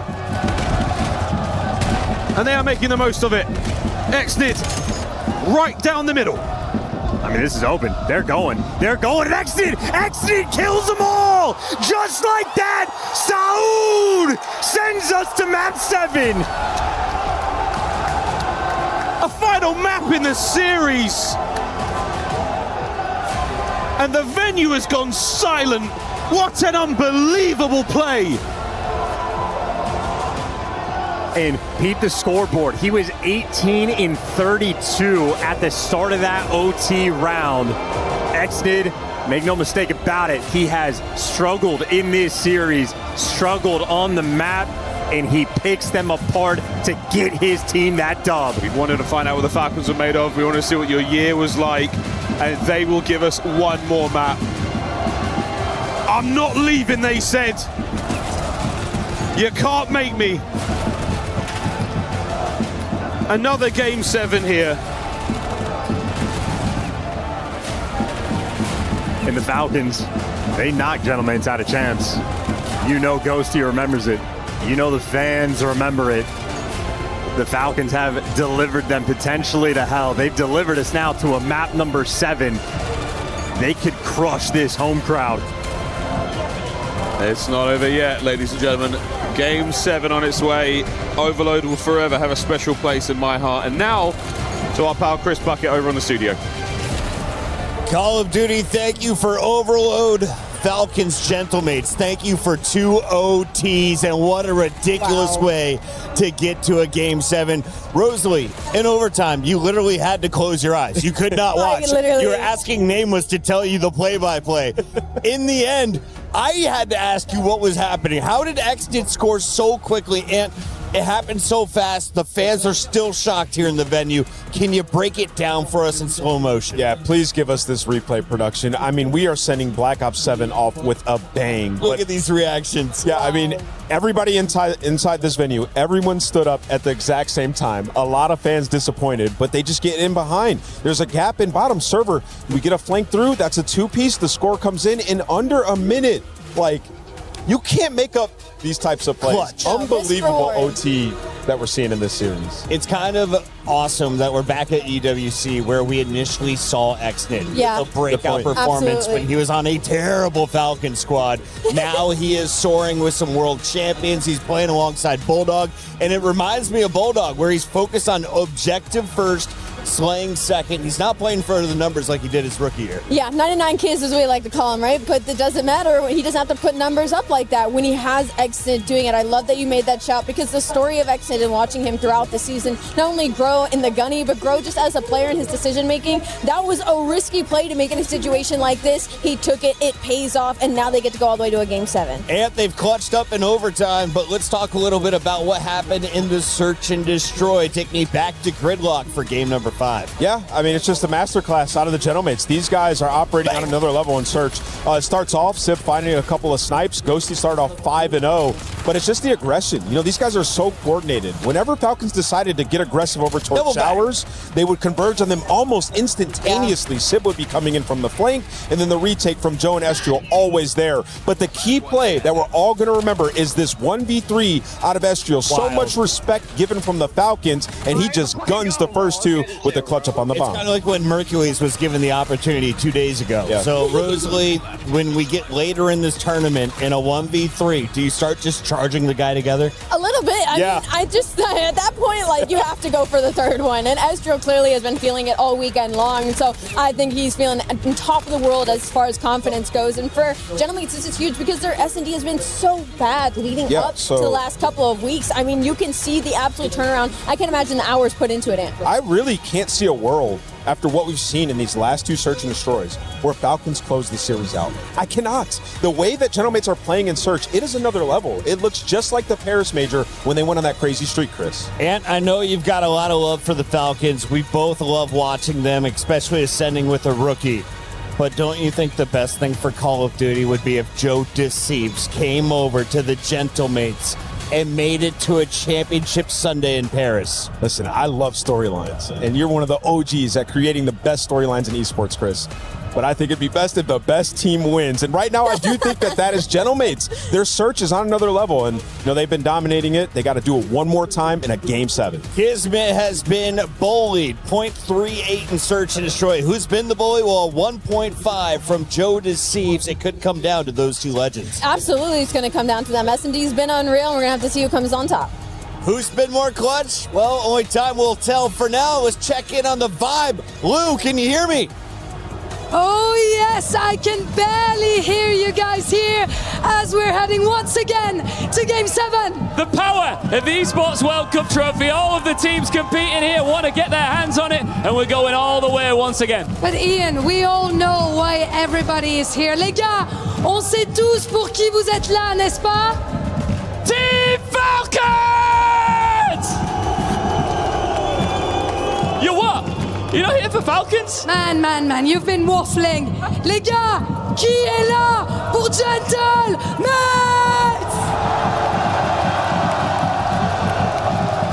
What about Team Falcons?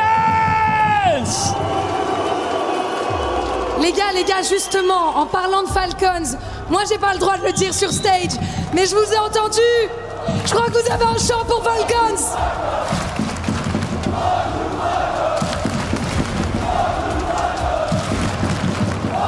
Wait. Guys, what do you want to say to them? Hey, I'm just gonna say one thing. Hey, we came here to France, not to lose. We came here to win. Falcons is on top of the world. Let's go! Super Falcons, hey! Super Falcons, Hey, it might be a small pocket. It might be a small pocket of fans, Lou, but they're loud. They're loud. They're ready for it, Ian. You're right. Right before we get to Game 7, everyone, mesdames et messieurs, tous ensemble, s'il vous plaît, Ian, faites du bruit!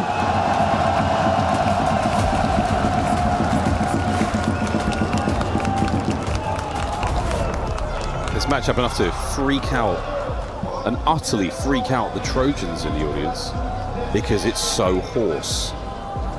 My worst work ever. How about this one? You may as well call this crowd a stable because much horse. Seriously, it's not a dry throat in this room. It is insane. The screaming, the wailing, the neighing. In the S&D, Estriel have turned the Falcons into glue. It has been the factory. He has formed them, and he is ready for war in this final map. The end of the Black Ops season, Black Ops 7 season for one of these two teams. The winner, well, an extra like 130 grand you throw in their pockets, cash, and obviously the opportunity to play on championships someday for even more. Straight cash. To Den one last time. What a legendary time we truly have had here in Black Ops 7. And both of these squads storied in their own regards. And now for the last time we will regard a Den search and destroy between Team Falcons and the Gentlemates. Gotta be careful if you're Exnid. Well, they've just taken mid-map space. I mean, we're aggressive. We're getting some trades. We're dodging snipes. We got a 3v3, and for Gentlemates, everybody's in mid. They may be in mid, but they are anything but mid in search and destroy. These lads have certainly, as the name has put it, been on another level. Exnid. Wow! Ghosty lives. Bomb still in hand. Aluka and Kismet could not be further apart from each other, but Kismet might have found the timing to make his way on towards his players. My good God, Kiz, you got to get the kill there, mate. It's all good and well being here, but you have to get the kill. Sid punches a hole. The Gentlemates flattened him in the first round. Absolutely exquisite teamwork for the Gentlemates. A little bit of luck there, I think, for that first kill for Ghosty on Exnid, but the shoulder, perfect. Oh. Great response, and well, the teammate ends up turning to be the bait. And then for Kismet, well, if he's shooting one player, he's shooting in three. We said it with Black Ops 6. Omni movement would change the way that we play. It would make those shoulder plays so impressive. That was an incredible example of that. And Ghosted Man with a 3.0 KD plus in this series. Well, starts off with the 3K. And sniper shot missed from Exton. We're going back to the old tricks. We're letting it rip. We're letting it rip. Nades out. Plenty of Gentleman's players there by Dojo. But they are going to vacate. We're going to give some space up and work our way through the middle of the map. And that still is a dangerous spot to be for Exton. He can see that mid-cut from the side of 10 here. He can cause problems with that snipe still. Good stun check. This is it. No man's in Dojo. That's the problem. Problem number one, dealt with. Here comes Sib. Oh, the timing. Gets away with it. Time is now on the Falcon side. Wait for the smoke to clear. Close engagement here. Striol fights his way forward. Joe goes over the top. Joe brought down 2v2. Sib now forward. And what a melee! Celium wins it. Iron defense. Cell had maybe 2 or 3 different hardcore defensive clutches in the overload. Ended up helping get his team the win in the end. And Celium, good for it to be the final man standing in this round. Just the cleanup crew. Cell gave you 3. Nice! Oh my fucking god! Whoa! Language! R.I.P. that chair. R.I.P. that chair. Round 3. Pristini's spirit lives on. Zip. First blood. We'll find Celium in the next round. Exnid about to deal with the entire team. Make no mistake, Saul could pop off in this moment. Oh, look at this. Here comes the boom. Oh, what an exit. A little bit of love now in the reinforcement shop. He showed. Oh my God, what? Estriel to Kismet. The Genomates are not stopping here. It's a 2v1.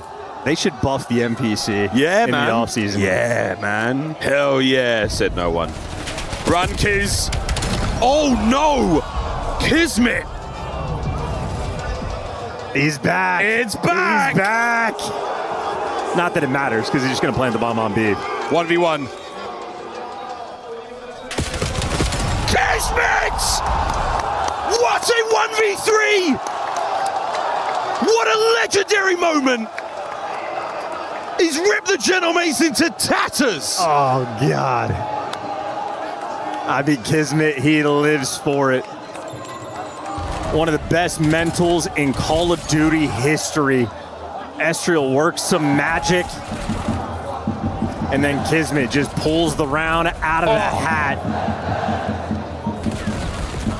I bet Ghosty wishes he had the NPC. Oh my God! Wow! Heartbreak. You serious? These 3 rounds in. Another.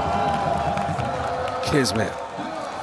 Disgusting work. Excellent this time. I mean, from the heavens above, his prayers have been answered. Cell. Oh, we're tweaking. Oh, we're tweaking. It's, oh dear. B-bomb plant, all good. 2 Gentlemates players left to go here. Sib and Joe Deceives. Together through the lobby, and they will run into Exnid, still with the Semtex to play. Here they come. Here they go. As Exnid tries to do it alone. Joe, a mountain ahead of him, and that mountain's name is Kismet. Can Joe survive this attack? Every corner possible, and he's finding the kills, but it's Kismet again. That 1v3 might have broken him. Kismet might have just broken them down. Look at that smile. He knows it. The Bulldog with a smile on his face. What a sensational nade. And Ghosty, no man's land. There's no place for him. Here's on the final kill here, freebie. Falcon starting to wander. Starting to wander towards that victory line.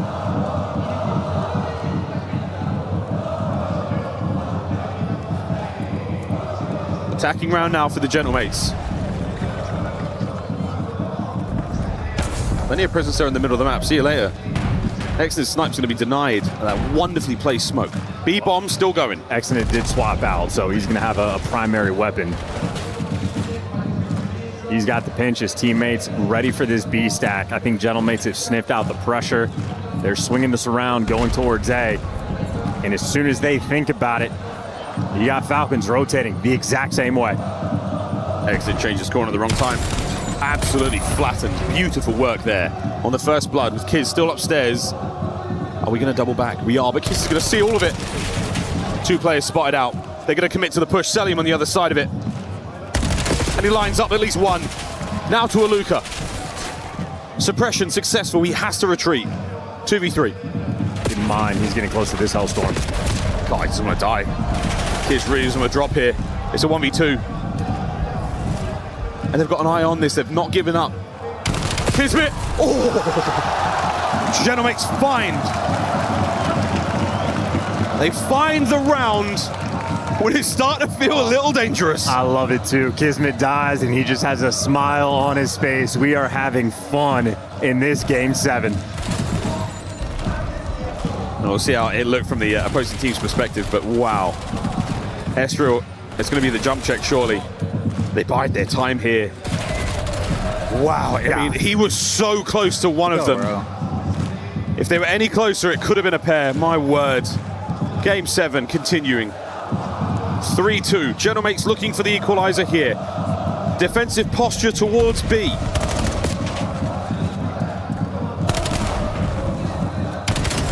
Kismet, once again, taking the game into his own hands. Killed his former teammate. That's a free first blood. A wide open A-bomb site. Now Estriel's on a 4 spree, and his NPC has been something special. Can't count him out. Falcons together. Gentlemates now on the slow approach towards the bomb site. Kismet from the window is going to see these players first. All bases are covered here. Falcons with the numbers and the guns up at the ready. It's going to be a massacre unless the trades are fantastic. An ideal start for Ghosty. Estriel, will he go high? No need! 2v2, 20 seconds to play. His NPC is magic, can't count him out. He goes to the rooftops. Exnid lying in wait, and the trap is set. Ghosty! Can't get it done, and the Falcons find another round. Shuts that one down. Kismet gets that first blood, and the team executes after the fact. A free bomb plant in a cheeky spot there on the rooftops. Exnid, but a pixel on his screen. The aggression through the middle of the map. And just perfectly played.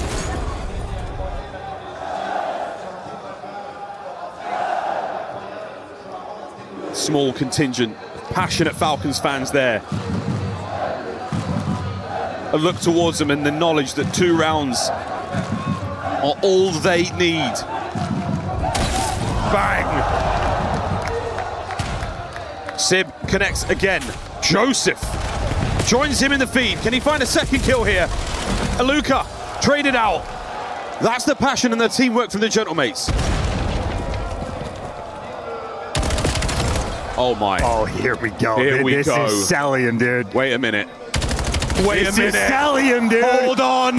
Hold your horses. Bang! A silver bullet for that monster. Right through the heart.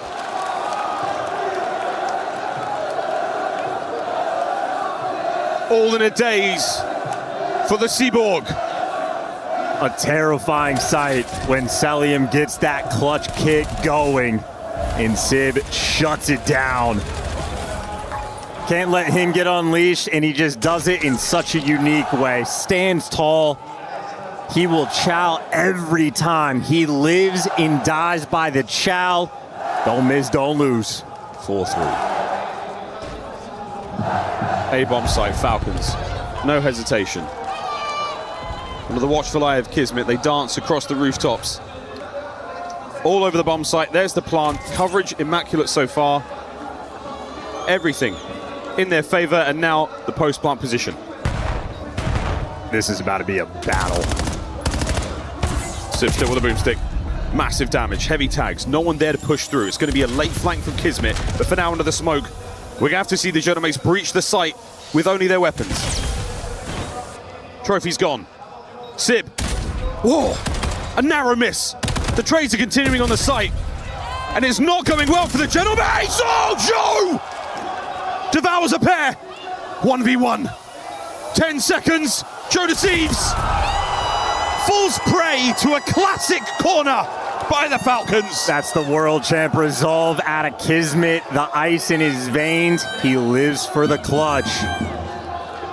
The Bulldog, there is never a moment where he isn't making a heads-up play.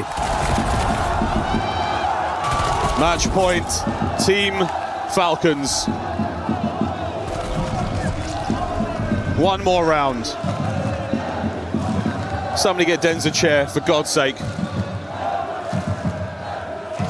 The hope starting to fade. The Gentlemates plan their search and destroy prowess failing them here when they needed it the most. It is not over yet.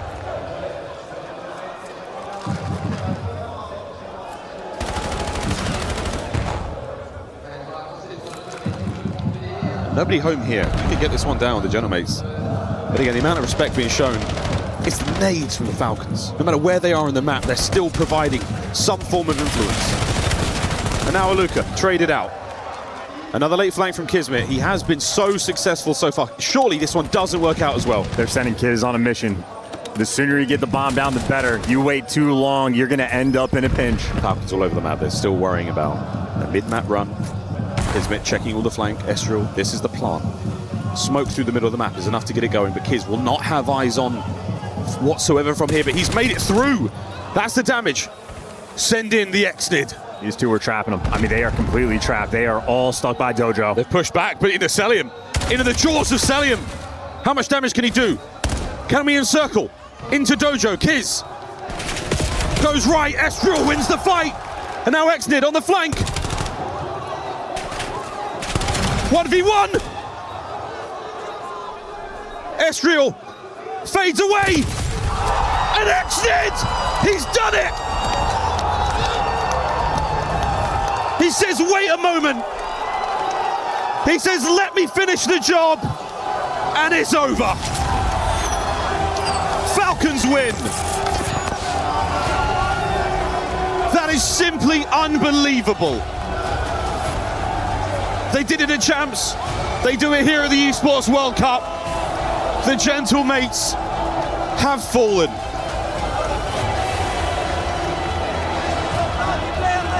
And take a look at Exnid on the main stage. Rewind the tape and listen to his interview again. He was calm and confident, fearless in front of this crowd, and a 1v3 dagger to send these fans home. I mean, that's a career highlight. That's a legendary moment. With that player in this organization historically have fallen time and time and time again. They have never been able to close out a real big moment. That felt special. That is one the Falcons players are going to remember. And Aluka, the rookie. Unbelievable. You needed him every single step of the way, and he was there. Aluka should truly be proud of that performance. Exnid should be proud. Kismet, undeniable. And Celium, the master at work. Falcons, what a performance. Aluka is on stage with Ian Chambers. Wow, yeah, Miles, I mean, I don't think that this was part of the Paris script, but here we are. Falcons are in the semi-finals. I'm standing by with Aluka, just 19 years old, soaking up every moment here. You said, just as I asked you off camera there, what does this mean? He said, I'll tell you in a second. What do you want to say? This is insane. I want to say off rip, I couldn't get a fucking kill in the S&D, bro. That shit pissed me off. I played ass. But bro, those guys are the best. Those three people are the fucking best ever, bro. GG's to Gentlemates, GG's to the crowd. You guys went insane. They just choked map 6 hard. And we just won somehow. I mean, listen, this entire arena was rumbling, right? I'm sure you could feel it under your feet. I'm sure you could hear that noise at such a young age, and you only literally played your first CDL match less than a month ago. How are you handling this heat? How are you handling this pressure?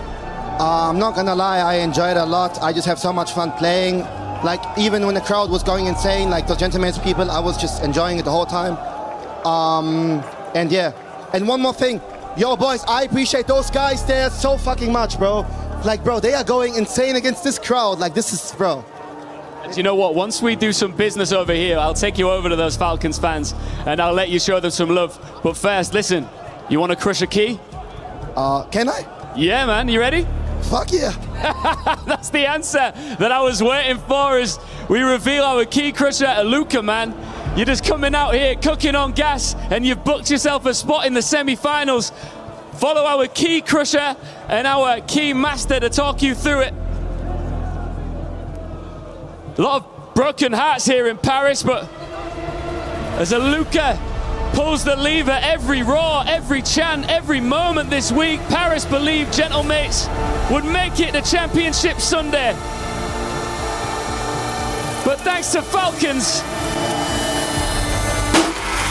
there'll be no team on stage tomorrow.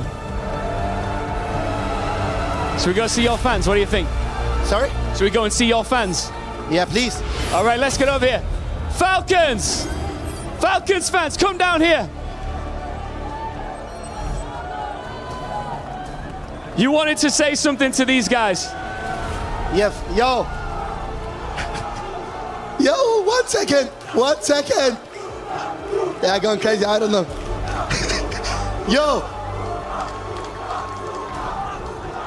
Yo, thank you so much, boys. Thank you so much. I swear. Yo, against this crowd in their hometown, bro, thank you so much, boys, for your support. Thank God those guys went insane, bro. Thank you so much. I appreciate you guys. Hey, you're modest, man. We can't wait to see you pop off in the semi-finals. Congratulations. See you next time. One more series to go, and you know what it is. A banger. They told us after Major 1, look out for Luca. He's signing with FaZe. Well, we now are finding out why this guy was considered a superstar all along. But really, there were two key rounds here that broke Gentlemates. Nameless, talk to me about Kismet, and then, of course, Xnid's finish. Yeah, I mean, Kismet's 1v3 was spectacular. Dude. Like, what a display of individual talent. He wins 2 massive gunfights, and then he just plays the time. He's like, I will let you plant this bomb, retake, and gun you at the very end. Just individual talent, smarts. You got the whole bag in this map here out of Kismet.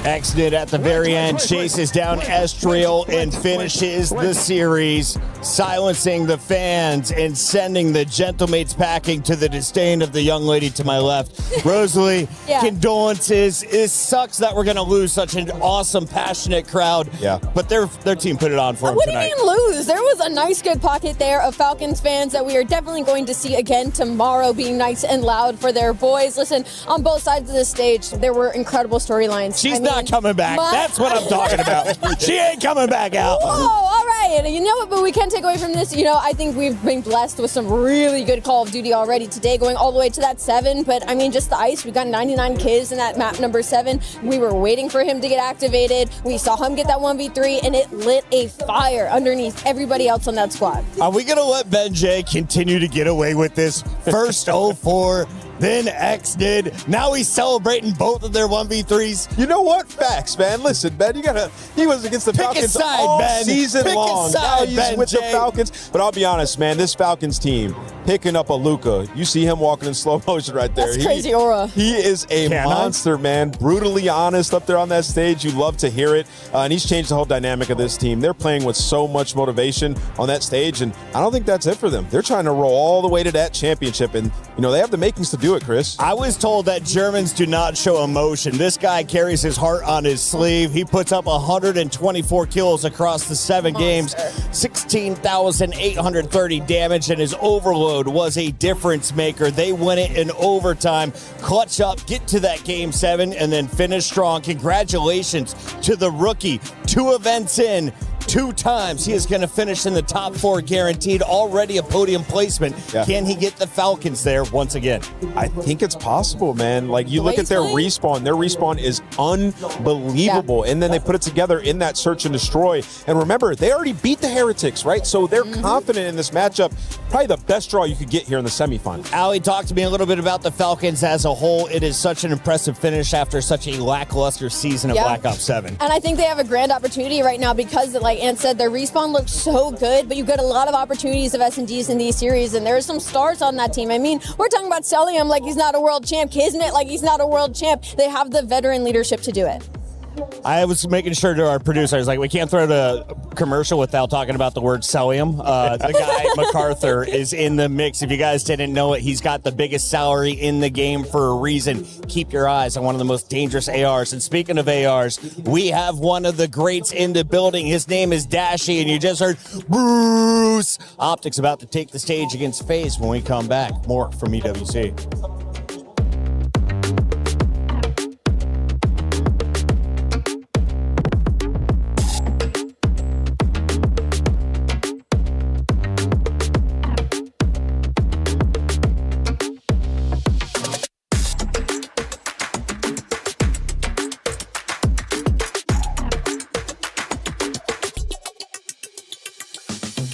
We're trying to grab and go like bottom mid to left. Yeah. I need one left Ivy. Onto Ivy. One low left Ivy. Your top blue. Ivy. Top blue ghosty. Top blue ghosty. Okay, on you. One side. Nice. I see PM. I got it. Nice! Nice! Let's fucking go, man! Good shit. The human body was built to move.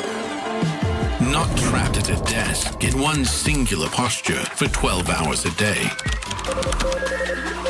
It's time your chair evolved. This is Secret Lab Titan Evo. Ergonomically engineered for you. Gamers, hybrid workers, artists. Backing your every move.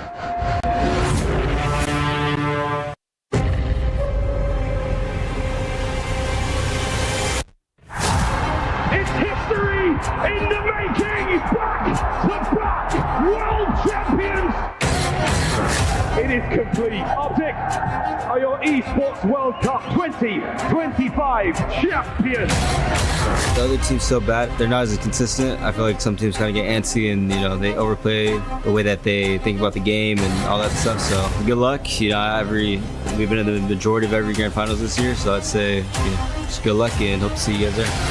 I'm not a big trash talker, but I let the guns do the talking. Dotty pushing forward, a big kill. That might have decided it. A boozer down. Wow. After all 4 falls, he spawns all the way at home, but as soon as that new hill pops and Mert releases in a position to contest it, goal line stop comes in. Oh, who can find one more? Oh, my goodness, it's just up again. They pronounced it. Are you kidding me? 1 versus 1. Oh my God! Last time we were in Paris, I know the Geno suits was going crazy, but honestly, you couldn't really hear him. Play is in our DNA. Whenever we let it out, it becomes our superpower. Now imagine an entire city being built to supercharge it. Kadir City, powered by Play.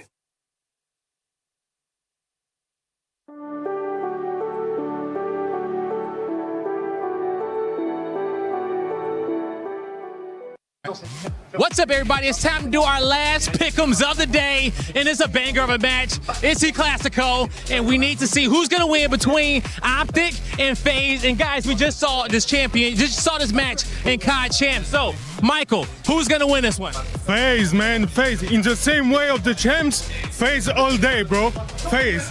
Okay, what about you, Noah? Mate, it's got to be FaZe. Me and Scrap go way back. I know the other tournament didn't go well, but this one, they're getting the dub. Trust me. No, we're talking about Optic and FaZe. Who's going to win? I said Optic and FaZe. No, who's going to win? Out of them two. Oh, I'm not going to lie. I'm a little Optic fan. Optic all the way. Come on, the boys. Come on. What about you, Aziz? I mean, green wall, right? What's the score count? Green wall. It's going to be a 4-3. It's going to be a close game because FaZe are unbelievable, but Optic is better. Back to back. All right, back to back. Sam. Oh, it has to be FaZe. We've already done Optic in. FaZe are going to do it again. It's just an easy one. It's so easy. All right, lastly, Palm, what's it going to be and what's the score count? I got FaZe winning last map, round 11 again. FaZe winning last map, round 11. Hey, it's going to be an insane series. We saw it at Champs. We're going to see it again at EWC. Only one can make it to the finals.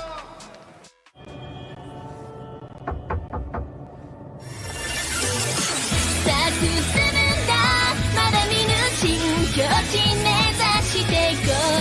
キドキしようよ準備快適早まだまだこの世界を楽しんでみたすんだ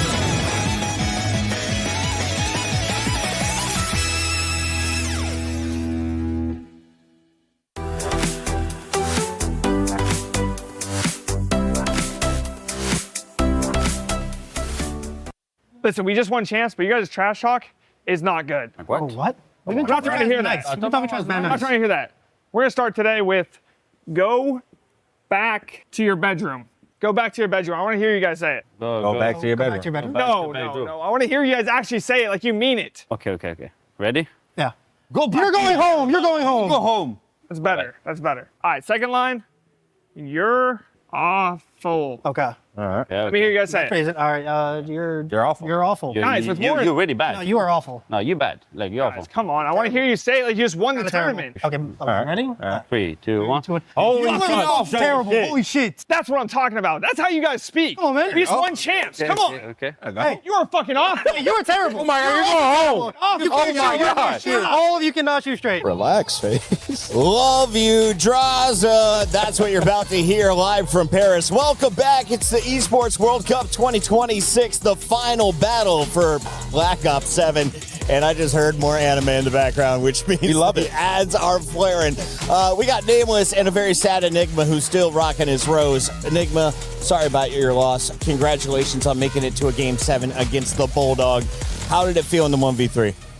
Oh, it's awful. Thank you for that one. Honestly, it just can't happen, right? The overtime is heartbreaking enough. But multiple 1v3s, 1v2s, I think the phrase you used is, we're watching blackouts happen. Yes, and we my were. God, you were not wrong. That was tough. That was so heartbreaking. We do not expect that same thing to happen against the next two teams because they are world championship caliber. Optic going up against FaZe, and this is a battle that we have seen for a decade. Let's start here with the Optic squad because they were our number one seed since day one of the Black Ops 7 season. They won the Monster Invitational to kick off before we even had official competition. And then from there, Ant, they were basically flawless every match online. The question is, what would they do on LAN? Well, every time in a winner's bracket, they steamrolled everybody in best of fives. It was 3-0, 3-0, 3-0. When we got to best of sevens, though, that's where they started to show weakness. Are you concerned knowing that they have to play best of sevens here on out? Yeah, absolutely. And, you bring up a good point, but it was up until we were in Paris where that changed around, Yes. Chris. And it was Dashy, he was the MVP going off for them. But the thing that I'm most concerned about, Chris, is the 3 search and destroys. They have been on a free fall in that game mode. And in particular, in the Champs Grand Final, lost all the search and destroys in a round 11. So as we get to the championship rounds, has been where Optic has faltered since the start of the season, really. Yeah, there's an air to them that's been lost. It's this aura in clutch moments to be able to see them out, to get over the line. Championship teams have that in spades. And there's just been something through this year where it seems that they get into those moments and suddenly, we've watched it ourselves, 1v2s, 1v3s, and same plays that come on through. And in history, we're watching Optic pull that off. They're on the wrong side of it right now. Nameless, this is a huge squad. Optic fell short of their goals at Champs. Talk to me a little bit about expectations for them here at EWC. They are our reigning champions, right? Yes, they are expected to come in here and take FaZe down and win this championship. This is a team, you set it up perfectly. They have cruised through their winners bracket at every single tournament that we've had. So if there's a time to play FaZe, it is right now, before that grand final, right? And you look to these guys, you look at Mercules to step up once again. He has been the search and destroy all-star for this team. And he's got a few 1v3s already. Exactly. And you see what it takes, Chris, on the stage. When you get in front of this crowd and you're at a big event like this, it takes the spectacular at times. And those are the teams that are pulling through in our bracket. Let's take a look at their opponents on the other side of the stage. They have a super loud fan club, especially online. They go by the name of the Flank. FaZe Clan has been dominant, and they featured the GOAT. We welcome in, do we call him the GOAT right now? Who, Simp? Ben J. Oh, here we go. No, he's not the GOAT yet. Not the GOAT yet. Ben J, welcome back to the show for the 3rd time already. 2nd time here on day number 4. Ben, we wanted to bring you on, though, because you're sitting next to Zuma. Can you tell me a little bit about how excited the Flank is to be watching your team, FaZe Clan? We always are excited when these two teams play online, LAN, whatever, and it's really delivered the last couple of years. In the Champs Grand Final we saw, a few weeks ago was awesome. Obviously, the Ant Point, the S&Ds were different in that one. I would have to think Optic put in a little bit more work in the S&D, so let's see if they can match up here in this best of 7. Yeah, Tom, I want to ask you this. Yeah. I've watched the round 11s over and over again. How do you reason, what's going on with Optic in the round 11s? Is it just poise? From your perspective, what do you think? I don't know. When you look at those players, it's I don't think poise is a problem, right? I don't think that should never be a problem with those guys. Those guys are multi-world champions, I just think it just came down to the day, right? It's how COD can be sometimes, right? You just got to ice up, make the plays in those most moments. But I think the biggest thing is preparation. You saw the clip of Crowder on Reddit, and just seeing how they talk about what players like to do, where they like to go, how they like to play, and just picking up on those habits. I think that's the biggest thing. I think FaZe really prepared for Optic, and they knew what they were going to do, and I think that was just the biggest thing in those round 11s, to be honest with you. Boys, considering this is happening so soon after Champs, and we talk so often about download series and studying VOD and everything else, is there an element of concern to you that Optic are going to now know exactly what FaZe are going to be bringing to the party, and they're going to counter that? Oh, yeah, for sure. I definitely think Optic's definitely preparing. I mean, they got DB5 over there as a coach. They got JP, too. I mean, JP coached me when I was on the New York Subliners, and I know he's definitely preparing those guys. He's bringing the statistics, definitely watching some film. So they're definitely studying the FaZe boys, and I think the FaZe boys are studying them. So it's a mind game, right? It really just comes down to a mental game on what they're going to do, and we'll see who ends up icing up. This is a coin flip series, right? Anybody can win. They're trying to get out of the venue by midnight. So, guys, before I let you go, final map count before this one ends. I can see it going all the way down to a seventh map. I can see it going all the way. I'll go map 7 FaZe. Obviously a little biased, but I'll go map 7 FaZe. I think Benjay's got Optic. Optic in 6. Dirty dog Benjay causing chaos over on the flank. I want them to win the whole thing before, Gentlemen, right? we got to let you go. You can go over to the flank to find out more of the drama. In the meantime, we got to take a look at 2 of the rock stars. It's going to be Simp versus Shotzi, a battle of the herd. A lot of people here are talking about there's less and less names in the GOAT conversation. Simp and Shotzi definitely at the top of that active players list. No, without a shadow of a doubt. And I think right now, with everything that Simp has done through this year, proving yet again that he is him, he wasn't reliant on that core. He can come through with relatively new blood and deliver on the greatest stages. He's putting himself in prime position to ride this year out beautifully. Nameless, I'm going to put you on the hot seat. You are a general manager. My name is Fancy from Twisted Minds. I'm looking for a COD team, and I want you to sign one of those 2 players. Who do you get? You only got one bag to build around. One player. Man, you can't go wrong. I got to put that out there. And I love, Ant's game, but I'm going to go with Simp. I think he can just do it all, and I think he proved it by having a brand new team, the trio splitting up and winning champs that year. I think that is an incredible feat. So, yeah, if I had to pick one player, it's Simp for sure. Speaking of Simp, we had the GOAT backstage. We also have his nemesis. Blaze is talking with everybody. Blaze, where are you right now? How you feeling today? Feeling great. I mean, let me switch sides. But I'm feeling great. Feel like, a nice little finals rematch here. Excited to take this one too. Hey, man, you guys look good in the last chance rematch. You guys been looking good all weekend. You know those boys about to give everything which they got to take y'all down. But I know none of that matters to you, right? Nah, I mean, we're just here to play some COD and have some fun, honestly. Hey, man, have some fun, yo. Good luck to you. Yo, Coach Crowder, all right? I mean, you guys just came off one of the biggest wins that we've seen in FaZe in a long time, but now you got to do it again. Was the preparation the same? Yeah, honestly, we just got some pretty good scrims in leading into the EWC. It's been in the back kind of vibing, doing the same thing, keeping it routine. Getting a routine. CEO. Okay, you've been checking everything over there. You've been making sure that, all the employees are doing good. HR is doing well over there. How's the business? Hey, it's just another day in the office. It's Saturday. We're here to play and lose to go home. Hey, lose to go home. Best of luck getting to Sunday right there, all right? All right? As you can see, mute Ben is what everybody wants to do, all right? But we love Ben J Field Time on the stream. I got to talk to everybody's favorite twin over here, Vaughn. How you feeling, man? Yo, it's been a while since you and the Boozer, both of y'all world champions with your duo. How would it feel to win EWC after getting second last year? Definitely amazing. Definitely starts with this win today. And, just remind everyone why we're champs. Hey, man, remind everybody why you're champs. You feel cool, calm, and collected today. I ain't seen this type of energy out of you for a while. You got some good sleep tonight? I got great sleep, listening to Coach Fish and just controlling my breathing before the match and just staying calm. Hey, I heard that, man. Stay focused, all right? Good luck to you, B. Thank you. Yo, I could have used Coach Fish on opening day. It was stressful in here. Taking a look at a man who causes heartbeats to go faster. Simp has been a monster in every lobby he enters. A 1.29 is the highest KD in the tournament. He's also rocking the highest Slayer rating and the highest damage. What is making this guy so dangerous? I mean, I think right now he's obviously backed up that claim that he is him, and that feels like, if anything, it is freedom up. But if he's putting out ridiculous pace on the map, he's very comfortable with the boys around him as well. Feels like they've grown into an insane system through this year. I think one of the things to note as well is there will be people that asterisk that a little bit. Oh, we beat the Pit to kick things off. They took down a very strong-looking Koi as well. He's still delivering numbers like that. So yeah, this man looking to do insane things and continue to add to his list of accolades. Now, did Simp win an EWC title in the past, Nameless? Yeah.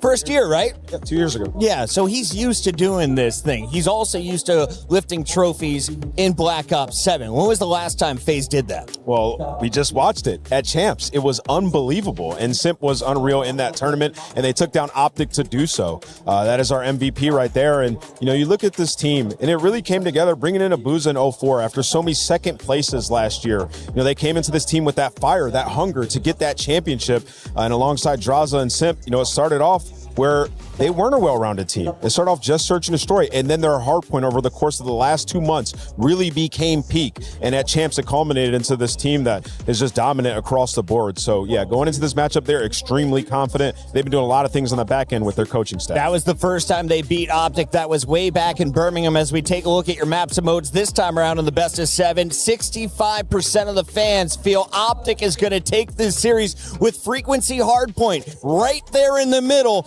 Big shout out to everyone over at Treyarch. The top 2 teams in the world want to play this game mode to decide who is moving on to the semifinals. So let's get into it with our experts, starting with you, Nameless. You've been on fire. Finish strong. Yeah, I got FaZe taking this one. I think it goes all the way to the Game 7, and FaZe get it done in another search and destroy. Going FaZe in 6. That's it. That's what I got for you. You got 2 of the maps missing from last time out. Nailed it. It's going to be Optic getting it done. There we go, to the stage. Final match of the day. Get it on.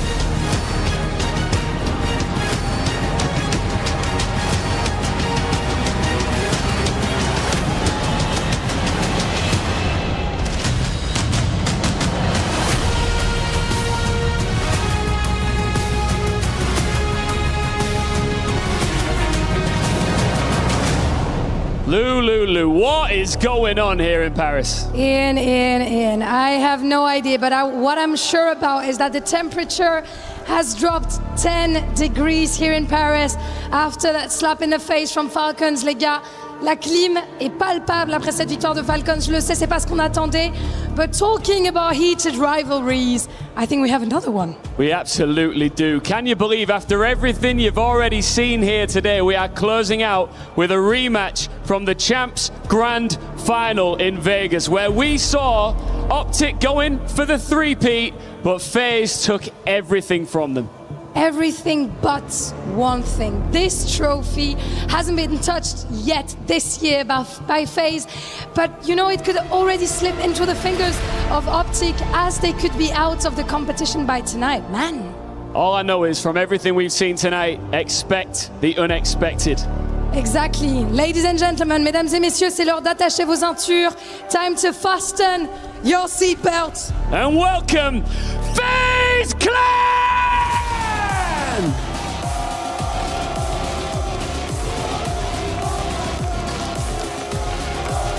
Just weeks ago, Optic were chasing history. 3 straight world titles. FaZe killed that dream. 5 maps to 2. World champions. Simp the MVP. And if that wasn't painful enough, tonight they get the chance to take another piece of iconic silverware from the green wall. But this isn't Champs anymore. Optic Gaming! This is Optic's crown. They won the Esports World Cup last year, and they came to Paris to defend it. And after 100 Thieves knocked them down, Project Notorious found out exactly what happens when you put the green walls back against it. 3-0 message received. They are ready. You could not script this, could you? Look at the state of this. Two absolute beasts on the stage. Somebody is about to take an L. Here in Paris, we always save the best till last.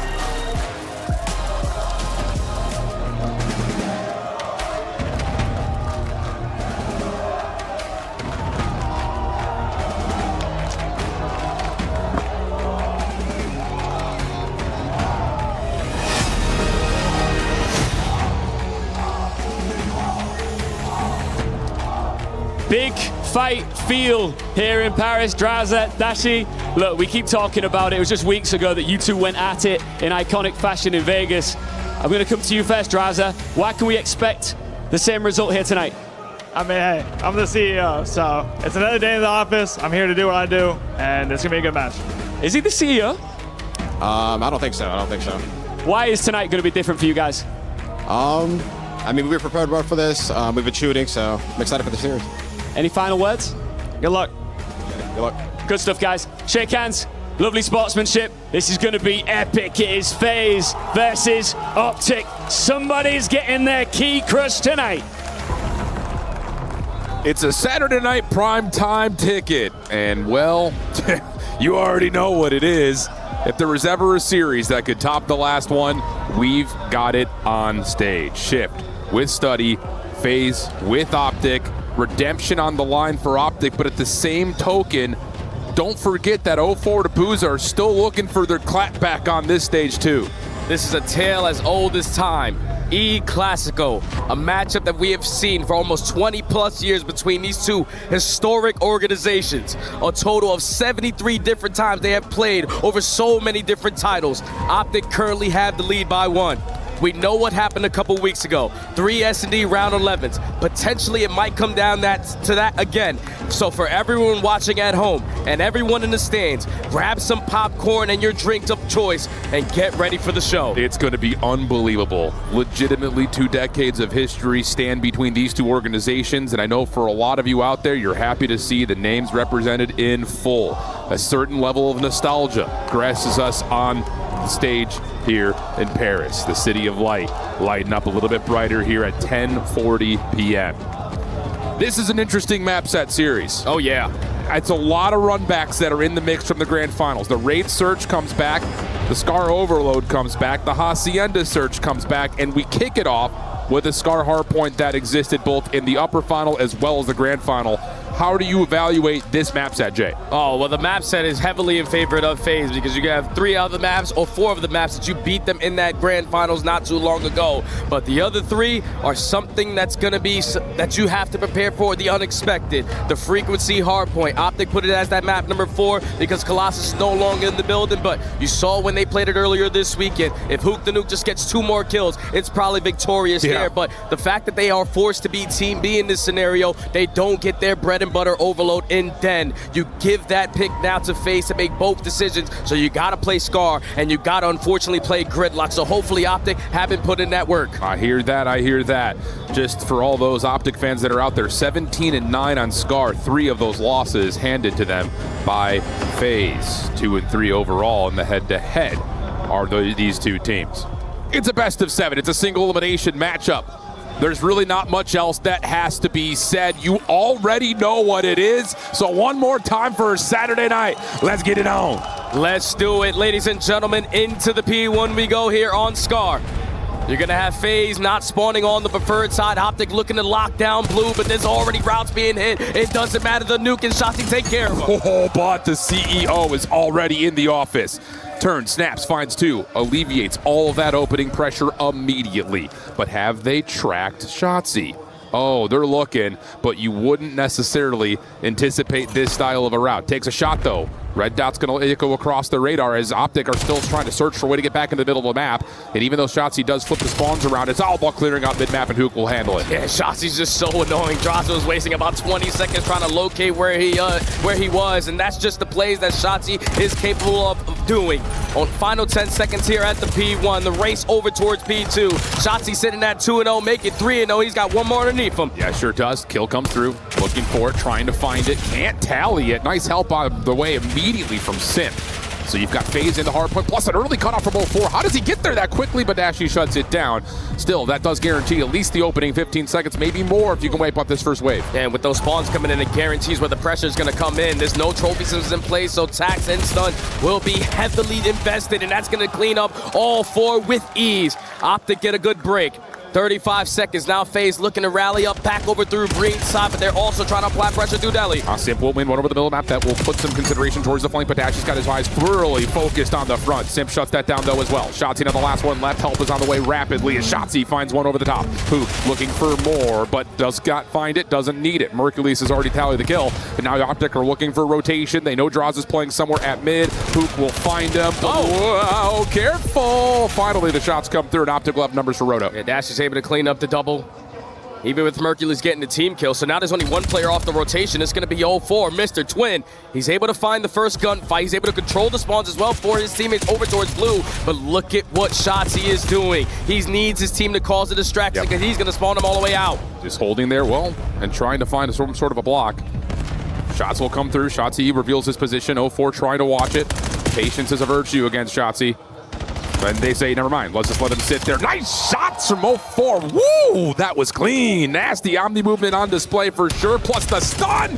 04 getting it done early. And they lock down blue side again. It's like Shotzi wants to do these plays, but they are allowing him to try to get away with that space and said, screw you, we're going to take all our guns to the opposite side. So FaZe are going to be able to take the lead. Only 15 seconds remaining here at the P3, and Optic have to get out of green. 04 shut down on the cut. Now all of a sudden a little bit of pressure put on towards this rotation. A couple of spawns are in though for FaZe Clan as we head to a Fly Saudi check-in with the comms for FaZe Clan. I'm to get them. Get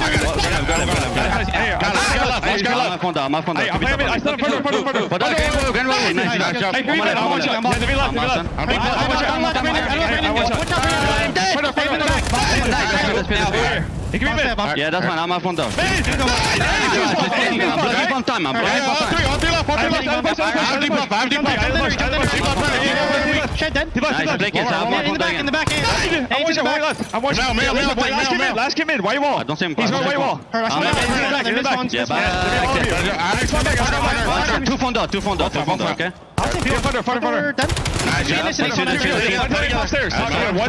One down. I don't see anything out. I don't see him. Brendan, you're missing Tyler. Deep. Sheet. Back in. Watch out.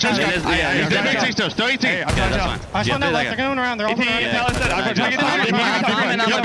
Be cut, Brennan. I don't see him. Hit twice. Watch out. Make sure you block. I'm blocking. Go all mid spawn. Yeah, I might be cut on.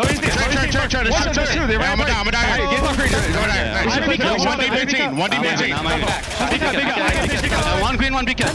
Mike is still green. Two times.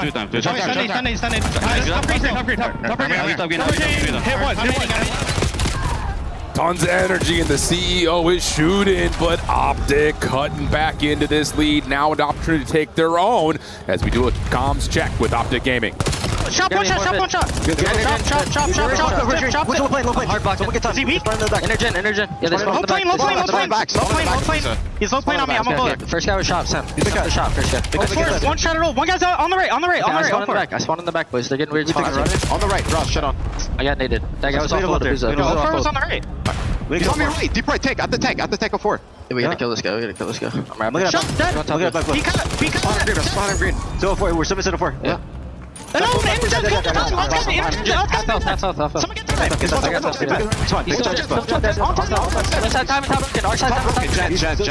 Alright, once there's we're good.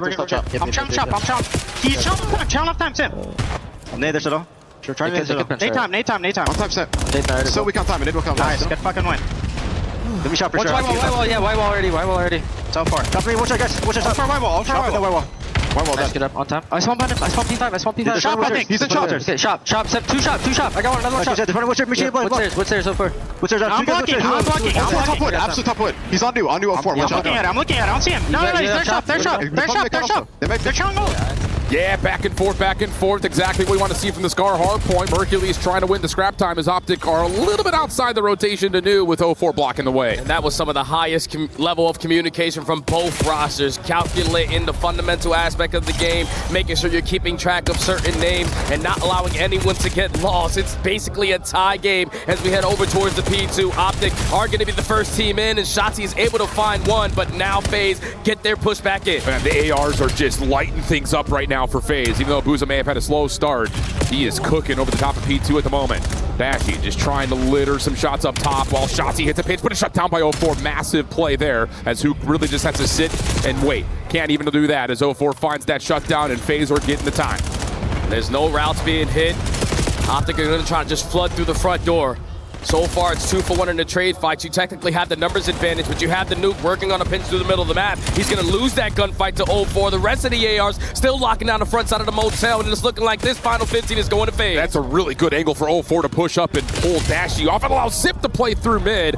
Spawns will move just a moment here, but Abuza has a read on it. Able to find the kill onto Dashy. Opportunity here for FaZe to run away. It's crazy how next level they are in their hardpoint game. Even when you think Optic are getting blessed with an opportunity with a pinch spawn, no, it's a perfect read there from Abuza. Now Flawless off the rotation over towards P3. Try to get your trophy system down to potentially lock this one down, but Optic fly in. They soar in. All 4 dead. Optic in the time. Critical moment right there for Optic Gaming. They needed that badly. Even more to find 04 to stagger the respawns here just a touch, and Shotzi's now all of a sudden heating things up. Brilliant shots to Abuza. FaZe spawning out towards mid, and Hook is cutting them off. Hook has to play this timing game. Is able to get the first, but you can already see on your mini-map, 04 thinking about the big-time play. He already got past you over through the motel. He is now blocking the spawn. Your teammates are forced to turn around, and thankfully Dashy shoots the way that he does. Optic have been able to basically lock down this P3 all throughout this time and keep it a tie game. Amazing bounce back for Optic. FaZe now late to rotate over towards New, but they're finding kills through the exit. That's going to give them an opportunity to move some of the spawners around. Yeah, 2 players going to spawn out here. Shotzi able to find one from the front. That will limit this hit, but he's going to get found out over towards the top. Mercules has to play his life. How much can he create from back here? Simp is right around the corner, able to miss, and now on opportunity to get more potentially as he's got Abuza online, but Draza will put him down, but Dashy's spawning close, has help from Hook, and Optic will win the spawn. He's got the assistance. Great plays there from Mercules, just staying alive in the position, and now you can allow the Batman to get loose. 2 in a row, back spawn secured. FaZe all over the map, though. They are hitting every single round. Sip finds one, 04 finds another, but it's Dashy and Hook in response. But the problem is they just don't have the help to stay alive inside the hard point, so now off the respawn, you've got to get it done. If you're Mercules, and he's able to line up 2. Simp in from the front door, though. Critical, back 20 seconds to play for here, as Simp's able to turn that into a second. Dashy still holding. Good pre-fire onto Draza, and he's going to have maybe one more to deal with. Almost gets the beat down, but not quite. Look at the spawns. Mercules is going to spawn out. He is Agent 007 right now, trying to sneak behind enemy lines. He just made the play at P3. Now he makes the play at P4. He has a chance to do it again here at the P5. In towards top green. Call of Duty timing is not going to go his way. Did he at least stall out enough time for Shotzi to be in a position to block the spawns and now take the spawns? Opportunity to bring right back in. Simp gets the beat down, but no shot with it. Shotzi still alive and kicking. Hook's able to clear out the backside of the plane. That is massive for trying to hold this P5 because now FaZe don't really have a route to hit at the moment. Oh, look at this little back and forth from Shotzi. 4 in a row from him. Simp down low, and Shotzi wants to take the battle. Both players happy to have that superstar conversation right here, top green, but it's Dashy for 2. Mercules with damage onto the hard point, and FaZe will get cleared out. Shotzi is in a flow state right now, 29 and 22, almost 2 minutes in the hard point, and he's also streaking. If you haven't seen, they breached the 200-point mark. Final 15 seconds, and this is where you have to step up with the aggression, because every single kill from this point on is going to spawn behind you at green, and you already have pressure at white wall. Shotzi on 7. Opportunity to block the spawns round, but Draza very wisely chases that down. FaZe able to find a handful of eliminations to give them early time at 1. They know Hook is somewhere behind them, but they don't know exactly where. Now he will make his move. Able to help Mercules out by trying to get some pressure to the middle of the map. Shotzi on the pinch, able to find one more. It's just now to can FaZe hold from inside the hard point, but Hook is right there with the AR hip fire. Stuns, nades, all of it coming through, but Optic are in the hill for now. They just continuously keep on flooding through mid-cup, but they do not have deli control. So Mercules is not going to be able to stay alive. 0-4 with the double, but it's Shotzi with another route. He continuously is getting lost. He's continuously making big-time plays, and FaZe no longer have blue side. That's that leader's advantage, allowing Shotzi to do whatever he wants. Mercules pelting through mid-market. Simp in the corner, trying to cook up a nade. 04 able to get some play through. Big goodness gracious, 04 almost able to do it all himself. 195-223. 12 seconds left here on T1 before we rotate, and there's still a negotiation for who's going to win this right side of the map. And it's all on Simp. What can he do? Him v Shotzi, the GOAT of the CDL. Are they going to be able to have a one-on-one that could potentially be the difference maker here? And Shotzi gets the better of him. That's 3 dead off the rotation. Your Piz player who gets shut down, but you know where the pressure's coming in. All at green. Dashy with getting an 8 cooked up. FaZe trying to flood from the front. Draza the one on the pinch.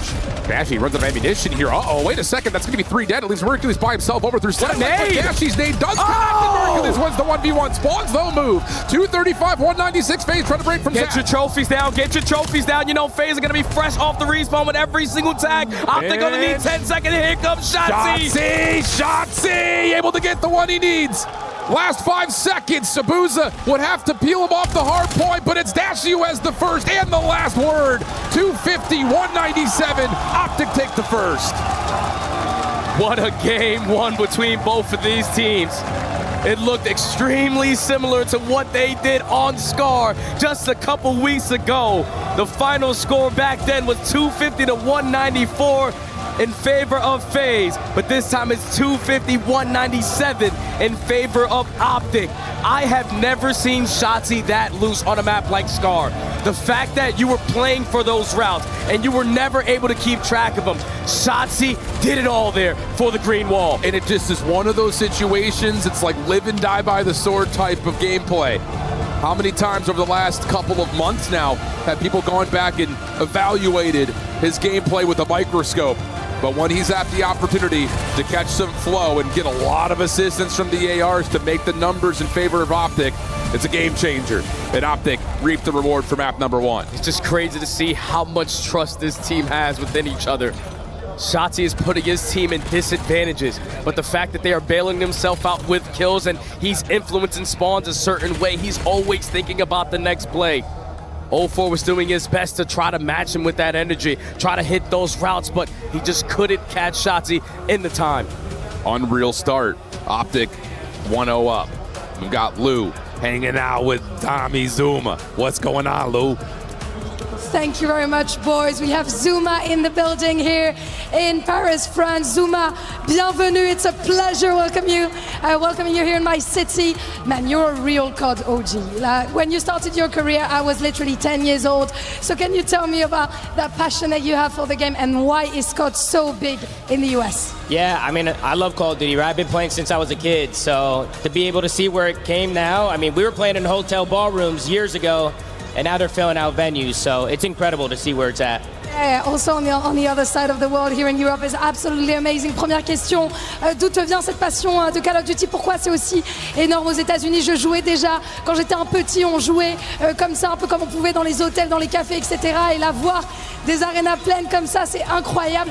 And man, I heard earlier some Optic fans making fun of you. This is Trash Talk Day here at the EWC Call of Duty, so I want to know if you want to say something back, maybe.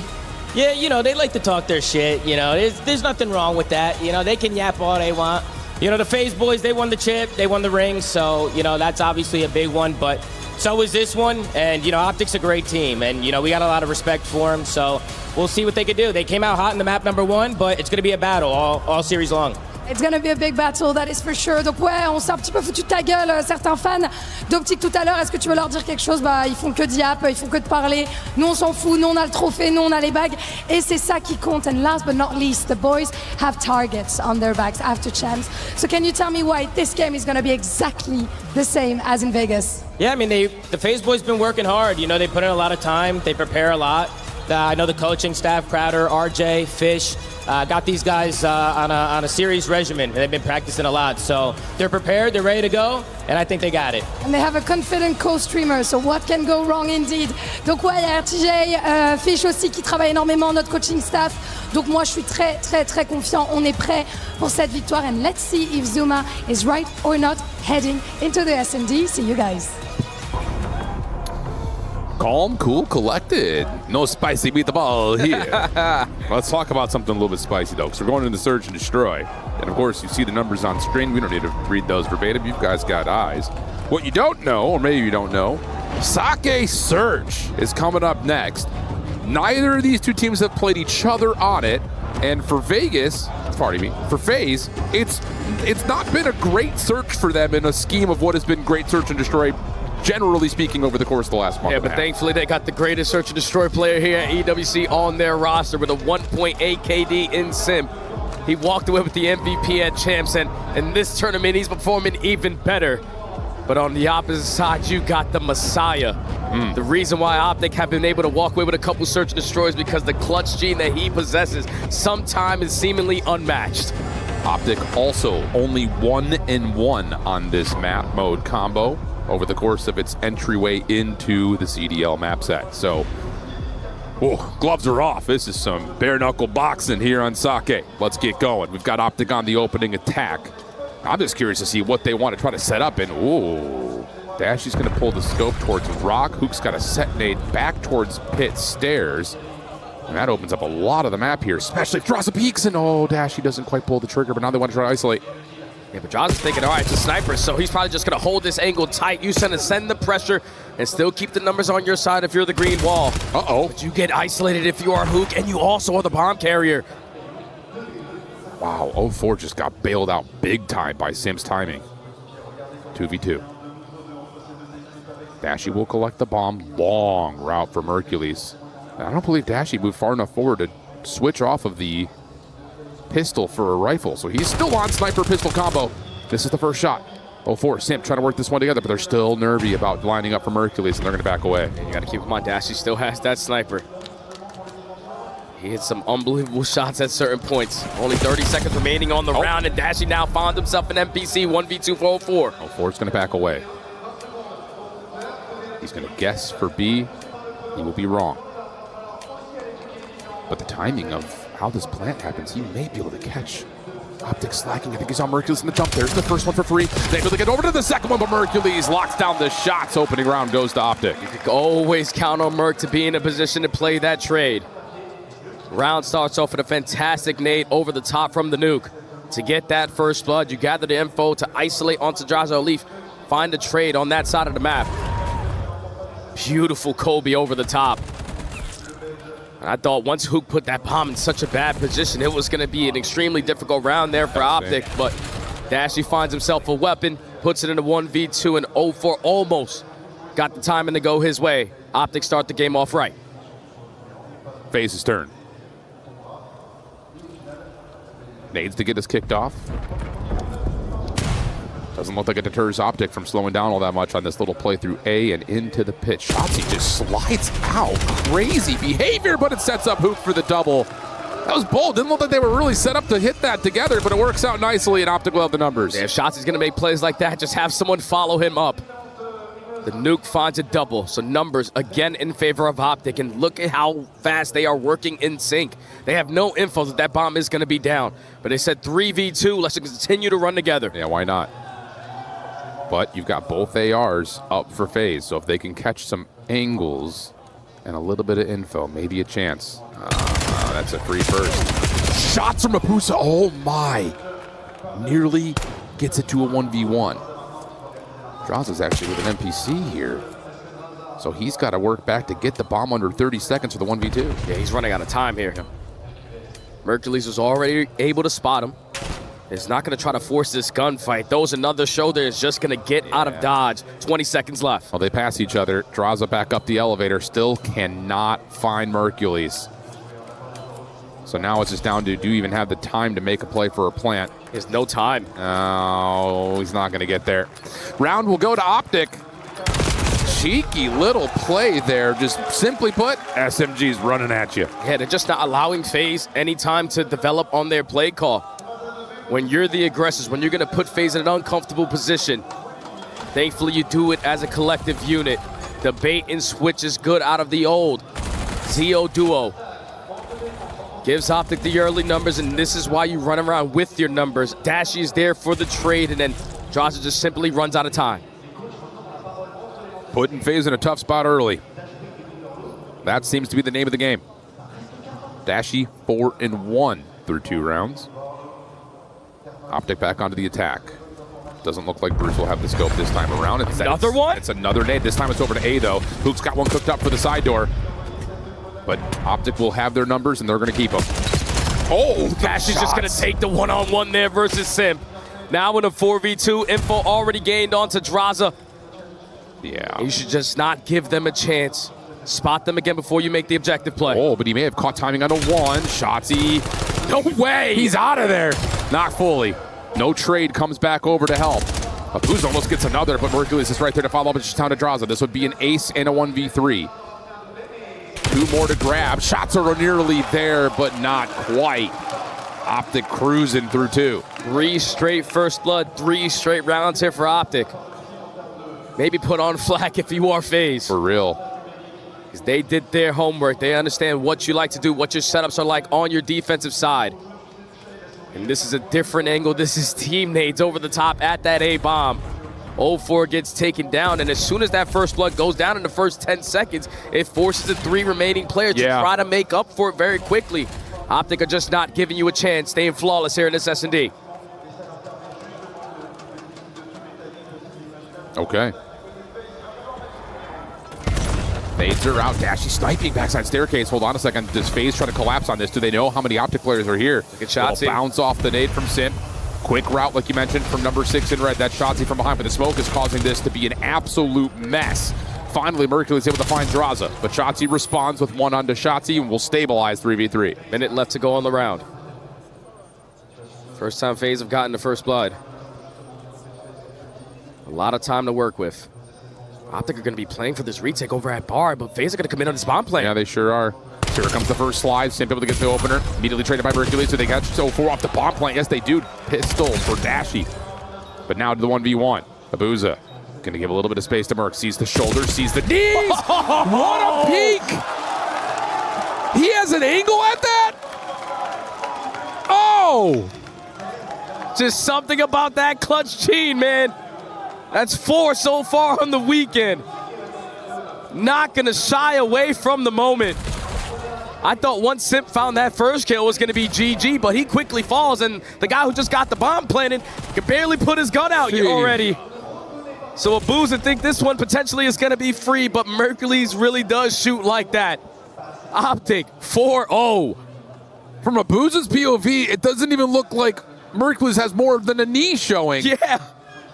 Oh, goodness. 5 in a row for Merc. Optic are all over this series right now. Desperately need a response from FaZe. And it needs to be a significant one. Dashy keeps the scope out for now, over towards A Street, looking for some pushes, but no one home. But they did use Tax again. And something was able to connect, but they don't read the pressure through top window. So Simp finds the first blood. Shotzzy on the pinch trying to make up for it, but he's going to have to back down. Thankfully, Mercules wins his one-on-one 3v3. Yeah, that's just one of those moments where you think FaZe are just going to kind of get together and just guard the bar, but instead, 0-4 thinks he's got timing to push through, and he gets caught. And now Mercules is going to catch another one out in no man's land, but Draza wins the gunfight. Huge shutdown there, 2v2. Pardon me, 2v3. And I think Shotzzy was able to spot out Simp. But Hook on the other side was able to locate Draza. He's thinking it's a 1v1 gunfight. No, the teammates are there to assist them. And finally, FaZe are able to get one on the board. Okay. Felt like there was nearly a moment of a cataclysmic mistake right there, but making up for it nicely. 0-4, the only one punished. FaZe on the board, but so much more needs to happen here. And there's still this interesting kind of dynamic of, is Dashy sniping, is he not? Like, it's just changing how FaZe have to approach, I think, especially when they're on the defense. And just the way that Optic are playing right now, you're thinking that you could potentially catch one of these guys by themselves, but when you're trying to press your advantage, no, someone is keeping them safe. 0-4 working that pinch, even though he does get picked. Mercules was in the right spot, so Optic's game plan right now, in search and destroy, is on point. And on the defensive side, they switched up the tempo. Oh, but look at this. Yeah. Quick hit around the back. Uza will find one before being shut down. Dashing in some trouble here, but the quick hit from FaZe is still being matched. Pinstripe goes to kill feed 2v2. Hook wants blood. He's going to find timing, but 0-4 cuts it off, leaving Merc for the 1v2. And he's guessed this correctly. Just comes down to, does he get an angle? First shots are into both. Just can't find the first kill. He also has a stun and a nade. And the time working on his side. 0-4 is able to throw a couple shoulders. Keep gaining that info, and that's only going to allow Draza to take more space up through the middle of the map. But Mercules is just going to wait. Now he takes his moment, seeing if he can catch 04 still throwing those shoulders. And that game of cat and mouse is getting boring. So Mercules will rotate over. 04 with the plant. Work from top window. Oh, nice angle from Draza, pushes him off. Reset again, 40 seconds. Yeah, you know it's going to be a double stack in towards the warehouse, especially with that plant position. So he's trying to bank on the nade to see if he can connect onto anyone, but it's the same exact setup it was before the bomb was planted. Yeah, he's just going to have to peel 04. Draza's just going to peek over through arches when he needs to. This should be unbreakable. And it is. Well played by FaZe. Too clean. Way too clean there in that scenario. Optic go back to that previous defensive round where it's the nuke and Shotzzy trying to work through bottom pit. You get a trade on that side of the map, but you don't have any map control over towards that A site. So by the time Dashy rats back, he falls. Mercules gets one. And I thought the nuke thought that he had a timing there, but 04 is never going to leave his teammate out to dry. 2 rounds in a row for FaZe. Yep. Can they stop Dashy from having some manipulation of the map here by way of this scope that he's been fiddling with every so often? M15 this round. Aggression from Optic trying to fight for pit. Draza, nades in hand. Shotzzy gets what he wants though. Booza sniping. This is a little bit of a monkey wrench. Puts it away. 04. Whoa, a little peek. Still able to find the first, and all of a sudden Optic feel a little bit trapped here, bottom side pit. Kills are going to come through FaZe now with the numbers. Now it's Mercules in a 1v3. Bomb is going to be down over at that A-bomb site. And all of FaZe running as a cordonry around the map, and he's not going to stand a chance.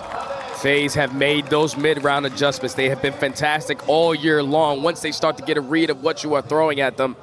And Abuza just allowing 04 that lane to be open by whipping out the boomstick. Yeah. Throw a shoulder at the top side of P3 steps, and you see it clear. No one's going to contest that side of the map. That creates the opening for 04 to get another first blood and keep the numbers going their way. Yeah, it's kind of like you get to manage Optic's aggression while still establishing some of your own, especially when you read that, okay, no one's outside, so they have to be inside. So that route that hits around the back works out beautifully. Now, all of a sudden, the game of chess starts to become a little bit more three-dimensional.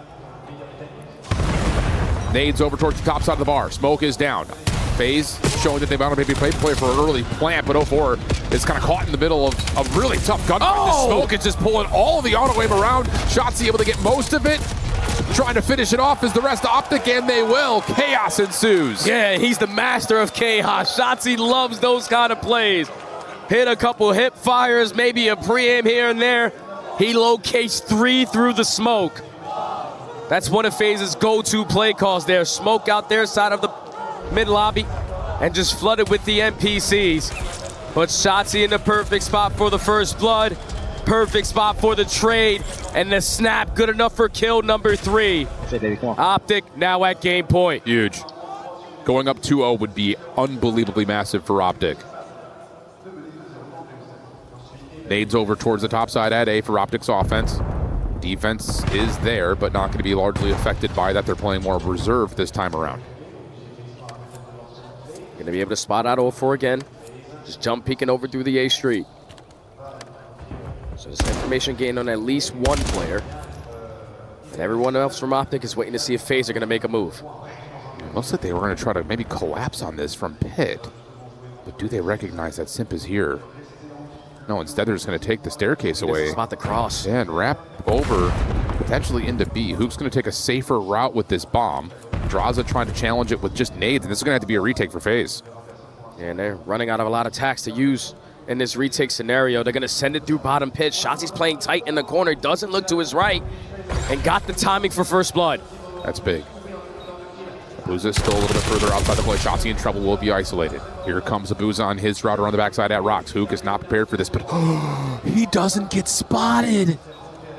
Up the ladder. Shots are there, but they're not clean enough for the kill. Simp able to see the trade onto Mercules. Only 20 seconds. They know where Hook is, but they don't know where Dashy's repositioned to. The answer is he hasn't really repositioned. Now he shows up. Dashy able to find the kill. Simp, 1v2, finds the first one cleanly. Gonna have to go quick to find the second kill. Does he get around the corner in time? He's got the knife, but he's not gonna get back for the defuse. Optic are gonna go up 2-0. so much better in their S&D game plan, playing the hide and seek method. You're just forcing that game clock to keep on allowing FaZe to panic in those situations. The fact that the nuke gets lost when you're thinking Abusa's got a freebie in front of him. No, he continues to run all around the damn map. And the entire time you were not able to spot out Dashy. You get that kill with only 14 seconds, but it's the mind games that is coming into play right now. Optic up 2 in the series. Huge to pull something like this out. A Sake search after all the experience that these two teams have had with one another. I think it'd be easy to go back and say, we fixed our mistakes, we're going to run you back on the same maps. Not quite the same case here. But Optic find themselves 2-0 up, and Ian finds himself with the Donnie lads. All right, back down with the green wall. How's everybody doing? Oh, first things first. My fellow Donnie lad, how are you? I'm not bad, how are you? Do you remember when I saw you, I said we'll go for a cup of tea? I did, but I said pint. Yeah, well, not right now, but here's a cup of tea. Oh, you're a beauty. Milk and 2 sugars, that's how you have it, innit? Sink it. Chug, chug, chug, chug. No, it's too hot, it's too hot to chug. Oh, it's ready, that was hot, that. Someone's giving him a hot I didn't know. What? You all right? You all right? Yeah, no, come on. Get this man a water, quick. I didn't... Right, I'm going to let you chill out for a second. That's fantastic. How are you, mate? I'm perfect for the moment. I hope we win, but Gentlemen went home. They can go to sleep. So I'm disappointed. I'm disappointed we didn't have the chance to beat them again like at Major 4, but... What's this here? This major is yours. This major is yours. You can't win a map. Are you effing sure? Hold on a minute. There's someone with a FaZe sign here. Bring that up here. Bring that forward. Bring it up here. I need to see it. I need to see it. Who's bringing this up? Is that the one I saw before? No, you. Come here with this one. What have you? What's this? What's that say? You know what it says. What's it say? Fuck you, Draza! Let's go! Right, are you recovered? Are you all right? I'm good. So tell me, look, you guys are well up in this. You must be feeling like you got this. Oh, well, yeah, it's a run back from champs. We're getting that get back. Oh, we're getting that get back. I love it. Who else wants to talk to me? What are you saying, bro? Mate, EWC, the boys come together, we make it work. We just know how it rolls. Yeah. You're up top. Clean sweep, baby. It's just fucking ours. He was practically licking the mic there. I still can't believe you spewed hot tea on the floor. That's crazy. I can't believe you give me a red hot tea. Somebody gave me the red hot tea. I'm out to get him. I'm out to get him. Any final words from anybody here who's got... You, sir, come on forward, come on. You with the mighty beard. What's your name? Anton. How are you doing? Yeah, I'm great. And you? Where are you from? Germany. Nice. So you feeling good about Optic? Yes, very good. You gonna win it? Yes. All right, the players are on stage. This is your last chance to go a bit crazy. Are we ready? 3, 2, 1, make some noise!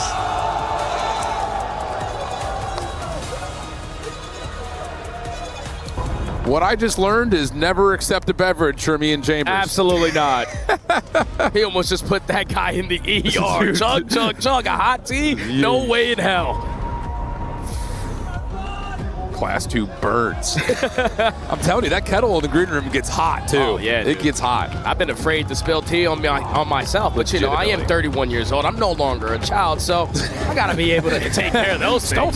Stove hot, don't touch. That's insane. Optic up 2-0, also a little bit insane. That last map, just as convincing as ever, and that leads us now to a Scar overload, which was seen in the grand finals. It was a one-score game, 4-3.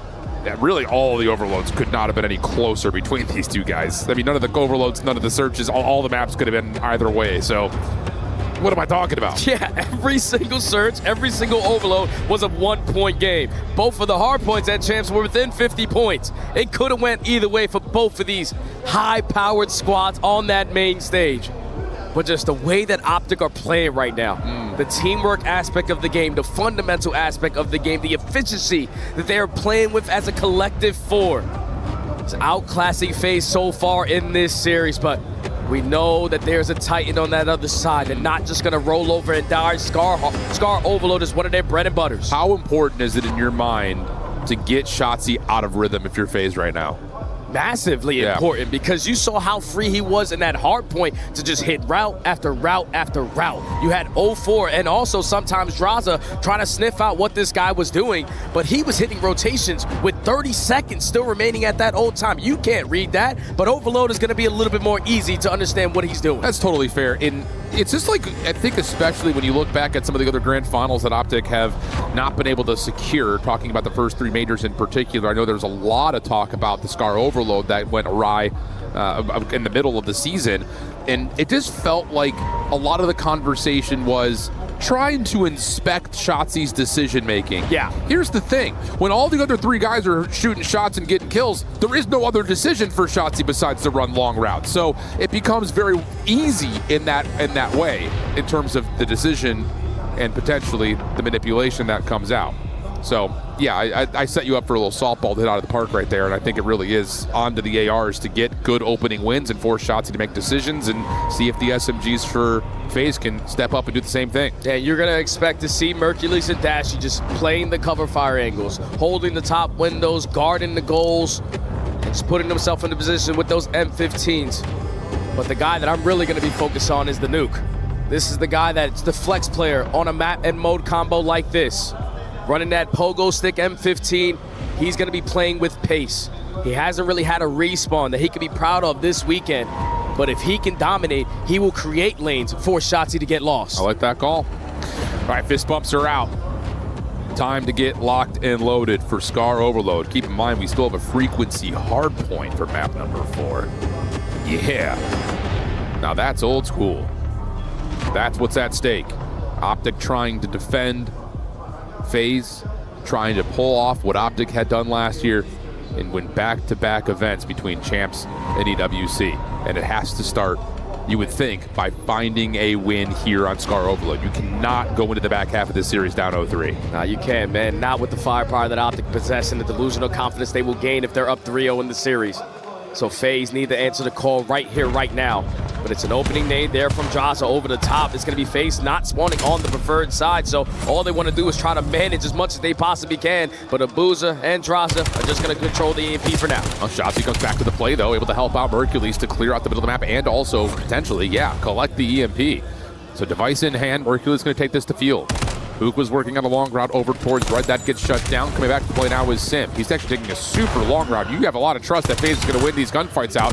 And how about it? They're not quite, not least as of yet, but it's just down to can they actually get back off the respawn in time. Is anybody going to get there? I mean, nades and stuns should be able to land. Mercules looking for the wall bounces. It's going to back his way in. Little moonwalk. How about that for an opening score? And Sim just have way too much trust in his teammates. If he wrap back towards the mid-court or at least towards top green, that leads to a stop. Optic press their advantage. They get that first score, and they might be able to change it to score number 2. These guys are shooting lights out right now. Another 3 dead, and Optic are already up 2. Oh, man. FaZe need to load in right now. Not the start you're looking for if you're FaZe. Here comes the play forward now, though, as the AR's able to find a couple of kills. Long-range shots from Sip not going to land. Optic respond. 3 dead once again. Draza held that mid-map. Look at Shotzi. He's just going to take the space. Why not? He's thinking that he potentially doesn't spawn him over towards boat, but FaZe is going to be bombarding this blue area. Shotzi's playing all of this timings. Finds a kill onto 0-4. Knows that teammate in Dash is going to take care of Sim. He's going to get the last guy. That's going to be all 4 dead, and Optic are trying to juke him. I don't know if they recognize, though, that all of FaZe had spawned up over towards B, but it doesn't make a difference. Dash is going to bounce it back over towards A. This is so good from Optic. And at the same rate, it's also just not at all what we saw at Champs from FaZe. There's just no breathing room for them to do anything. SMGs are continuously getting lost. When you're coming off the respawn, we're not winning these key gunfights. Dashy lines up another double. That's going to be all 4 dead again. And there's still 3 minutes in this half. Optic have a chance to end it early. Oh, my God. Oh, my goodness. The juke moves. Going back over to B. Hello? Is this thing on? 4-0 in 2 minutes? I don't know if anything's on the side of FaZe's main stage. Optic are doing whatever the hell they want. The fact that FaZe are not taking a deep breath off of the respawn, resetting as a collective 4 and pushing out something, we keep on going 1 by 1. 0-4 was only able to get 1 kill that entire first half. extremely uncomfortable. And the green wall ain't messing around today. Oh, man. 1 and 9 from 04. Jesus Cristo. I know it. Meanwhile, Shotzi's 10 and 4. Oh, and it just gets that much worse off the get-go here. Shotzi looking for more. Yep, why not? This does not feel fair right now. This does not feel fair. It's not going to matter much in terms of the EMP as of now, but it's just one of those head game things of like, we can't kill Shotzi. Seems like they can't kill anything. Facts. Another 2 dead in the feed. Abuza quickly gonna fall. That's already 3 dead in the feed. That's gonna be all 4. Someone retrieve the EMP because Shotzi's working on the pinch. You're gonna approach it over towards B. Heads on a swivel if you are phased. You take care of Shotzi, but here comes the pressure through the front. Book's able to find one. Dashy helping out. Good damage coming through. A couple of FaZe members able to still survive. He's got an NPC in his back pocket. Hold on, he can still do this himself. Oh my God. Able to get the win, but there's just too much space here. Defense will be able to spawn back up, but can they get back into the play fully? It's just Abuza up top. He's pushed off by Mercules. That's gonna be an opportunity to scrap this if you're Hook, and he's able to score. Apparently, late night sessions in the PPAs and just going through Raped in Europe is the way to get good at COD. Shotzi was doing whatever he wanted last night in Ranked, and now he's doing whatever he wants on the main stage. Optic up 5. Every single kill is going their way. Mercules on 4 in a row. EMP reset over towards playing and dashing in a position to try to slow them down. But finally a sequence that FaZe can do something. I don't know. Shotzi is in the back line again. Maybe a chance here to get something going if you're FaZe, but the kills just aren't there. God. Yeah, we gotta listen in. Let's see if Optic Gaming is common like we think they are. Top lane.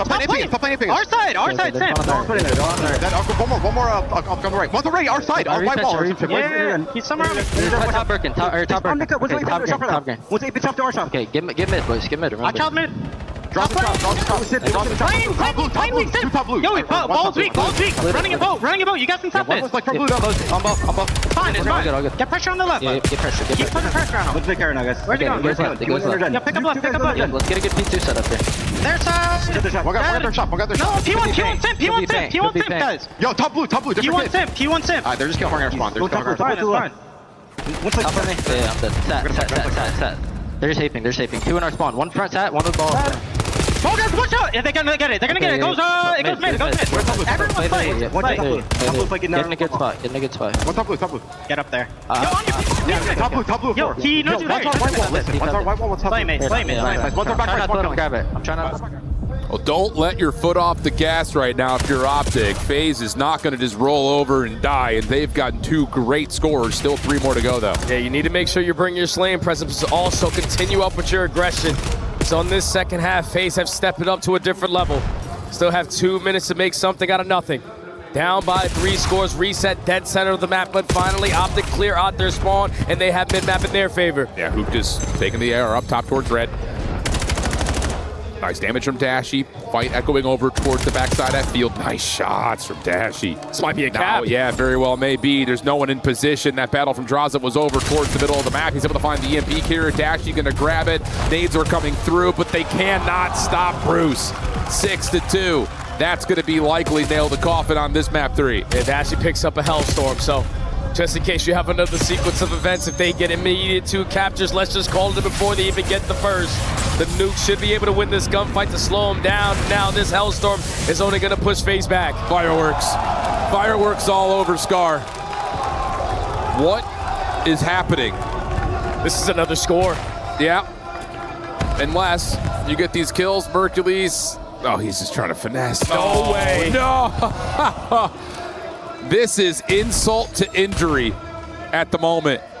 45 seconds of what will just be essentially a victory lap here for Optic. Just don't let this score go in the next 10 seconds, and then it's going to be mathematically impossible, but FaZe still trying to stay alive. Reset over through Motel, but they don't have a single player in a position to immediately grab that EMP. Mercules is keeping it safe. Gonna value his life, but this NPC finds a double, and that should be good enough for game. Wow. I don't even have the words, Jay. Me either, brother. We were looking at the results, obviously, thinking that based on the winners final from champs, the grand final, of course, from champs, this was going to be another one in a long string of gauntlet matchups between these two teams. And right now, Optic have pulled out Daddy's belt. Yeah, straight belt to ass so far in this series, brother. The green wall ain't messing around. What happened 3 weeks ago is not gonna happen here at EWC. Your EWC 2024 champions on the brink of elimination in a top 8 finish. Optic just need to get one more. I'm stunned.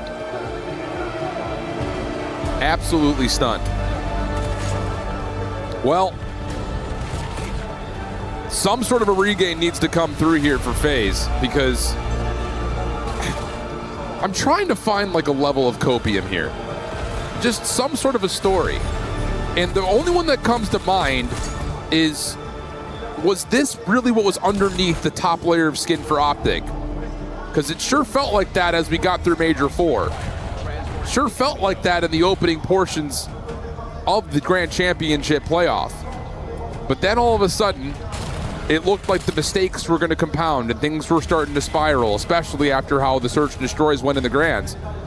But Optic looked like they're in that Major 4 form all over again. It looks even better than that Major 4 I form, hear you. brother. Everything that they're doing is in sync. Sometimes it comes down to individuals just simply winning a one-on-one gunfight, but when you are winning that one-on-one gunfight and where you are winning that one-on-one gunfight is all around that team play that you already tried to make the play call with. Optic have won 3 straight maps. Frequency, hardpoint. We're gonna see it again. It's been quite some time. This is a Black Ops 4 classic, and Optic looking to end this out, potentially in 4. Yeah, they've got experience on it. They played this map versus Thieves, lost it 227 to 250. With the Nuke going 11 and 30. Exactly, I was about to say, the Hook just was not able to get himself into the flow state of frequency. To be fair, Hydra was also doing his thing, so that doesn't help. So was Sim, as he was trying to get his old school United sleeve back on. See if he can manifest that here, because boy, do they need it. Can't count these guys out, though. They are world champions for a reason, but they have never been in a position like this. Backs against the wall. It needs to be 4 straight maps if you even want to think about moving on to Championship Sunday. And not a single smile on the side of the green wall. Everyone is absolutely locked in. Yep. Apparently all you need to do is go load up to the EU ranked servers. And have them make Twitter clips about you. Yeah. Unbelievable. I mean, I was watching for a while last night. He was just jamming out to Drake and vibing. Asking people to dodge when they got into maps that weren't in the pool. Just doing whatever he wanted. FaZe look flat. That's about all we can say.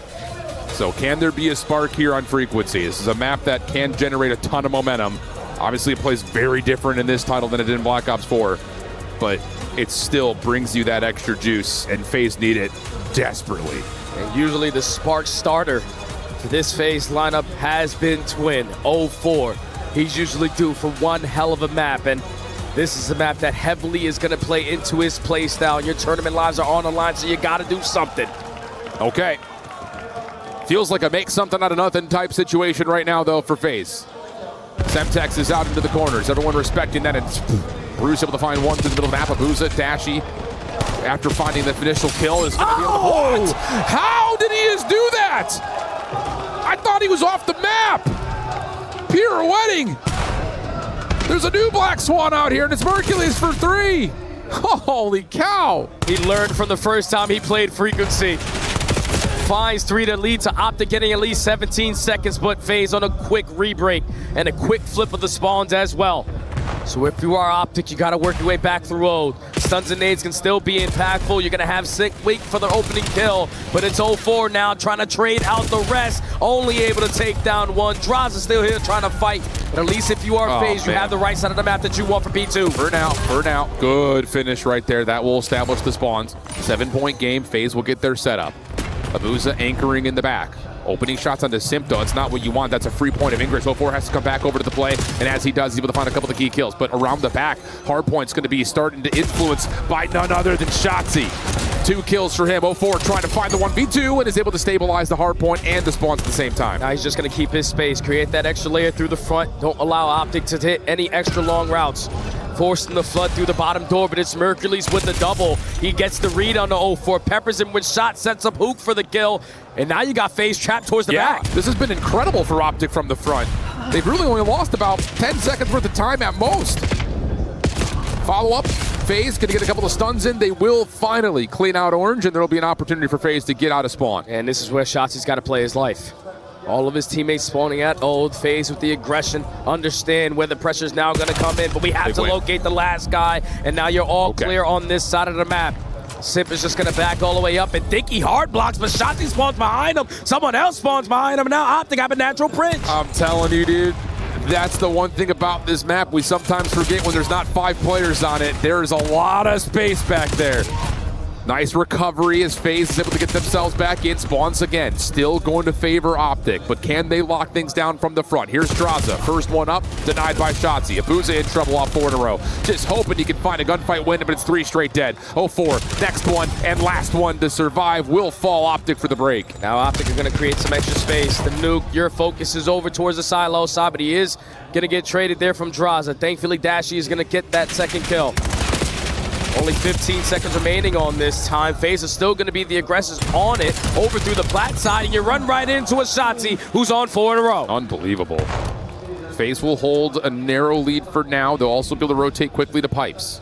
Abuza up top, draws it down low. Dash able to find the first blood. Forces Abuza to watch 2 things at once, but 04 fills a gap up in the middle of the map. Dashy nade over the top. Looks like it's going to be an outer hit here for Optic.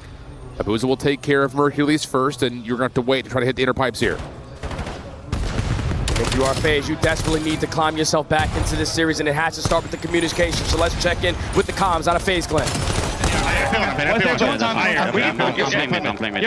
come on side with me. Yeah, could be on mid. I'm jumping. Probably here. Yeah, he's on Eddie. Merc. I don't see mid, bro. I left. I don't see my range. Definitely low. I don't see. I push. Low mid. Tell him. Peek our side. Yeah, go mid. Yeah, Absolutely. Be better. I'll be sub. You're missing AR too, okay? Hey, 2-0. Another one. I see it. What's up funny? There'll be 2 mid. I'm talking 2 mid. Answer side. That 2 time, I think. Yeah, put up in there, okay? Oh, Merc Cringe. One more front blue. He's their side front blue. Or red, front red.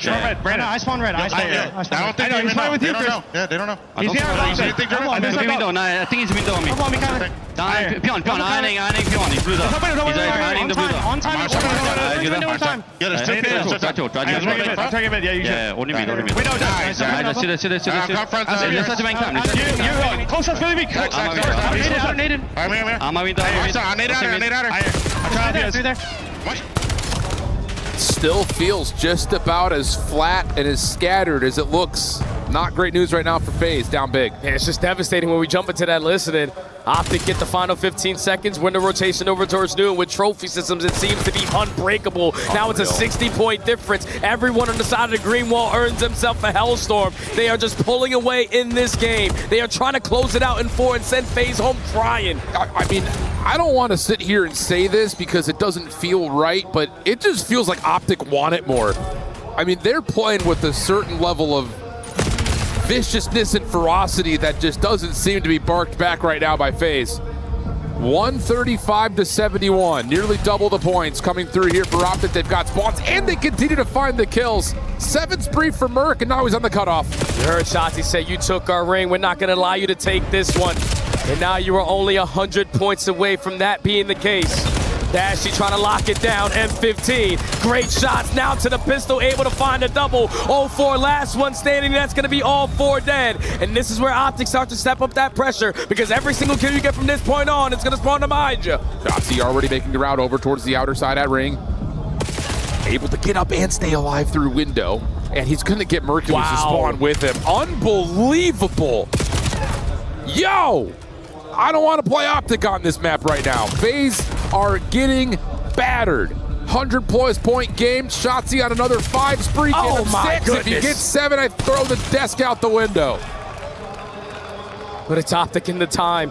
Growing the lead even more. Up by 100 now. FaZe with those back spawns. Need to quickly find a break. Need to quickly get themselves in the best setup to get this 40 seconds. But they cannot trade Shotzi. Another double. And he continues to soak up the time. Unbelievable. Mercury's holding him off from the front.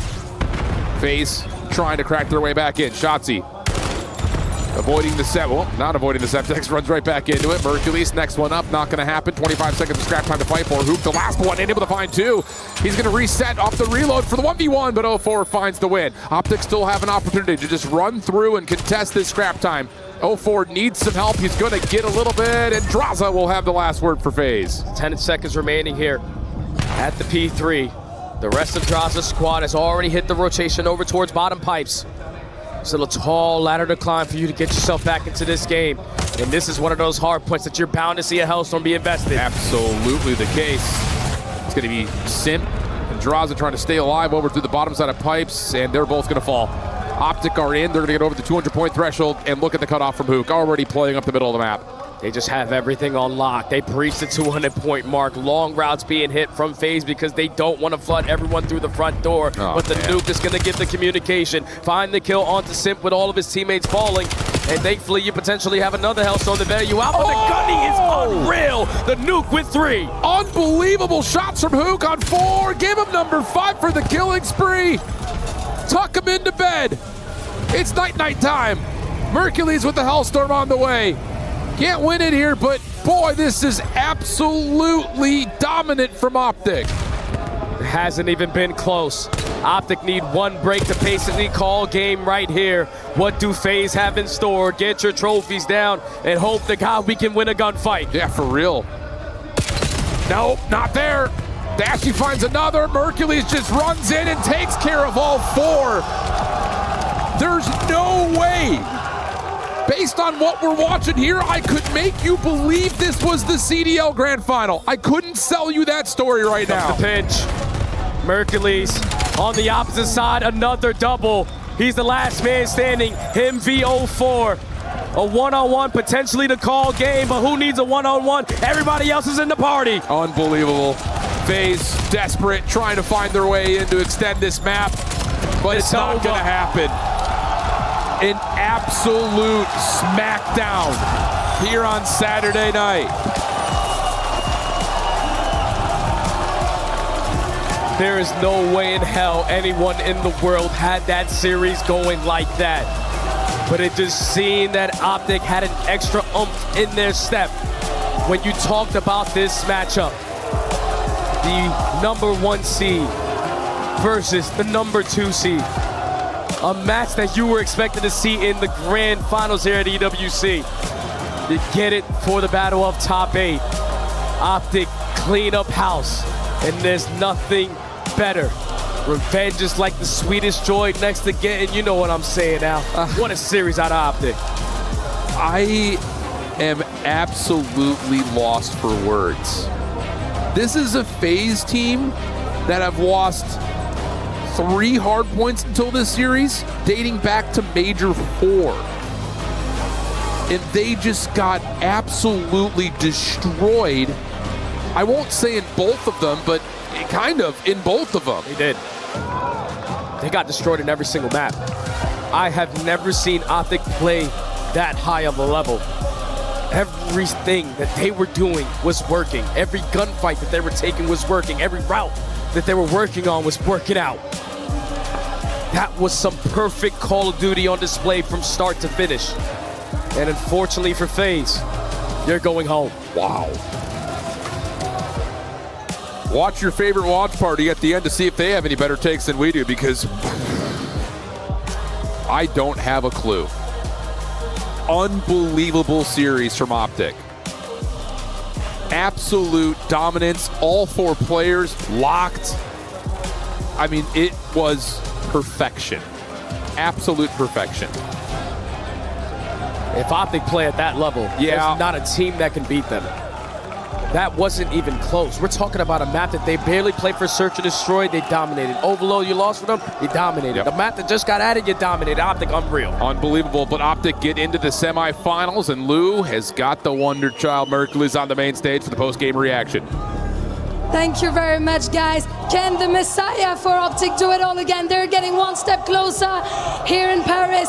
Mercules, congratulations for that big win. And I know that everyone keeps bragging about your rivalry with FaZe. Do you feel like there's actually one as a player, and how does it feel beating them after champs? Yeah, there's definitely a rivalry. You know, they're a great team. So obviously they beat us at champs, so it definitely feels good to, you know, get our revenge here.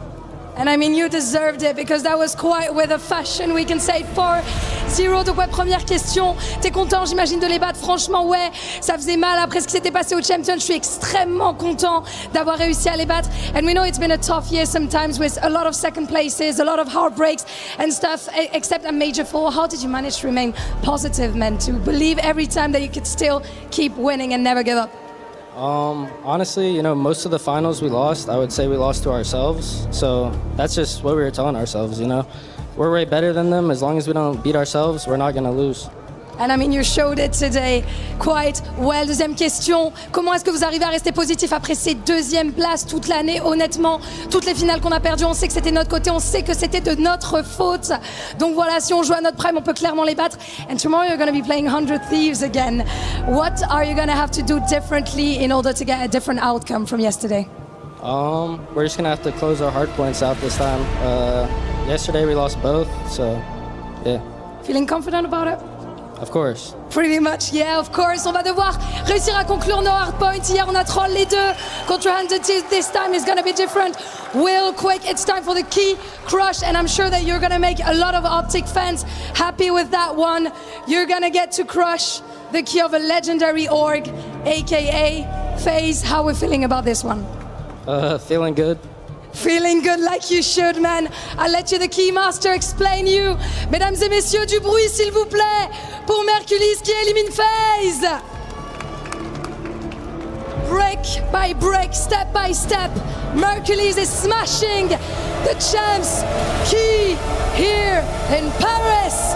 Optic move on to the semi-final.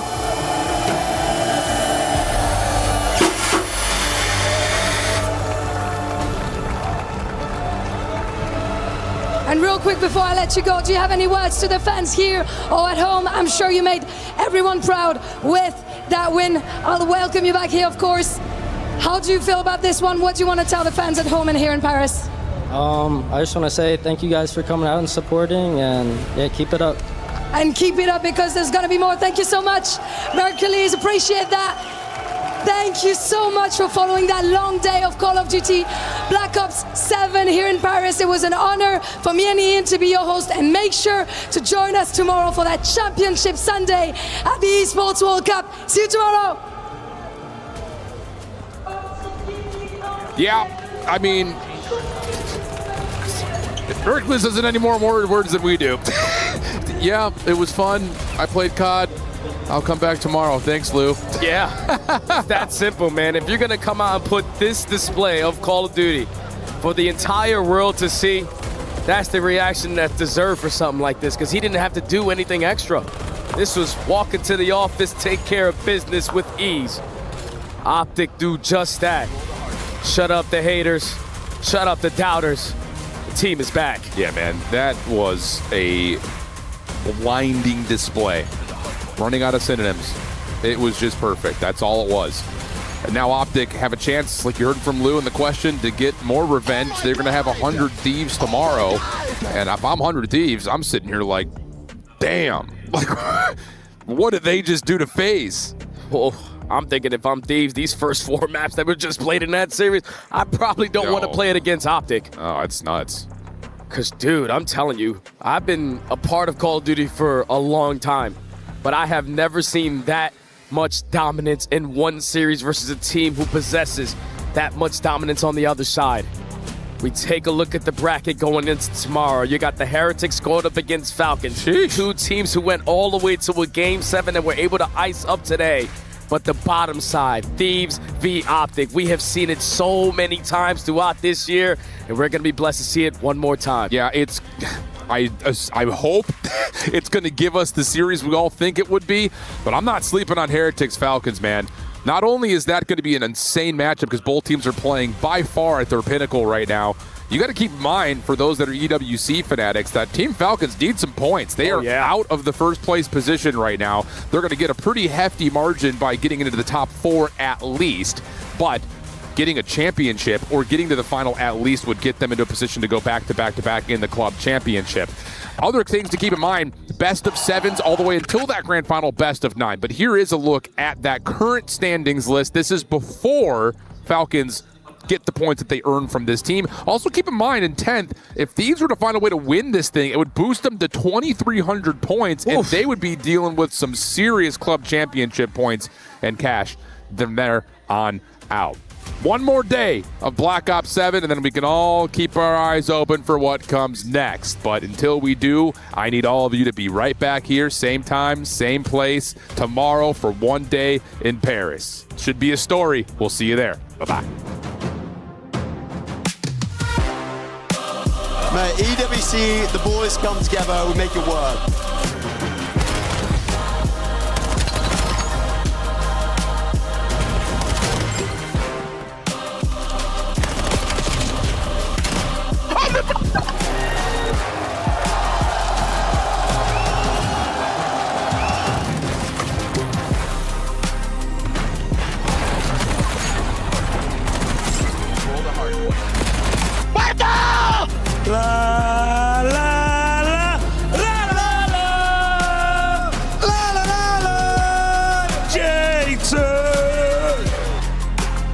Guys, shake hands. Cannot wait for this semi-final. Massive one-on-one. They are matching the pressure of the Thieves. Everyone is whipping out the NPCs. Abizi trying to locate kill number 3. It's a one-on-one. He's going to come around the back. Abizi! 4 in a row. He's got the EMP. He's going to get it in for the tie. Nice!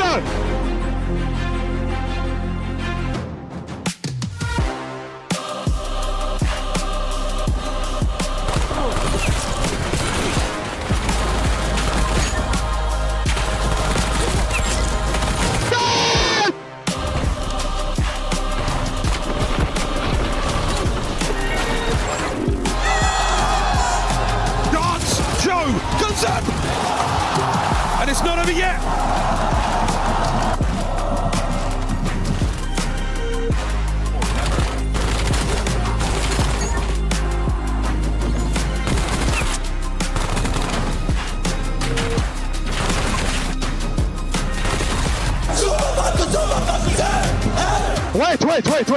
Wait.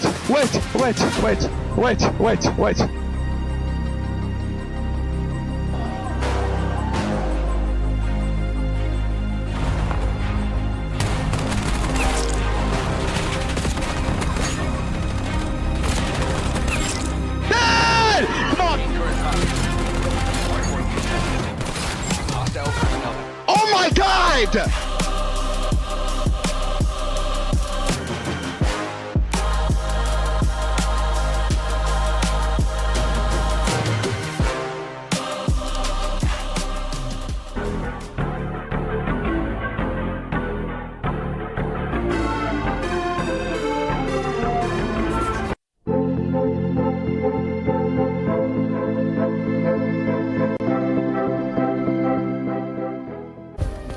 Play is in our DNA. Whenever we let it out, it becomes our superpower.